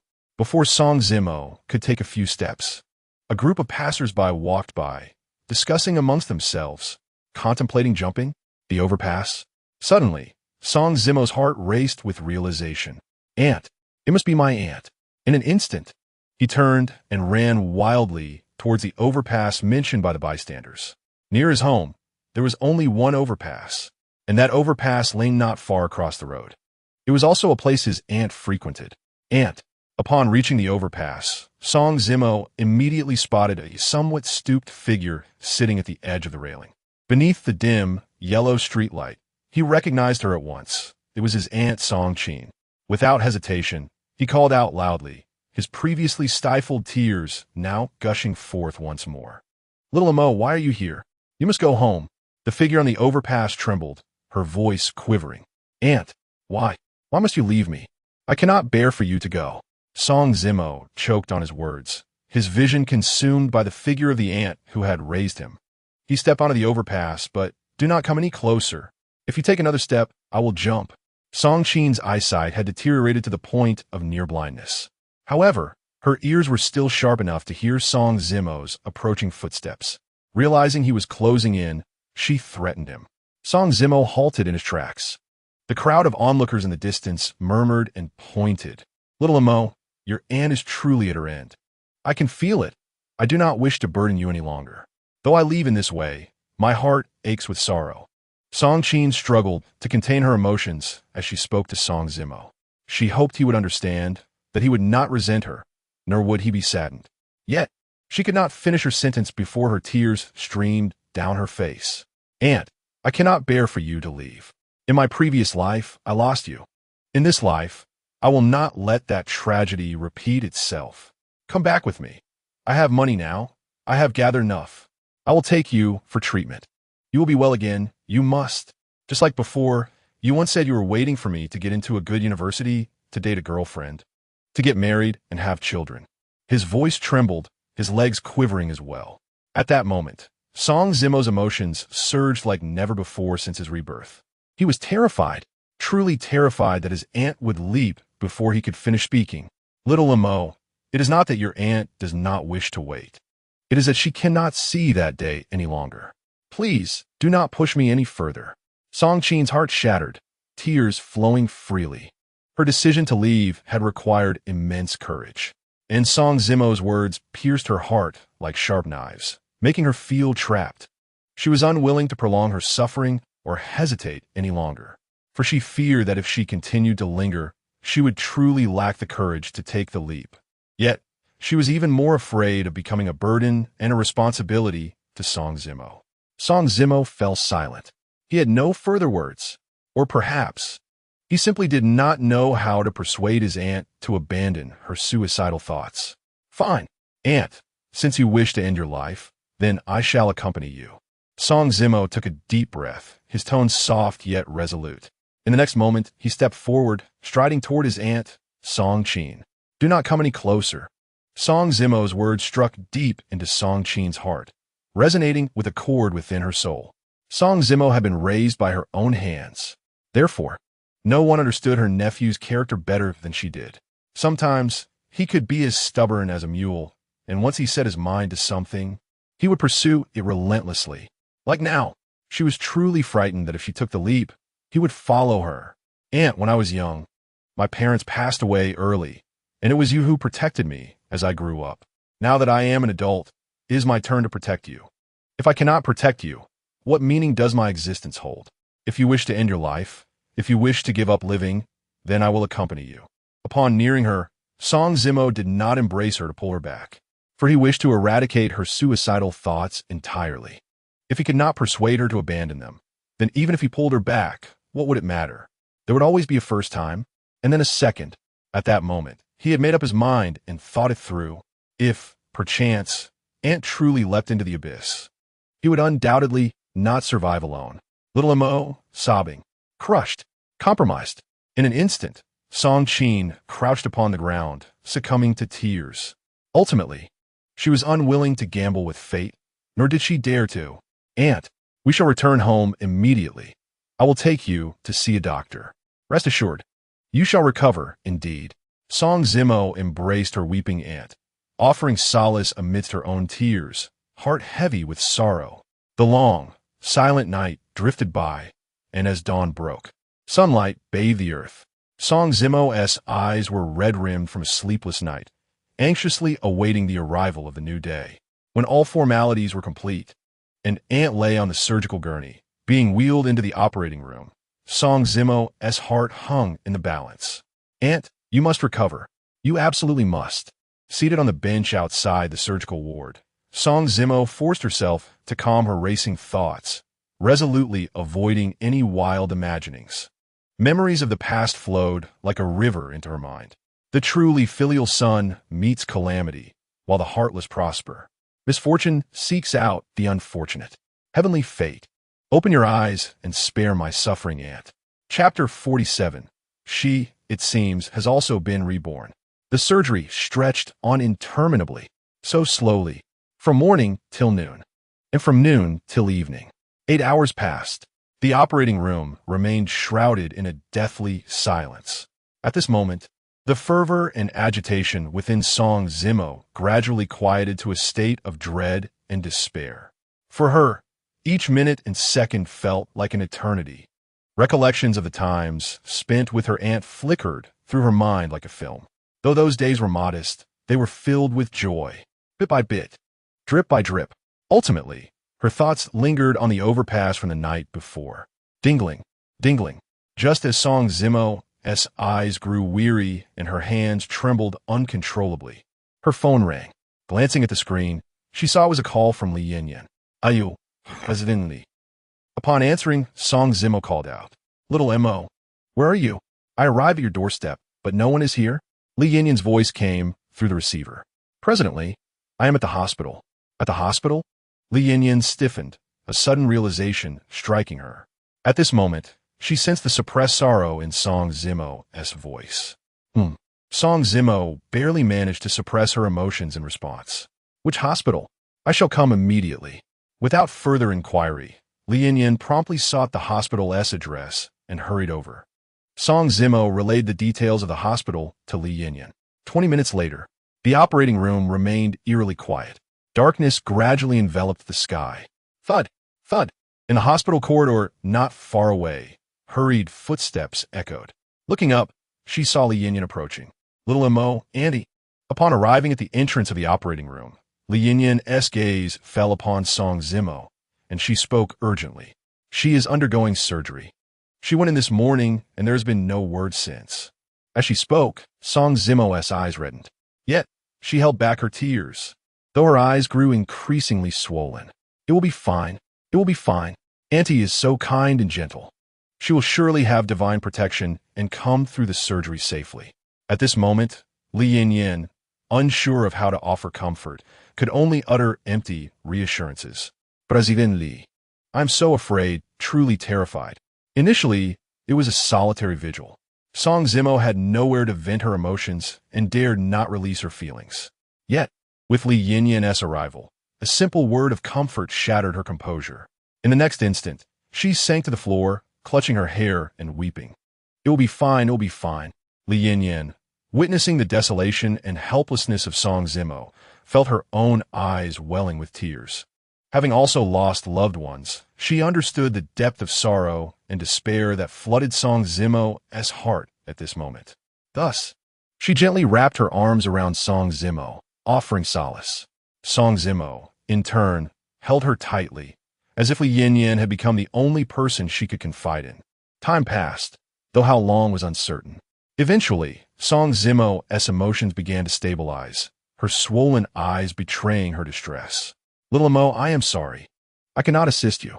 Li Yinyan, waiting for Song Zimo to regain her composure, spoke with a heart full of guilt. Initially, she had promised to lend money to Song Zimo.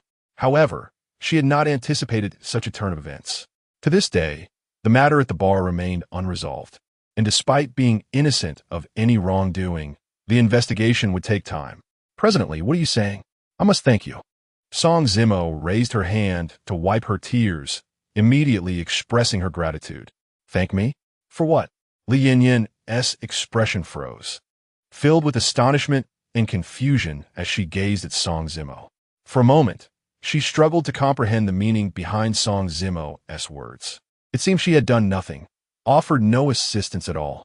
Even the news of Aunt S surgery had only just reached her. Thank you for informing Jingjing.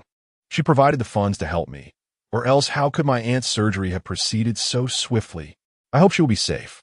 Song Zimo looked up at Li Yin, responding earnestly. Little did she know, the moment Song Zimo finished speaking, an expression of shock and disbelief crossed Li Yin's face. Jingjing? Miss Dai? I informed her of your financial troubles. Who told you? Li Yin stared wide-eyed at Song Zimo, countering her inquiry. At that moment, Li Yin racked her brain. Aside from that night at the bar, she had not seen Miss Dai. In the days following, she had been preoccupied with bar affairs and had not encountered her at all. Moreover, her acquaintance with Miss Dai was merely superficial. They were not close. It was improbable that she would seek her out to discuss Song Zimo's financial plight. Didn't you say so? Song Zimo was taken aback, her face a mask of surprise and confusion. The morning before last, she came to me, saying she was willing to lend money for my aunt's treatment. When I inquired, she said you had informed her. Song Zimo recounted the events of that morning, simply. I have not seen Miss Dai in these days. I did not mention your aunt's situation to her. I believe she must not have wanted you to feel overly touched, hence the pretense. Li Yin pondered for a moment before shaking her head at Song Zimo. What? Not you? How could not be you? If not you, then who else could it be? Aside from you, it seems no one else knows of my aunt's illness. In that moment, Song Zimo gasped in astonishment. Her thoughts raced. Moments later, his countenance shifted abruptly, and he rose from the bench. His face was a canvas of shock and disbelief. Song Zimo, weren't you about to confess your feelings to me? You scoundrel, come over here. I am willing to cover the 200,000 for your aunt's surgery. ISN to your aunt's operation scheduled for next month. Since his rebirth that fateful night, after interacting with Dai Jingjing, her words had surged into Song Zimo's mind like a film reel. At the time, he had not given them much thought. Yet now, upon reflection, they seemed rather unsettling. It was as if she had foreknowledge of these events. Even the day he sought employment, she appeared less like a mere passerby and more like someone who had been waiting specifically for his arrival. Coupled with her visibly stiff expression and flustered response when he inquired about his aunt's surgical fees, everything felt profoundly irregular. Could it be that Dai Jingjing, the belle of the school, had also been reborn like him? Chapter 48. She had cropped her long, jet black hair. Xiao Mo, the operating room door has opened. Your aunt has come out. Before Song Zimo could gather his thoughts, the light above the operating room finally shifted from red to green. In that instant, a shiver coursed through him, and without a moment to ponder further, he abruptly lifted his head. Aunt! Aunt! His emotions were taut with anxiety and excitement as he hurried over. Your aunt's surgery went relatively smoothly. However, she is not yet completely past the danger period. She must remain under monitoring in the intensive care unit for 12 hours. Only once she surpasses this perilous phase can we deem it a complete success. The surgeon removed his mask, revealing a weary yet benevolent smile. He empathized with this young man, recognizing the burden he bore. Thus, when he had brought the aunt to seek his help, even willing to kneel and plead for her rescue, the doctor felt immense pressure. He feared that should he fail, it would plunge this kind and dutiful boy into despair. Thankfully, the surgery was successful. Thank you, doctor, he wept, his voice choked with emotion. Taking a step back, he bowed deeply. The doctor waved his hand with a smile, departing. Watching his aunt, still unconscious from the anesthesia, a weight gradually lifted from Song Zimo's heart. The intensive care unit was under the vigilant care of hospital nurses, and family members were not permitted inside. That night, although Song Zimo felt utterly exhausted, sleep eluded him. His mind was filled with Li Yin's earlier words. Did she not inform Dai Jingjing about his aunt's illness? How then did she know? And what of her previous statements? Could it be that she too had experienced rebirth? In the past, Song Zimo would have deemed such notions utterly absurd. Yet here he was, a living testament to such phenomena. Why then could Dai Jingjing not also be reborn? He resolved to confront her and clarify this matter. Unable to sleep, Song Zimo took out his computer and began to type. The surgery for his aunt had finally concluded, and the regrets from his previous life regarding her passing had been rectified. Hence, The weight on his heart was entirely lifted. The following morning, his aunt awoke. As Song Zimo gazed at her recovering form, he could no longer contain his emotions and broke down in tears. These past days, he had accumulated so much within him, suppressing it all, unwilling to share it with anyone. Now, with his aunt finally safe, the indescribable joy and exhilaration emanated from the depths of his soul. At noon, Dai Jingjing came to visit. Approaching the bedside, she was as gentle as a young girl, grasping his aunt's hand. Her expression tinged with complexity as she chatted amiably to uplift her spirits. Upon revealing her status as Song Zimo's girlfriend, a faint blush crept across her delicate face, hinting at a touch of shyness. His aunt observed this with delight, feeling warmth in her heart. It seemed that everything was indeed as Song Zimo had said the previous night. It was all getting better.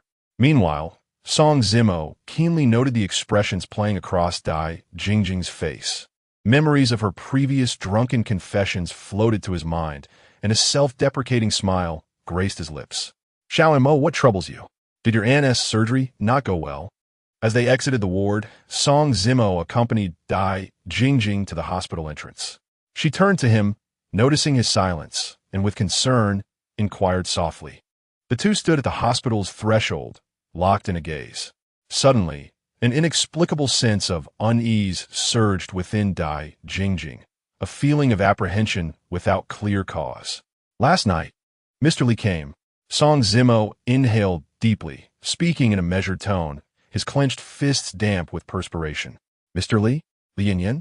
The mention of his name sent a jolt through Dai Jingjing, intensifying her unease. Yet, she maintained her composure, feigning surprise as she asked, "Oh, did she not mention anything to you regarding your aunt's illness?" Song Zimo nodded, his steady gaze fixed on Dai Jingjing, unwavering. What do you mean by that?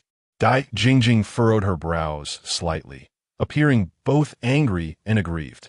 In that moment, she wavered, contemplating whether to reveal her own rebirth to Song Zimo.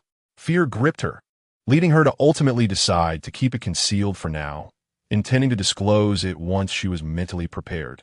Can you tell me how you came to know about this? Her hands trembled slightly as she spoke.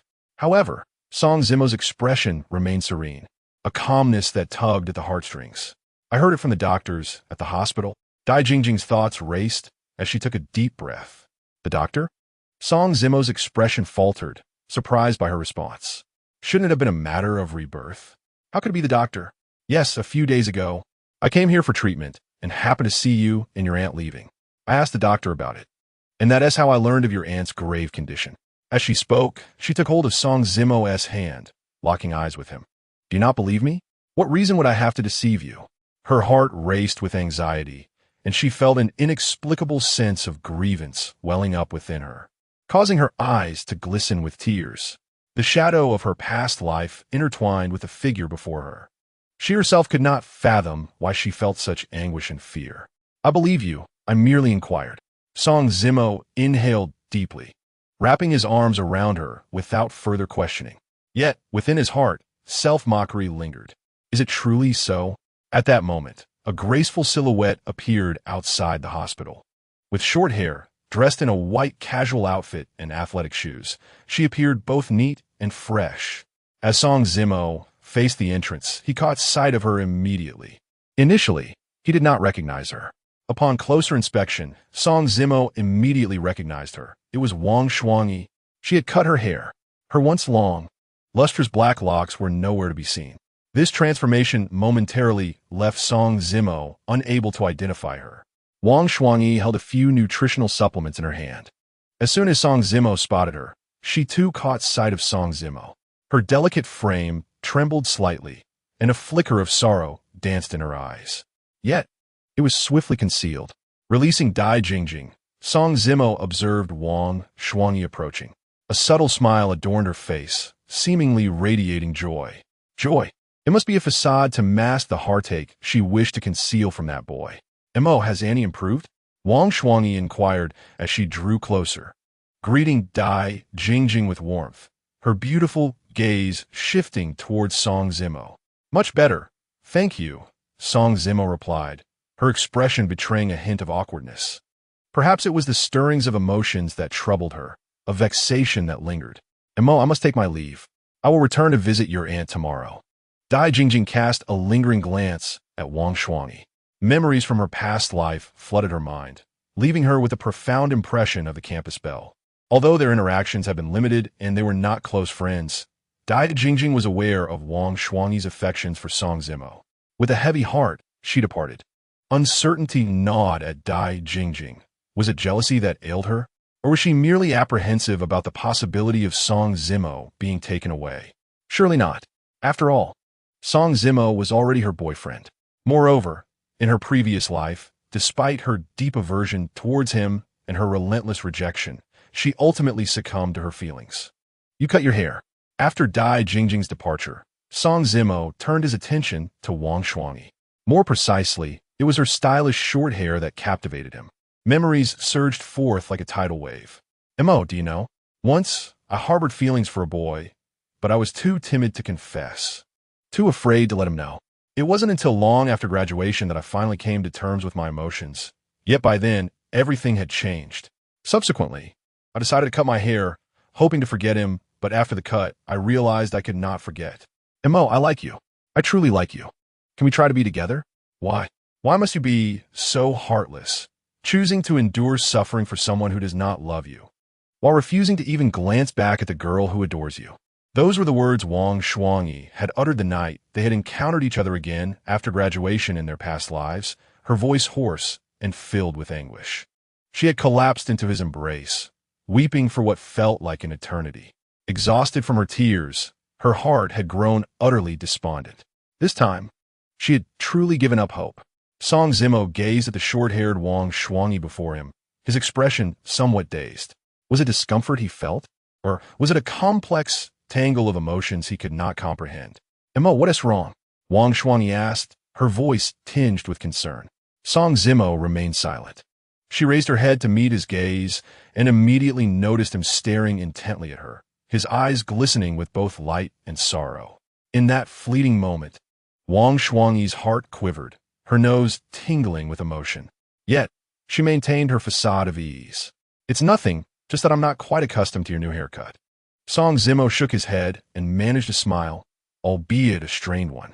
Without further ado, he turned and led Wang Shuangyi towards the hospital room. In contrast to Dai Jingjing's sudden tenderness, Wang Shuangyi exhibited a more attentive and considerate demeanor, evident in the subtle differences in their dialogue. One asked about your aunt's condition, while the other inquired, "How is Andy?" Mo, in a few days, the college entrance examination results will be released. Which university do you plan to attend? Wang Shuangyi asked as they chatted with Aunt Song Qin. After a while, Aunt Song Qin fell into a deep slumber. Wang Shuangyi hesitated before turning to Song Zimo. Speaking again, university? Song Zimo shuddered slightly, his eyes clouded with confusion. In his past life, he had not attended university, not due to poor grades, but rather because he had dropped out after his aunt's passing to enter the workforce. In this life, it seemed he had the chance to choose anew. Yet suddenly, he found himself at a loss regarding how to select his path. What's wrong? Are you reluctant to share? Or... Wang Shuangyi waited for his response. After a moment of silence, she sensed his hesitance and felt a pang of disappointment, tinged with self-mockery. Despite having resolved to let go, despite having cut her hair, she still harbored a glimmer of hope deep within her heart. It's not that I don't want to tell you, but I truly don't know. If I were to attend university, I would probably choose a local one in Yanhai. This way, I could be closer to my aunt and visit her more frequently during holidays or weekends. How about you? Song Zimo shook his head, noticing Wang Shuangyi's misunderstanding, and offered an explanation. As for me, I haven't decided either. When the results come out and it's time to fill in the applications, could you let me know? Wang Shuangyi took a deep breath, her cheeks slightly flushed, yet she mustered the courage to respond.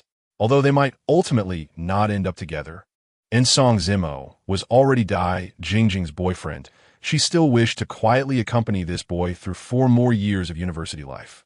All right, once the results are out and I've made my decision, I will let you know. Song Zimo smiled, readily agreeing. Time flew swiftly, and half a month passed. The examination results were released, yet one had to check for themselves. Aunt's recovery after surgery surpassed expectations, prompting Song Zimo to bring her home for further recuperation.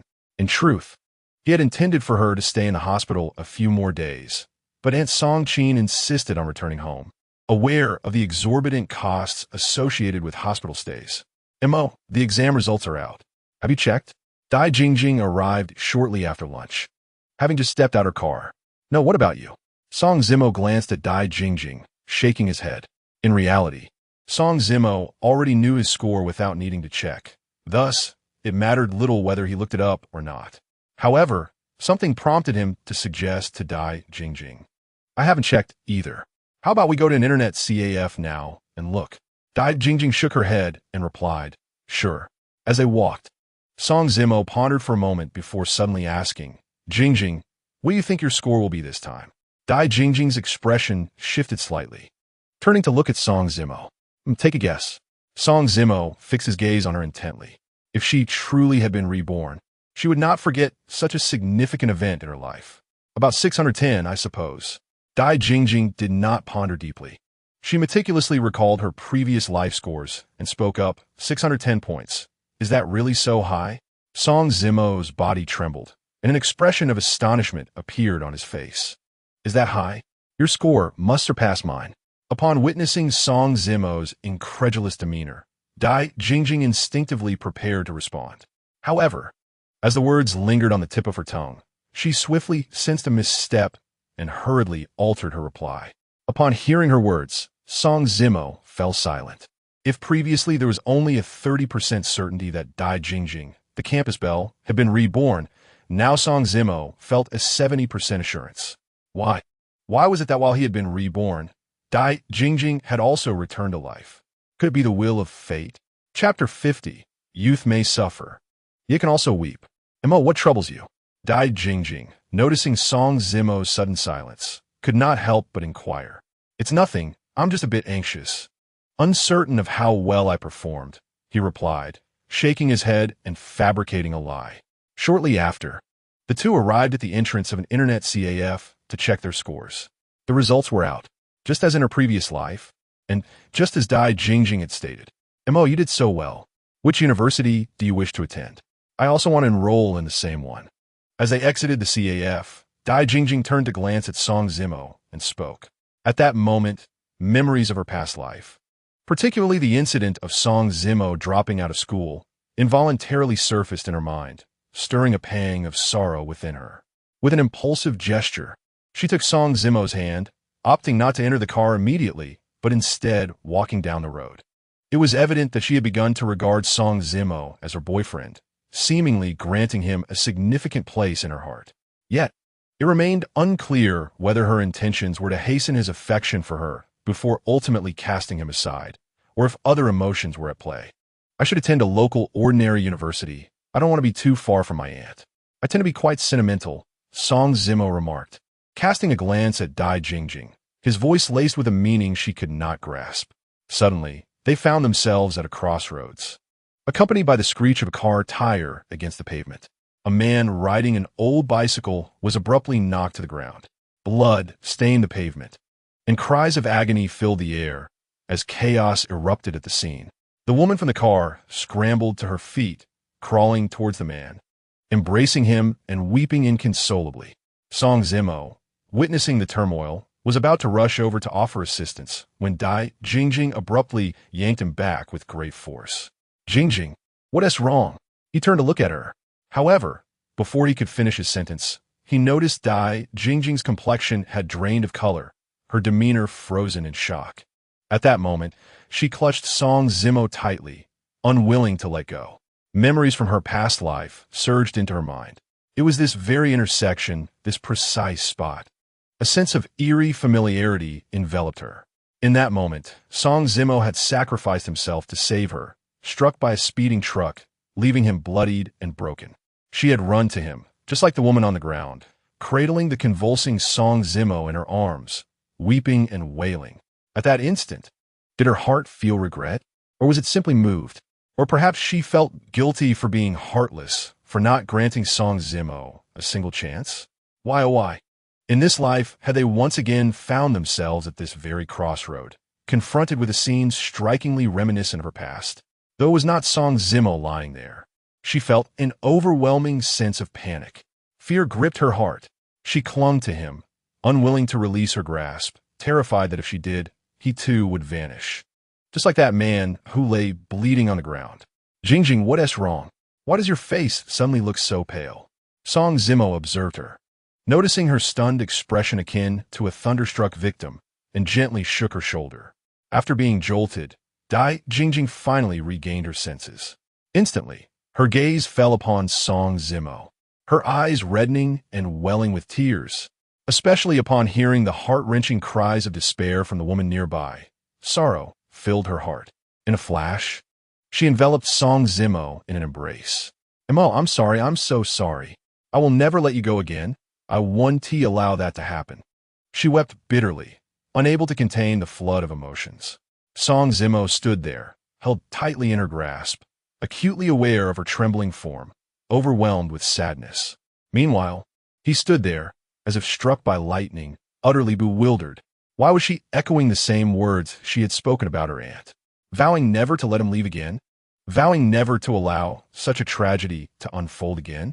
Abruptly, Song Zimo turned to glance back at the intersection. The sunlight was blinding, and the cries resonated with a haunting familiarity. Yet, at that time, his consciousness had begun to blur, his only sensation being the warmth of tears cascading down his face, mingling with the blood seeping from his lips, trickling down his cheeks and behind his ears, falling to the ground. She had truly been reborn, just like him. Was it joy, elation, or perhaps despair and terror? Why had they both returned to life? No wonder, at that banquet, he had refrained from confessing, and as he left, she had chased after him, demanding he declare his feelings. No wonder she had been waiting for him by the recruitment advertisement. And no wonder she had claimed that her past self was not like this. The old self had not been so indifferent. Ah, how fate plays its hand, twisting events contrary to one's desires. Their destinies seemed to be intricately woven once more. Yet, the words Dai Jingjing had uttered in drunken sorrow echoed in Song Zimo's heart like an indelible brand, impossible to erase. She intended to make him experience the same heart-wrenching pain. Was she referring to the time she had held him, weeping in anguish at his death? It's all right. It's all right, he reassured her, attempting to dismiss her fears. What nonsense are you speaking? I am still perfectly alive. Taking a deep breath, he cast aside the chaotic thoughts racing through his mind, feigning ignorance of everything. The past should be left in the past. In the future, once she cast him aside, he could pursue the life he desired, free from entanglements. From now on, let us not come here again. Let us vow never to return to this place again. Dai Jingjing lifted her head, her eyes glistening with tears. She grasped Song Zimo's hand, was out of fear, pleading, or panic. She believed that as long as they both refrained from returning to this place, the tragedies of their past lives would not repeat. But was it truly that simple? It seemed that some things had changed from before, yet others continued to unfold as they had. Very well, if you say we want to come, then we shan't. Song Zimo replied with a smile, gently wiping away Dai Jingjing's tears as he led her back. As she turned to leave, she couldn't help but glance back at the man being loaded onto the ambulance. In her heart, an inexplicable fear and anxiety lingered. She hurriedly took 2 steps to catch up with Song Zimo, grasping his hand tightly, unwilling to let go. On the return journey, Dai Jingjing's eyes were red, and she remained silent. Song Zimo, while feigning nonchalance as he drove, felt a tumultuous storm brewing within. Had he not known that Dai Jingjing had been reborn, perhaps it would have been easier to bear. Now, with the knowledge that this campus belle had also experienced a rebirth, Song Zimo found himself in a state of perplexity. He even pondered what would happen if she discovered that he too had been reborn. Should he confide in her about his own rebirth? This was a love story without an ending. We have both been reborn. Let us each take care of ourselves. Youth is often tinged with sorrow and may bring forth tears. In the past life, we parted with smiles. In this life, we reunite with tear-filled eyes. Chapter 51, Montag. In the next life, I wish for you to take me to see the sea. Upon returning home, when Song Zimo disclosed his examination results to his aunt, Song Qin, she wept tears of joy, overwhelmed with excitement. As he beheld her elation, a smile graced his face, and tears began to cascade down his cheeks. In his previous life, he had refrained from attending university due to his aunt's passing. Perhaps this had been a regret. In this life, he truly ought to experience university, to savor a different existence. Dingling, dingling. After a night devoid of conversation, as noon approached the following day, Song Zimo's phone rang. Upon checking, he found it was a call from Su Biyu, Xiaoxi's mother. "Auntie, hello. What brings you to call me at this hour?" he inquired as he answered the phone. "Xiaomo, could you come over to Annie's house for a moment?" A brief silence preceded Su Biyu's voice, which sounded slightly hoarse. Within her tone lay a suppressed sorrow. Upon hearing this, Song Zimo's expression shifted in alarm as a thought suddenly struck him. It couldn't possibly be about Xiaoxi, could it? "All right, Annie. I'll be there immediately." He refrained from asking further questions as he stepped out, heading towards Xiaoxi's home. 20 minutes later, Song Zimo arrived at Xiaoxi's residence. Before he could enter, he spotted Su Biyu waiting for him on the lawn. "Annie, what has happened?" While he harbored suspicions, they remained mere conjectures. He needed clarification. Yesterday, Xiaoxi suddenly fainted and has been running a high fever that won't subside. This is her examination report from this morning. Woo-woo. Upon seeing Song Zimo, Su Biyu initially put on a brave smile. However, the moment he inquired, as she retrieved the examination report from her pocket, she could no longer contain herself and burst into tears, overwhelmed with sorrow and despair. Song Zimo took a deep breath and accepted the report, scanning its contents. Leukemia, also known as blood cancer. Although her condition was not yet critical, it was still devastating. Why must fate be so cruel to such a kind and gentle soul? He lamented internally. "Annie, how can this be?" "Shout, Mo. I have a favor to ask of you at this moment." Su Biyu lifted her hand to wipe away her tears. Her gaze fixed on Song Zimo as her voice quivered. "Annie, whatever it is, please tell me." Song Zimo did not hesitate. He would comply with any request. In his past life, he had encountered Xiaoxi due to a unique twist of fate. Now, he witnessed Su Biyu, her hair already grayed, her face etched with exhaustion and heartbreak. The scene of her ultimate sacrifice for love was vividly etched in his memory. In this life, he had met Xiaoxi earlier. How could he stand idly by and watch the tragedies of the past repeat themselves? The doctor said that Xiaoxi's leukemia is difficult to treat, and her condition is progressing rapidly. She is still unaware of this, and I dare not tell her. I can see that she enjoys being with you and does not reject you. Over the past few days, she has taken the harmonica you gifted her and played Irish whistle every day. In the evenings, she often holds it, lost in thought. Andy hopes you can accompany her during her final moments. Will you? She made no demands for promises, merely wishing for Song Zimo to be present for Xiaoxi. This was a truth known only to him. She had not even dared to inform Xiaoxi's father. He had a heart condition and had recently undergone surgery. She feared such news would be too much for him to bear. But how long could this be concealed? All right, I will visit her often from now on, Annie. Please don't be so pessimistic. I believe that everything will turn out well. Perhaps a bone marrow transplant could save her, right? Without hesitation, Song Zimo nodded in agreement, offering a word of comfort. Seeing Su Biyu's tear-streaked face, Song Zimo felt a deep and profound empathy. Just half a month ago, he had scrambled to gather funds for his aunt's medical treatment. When he finally managed to do so, she had left him alone, enveloped in despair and sorrow. Now, Su Biyu was enduring a similar anguish. Yet, as a mother, her grief must be even deeper, for Xiaoxi was a piece of her heart. Alas, Auntie, and your uncle's bone marrow does not match Xiaoxi's. In this vast sea of humanity, finding a stranger whose bone marrow is compatible with hers is exceedingly difficult. Nevertheless, even so, I will continue the search. I hope that before she departs, a miracle will occur and a matching donor will be found. But before that, Xiaomo, I wish for you too. As she spoke, Su Biyu was rendered speechless, her sobs overwhelming her. Auntie, both you and Xiaoxi are so kind-hearted. Heaven will not be heartless.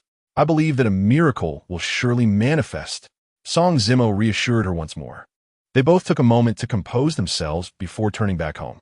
Xiaoxi, Xiaomo has come to play with you upon entering the house. Su Biyu immediately looked up towards the stairs. With a clatter and a flurry of footsteps, the sound of hurried movement echoed from above. In the next moment, Song Zimo glanced up to see Xiao Shi, clad in a nightgown, rushing out of her room. "What is this? The wind blew you here to play with me?" Though her heart brimmed with joy, she maintained an air of calmness. The very fact that she dashed out barefoot betrayed her true emotions. "I was worried you might be bored all alone at home. Now hurry and change your clothes. Today I'll take you to a fun place." Song Zimo chuckled, his tone light and jubilant. But in truth, was that how he truly felt? What fun place? It wouldn't be that little hill from last time, would it? How boring that was, just sitting there like a fool. Fine, fine. In light of your special effort to come find me, I shall reluctantly agree. You got lucky this time, she teased, recalling the first time they had ventured out together, when Subiyu had insisted on dragging her out with a stick. At that time, Xiaoxi had been unwilling and had grumbled all the way, casting him scornful glances. As Song Zimo escorted her to the small hillside in front of the hospital, and after he finished playing that melodious tune on his harmonica, the sunlight cast a gentle glow on a figure that had, almost imperceptibly, etched itself into her heart. During the long nights, she often found herself reminiscing about that youthful boy playing the harmonica, as well as his handsome profile. In truth, he was quite a decent person.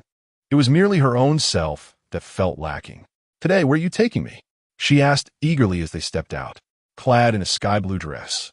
She appeared incredibly pure and adorable, with a hint of mischief. In the car, she turned to gaze at Song Zimo, her eyes sparkling with anticipation and curiosity. "Where do you wish to go?" she inquired with a smile, her thoughts racing, memories flowing like water.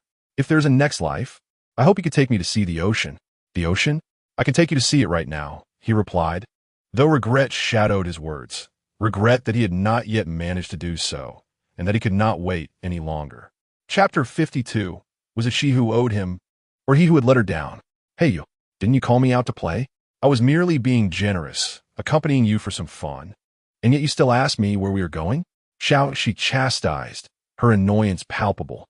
"How insincere of you." Indeed, he seemed to be a boy lacking in earnestness. "Let us head to the seaside, feel the ocean breeze, gaze upon the sea, and stroll along the beach. It must be quite romantic, don't you think?" Song Zimo smiled as he spoke. "Romantic, you say? You're not trying to flirt with me, are you? I've told you before, we're just ordinary friends." She shot him a glare, yet she could not help but feel her conviction wavering as she spoke. "I never said we weren't ordinary friends," he retorted, grinning. "Hey, why are you pinching me?" he added, but before he could finish a sentence, she had already given him a sharp pinch, causing him to grimace in pain. "I like it. I enjoy it. Go ahead and bite me." She glared at him, a hint of anger in her eyes. Observing her reaction, Song Zimo shook his head, feeling a sense of resignation. Indeed, girls could be so unreasonable. "Why did you bring the harmonica along?" he asked, noticing she clutching the very harmonica he had bought a few days prior. "I thought the tune you played last time was quite lovely. Why try to play it? I can never capture that feeling. Will you play it for me again, so that I can learn?" she said, her cheeks flushed with a mix of embarrassment and excitement, though she tried to appear nonchalant. "Sure," he replied without hesitation. The car rolled on slowly until they arrived at the seaside. They descended from the vehicle, gazing at the vast expanse of the ocean before them, occasionally interrupted by the sight of seagulls soaring overhead. Not far away, several benches were occupied by young couples, either seated or lounging, seemingly lost in the bliss of romance. On the sandy beach, boys and girls held hands, treading softly on the warm sand. "Hey, you brought me to the beach to play, yet here you are standing idly. Let us go," she exclaimed, slipping off her shoes to reveal her delicate, fair feet adorned with nail polish, further enhancing her charm. As Song Zimo glanced down, he instinctively retracted his foot. In a fit of annoyance, she pinched him once more and dashed away. Under the sunlight, she resembled a blue sprite, breathtakingly enchanting. The young men strolling the distance found themselves entranced by her. Soon, a series of yelps could be heard as she continued to pinch him playfully. Song Zimo chuckled and followed her, not rushing, but taking his time. Shi, however, dashed ahead, returning only to run off again, occasionally twirling in circles. sometimes gathering seashells along the shore. Hey, I'm tired of walking. Carry me, she declared suddenly, having lost track of how far they had gone. Is it heavy? If it's too much, I might struggle, he teased, seemingly granting her request as he crouched down. You scoundrel! How dare you call me heavy? Don't you know that girls despise words like heavy and fat? You'll pay for this, she retorted, rushing over to conceal her embarrassment, leaping onto his back. Despite her heart brimming with joy, she feigned pride. It's not too heavy, he remarked as he stood up and began walking back, albeit at a slow pace.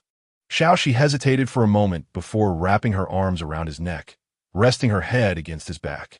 As she leaned against him, her eyes began to glisten with unshed tears. When they reached the spot where they had discarded their shoes, the couples on the distant benches had already departed. Song Zimo set her down, catching his breath. Carrying her such a distance had indeed been quite exhausting, yet she appeared to be in high spirits. Let us go sit over there for a while. You can play the harmonica for me, she said, grasping his hand, her palm warm against his. They settled onto the bench, and Xiaoxi retrieved the harmonica, handing it to Song Zimo. He accepted it, glancing at her. She looked back at him, her eyes brimming with anticipation and longing. As the music began, it was the same tune from that day. The same feeling enveloped them. The melody, tinged with a hint of melancholy, was indescribable. As she listened, Xiaoxi rested her head on Song Zimo's shoulder, and before she realized it, tears streamed down her cheeks. Hey, little girl, why are you crying? Could it be that you're moved? He asked, turning to look at her, under the sunlight. Her face was already streaked with tears. He set the harmonica down, concern etched across his features. Why are you crying so much, Xiaoxi? What's wrong? He inquired, his tone shifting to one of earnest concern. I have blood cancer, she stammered, and in an instant Song Zimo's body jolted, his eyes widening in shock. It was a mix of disbelief and confusion. How did she know? Xiaoxi, who told you such nonsense? He asked, taking a deep breath to steady the turmoil within him. My mother thought she could hide it from me, but how could I not know? I am her daughter. I grew up watching her age, she said, her expression revealing everything. Later, when she sought answers from the doctor, her mother had wished to shield her from despair, but Xiaoxi had already discovered the truth. As she spoke, the weight in Song Zimo's heart grew heavier.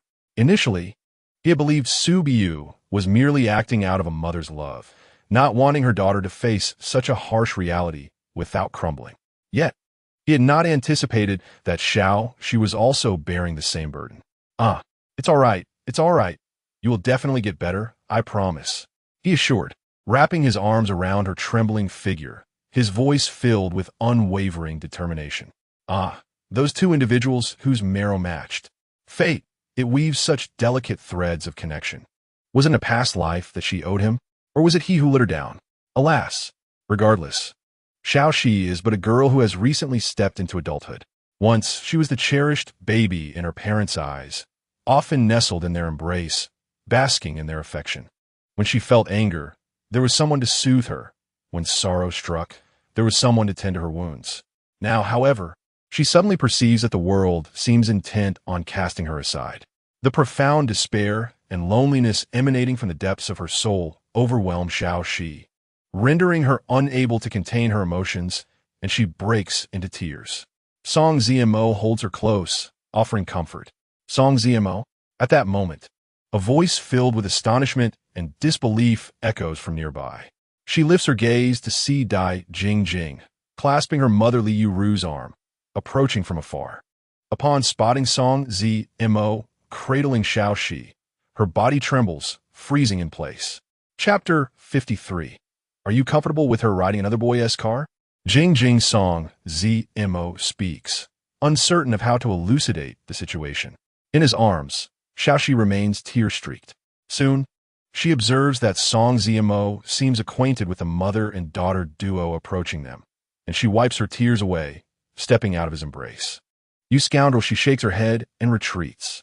Cursing under her breath, tears stubbornly spill down her cheeks. Ultimately, Dai Jingjing casts a deep glance at Song Zimo before abruptly turning and fleeing into the distance. Her tears, carried by the ocean breeze, cascade down her face, plummeting into the sea, onto the beach. Jingjing, Jingjing. Liu Ru, noticing her daughter's departure, casts a glance and sighs, pursuing after her. Ah, youth. It is fraught with bitterness, spiciness, sourness, and sweetness. Perhaps it is only through experiencing these tumultuous emotions that one truly embraces the essence of youth. Only then can one mature, eventually looking back on those days with a faint smile gracing their lips. Song Zimo rises, intent on chasing after her.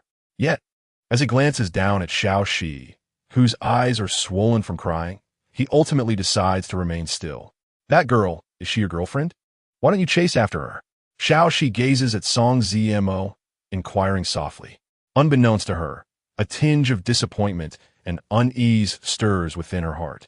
I suppose, so Song Zimo exhales deeply, offering a brief response. A moment of silence envelopes them, both lost in thought.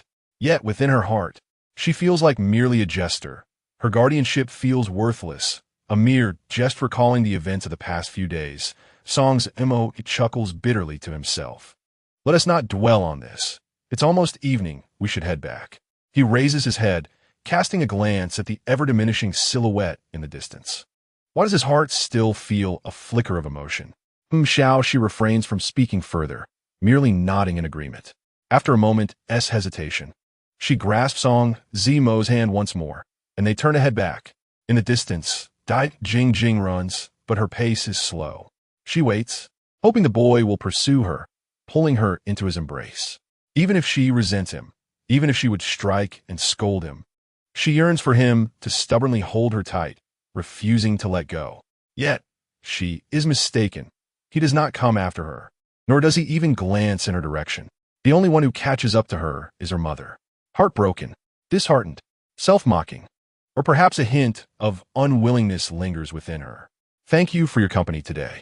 Upon returning home, Xiao Shi invites Song Zimo inside. He shakes his head in refusal.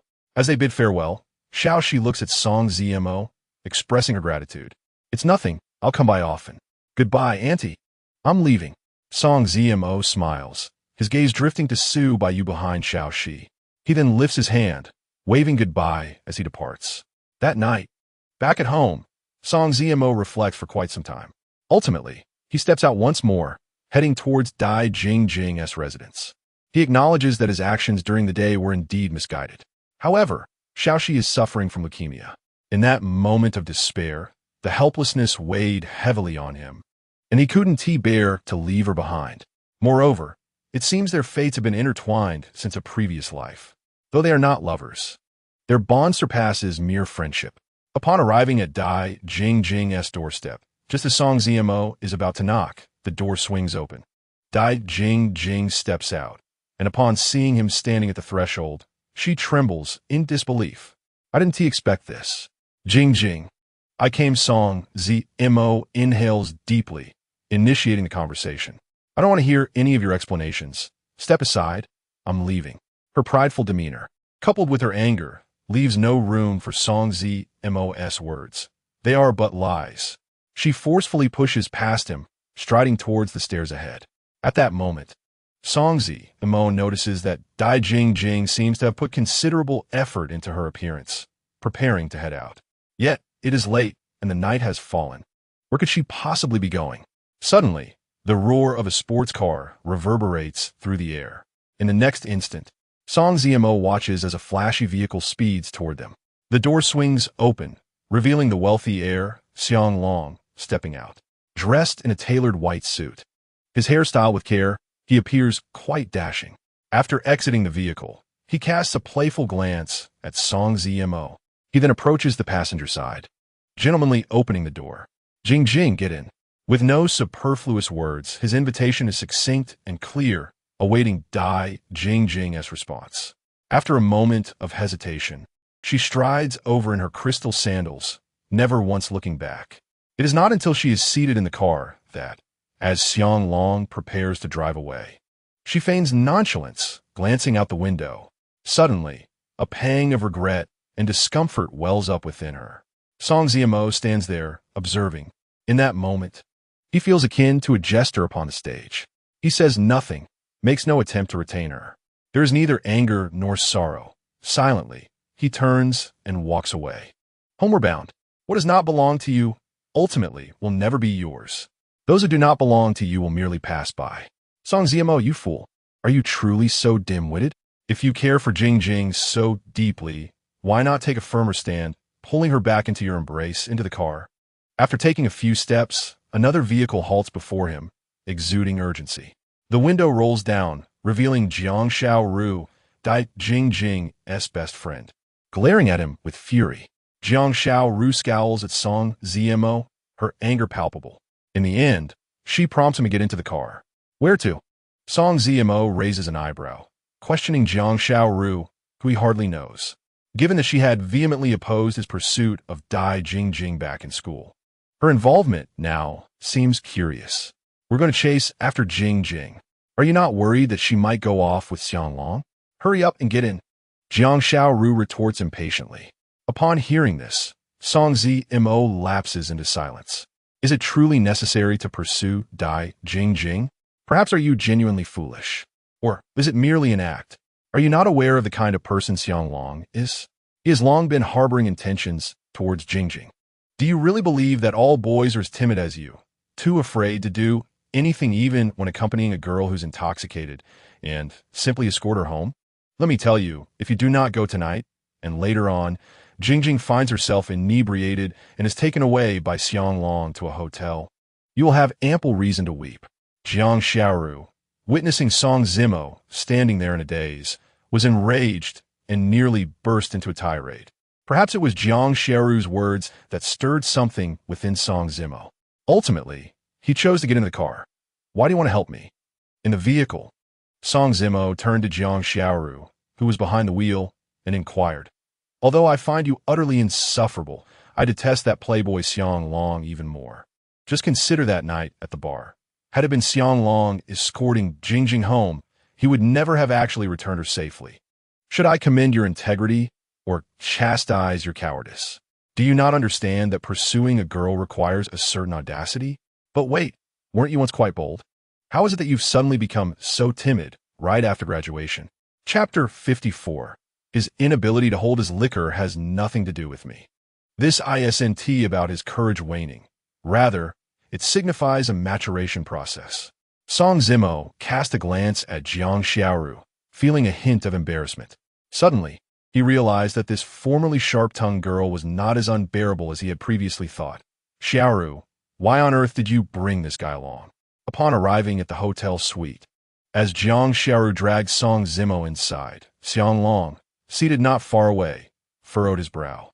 Meanwhile, Dai Jingjing also lifted her head to gaze at Song Zimo, who had just entered. At that moment, seated next to Xianglong, she felt an unexpected wave of discomfort upon seeing Song Zimo. Song Zimo is Jingjing's boyfriend. In gatherings like this, if he does not attend, who will help her with the drinks? You? Jiang Xiaoru held no affection for Xianglong. That night at the bar, when Xianglong incessantly urged drinks upon Dai Jingjing while she was distressed, she found him utterly repulsive. Therefore, she openly declared Song Zimo's identity as Jingjing's boyfriend, thereby justifying his presence at the gathering. Jingjing, it's perfectly normal for couples to argue. How could you just abandon Song Zimo in a fit of petulance and hop into someone else's car? Jiang Xiaoru scolded Dai Jingjing. Then, surveying the gathering table with her beautiful eyes, she added, Song Zimo, take that seat. Jingjing, why are you sitting over there? Come sit here quickly. If you sit next to Xianglong, those who don't know might assume he is your boyfriend. As Jiang Xiaoru spoke, she did not wait for Dai Jingjing's consent and forcefully pulled her up, seating her beside Song Zimo. Upon witnessing this, Xianglong's already sour expression grew even darker. This wretched girl, is she trying to ruin my plans? At that moment, Xianglong was seething with anger. Yet he could do nothing in front of everyone. He coldly glanced at Song Zimo, then shifted his gaze back to Dai Jingjing, licking his lips. Tonight, the campus bell was certainly his. Song Zimo sat there in silence, not uttering a word. Dai Jingjing pretended to glance at him casually. Earlier, when she had entered Xianglong's car, she felt a twinge of regret and discomfort. Yet her pride prevented her from getting out. Moreover, Song Zimo had not attempted to stop or retain her, had he? Now, seeing that Jiang Xiaoru had pulled Song Zimo over and even seated him beside her. She felt an inexplicable sense of reassurance and stability. However, once she recalled what had transpired during the day, her anger surged once more. That scoundrel, who clearly is her boyfriend. Although she intended to break up with him later, he was indeed her boyfriend at this moment. And he had the audacity to hug and flirt with another girl? Unforgivable. Unacceptable. Come on. Jingjing, congratulations on your new relationship. I toast to you. Xiang Long raised his glass, offering a toast to Dai Jingjing. Upon noticing this, Dai Jingjing lifted her head to look at Xiang Long. His smile was radiant, but to her, it appeared somewhat insincere. What is the matter? After all, you were the one who called me to pick you up. Now that you're in a relationship, you want to even raise a glass. Seeing Dai Jingjing not lifting her glass, Xiang Long feigned displeasure, though in truth, he was genuinely upset.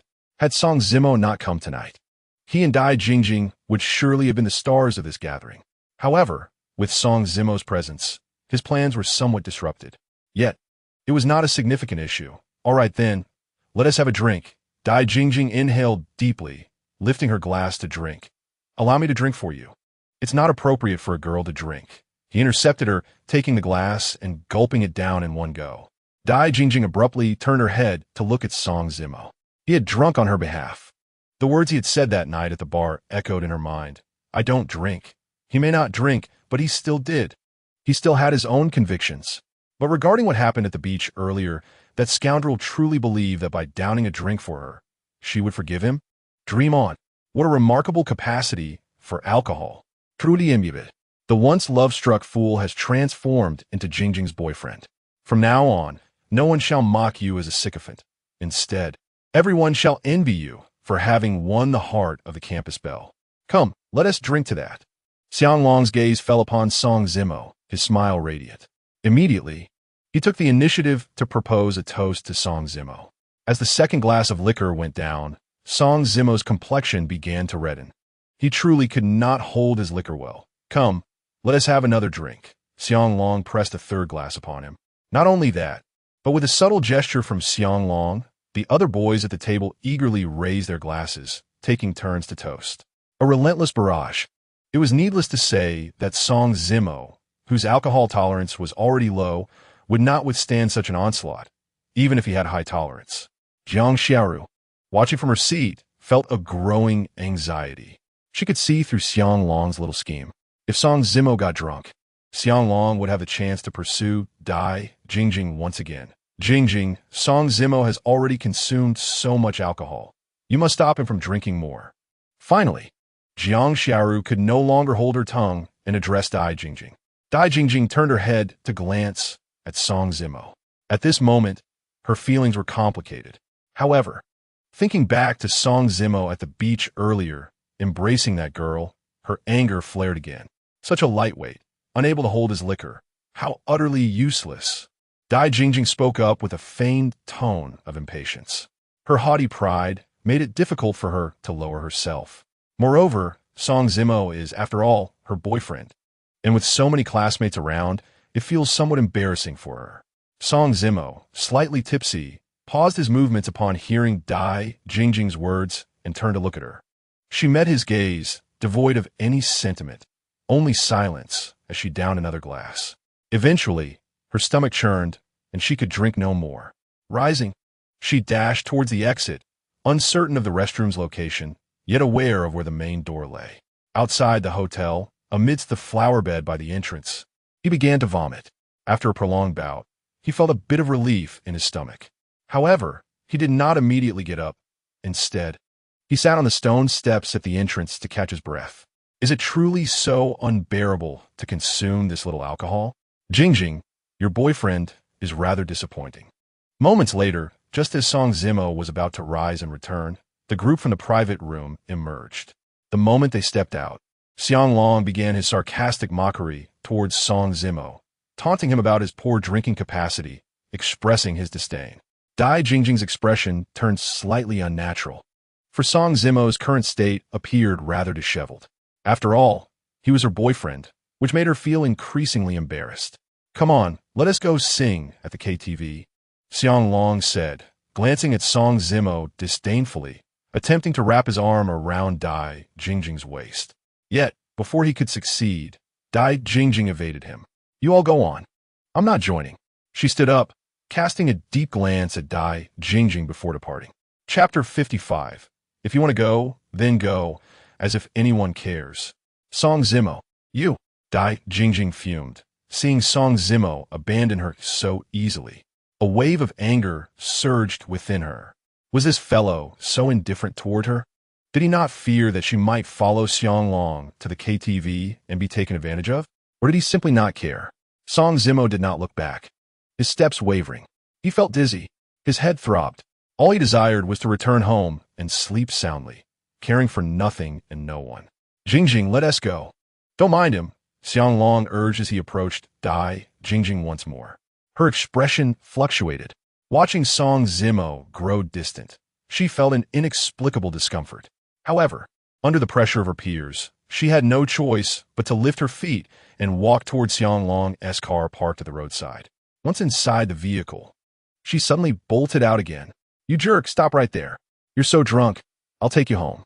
He stumbled and fell to the roadside, causing Dai Jingjing's heart to clench painfully. In the next instant, she set aside her pride and rushed over, disregarding Xiang Long's attempts to stop her. Song Zimo opened his eyes and looked at her. Seeing her so close, he smiled. Sorry for embarrassing you, he murmured before closing his eyes again. Succumbing to unconsciousness, a tear fell. Despite all that he had done, even drinking so much for her, it had not moved her to tears. Yet, that last sentence truly pierced her heart. Jerk, she cursed, wiping her eyes fiercely, attempting to hail a taxi. Just then, Jiangshi drove by. The two girls cooperatively lifted Song Zimo into the car. Here is your car back. Last time he drove you. Now it's south your turn to drive him. Jiangshi laughed, seemingly in good spirits. She waved goodbye to Dai Jingjing before taking a taxi back herself. Dai Jingjing's cheeks flushed crimson, wanting to explain, but at a loss for words. Hey, if you leave, how am I supposed to get him out of the car? He's so heavy.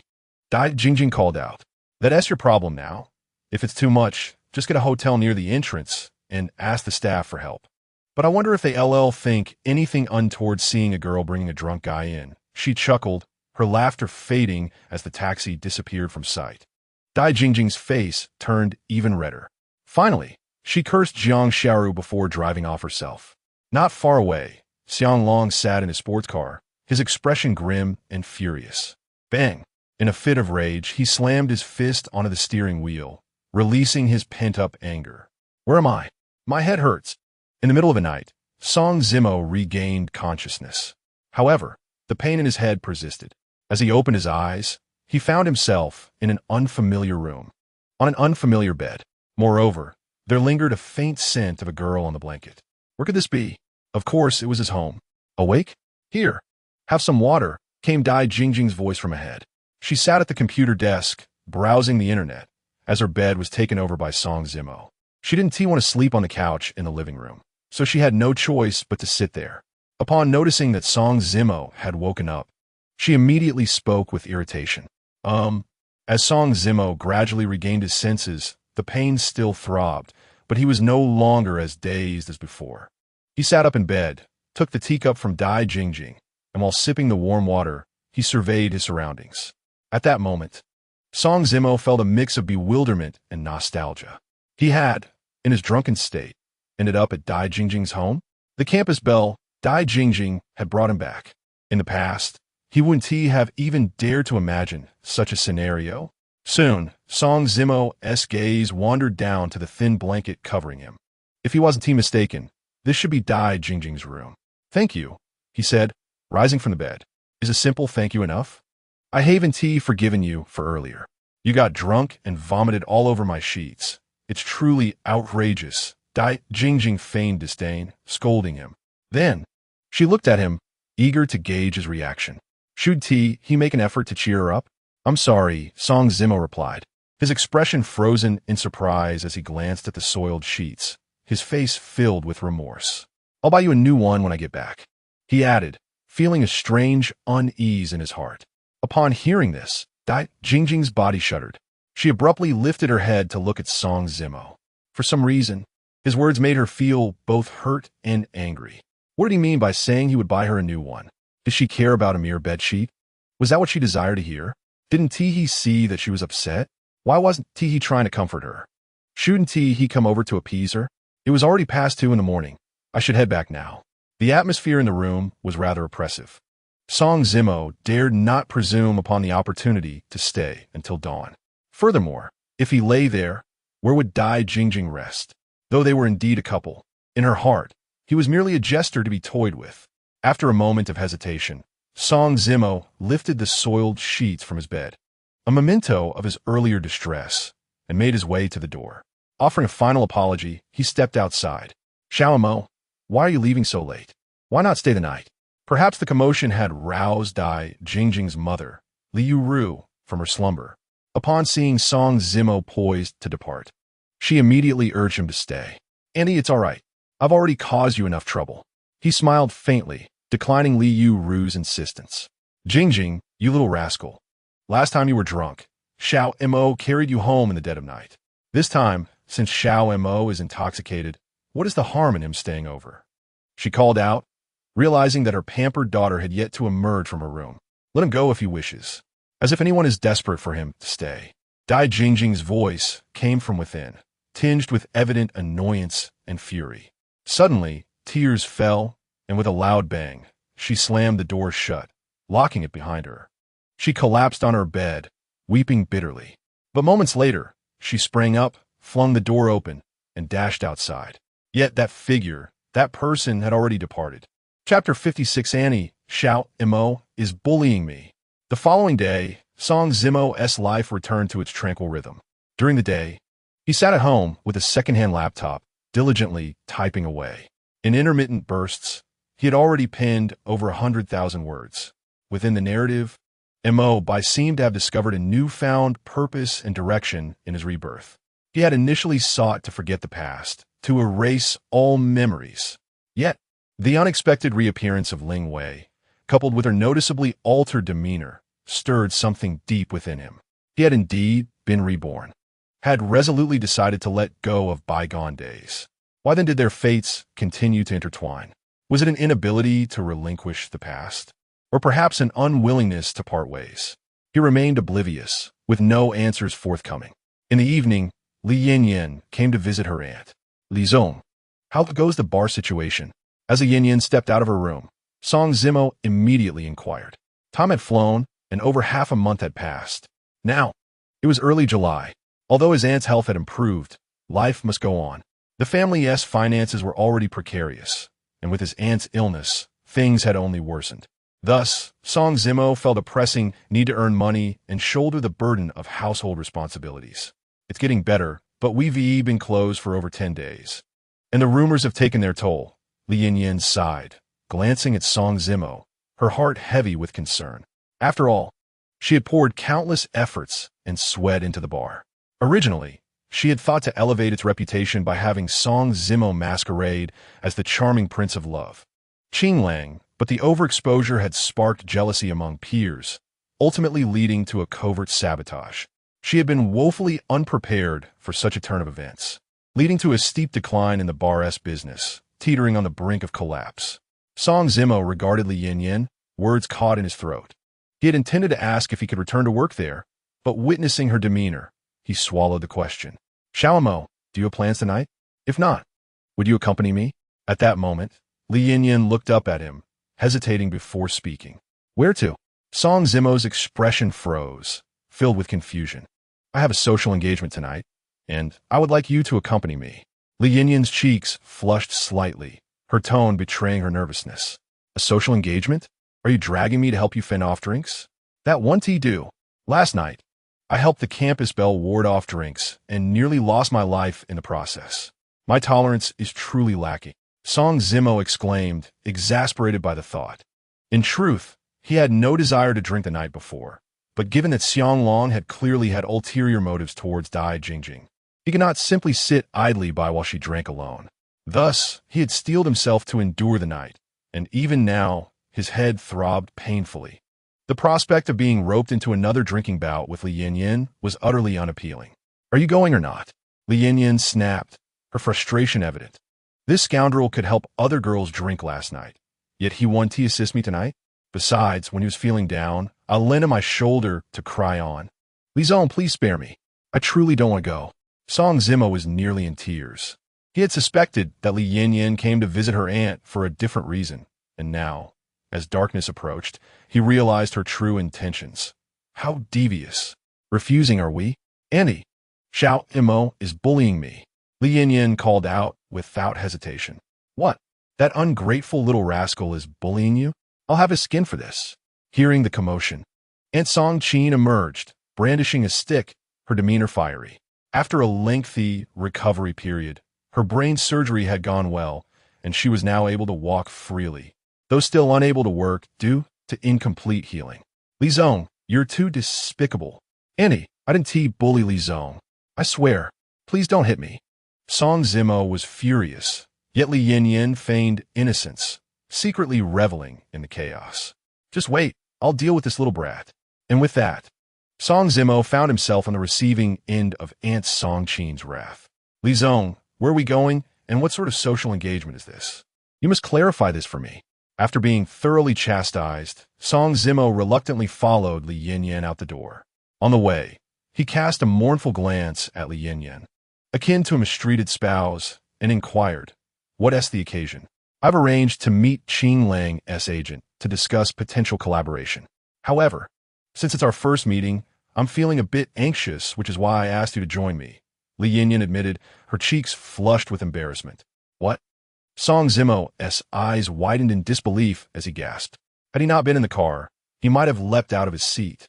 His gaze fixated on Li Yin, astonished and incredulous. Qing Lang's agent? But I am Qing Lang. What did I acquire an agent? How could he be oblivious?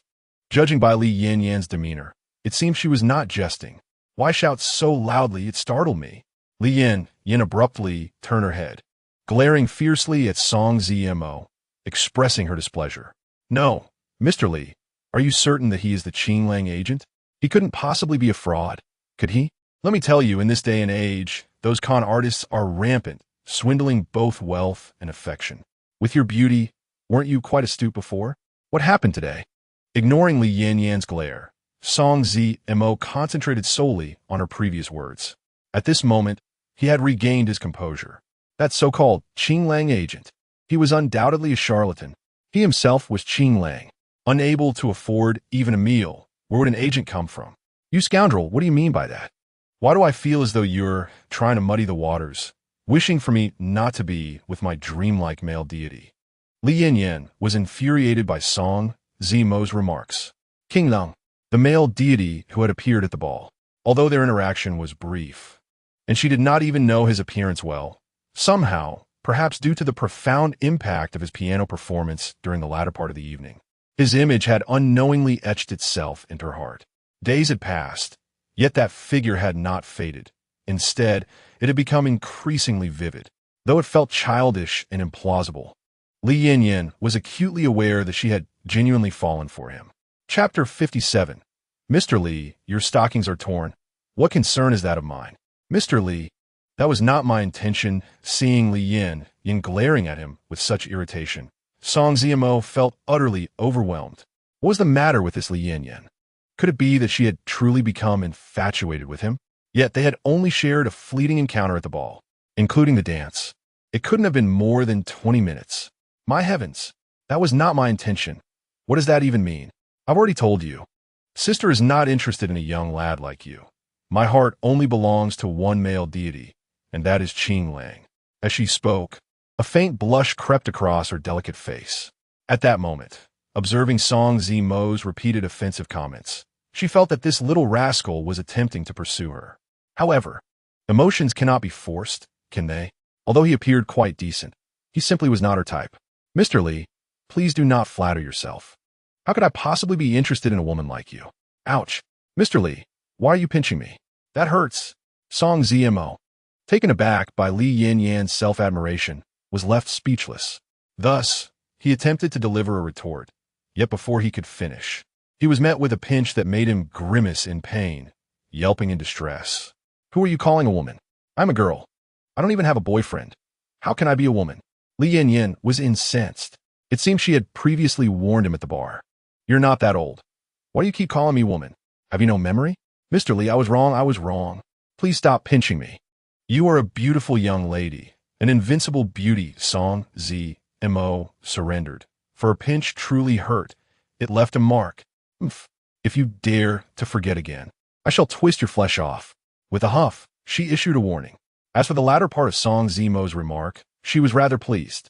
Mr. Li, what if that Qing Lang has a girlfriend? Wouldn't that render your feelings unrequited?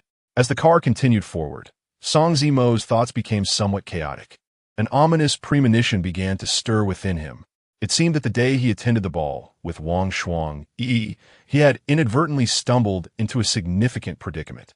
Now, he observed Li Yin obsessively seeking Qing Lang, even falling for the sweet nothings of a con artist, leaving him utterly perplexed. If this continued, disaster was inevitable. Moreover, and most importantly, Song Zimo had yet to devise a strategy to navigate her affections. Should he be forthright? If he were honest, would she even believe him? Or, if she did believe him, what would happen when she realized the disparity between her dream prince and him? You raven, can you not utter something pleasant? Li Yin turned her head, glaring angrily at Song Zimo, her voice laced with indignation. Unbeknownst to her, perhaps his words had struck a nerve. Her eyes glimmered with unshed tears. In truth, she too was a loss. She had contemplated this very issue, yet her heart was utterly uncontrollable. Sometimes, emotions possess such subtlety. It is evident that their acquaintance was fleeting. They were clearly strangers, oblivious to each other's appearances, yet she had succumbed to love at first sight. Song Zimo gazed at Li Yin, opening his mouth as if to say something, but the words caught in his throat. He feared that if he uttered another word or two, tears might fall from her eyes. Arriving, Song Zimo and Li Yin disembarked from the vehicle. They lifted their gazes to behold the resplendent hotel ahead, stepping forward. Xiaomo, I'm feeling a bit anxious as they enter the hotel. Li Yin suddenly grasped Song Zimo's arm, whispering softly. I can tell Song Zimo turned to glance at Li Yin beside him, feeling somewhat helpless. Suddenly, as they made their way towards the designated private room, Li Yin's leg brushed against the button of Song Zimo's clothing. In an instant, the stockings that had accentuated her alluring legs snagged. Song Zimo halted, dumbfounded. Beside him, a visibly anxious Li Yin was equally stunned. Her black stockings snagged on the button of Song Zimo's clothing.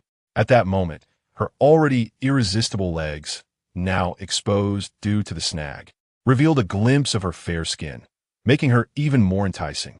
Mr. Li, this cannot be blamed on me. You were the one gripping my arm so tightly, and I did nothing. After a moment, Song Zimo regained his senses, his face flushed with embarrassment as he hurriedly explained. He swore he truly did nothing. It was Li Yin who, in her nervousness, held onto his arm without letting go. This was certainly not his fault. You scoundrel, you've ruined my stockings. How am I supposed to wear them now? Li Yin paid no heed to Song Zimo's explanation, furiously unleashing her ire. In the heat of the moment, she seized Song Zimo's ear and twisted it fiercely. Ouch! Ouch!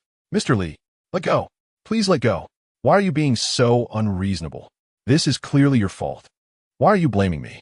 Song Zimo grimaced in pain, feeling increasingly aggrieved. In this day and age, how could these girls be so unreasonable? Wang Shuang was like this. Dai Jingjing was like this. And now, this Li Yin, who was at least a superior, was equally tyrannical and unreasonable. It's all your fault. I must go to the restroom. My stockings are ruined, and I can't wear them. She pinched Song Zimo a couple more times before storming off towards the restroom, determined to remove the stockings from her legs. Upon witnessing the scene, Song Zimo, with a face full of gloom and grievance, followed suit and waited outside. What a character! After a while, Li Yin emerged. The alluring black stockings that once adorned her beautiful legs had vanished. Before Song Zimo stood her smooth, fair legs, reminiscent of lotus roots. He stole a glance, only to find himself momentarily dazzled. What are you staring at? If you keep looking, I might just pluck your eyes out. Upon noticing Song Zimo's gaze, Li Yinyan's cheeks flushed, and she instinctively drew her legs together. In the past, she had gone bare-legged without stockings, but for some inexplicable reason today, she felt utterly uncomfortable, especially under Song Zimo's scrutinizing gaze, which ignited her ire. "Stop looking, Mr. Li. If it becomes unbearable, shall I fetch you a pair of stockings to change into?" Though bare legs are indeed visually appealing, they can also overwhelm one's senses. Song Zimo worried that if he helped her fend off drinks later, he might lose control under the influence of alcohol. Time was of the essence. Qinglong's manager was already in the private room and had just called, inquiring about their arrival. Li Yinyan shook her head at Song Zimo, pulling him along as they headed towards the reserved room. At that moment, Song Zimo was filled with vexation and fury. Who was this little scoundrel daring to impersonate his manager and deceive Li Yinyan? Tonight, he would undoubtedly get to the bottom of this and teach him a lesson. Chapter 58. The Greedy Fat Man Who Deceives for Money and Lust.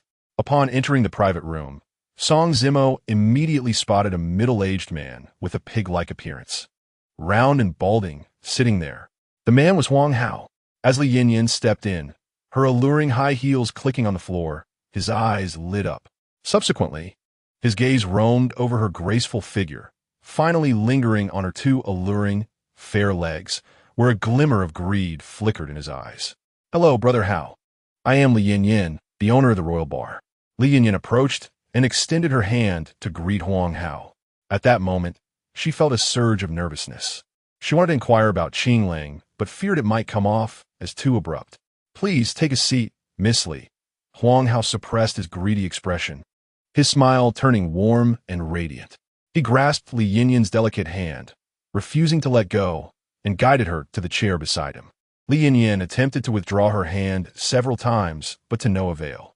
Just then, Song Zimo approached from a distance. "Miss Li, why don't you sit over here?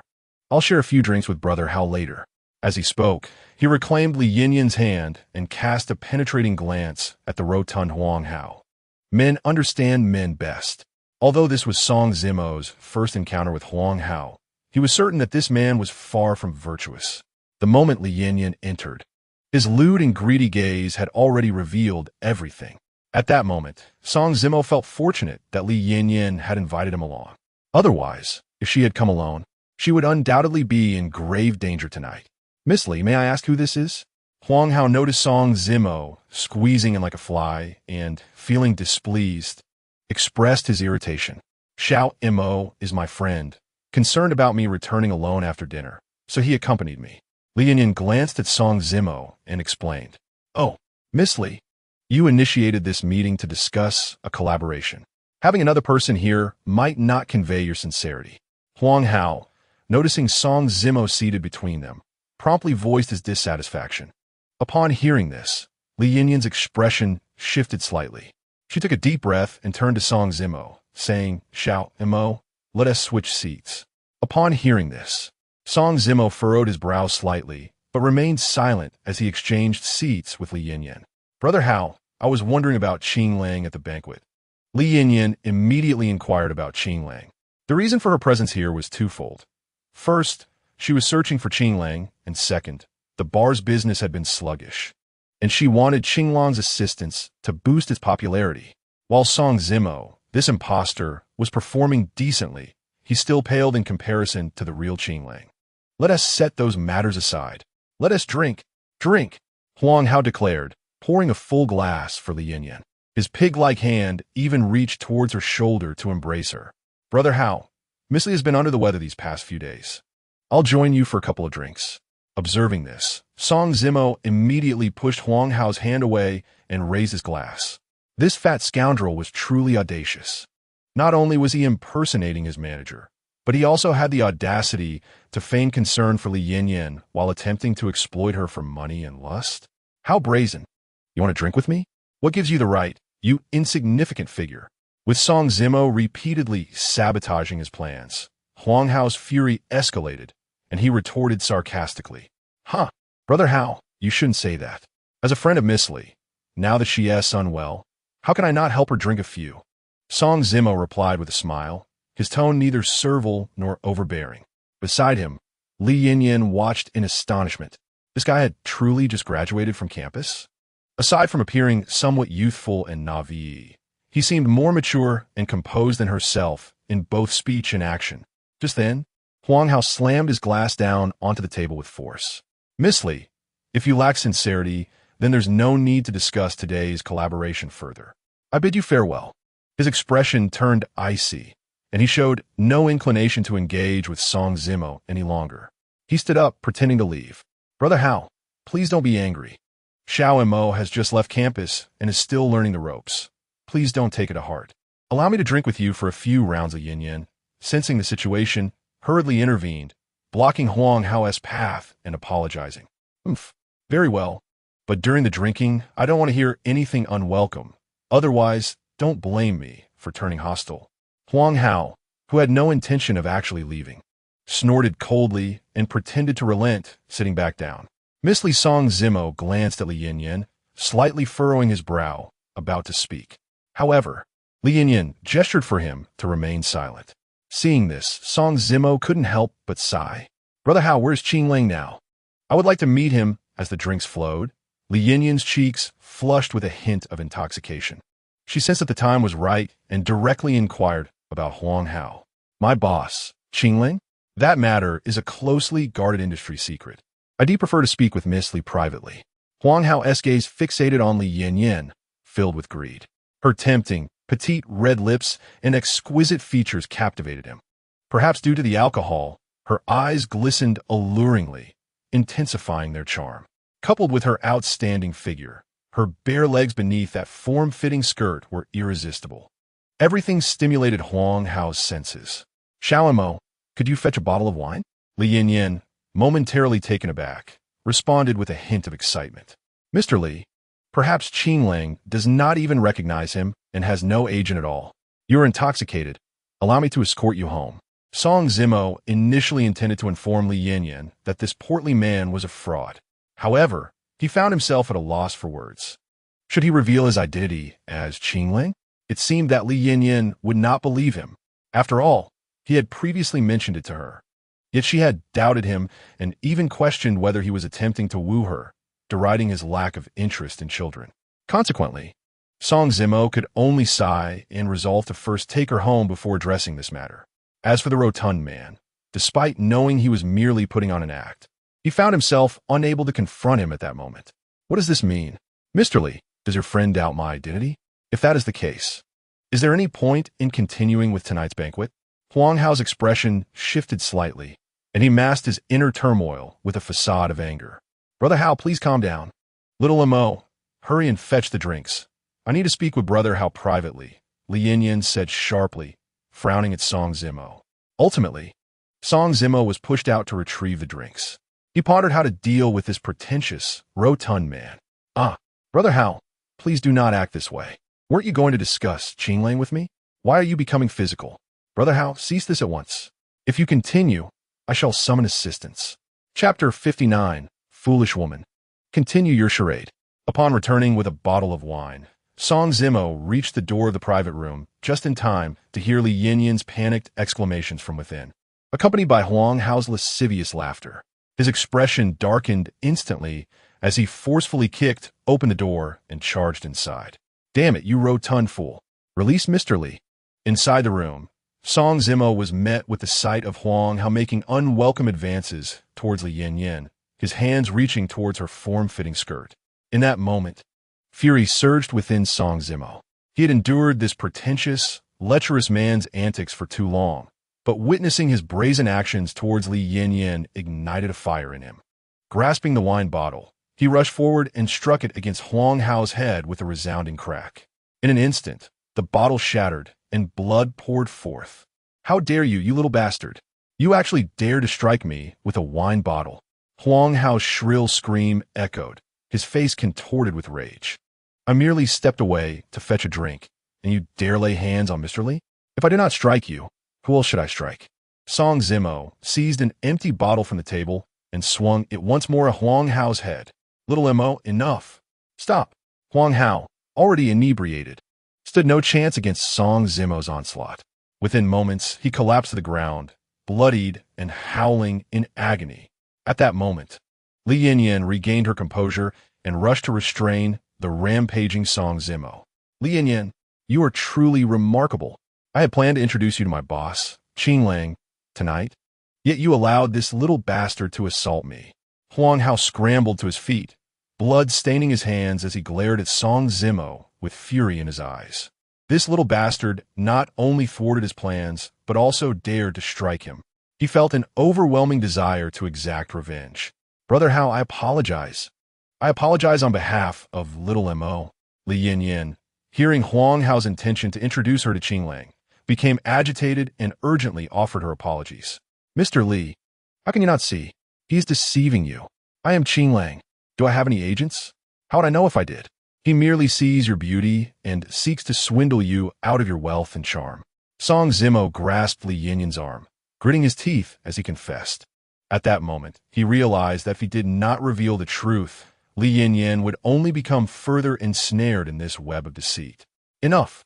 Song Zimo, I allowed you to impersonate Qing Lang for a couple of days, and now you truly believe you are him? I've already told you, I have no interest in children.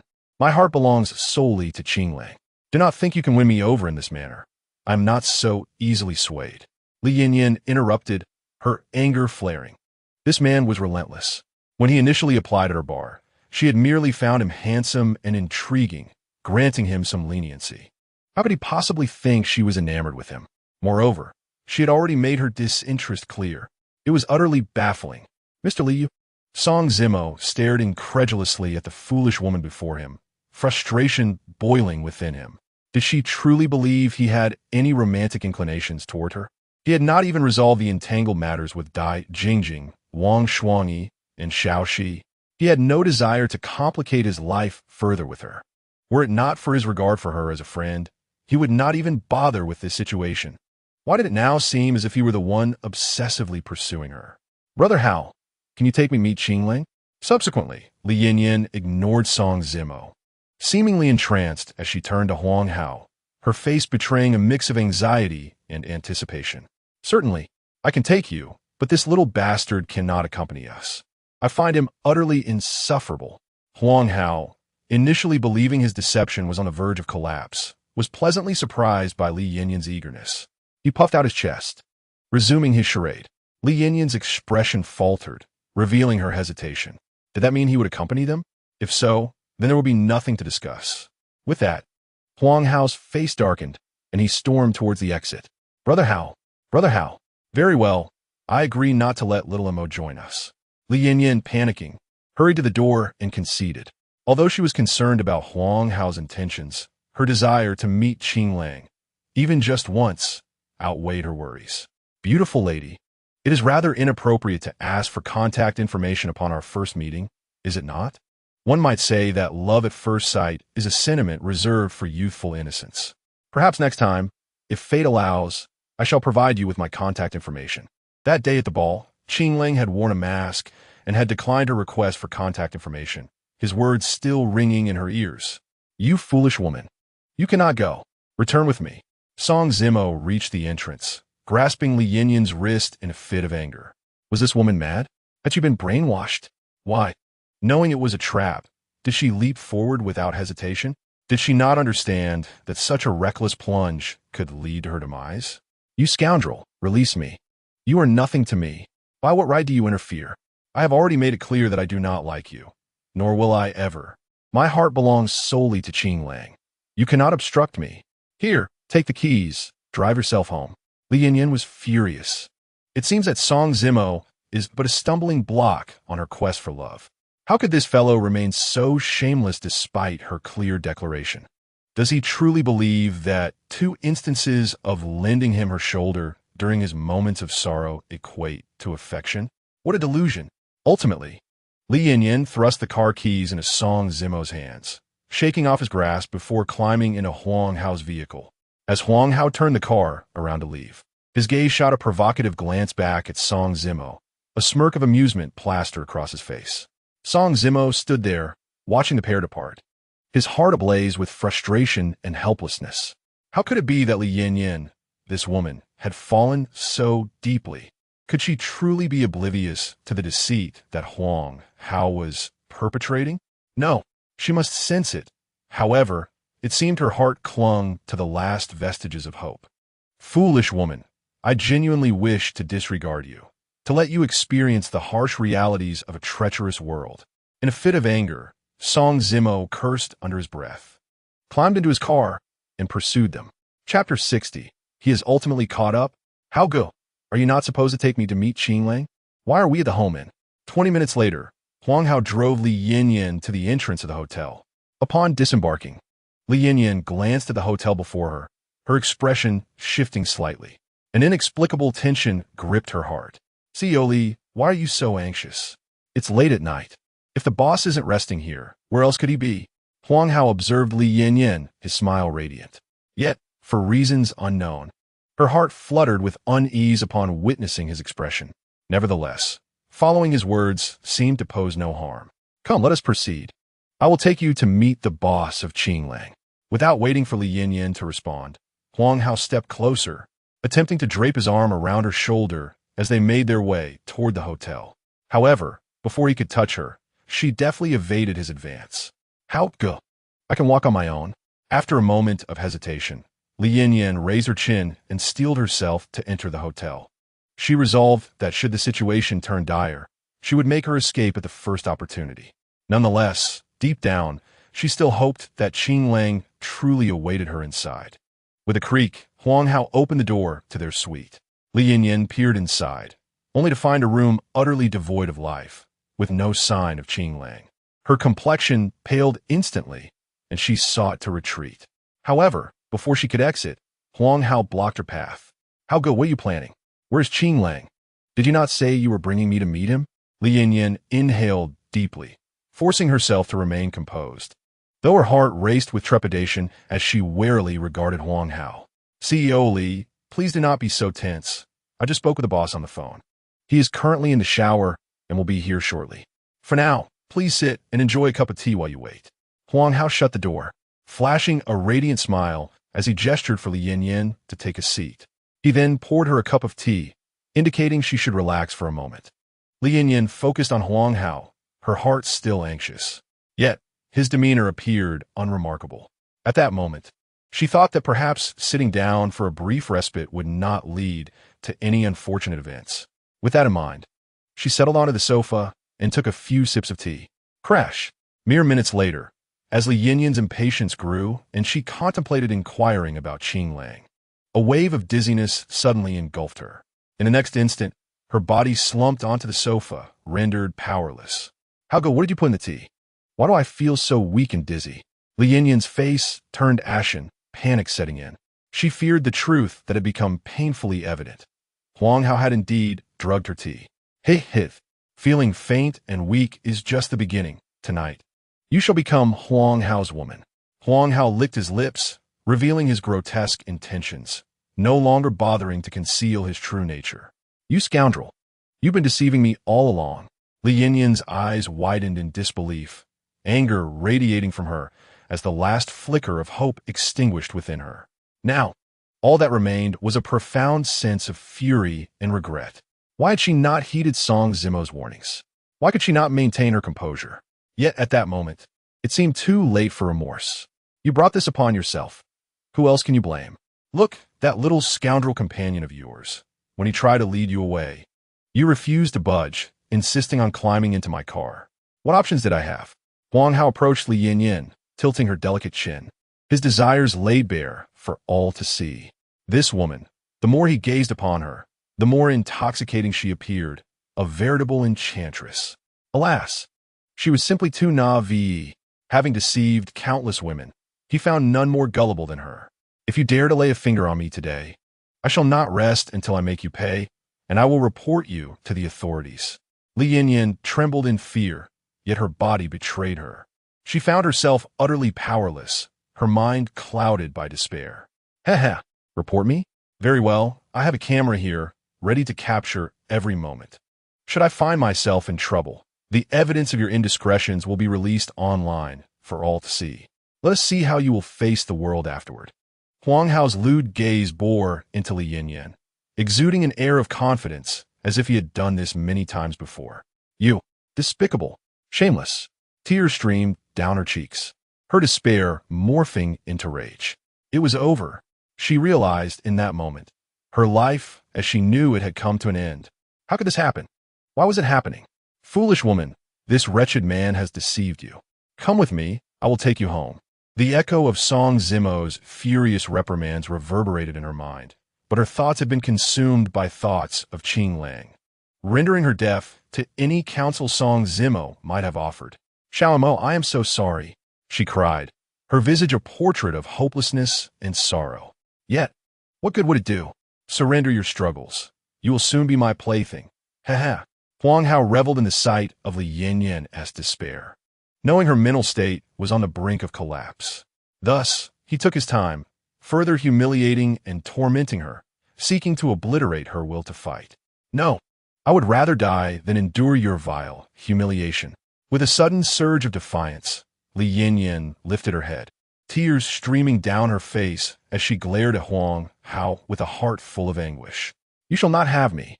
Upon witnessing her resolve, Huang Hao's expression hardened. No longer engaging in idle chatter, he lunged at Li Yanyan, intent on committing his vile act. Ah, no! Li Yanyan cried out in despair, closing her eyes against the impending horror. Bang! At that moment, the door to the room was forcefully kicked open. A figure, breathless, stands at the door. It's you. You little bastard. Suddenly, both individuals in the room turn their heads. Huang Hao, upon catching sight of Song Zimo, contorts his face into a mask of fury. Little Mo. On the other hand, Li Yanyan's eyes widen in shock, tears streaming down her face, utterly inconsolable. At that moment, her heart quivers violently. Is it discomfort? Is it hope? Or perhaps guilt? She had driven him away, hurling harsh words, declaring he was nothing to her, insisting he not meddle in her affairs. Yet, he pursued her relentlessly. Chapter 61. When, pray tell, is this next time you spoke of? Beast, let go of Ms. Li. Song Zimo offered no reply to Li Yanyan, nor did he have the luxury of time to respond. Fortunately, help arrived just in time. Otherwise, the consequences would be dire. In the next instant, Song Zimo's expression darkened, seething with rage as he rolled up his sleeves and charged forward. You little beast, how dare you? Huang Hao's countenance shifted abruptly, his voice rising in a furious threat.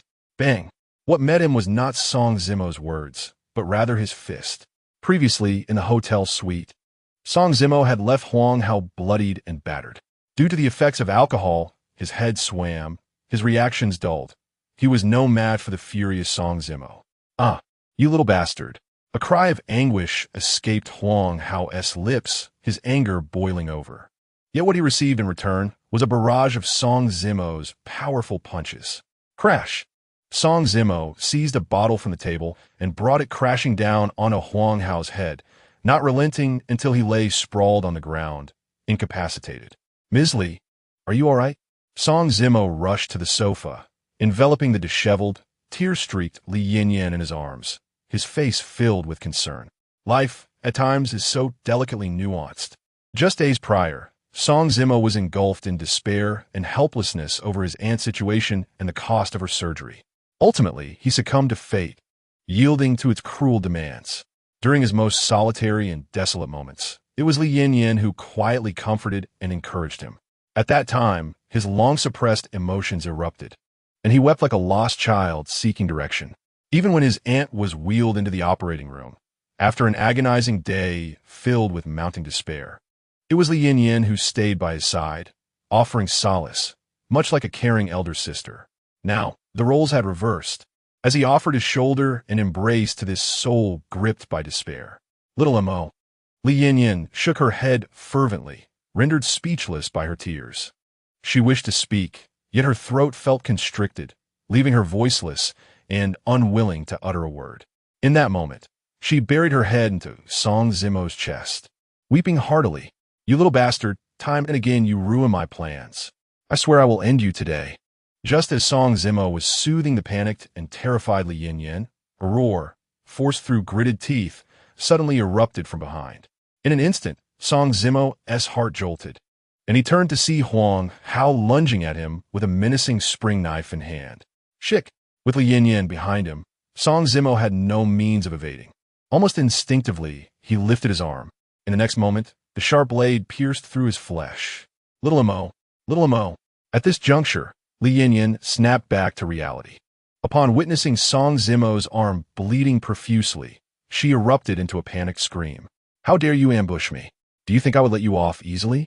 Gritting his teeth against the pain, Song Zimo kicked the unsteady Huang Hao away, seizing a nearby chair and charging forward. Bang! Bang! Again and again.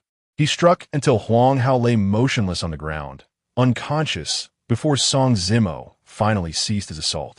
At that moment, his entire arm was drenched in crimson blood, the vivid red trickling through his fingers and splattering onto the floor. Drip! Drip! The sound echoed as it fell. Little Amo, stop! Behind him, Li Yanyan, perhaps overwhelmed by the sight, coupled with her own weakness, cried out desperately. Ms. Li, it's all right now, it's truly all right now. Song Zimo, enduring the agony, even neglecting his own bleeding wound, rushed back to her side, cradling her gently, offering comfort. Little Amo. Li Yanyan observed everything Song Zimo had done, and her tears flowed even more fiercely.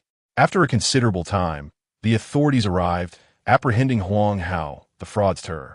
Based on the information gathered, Huang Hao was a repeat offender, having previously deceived numerous women, robbing them of both their wealth and dignity.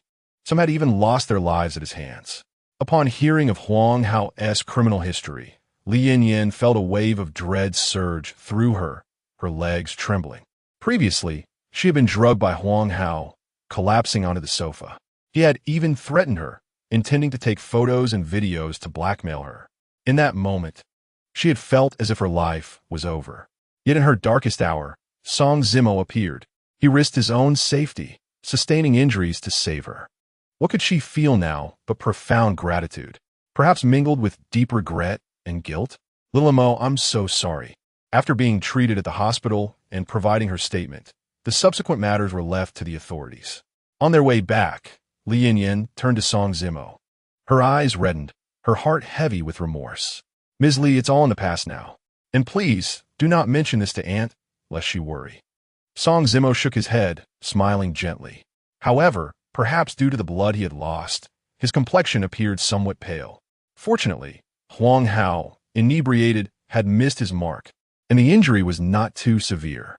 Otherwise, it would have likely been a far graver situation than merely a hospital visit for treatment. Yes, I promise I won't tell Anne about these days. You must focus on recovering at home. I will ensure your wages at the bar are dispersed as usual. Li Yanyan responded, looking up at Song Zimo, fully aware of his family's plight. Although her own bar was precariously teetering, she was still in a much better position than Song Zimo.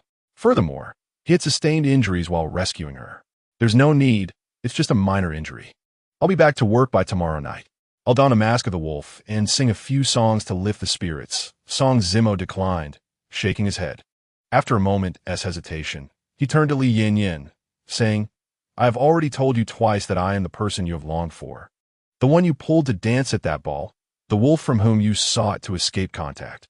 Yet you do not believe me. You think I am merely trying to woo you, fabricating such tales. You say you do not like children, that emotions cannot be forced. In truth, it seems you're convinced I am a mere imposter. It's futile. The sudden rise of the wolf is not something that can be achieved merely by donning a mask and singing a few songs. His meteoric rise to fame, igniting a tempest of romantic ballads, can be attributed to two primary factors. Firstly, his piercing voice, which resonates deeply with the soul, and secondly, the songs he performs, which are unprecedented melodies that we have yet to encounter. Li Yanyan lifted her gaze to meet Song Zimo's, shaking her head, her countenance suffused with melancholy. At that moment, a whirlwind of emotions swirled within her, leaving her in distress. Perhaps next time, if fate permits, I shall share my contact details with you. Her gentle refusal, however, struck a chord with Li Yanyan. But when might that next time be? Mr. Li, in truth, I am acquainted with Qinglang.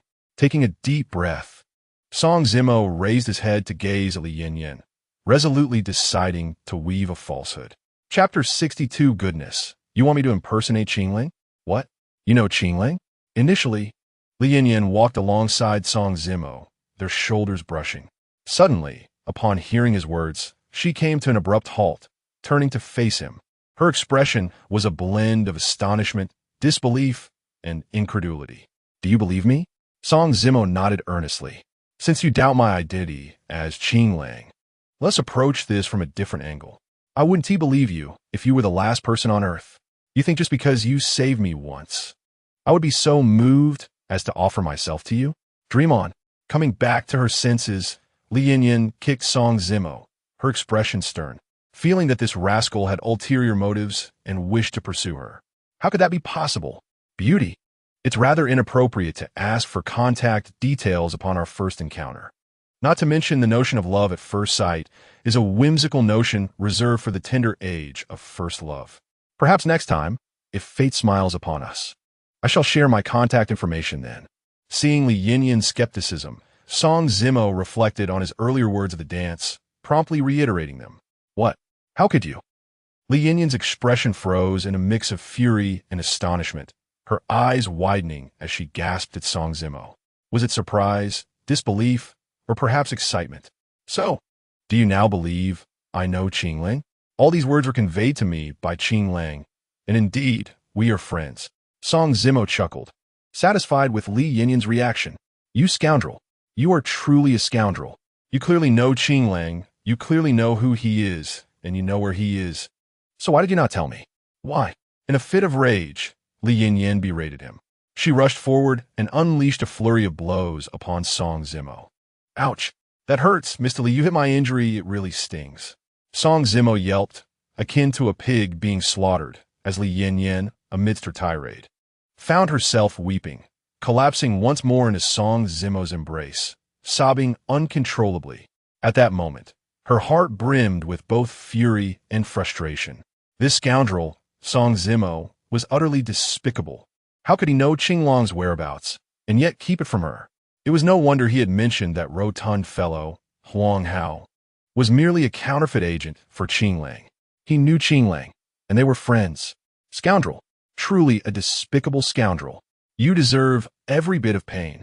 Why did you not tell me you knew Qingling, leaving me to flounder about like a headless chicken in search of him? After a lengthy pause, Li Yinyan's emotions settled somewhat, and she promptly directed her ire at Song Zimo. At that moment, her anger ran deep. She felt that Song Zimo had been toying with her, reveling in her misfortune. Mr. Li, you cannot lay the blame on me. After all, you never inquired whether I knew him or not. Song Zimo feigned innocence, his words igniting in Li Yinyan a renewed urge to strike him. How could this fellow be so insufferable? It was deliberate, absolutely intentional. Are you truly capable of bringing Qingling here tomorrow? I mean the real Qingling, not some cheap imitation. Li Yinyan inhaled deeply, her expression grave as she questioned Song Zimo. Her eyes reflected a profound anticipation and anxiety. She feared this might merely be an ephemeral illusion. Mr. Li, how could you say that? Have you underestimated me? If I were to sing, my talent would rival that of the romantic ballad prince, Qingling. Ouch, ouch. Please don't pinch me. Tomorrow, I promise to bring him to your bar. Song Zimo glanced at Li Yinyan teasingly. However, before he could finish his sentence, he was met with another round of Li Yinyan's reprimands. He yelped in pain, conceding defeat. After agreeing on a time, Song Zimo bid farewell to Li Yinyan and returned home. Hello, Mo. What prompted you to call me? The college entrance exam scores are out. How did you fare? Where do you plan to attend university? The following day, upon rising, Song Zimo immediately picked up his phone and dialed his former high school comrade, Qinyu. As soon as the call connected, a barrage of questions erupted from Qinyu like a machine gun. These matters are trivial. Where are you now? I need your assistance with something. Song Zimo did not respond to Qinyu's queries, but hastily urged him to gather his belongings and agree on a meeting place. That evening, he intended to bring Qingling to the bar to meet Li Yinyan. He realized he could not manage this alone. After all, Qingling was but one person, and he, too, was just one person. He could not simply don a mask and a suit and expect Li Yinyan not to suspect him, especially since he had a questionable history. Therefore, After much contemplation, Song Zimo concocted a rather dubious plan. He would have that fellow Qin Yu impersonate Qing Lang, while he accompanied him to the bar. Once inside, Li Yin would surely believe that Qing Lang had arrived and that it was not a mere impersonation. He would then seize the opportunity to swap out Qin Yu's counterfeit disguise. What the hell? Mo, are you feverish? Have you been so rejected by the goddess Dai recently that your mind has been severely affected? How else could you suggest I impersonate the romantic ballad prince, Qing Lang?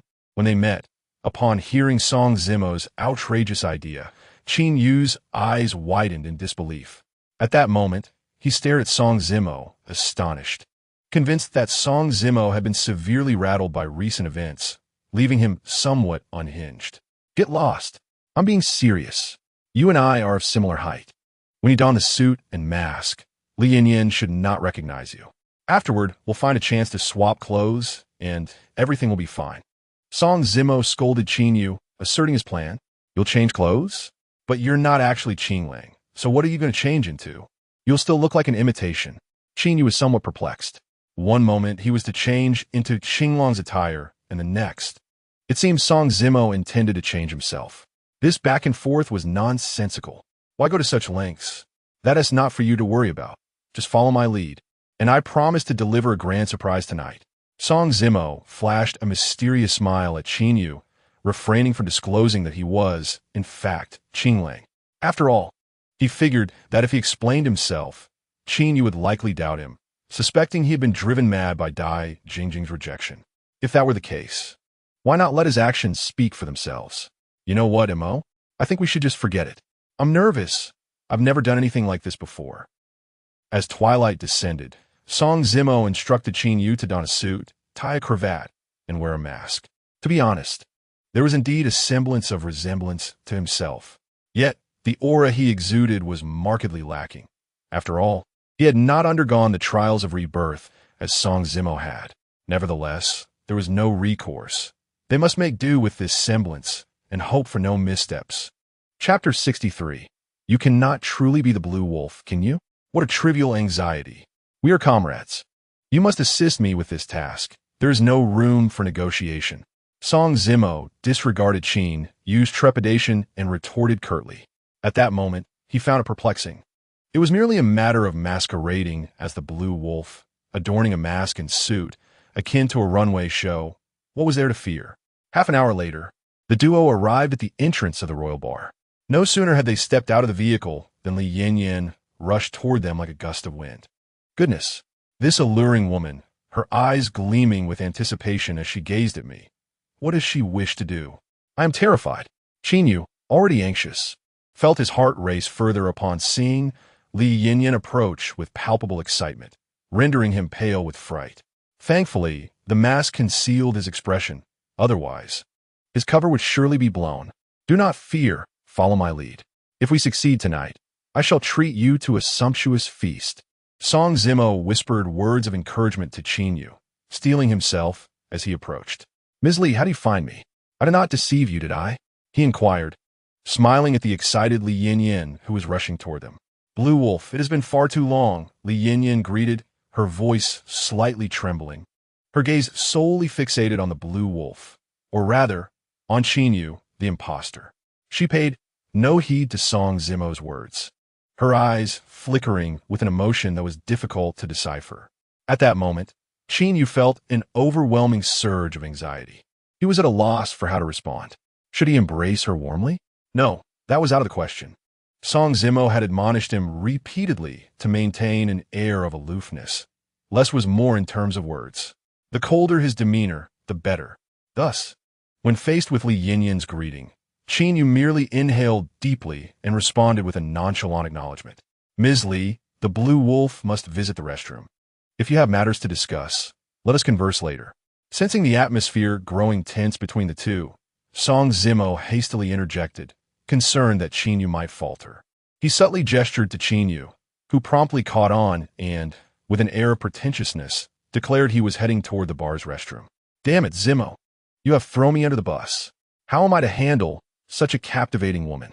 I nearly soiled myself in fear. Her expression was so exuberant. I truly feared she might rush over and embrace me. This is too terrifying. In the future, find someone else for such tasks. Once in the restroom, Qin Yu and Song Zimo exchanged their attire, vociferously lamenting their predicament. The memory of the earlier encounter left Qin Yu feeling faint, his legs trembling uncontrollably. Well done. I thought you might falter, yet you managed to pull it off. Song Zimo remarked, his spirits lifted, relieved that they had successfully navigated that hurdle. The real test lay ahead, and if they could maintain this charade tonight, future endeavors would prove significantly easier. Dressed in a suit, with a cravat elegantly tied and a mask in place, Qin Yu's demeanor shifted, exuding a melancholic yet ethereal quality. Zimo, you look even more impressive than I do. Were I not aware that you were also an imposter, I might have believed you were the genuine Blue Wolf, the Prince of Love Songs. As he donned the garments discarded by Song Zimo, Qin Yu intended to inquire about his next steps. However, upon raising his gaze, he was taken aback by the transformation of Song Zimo, who appeared as though he had become a different person altogether. Who told you I was an imposter? Song Zimo smiled faintly, his expression enigmatic. Without another word, he spun on his heel, adjusting his sleeves, and strode confidently toward the exit. What? Qin Yu stood there, momentarily stunned, struggling to comprehend. What did Song Zimo mean by that? Not an imposter? How could that be possible? Suddenly, realization struck Qin Yu, and his eyes widened in disbelief, overwhelmed with shock. Meanwhile, Song Zimo had already exited the restroom. Upon glancing up, he spotted Li Yin waiting for him at a distance. Without hesitation, he approached her. As he drew nearer, both Song Zimo and Li Yin locked eyes, a silence enveloping them. Song Zimo stood slightly taller than Li Yin, causing her to tilt her head upward to meet his gaze. Tears shimmered in her eyes as she spoke. It has been far too long. Her voice was low, tinged with a hint of melancholy. Song Zimo had never anticipated that by merely attending a ball with Wang Shuangyi, he would leave such an indelible mark on a young woman's heart.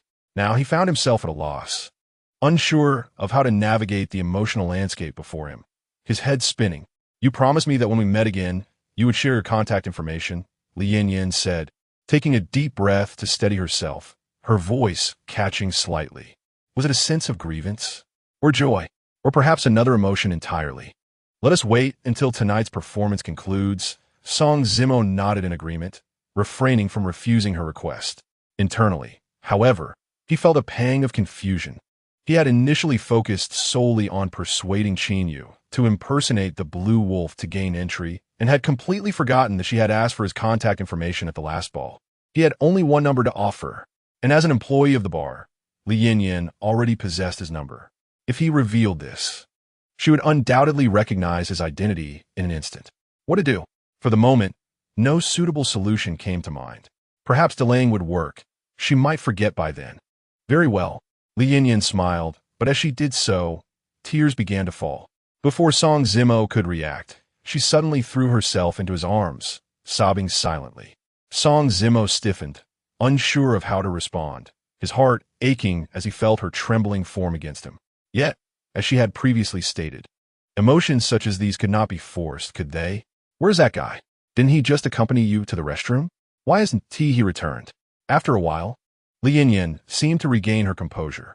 Then, noticing Song Zimo's prolonged absence, she voiced her dissatisfaction. He mentioned he had a stomach ache and needed to linger a bit longer. It's getting late. Shall we head toward the stage? Song Zimo felt a jolt of anxiety at her words. Very well, but that guy is truly something. He knows he yet keeps it from me. When this is over, I shall have a word with him. Li Yin nodded, leading Song Zimo toward the dance floor.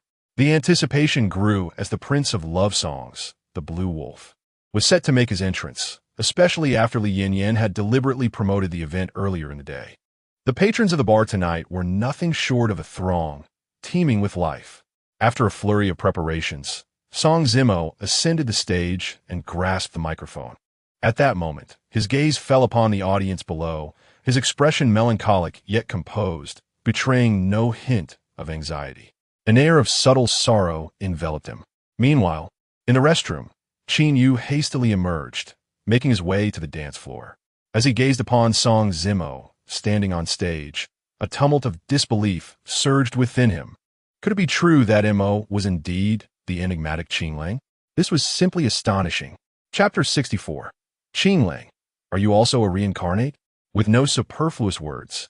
A few pleasantries exchanged, the music began, and the singing followed. It was once again the haunting melody of Guyu's that year, that month, that day. On that day, I locked the door for you. That night, I turned off the lights for you. Do you remember your promise that we would never part? Yet here we are, transformed into strangers. The familiar essence, the same poignant sorrow. His deep, resonant voice pierced the hearts of all present. It was breathtaking. It brought forth a lump in the throat. What could he have endured to evoke such melancholic ballads? No one knew, and no one understood. Initially, the crowd cheered and sang along with Song Zimo's melody.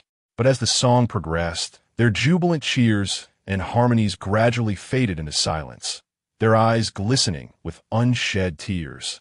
At first, they were oblivious to the song's true meaning. Upon reflection, they became part of the narrative. The longing expressed within the lyrics lingered, while the dreamlike figures of the past remained elusive. At that moment, Li Yinyan also felt her eyes water, her delicate shoulders trembling slightly. She wept, uncertain of the reason behind her tears. She simply felt an ache within her heart. For whom was this song sung? Was it for the girl he longed for? Qinglang, sing another one, please. As the music faded, the singing ceased.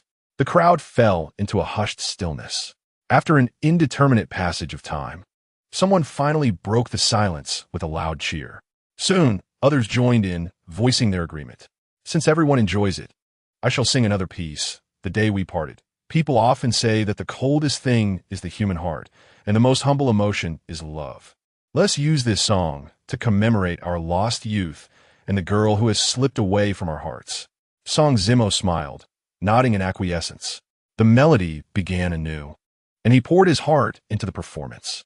I encased the past within the night, burying memories deep within dreams. I vowed never to reminisce, nor to recall the past. Yet tears have flowed time, and again the audience initially anticipated that Qinglang would sing familiar tunes.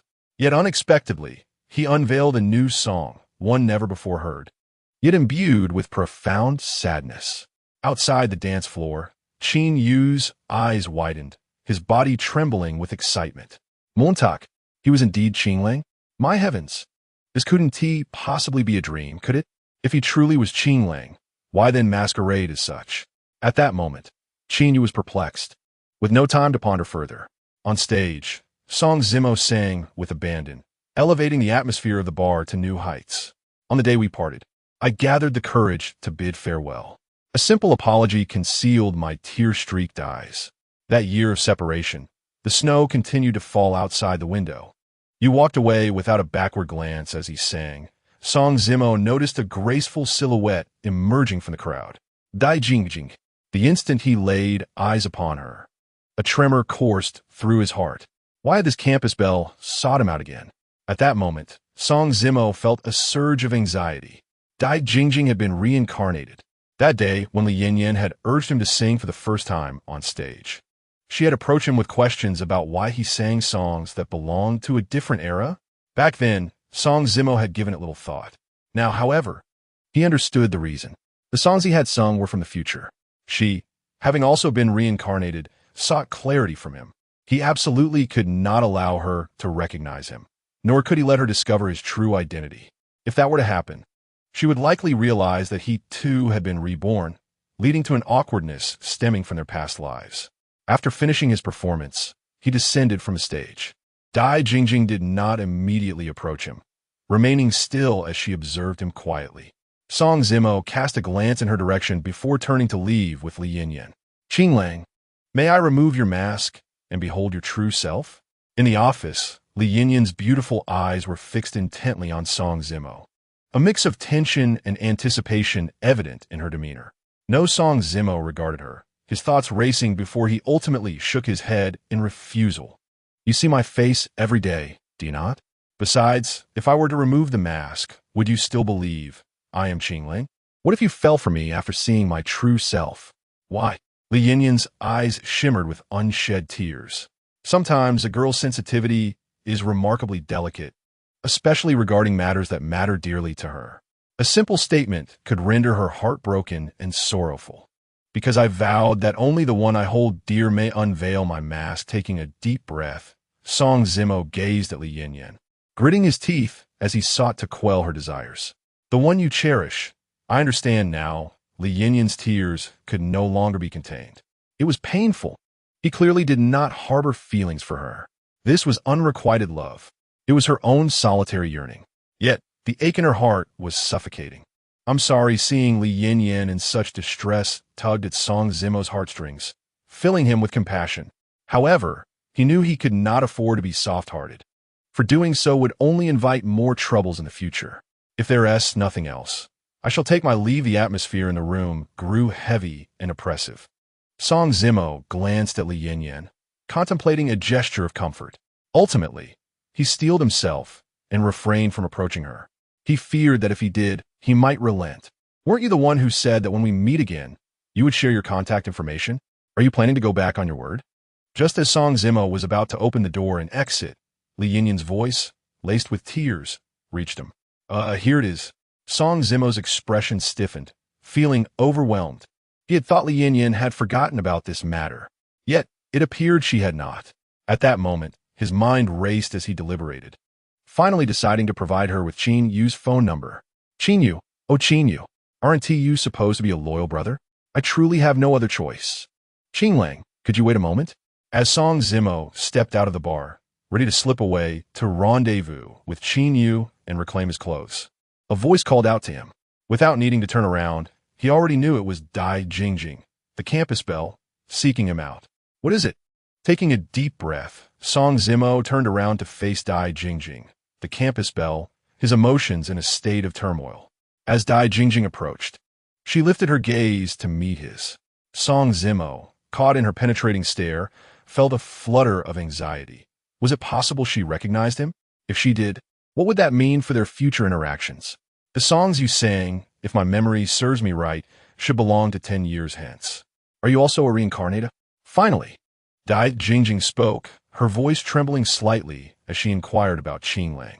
Could it be that she was not the only one who had been reborn? If so, could explain Song Zimo's sudden change in demeanor towards her? Chapter 65. She was once the moonlight in my heart. Indeed, I am a reincarnator.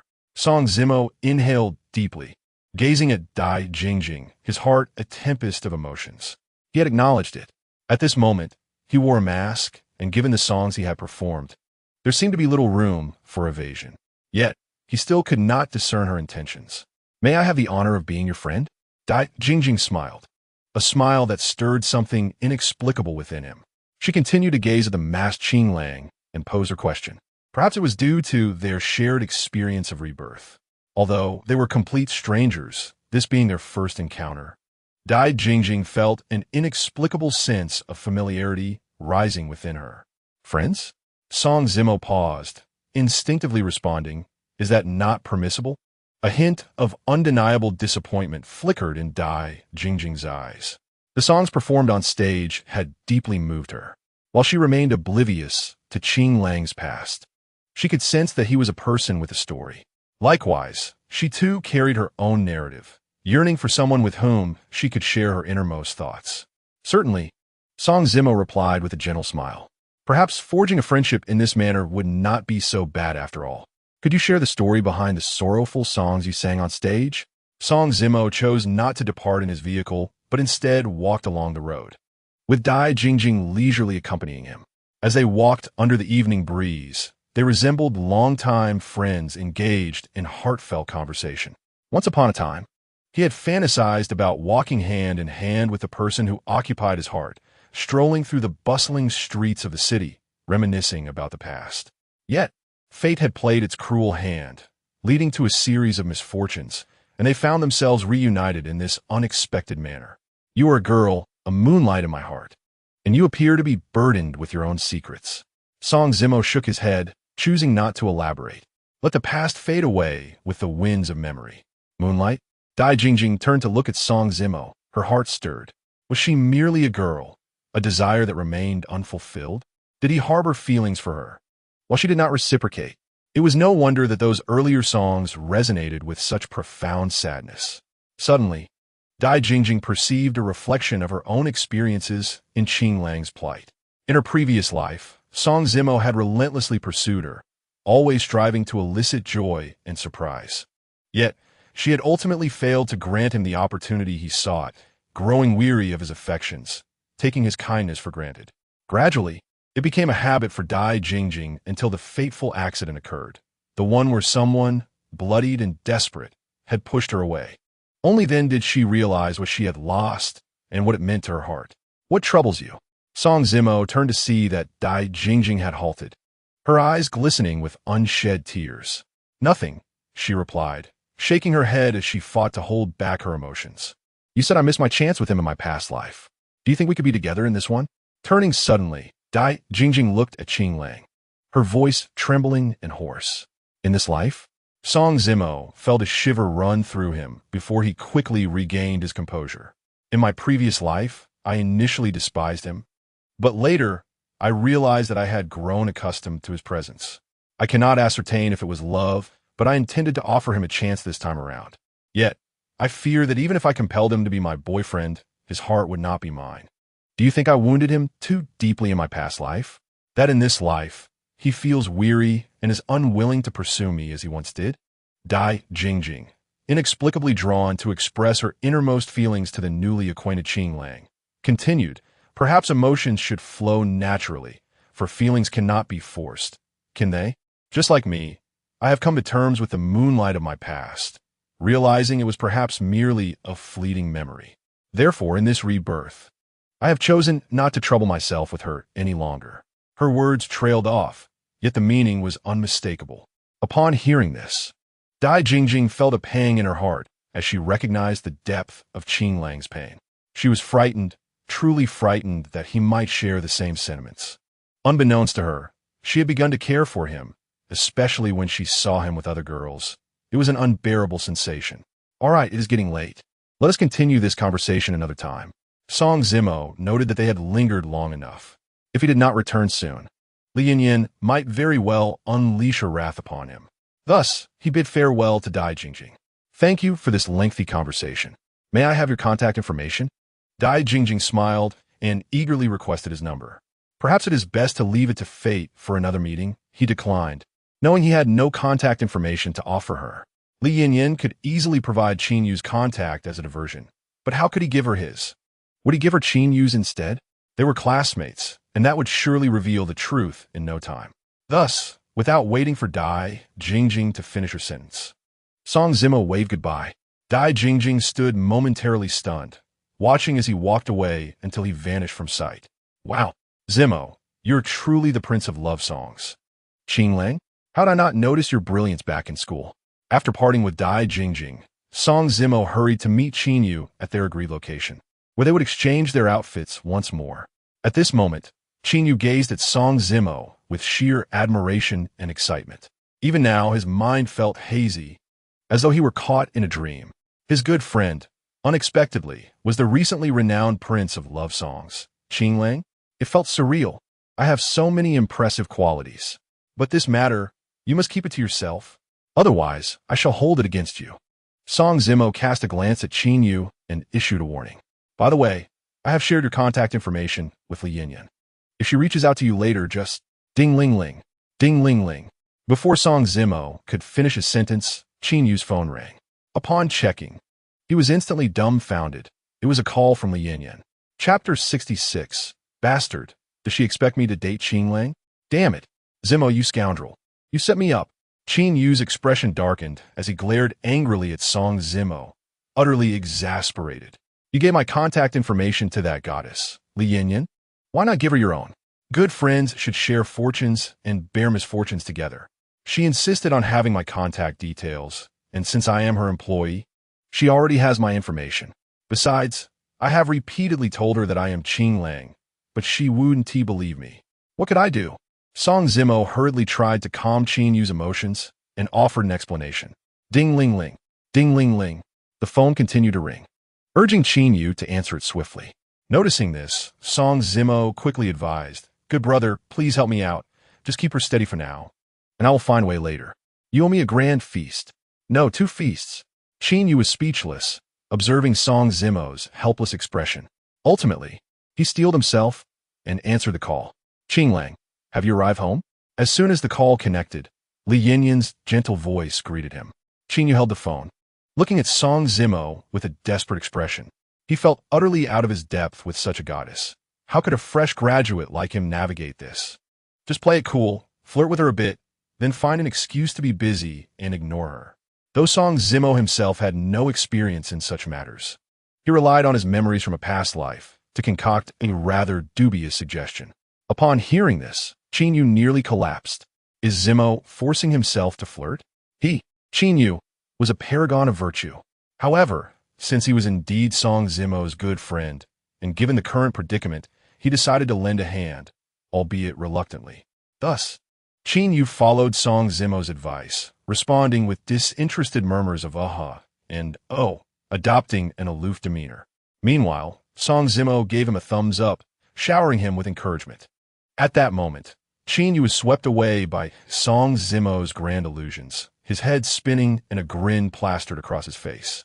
Good brother, I entrust you to manage Soli. I must take my leave, or else she might hunt me down and flay me alive. Song Zimo whispered to Qingyu before making his exit. A few minutes later, Song Zimo returned to the bar, panting. Xiaomo, where have you been? CEO Li has been searching for you everywhere and is in quite a temper. As soon as he entered, a Chong rushed over to inquire. My brother Qinglang just left, and I was chatting with him outside for a bit. Song Zimo's expression stiffened as he told a white lie. Playing two roles is exhausting. CEO Li, you were looking for me? Upon entering the office, Song Zimo knocked on the door and stepped inside. Immediately, Li Yinyan put down her phone and glared at him furiously. Bastard, where have you been? I searched high and low for you, even when Qinglang was leaving. I couldn't find you. You better come clean about where you've been. Li Yinyan erupted, rushing towards him and grabbing his collar, pinning him against the door. It was clear that unless Song Zimo provided satisfactory answers today, there would be no end to this confrontation. CO Li, please don't do this. I'm frightened. Song Zimo's face turned pale, and he felt a surge of panic. Cut the nonsense and answer my question.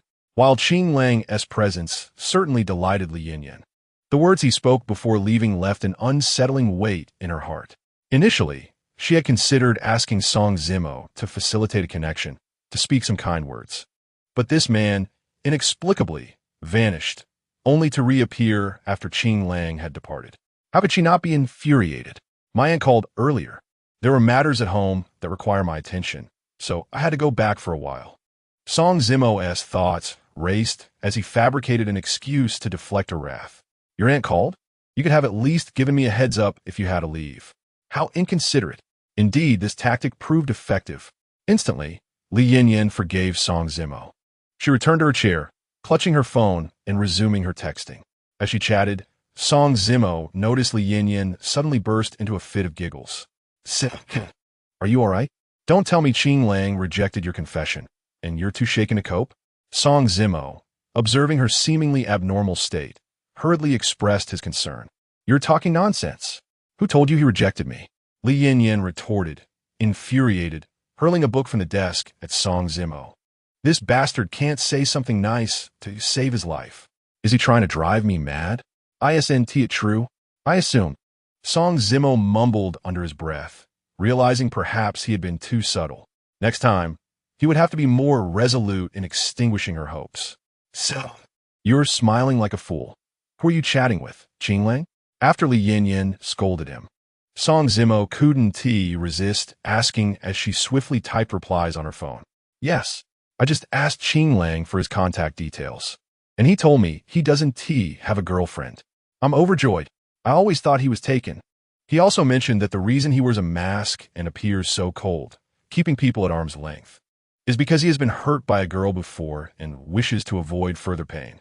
Li Yinyan looked up at Song Zimo, her heart brimming with excitement. Initially, she thought she had lost all hope. However, this conversation with Qinglang suddenly illuminated a glimmer of possibility. Damn, not far away. Song Zimo widened his eyes in disbelief, utterly dumbfounded. What on earth is Qingyu doing?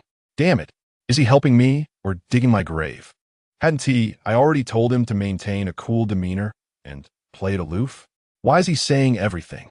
Initially, I had resolutely extinguished the flicker of hope in Li Yinyan's heart. Now, it seems Qin Yu has driven a truckload of gasoline straight into the fire. That CEO Li, I suspect Qing Lang might be intoxicated and rambling. From what I know, he does have a girlfriend. Song Zimo inhaled deeply, cautiously delivering his words to Li Yinyan. Clatter.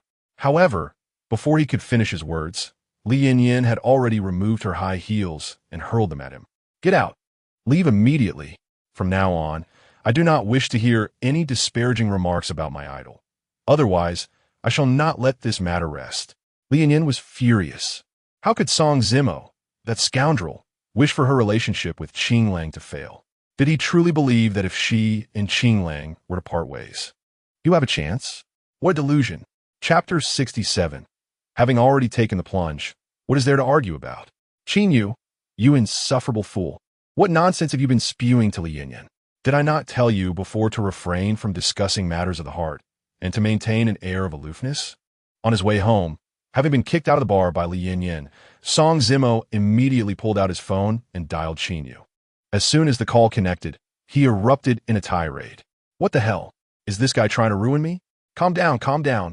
We were just chatting, and things got a bit heated. Besides, I spoke no lies. You fawn over the goddess Dai daily, and she hardly pays you any mind. Just look at this alluring woman. She is utterly devoted to you. Why not consider her? As the saying goes, a woman 3 years older is worth her weight in gold. Moreover, she owns a bar and is quite accomplished. She is beautiful as well. If you were to bring her home, you would transform into a bar owner yourself. I could come by to party and perhaps even get a discount. At that moment, Qin Yu awkwardly began to apologize to Song Zimo. As he spoke, however, his words took a turn, urging Song Zimo to abandon his pursuit of the school beauty Dai and instead court the enchanting Li Yinyan. Qin Yu, you wretched fool. Are you truly my brother? Are you aiding me or complicating my life? And who told you I am pining after Dai Jingjing? She does not acknowledge my existence. I am already her boyfriend. What have I said? Song Zimo was both amused and exasperated. How can this guy be so unreliable? Wait, you the love-struck fool. Have become Dai's boyfriend? How did I not know? Is this for real? Qin Yu exclaimed, his tone laced with disbelief. Previously, during high school, Song Zimo had pined after Dai Jingjing for 3 years, and he hadn't even managed to kiss her feet, let alone touch her shoes. Now, freshly graduated, he had supposedly won her heart? How could that be credible? What do you mean you are already dating her? Can you even articulate that? Did she force you to be her boyfriend? Huffed. Zimo, though the night has fallen, it is not yet bedtime. Do not indulge in fantasies. Before Song Zimo could finish his sentence, Qin Yu's laughter echoed through the line. Initially, he had been surprised to hear that Song Zimo claimed to be Dai Jingjing's boyfriend. But now, as he realized how outlandish Song Zimo's story had become, he was convinced he was merely boasting. The idea that Dai, the goddess, had coerced him into being her boyfriend was laughable. Such imagination was wasted on anything but novel writing. Don't believe me? I will send you a few photos on QQ, and you can see for yourself. I am too lazy to explain. Noticing that Qin Yu remained skeptical, Song Zimo refrained from further explanations. He hung up and opened QQ, sending several photos taken at the amusement park that day to Qin Yu. What the hell? Zimo, did you get someone to Photoshop these images? They look too fake. The once love-struck Yu has suddenly transformed into Dai's boyfriend? Qin Yu, who had previously scoffed in disbelief, was now utterly shocked, sending a flurry of messages. To clarify, she coerced me into being her boyfriend. This was not my choice, so keep it a secret. Qin Yu, you rascal. Why did you share the photos in the group? Withdraw them immediately. Song Zimo shot back. However, just as he sent the message, someone in the class group tagged him. Upon opening it, he collapsed in disbelief. Qin Yu, the gossip monger, had shared the photos he had received in the group. Instantly, the class group erupted in chaos. Heavens! Song Zimo has become Dai Jingjing's boyfriend? This is unbelievable. Did she not reject him coldly numerous times before? Could it be that he employed some underhanded tactics to compel Dai into a relationship with him? A throng of enraged boys began to voice their indignation, swiftly branding Song Zimo with the label of a scoundrel. Seeing this, Song Zimo felt a wave of despair wash over him. Qin Yu, too, wore an awkward expression. He had not anticipated such a reaction from the class group. Thankfully, he had not divulged that Song Zimo was Qinglang. Otherwise, chaos would have ensued. Meanwhile, Dai Jingjing returned home in a less than cheerful mood. Her mind replaying Qinglang's earlier remarks. She felt a sudden pang of fear that Song Zimo might, like Qinglang, choose to quietly vanish after being heartbroken. Just then, her QQ chimed incessantly. Upon opening it, she discovered a flurry of messages from the class group, many of which tagged her. Initially confused, she soon delved into the chat logs. Moments later, she comprehended the unfolding drama. What on earth is this scoundrel doing? Posting those photos in the group, and even prompting Qinyu to spread the news? Is he afraid others want to know I'm his girlfriend? Flushed with embarrassment and a tinge of anger, she found herself feeling inexplicably sweet inside. It seemed he did still harbor feelings for her and cared about her after all. Perhaps she had overthought things. Stop speculating and gossiping. Zimo did not force me. He has not done anything inappropriate. I voluntarily became his girlfriend. As she watched her male classmates enviously criticize and slander Song Zimo as a scoundrel, Dai Jingjing could no longer hold back and stepped forward to defend him. The group, already buzzing with excitement, erupted into further astonishment. Although Qinyu had shared several intimate photos of Song Zimo and Dai Jingjing, no one truly believed it. After all, neither Song Zimo nor Dai Jingjing had spoken up. Now, with everyone witnessing Dai Jingjing's public acknowledgement and her defense of Song Zimo, how could they not be taken aback? Oh, Qinyu, you fool. You managed to create more trouble than you solve. To have a brother like you is a stroke of bad luck. Song Zimo felt an overwhelming urge to cry. Had he known he should have divulged so much to this guy? Yet now, it seemed, no amount of explanation would suffice. Zimo, you truly are something. You sent those amusement park photos to Qinyu and let him post them in the group? Why did you not give me a heads up about such a significant matter? Just then, Dai Jingjing messaged him, her words laced with reproach and a hint of frustration. Jingjing, I swear I did not instruct him to do so. He acted on his own. Do you believe me? Seeing her expression, Song Zimo felt a headache coming on. Believe you? I might as well believe in ghosts. You've already sent the photos, and I can't say anything to refute it. This is just ridiculous. Chapter 68. Perhaps tomorrow will indeed bring a miracle. Observing Dai Jingjing's seemingly coquettish response, Song Zimo initially intended to provide further explanation. However, after a moment's contemplation, he decided against it. The more one attempts to clarify, the more convoluted the matter becomes. Besides, had not Dai Jingjing already stated that once she developed feelings for him, she would cast him aside? Perhaps this misunderstanding could hasten the conclusion of their relationship. He smiled. Yet, why did an inexplicable irritation suddenly arise within him? Upon returning home, Song Zimo transferred the words he had composed in his notebook onto a storage card before making his way to an internet CAF. Lacking internet access at home, he was compelled to visit the CAF each time he needed to update his chapters. Once there, he booted up a computer, entered the website, and accessed the novel site. The book's popularity was soaring, and the comments were proliferating. Nearly everyone was inquiring about the forthcoming developments in the plot. Whom would Mo by ultimately choose? Lingwei or Chuxia? Song Zimo refrained from responding, as he himself harbored no answers. Is the author present?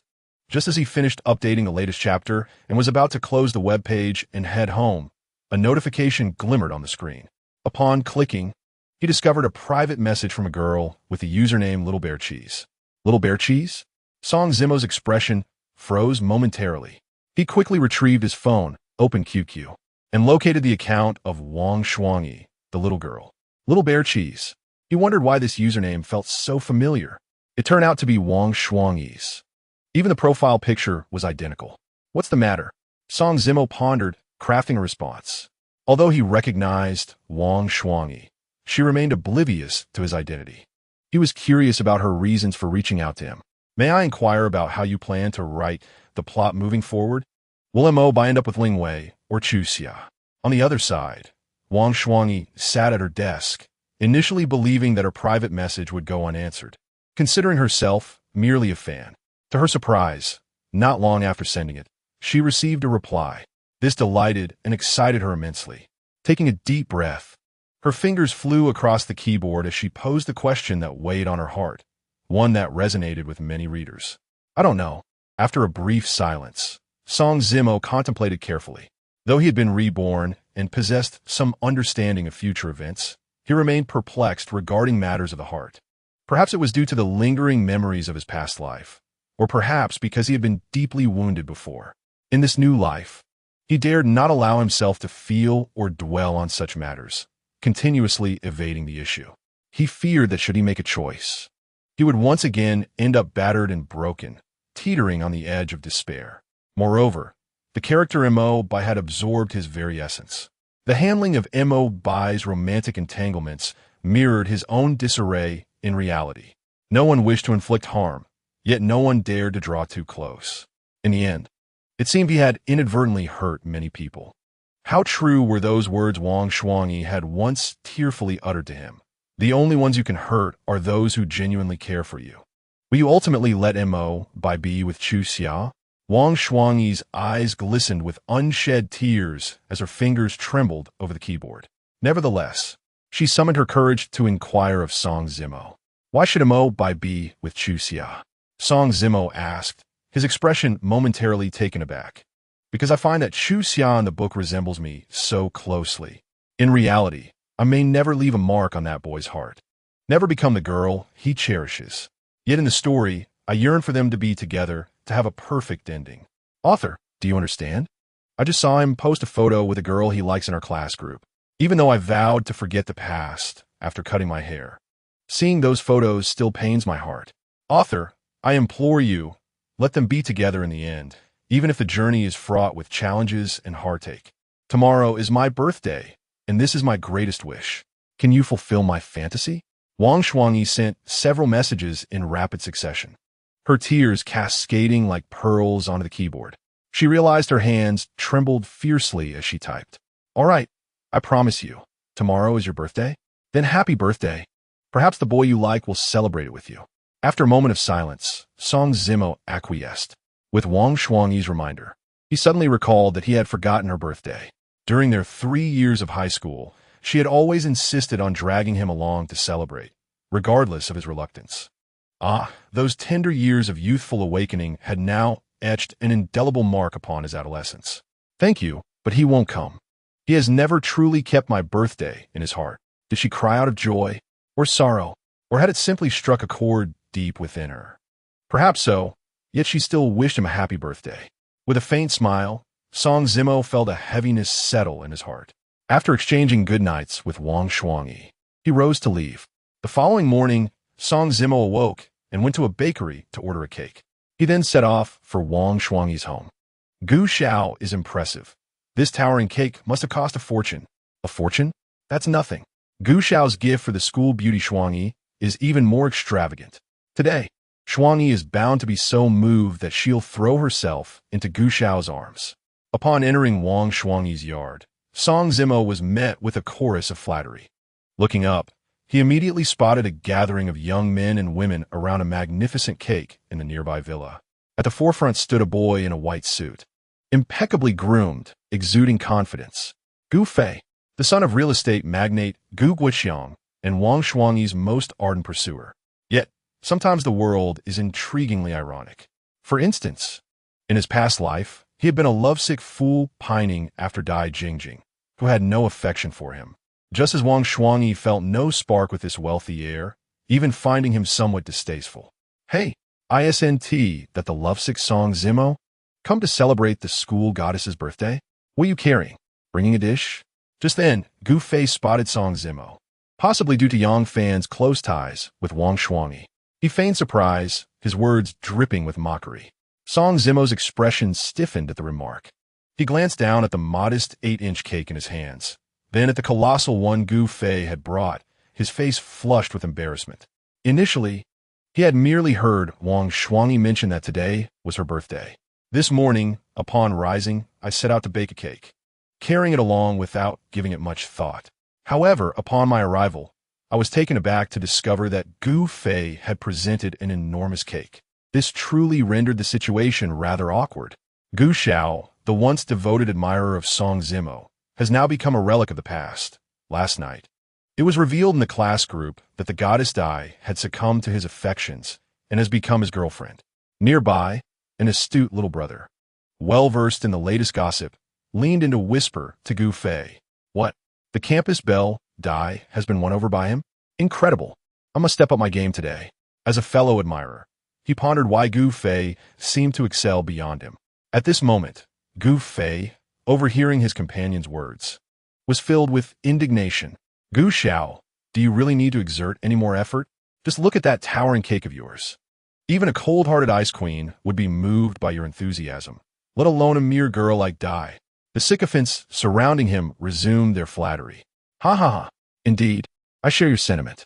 Gu Fei, basking in their praise, couldn't he help but beam with delight, his heart soaring.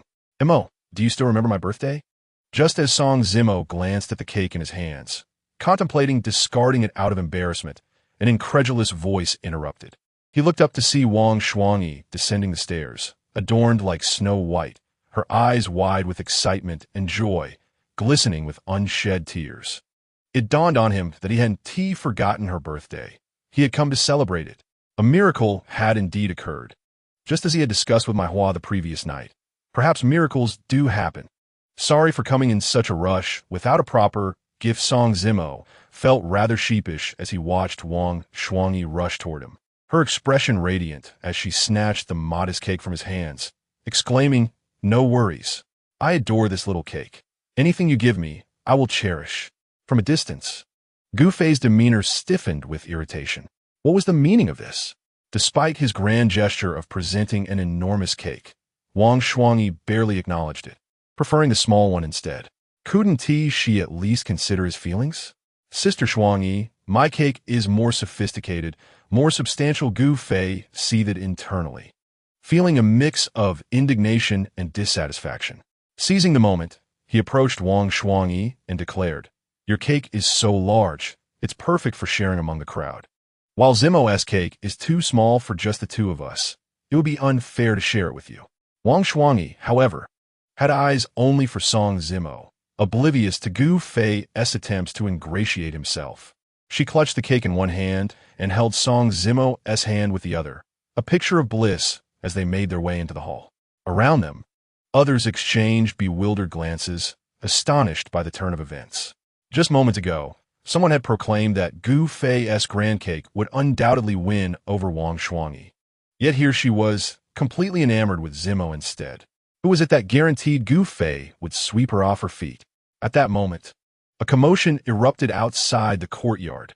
Soon, several burly men entered, carrying a brand new piano. Gu Fei, initially brimming with anger, felt his frustration dissipate upon seeing the arrival of his meticulously chosen birthday gift. Sister Shuangyi, I recall you have a fondness for the piano. This is a special gift for you, and I've even learned a piece to play for you. As he spoke, he cast a provocative glance at Song Zimo, his confidence surging. Can you afford such an expensive piano? Have you the skill to play a custom piece for the campus belle? Gu Fei, brimming with self-assurance, envisioned that once he began to play, Wang Shuangyi would be utterly captivated. Coupled with the lavish gift of the piano, success seemed imminent. A piano? Wang Shuangyi was taken aback, astonished by the extravagance of the gift. Do you like it? Gu Fei observed the shifting expressions on her face, his pride swelling further. Well, Zimo, don't you also play the piano? Since it's my birthday today, why not play a piece for me? Had this been any other time, Wang Shuangyi would not have made such a request. However, ever since the dance, she had come to realize that Song Zimo possessed hidden depths. He sang beautifully and played the piano exquisitely. Today was her birthday, and the fact that he remembered and attended her celebration filled her with joy. Thus, she hoped he would grace her special day with a performance. In reality, perhaps the two would not end up together, yet the characters in the book, Mo Bai and Chu Xia, ultimately overcame their challenges and found their way to each other. For the next 4 years of university, she wished to accompany this boy for the remaining moments they shared together. Cough, cough. Sister Shuangyi, don't tell me you can't play. Do you dare me to reveal your secret? Wang Shuangyi, noticing Song Zimo's reluctance, pinched him threateningly.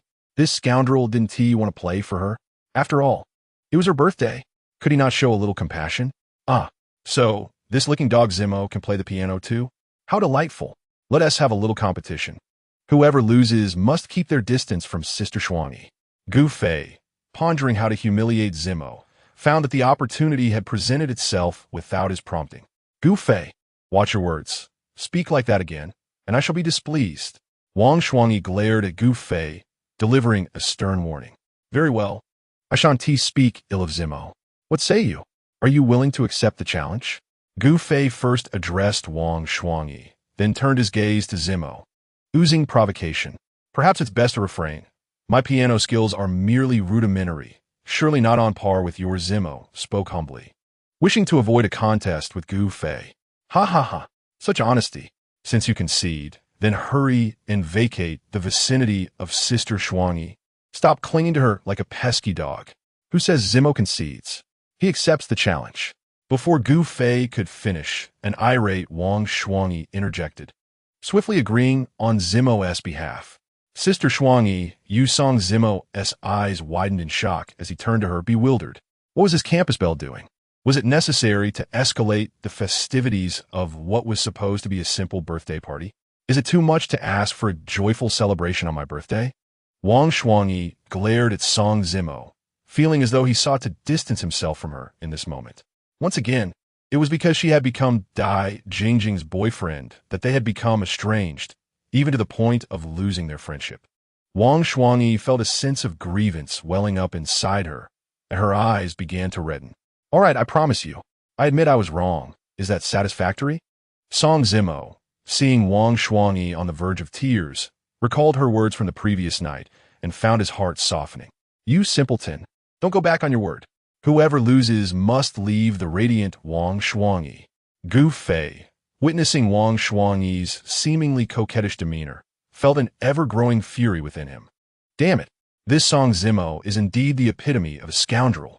He has managed to win over Dai Jingjing, the school belle. And yet he still dares to covet my dream goddess, Wang Shuangi. Does he wish to play both sides? This is utterly outrageous.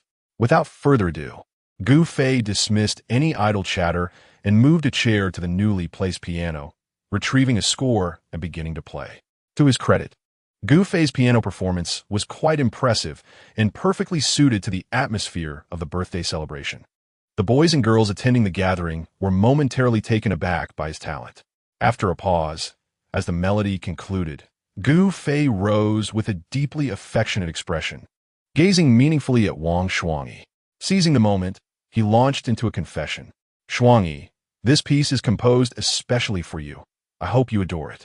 The melody reflects my feelings, and I wish for you to be my girlfriend. Clap, clap, not far away. Those sycophants buttering up Gu Fei immediately applauded to enhance the ambience.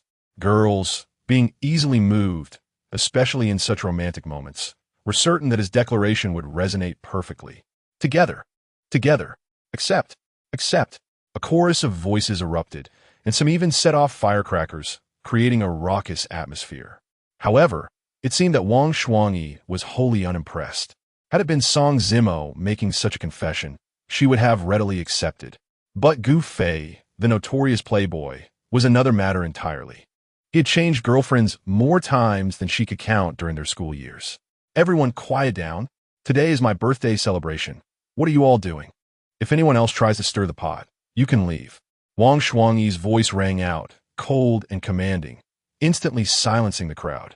Everyone exchanged bewildered glances, each looking to the others for an explanation, ultimately settling their gazes on Gu Fei. After all, they were being compensated for this event, and it needed to go well. Yet the unfolding drama seemed to deviate from the script. Rather than being moved, Wang Shuangi appeared to be irate. Shuangi, I genuinely like you and love you. Gu Fei stammered. Can you not discuss me so? Just the day before yesterday, I saw you leaving a hotel with a girl from a neighboring class. Is this what you call love? Although Wang Shuangi did not wish to expose Gu Fei's unsavory character, she found herself utterly repulsed. To profess love, only to turn around and embrace another girl that very night.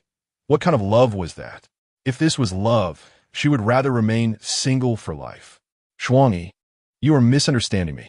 Gu Fei's demeanor shifted, revealing a hint of guilt. Damn it! How could she have caught me with that girl? Could she have been following me? The truth was evident to Wang Shuangyi, and she chose not to elaborate further, sparing him some dignity. Song Zimo, did you not just bet with me? Should you lose, you must leave Wang Shuangyi alone. The atmosphere had shifted, and not only had the confession failed, but Gu Fei had also been humiliated. This ignited an intense fury within him, coupled with a sense of shame. Ultimately, he directed his anger towards Song Zimo, believing that if he could just make Song Zimo leave, Wang Shuangyi would eventually return to him. Let us forget about the bet, Song Zimo replied, casting a glance at Gu Fei and then at Wang Shuangyi, feeling quite conflicted. If he performed well, wouldn't that be a slap in the face to Gu Fei? After all, Gu Fei was a wealthy second-generation heir, and he had no personal vendetta against him. It wouldn't be right to humiliate him in front of so many friends. But if he let it slide, would Wang Shuangyi be pleased? No way. I wouldn't agree. As soon as Song Zimo's words fell, two voices of dissent rang out. One was Gu Fei's, and the other belonged to Wang Shuangyi.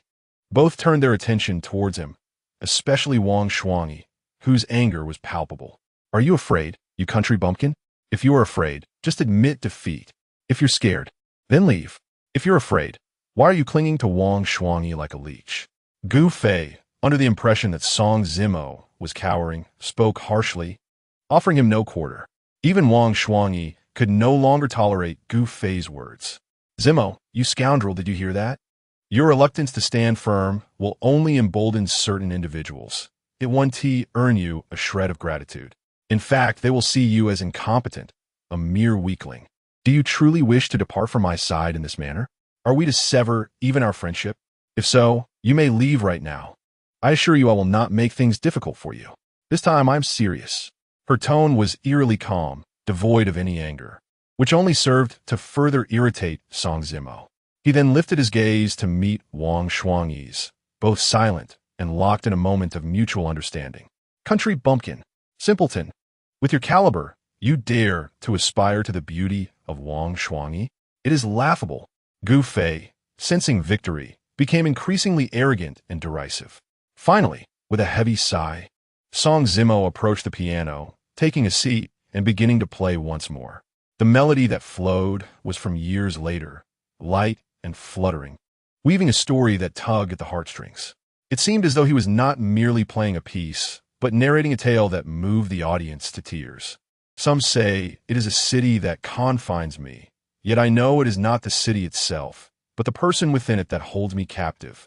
No matter where I flee, I will remain ensnared, forever locked away. The memory of their last embrace at graduation echoed in his mind. Gu Fei, remember your previous words. Do not buzz around me like a fly any longer. As the last note faded, Wang Shuangyi's eyes were glistening with unshed tears. It seemed that since that graduation gathering, Song Zimo had indeed undergone a profound transformation, one that transcended mere personality changes. Then, with a deep breath, she raised her gaze to the increasingly darkened expression of Gu Fei, her voice ringing out with unmistakable clarity. Shuangyi. Gu Fei's already grim countenance grew even more forbidding in response to her words. Suddenly, he fixed his gaze upon Song Zimo, his eyes filled with a predatory intensity. So what if you play the piano better than I do? Song Zimo, a pauper is still a pauper. If I skip work for 3 days, my father will transfer money into my account. If you don't work for 3 days, you'll find yourself begging on the streets. He could not bear the thought of accepting the harsh reality that this country bumpkin, Song Zimo, was more accomplished than him. Although it was Gu Fei who instigated the conflict, he still cast all the blame on his Song Zimo. In his eyes, Song Zimo, the rural simpleton, should never have shown up today. Had Song Zimo not come, Wang Shuangyi would undoubtedly have been moved by his sincerity and would have willingly embraced him. As this thought crossed Gu Fei's mind, his anger intensified, and he directed sharp, scornful insults towards Song Zimo. Gu Fei, enough. Get out. Immediately leave. You are not welcome here. Wang Shuangyi could no longer tolerate it. She detested individuals like Gu Fei, lacking any ability, harbored jealousy towards those who were more accomplished. Especially when she witnessed Gu Fei humiliating and mocking Song Zimo in front of their classmates, It felt like a direct assault on her sensibilities, igniting her fury. Zimo, I'm so sorry. After Gu Fei departed, Wang Shuangyi turned her gaze to Song Zimo, filled with regret and self-reproach. She had not anticipated that her impulsive insistence on having Song Zimo play the piano would lead to such an uproar. It's all right. I'm not so fragile as to be hurt or enraged by a few mocking words. He smiled, adopting a nonchalant demeanor. Although Song Zimo did not take Gu Fei's insults to heart, they did serve as a reminder that he needed to find ways to earn money. Zimo, have you filled out your college application? Which university are you planning to apply to? Wang Shuangyi, relieved to see that Song Zimo was not angry, hesitantly inquired about his university plans. Not yet, but I've decided to apply to Yinhai University. In truth, given Song Zimo's high exam scores, he could easily attend a more prestigious university. However, he did not wish to stray too far from his aunt or the city that had nurtured him. Perhaps due to having lived through a rebirth, his longing for home had intensified. Yinhai University? Then I'll apply there as well. That way, during our 4 years of college, we can be together. Wang Shuangyi casually remarked, yet her words were tinged with an unmasked sorrow. Song Zimo smiled at Wang Shuangyi, pretending not to hear her implication, for he could not promise her anything. They continued their conversation, sharing cake and savoring this final birthday of their high school years. Reflecting on their 3 years of high school, time seemed to have flown by. The people remained the same, yet the innocence of their youth appeared to be gradually fading away. Only through the accumulation of experiences can one attain maturity. After bidding farewell to Wang Shuangyi, Song Zimo, as was his custom, arrived at the bar for work that evening. Xiao Mo, where's Qing Lang? Why didn't he come with you? Upon entering the bar, Song Zimo was intercepted by Li Yinyan, who was anxiously scanning the room for the familiar figure. Manager Li, Qing Lang has other commitments tonight and can't make it. Besides, he isn't a regular here. He can't come every day, Song Zimo explained hurriedly, his expression stiffening. What kind of talk is that? Just because he is not a regular means he can't come here for fun? Li Yinyan kicked Song Zimo in frustration. If he is not here, who will sing tonight? Who in our bar has the same commanding presence as him? The bar's popularity surged because everyone came for Qing Lang. If he doesn't return after just 1 day, it might spark complaints. I can sing. I think I sing quite well, not any worse than Qing Lang. Song Zimo eagerly volunteered. However, before he could finish his sentence, he was met with Li Yinyan's ire. You? How dare you compare yourself to my idol? You couldn't even carry his shoes. Li Yinyan derisively mocked him. While Song Zimo was not without talent, in Li Yinyan's eyes, he could never match her idol. Manager Li, can you stop underestimating others? Why would I be worthy to carry your idol's shoes? I can sing the songs he does. Perhaps I might even sing them better. Song Zimo protested, only to be met with another playful pinch from Li Yinyan. Ow, that hurts, he exclaimed, feeling exasperated. This teasing is getting out of hand. Can't we have a rational conversation here? Can you really sing his songs? Li Yinyan regarded him with skepticism. Of course. If you don't believe me, I'll go on stage and sing for you. I guarantee it will be identical. Song Zimo replied confidently. All right, let us see you impersonate my idol. But just a warning. If you mess up, don't blame me for what happens next. Li Yinyan relented. With Qing Lang absent, she had no choice but to find Song Zimo, albeit with some apprehension about whether he could handle the atmosphere on stage. However, as Song Zimo donned a suit and Qing Lang's mask and stepped onto the stage, she realized her concerns were unwarranted. This young man was truly remarkable. From the audience, he appeared as an innocent boy, yet once on stage, his demeanor transformed into something melancholic and poignant. Grasping the microphone, he unleashed his voice, filling the room with exuberant cheers. The songs remained familiar, the essence unchanged. For a fleeting moment, Li Yinyan felt as if the figure of Song Zimo blended with that of her beloved idol, Qing Lang. Yet, after a brief moment, she shook her head vigorously. Li Yinyan, what are you thinking? Qing Lang is Qing Lang. Xiao Mo is Xiao Mo. They both performed last night, and how could they possibly be the same person? Stop overthinking it. Chapter 72. Little girl, get well soon. Manager Li, how was my performance? Did it go well? After stepping off the stage, Song Zimo immediately boasted to Li Yinyan. Not bad. There was a hint of my idol's style, but your emotional expression needs work. In truth, Song Zimo had performed exceptionally well, nearly indistinguishable from the original. However, seeing Song Zimo's smug demeanor, Li Yin feigned reluctance in her critique. Really? Manager Li, your comments seem rather biased. Song Zimo retorted, feeling exasperated. My idol is Qing Lang.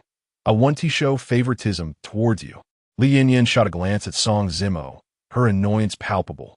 Without further ado, she retrieved a bottle of red wine and 2 elegant goblets from the floral stand. Cool me. Today I'm in a splendid mood. You little rascal. Accompany your sister for a couple of drinks.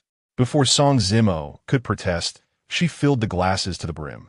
Reluctantly, under Li Yin's insistence, Song Zimo joined her in the revelry. Initially, they merely savored the red wine, but moments later, Li Yin returned with a bottle of white liquor. Presently, my tolerance is rather low. Are you a crab? You can't just resort to violence at the slightest disagreement. It hurts. Song Zimo attempted to refuse, but Li Yin was in high spirits and was not inclined to relent. Not drinking? If you refuse, I'll pinch you to death. With no choice but to acquiesce. Song Zimo sighed. This boss is truly difficult to please. After a few rounds, Song Zimo felt a slight dizziness, and upon glancing at Li Yin, he noticed her eyes were glazed over, clearly intoxicated. Qing Lang, I like you. I truly love you, just as Song Zimo contemplated advising Li Yin to stop drinking. She suddenly leaned in closer, murmuring sweet nothings while wrapping her arms around his neck. In that instant, Song Zimo was taken aback, with her temptingly alluring lips so near. The alcohol stirred a restless impulse within him. However, he quickly suppressed that burgeoning emotion. Presently, no, you've mistaken. I'm Song Zimo, not Qing Lang, not Qing Lang. Previously, Song Zimo would have relished being seen as Qing Lang, but now, witnessing Li Yin's fervent demeanor, he felt a rush of fear and hesitance, unwilling to admit his true identity. Qing Lang, I genuinely like you. I like you so much, do you know? The moment I saw you at the ball that night, I fell deeply in love with you, unable to extricate myself. I don't even know why. At times, I think it's impossible between us. Yet I can't help it. I simply can't control myself. She was thoroughly intoxicated, and her words fell on deaf ears. As she was lost in her own world, she continued to whisper affectionate declarations while clinging to Song Zimo, refusing to let go, nestling into his embrace. Whenever he attempted to push her away, she would immediately lean in with her enticing lips. President Li, please don't act recklessly. If you keep this up, I might have to scream. As Song Zimo realized Li Yin was about to steal his first kiss, he hurriedly pressed his hand against her forehead. This audacious woman was crossing the line. Just because she was drunk, did that give her the liberty to misbehave? What is happening? Oh my gosh. President Li, Xiao Macao. You all continue. I saw nothing, absolutely nothing. Outside, a Chong, hearing the commotion, burst through the door. Initially, he had thought something was amiss inside. However, upon entering, he was left completely bewildered, stunned. It appeared that something indeed had transpired, but not at all in the manner he had anticipated. A Chong so soon? Has President Li been conquered? Does that mean I should start calling you boss? A Chong, it's not what you think. It's not what you think. President Li is merely drunk and being a bit mischievous. Noticing a Chong's perplexed gaze, Song Zimo immediately began to clarify, raising his voice in panic. I understand. You all continue. A Chong nodded repeatedly before hastily retreating. The door slammed shut behind him, leaving Song Zimo in a state of utter confusion. What do you mean you understand? You don't understand anything. Glancing at the person in his arms, Song Zimo felt overwhelmed. After a prolonged struggle, he finally managed to detach her from him. Thankfully, he was a man of integrity. Otherwise, this woman's behavior was undeniably excessive. The night passed in silence. The following day, Song Zimo spent the entire day typing at home. As evening approached, after updating his novel at the internet CAF, he planned to head to the bar for his shift. It was already July, and with the start of university just over a month away, he needed to earn enough for tuition. Earning money was the way to go. Suddenly, his phone rang. Glancing at the screen, he saw it was a call from Xiaoxi. Mo, do you have time? As soon as the call connected, Xiaoxi's voice filled the line. Yes. What is up? Song Zimo replied, recalling that Xiao Shi's mother, Su Biyu, had previously asked him to spend more time with her daughter. However, due to various matters recently, he had only gone to the seaside once and hadn't he spent much time with Xiao Shi otherwise. Given the timing of her call, he suspected she might have something important to discuss. I suddenly feel like going out for some grilled skewers, but I don't want to go alone. Can you accompany me? Her voice was brimming with anticipation. In the past, Xiao Shi had been a carefree, joyful girl. However, ever since she learned of her leukemia diagnosis, the shadow of despair had loomed over her. Each day, she feigned normalcy in front of her parents, forcing smiles. Yet deep inside, she grappled with pain, sorrow, and loneliness. Su Biyu and her father, Xiao Nantian, shared the same anguish. How could parents not despair when their daughter faced such a dire illness? They hadn't informed Xiao Shi of the severity of her condition, nor dared to disclose it. Instead, they were tirelessly searching for a compatible bone marrow donor. Unfortunately, up until now, they had received no news. Sure, where shall we meet? At home? I'll come find you, he readily agreed without hesitation. Shortly thereafter, Song Zimo went to meet Xiao Shi, accompanying her to the skewer stand. Let's eat by the roadside. They had often enjoyed meals together by the roadside during high school, and now, many years had passed. They parked their car and walked side by side. After a brief moment, Xiao Shi pointed toward a nearby grill stall and spoke. All right. Turning to look at Xiao Shi, Song Zimo observed that her complexion had become even paler than before, and her spirit seemed diminished. Recognizing the deterioration in her condition, he felt a pang of concern. As they arrived at the grill stall and sat down, Song Zimo contemplated visiting the hospital to donate bone marrow for her. Little girl, please recover soon. Chapter 73, Bastard. You're not allowed to leave. Let us have a drink. While Song Zimo was lost in thought, Xiao Shi brought over several bottles of beer and suggested, your health is so fragile. It's better if you don't drink. Wait until you're better, and then I'll join you. He blocked her cup and earnestly advised her. With my condition, will I ever get better? I'm not a 3-year-old child. How can this illness be cured? If you want to accompany me, I'll just drink on my own. A bittersweet smile graced her lips, tinged with a hint of sorrow. There were no tears, nor any tumultuous outbursts. Yet, Xiao Shi understood her condition far better than anyone else. With death looming near, why not embrace a more carefree attitude? Eat what she desires. Drink what she craves. Why overthink it? Song Zimo, in vain, attempted to dissuade her, but Xiao Shi merely lifted her glass and began to drink. Sigh. I'll join you for a drink, but you must promise to heed my advice. Don't overindulge. Trust me, you will recover. I know you will. Observing this, Song Zimo sighed and raised his glass, accompanying Xiao Shi in her drinking. You are quite peculiar, you know, despite being younger than I. You treat me as if I'm a child, Xiao Shi remarked, noticing how Song Zimo coddled her like a little one. In response, he chuckled softly. While it was true that in this lifetime he was indeed younger, he bore the memories of a previous existence. Having witnessed the vicissitudes of life, he had matured far beyond his peers. Song Zimo, at that moment, a commotion arose nearby. Looking up, Song Zimo's expression froze slightly. Dai Jingjing, Jiang Xiaoru. Good heavens, is this world truly so small? Just days prior, he had encountered Dai Jingjing by the seaside, and now, while accompanying the disheartened Xiao Shi for some skewers at a roadside barbecue stall, he found himself face to face with them once more. Are you also here for a late-night snack? Song Zimo's face turned awkward and unnatural. After all, Dai Jingjing was still his girlfriend, and here he was, sharing skewers with another girl. This left him feeling inexplicably guilty. Dai Jingjing inhaled deeply, ready to assert they were merely passing by. Right? Jingjing and I are here for a late-night snack. Since we've met, let us enjoy it together. Jiang Xiaoru interrupted before Dai Jingjing could finish her sentence. With a stern expression, Jiang Xiaoru pulled Dai Jingjing to the other side, seating her beside Song Zimo. Thus, he found himself positioned between two women, Xiao Shi on his left and Dai Jingjing on his right, with Jiang Xiaoru directly across from him. To be frank, it was a rather uncomfortable and awkward situation. The atmosphere at the table instantly turned heavy and oppressive. Who are they? Xiaoxi glanced at Dai Jingjing and Jiang Xiaoru before directing her gaze back to Song Zimo, inquiring, I am his girlfriend. And you? Dai Jingjing, perhaps feeling a tinge of jealousy or casting aside her pride, spoke up as soon as Xiaoxi finished her question. Me?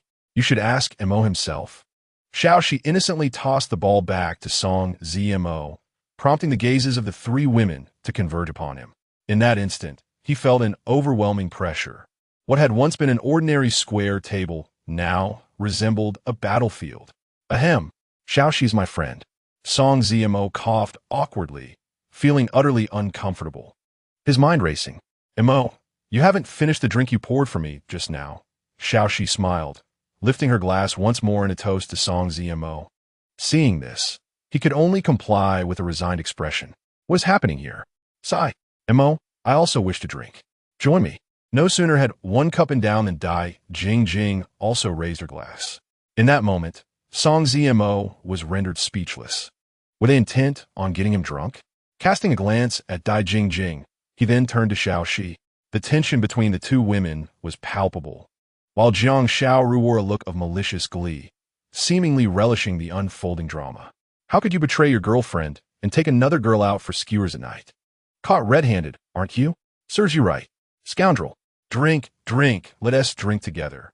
Song Zimo had initially intended to refuse, but reflecting on the fact that he had already been drinking with Xiaoxi, and considering that Dai Jingjing was his current girlfriend, he felt compelled to acquiesce. Nearby, men at other tables indulging in drinks and skewers occasionally cast glances in their direction, perplexed as to why they, mere men, were relegated to sipping beer from bottles, while Song Zimo, seemingly youthful and naive, could effortlessly juggle the affections of two women. Where's the morality in this? What are the boundaries? In a society with a surplus of men and a deficit of women, how can one squander such resources without a pang of conscience? Clatter. Moments later, Xiaoxi's glass slipped from her hand, shattering on the floor as her delicate form began to sway towards Song Mo. My head hurts. Her voice, laced with drunkenness and distress, drifted through the air. Beside her, both Dai Jingjing and Jiang Xiaoru were momentarily taken aback. Was she feigning drunkenness to elicit sympathy from Song Zimo, to persuade him to take her home? Such a tired old tactic was only effective on the naive. Mo, I also have a headache. Since I'm drunk, take me home.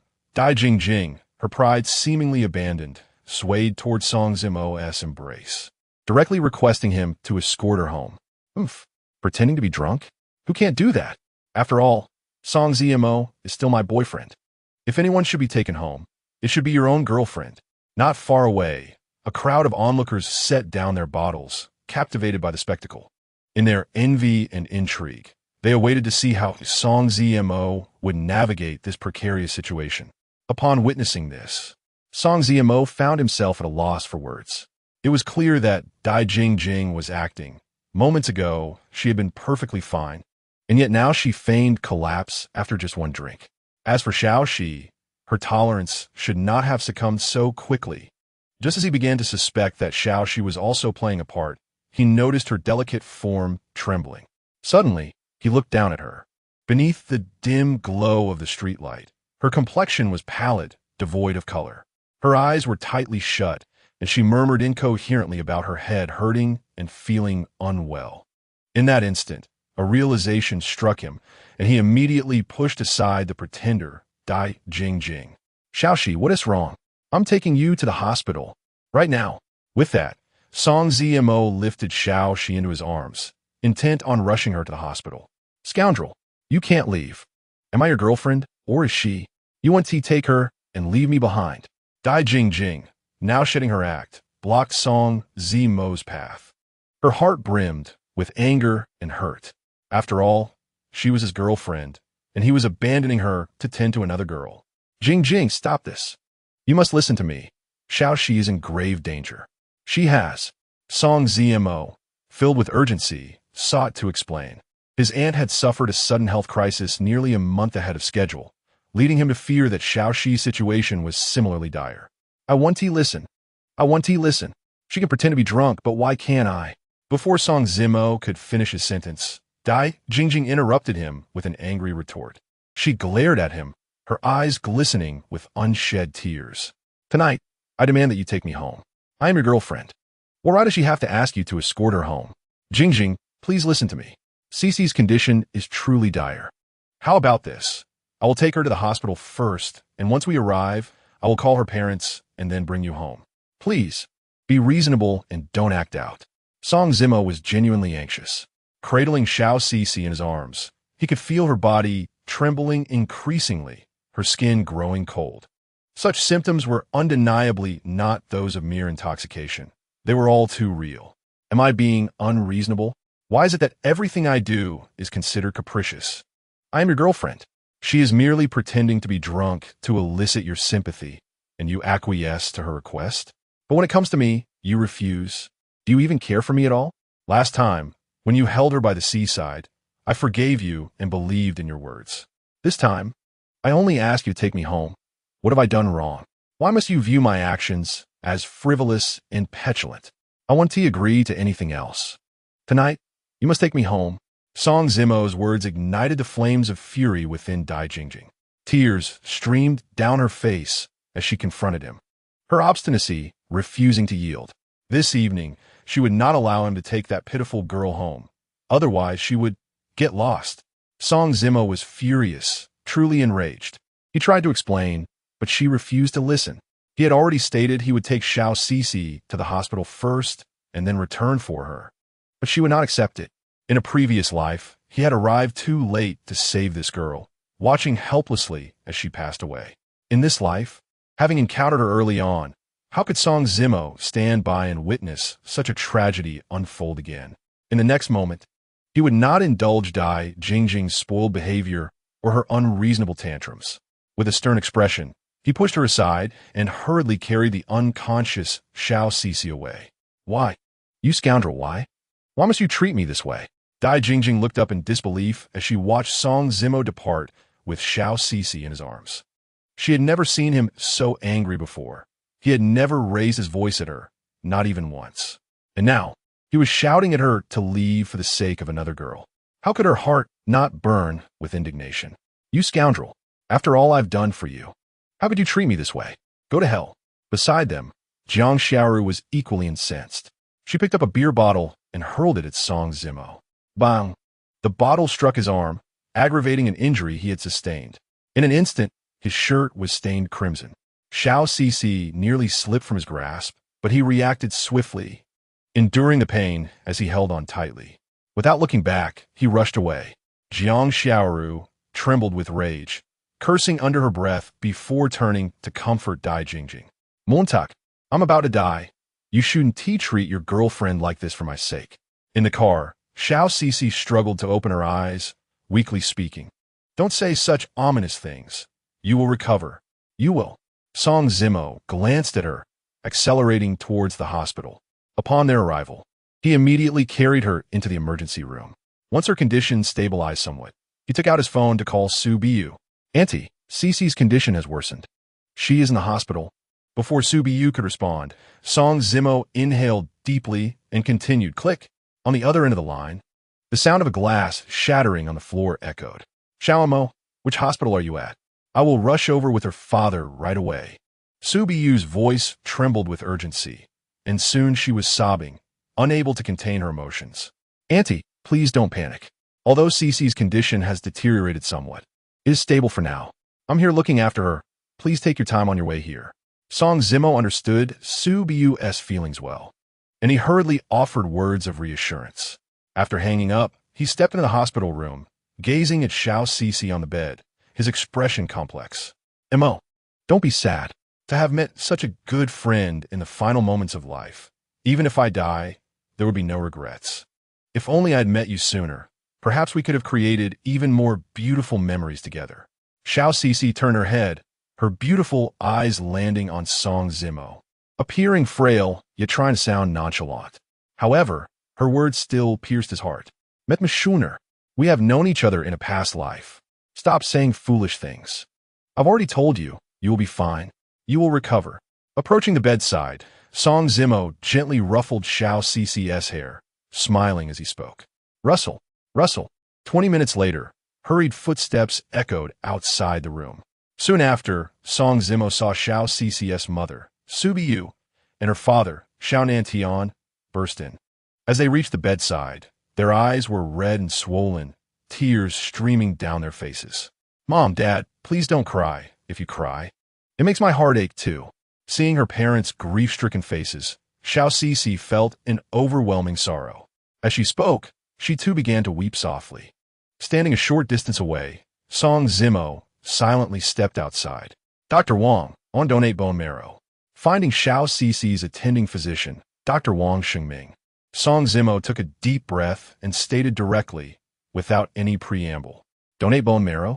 Young man, who are you donating it for?" Dr. Wang looked at him, astonished and perplexed. "Xiao Cici, she is the one searching the bone marrow registry for a match. ISNT she? My bone marrow matches hers. I am willing to donate it to her." Chapter 75. For you, I will fold 1,001 paper cranes. Are you joking? The best matches for bone marrow come from direct blood relatives. We have already tested Miss Zhao's parents, and they do not match. The person who can match her bone marrow has yet to be found. How do you know yours matches? Dr. Wang looked at Song Zimo, somewhat taken aback by his words, even suspecting he was joking. Matching bone marrow ISNT, that's simple. Out of thousands, it is exceedingly rare to find even one compatible donor.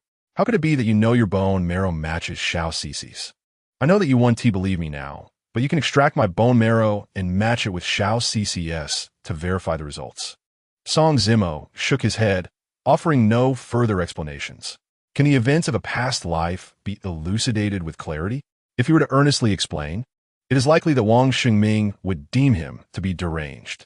Given this, perhaps it would be prudent to attempt a match. Observing Song Zimo's steadfastness, Wang Shengming refrained from further persuasion. However, he remained skeptical, convinced that the likelihood of Song Zimo's marrow being compatible with Xiao Shi's was virtually non-existent. After bidding farewell to Su Biyu, Song Zimo returned home.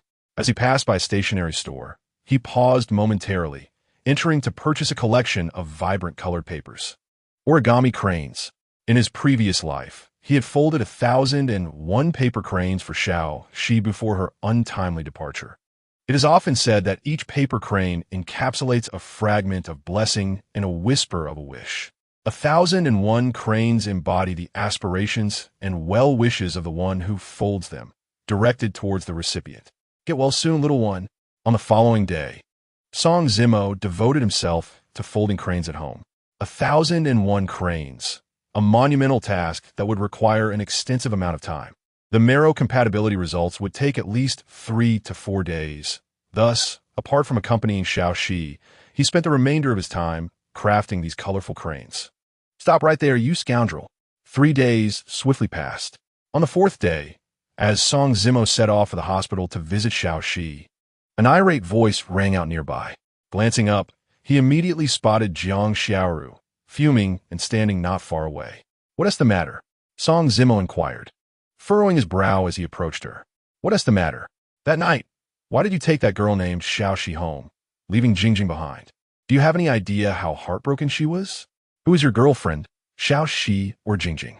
If you don't like her, you could have broken up with her instead of being so callous and hurting her feelings." Jiang Xiaoru's tirade continued. "Back in school, you were like a lovesick puppy following her around, and now that you have her, you no longer cherish her? How despicable. I even helped you that day, worrying that Jingjing might be taken advantage of by that playboy, Xianglong. I now realize that you are even more contemptible than him." Having vented her fury, she continued to berate him with scorn and derision. Throughout her rant, Song Zimo remained silent, simply standing there and listening attentively, observing her. One had to admit, Jiang Xiaoru's tongue was particularly sharp. "Are you finished?" After a pause, Song Zimo calmly countered, "Not done yet. I need a moment to catch my breath before I continue."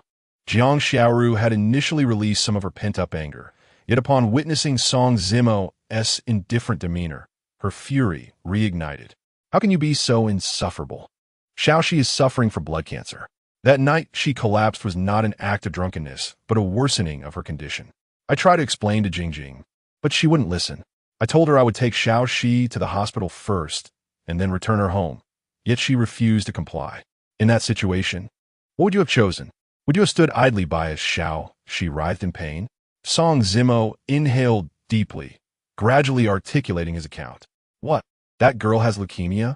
Jiang Xiaoru, who had been furious, gasped in astonishment upon hearing Song Zimo's explanation, her eyes widening in disbelief. Only when Song Zimo nodded earnestly did she realize he was not jesting. Well, that certainly justifies Jingjing's behavior, but you still shouldn't have been so harsh toward her. Such words can be quite hurtful. Jiang Xiaoru softened her stance, feeling that she and Jingjing had misunderstood Song Zimo. However, as Jingjing's close friend, she felt compelled to advocate for her, even if Jingjing had erred. At that moment, Xiaoxi's life was hanging by a thread, and Jingjing was being obstinate, refusing to allow me to leave. What else could I do but chastise her? Song Zimo lamented, feeling exasperated. Sometimes, reasoning with girls seems futile. They refuse to listen. It feels as though you are in the wrong, no matter what they do. If you refrain from explaining, they think you've turned your back on them. Fine. If you believe you have a point, I shall clarify things with Jingjing later, but you must also apologize to her and reassure her. Jiang Xiaoru tilted her head thoughtfully, realizing that perhaps Song Zimo was not entirely at fault. Ultimately, she chose to forgive him. Thank you. Song Zimo smiled, finding Jiang Xiaoru to be more reasonable than the haughty, spoiled Jingjing. Previously, he had perceived her as rather brash and caustic, but now he suddenly found her quite endearing. Mr. Song, the results of the marrow compatibility test are in. It's a miracle. Indeed, it is a miracle. Your marrow is a perfect match for Miss Xiaoxi, with an almost flawless compatibility. Should the transplant proceed, there is a significant likelihood that her blood cancer could be completely cured. I will now relay this splendid news to Director Xiao and Mrs. Xiao. Upon arriving at the hospital, Song Zimo sought out the results of the marrow compatibility test. Dr. Wang Xingming, Xiaoxi's attending physician, grasped Song Zimo's shoulder with palpable excitement. At that moment, disbelief shimmered in his eyes, and he appeared almost dazed. Having practiced medicine for over 2 decades, he had never encountered such a situation. Dr. Wang, please refrain from sharing this news with her parents just yet, Song Zimo smiled, preventing Wang Xingming from rushing off to inform Xiaoxi's family of the good news. Not tell them? This is a life-saving matter. Moreover, you and Miss Xiao are friends. Why would you conceal this from them? Wang Xingming widened his eyes in astonishment, questioning whether he had misheard.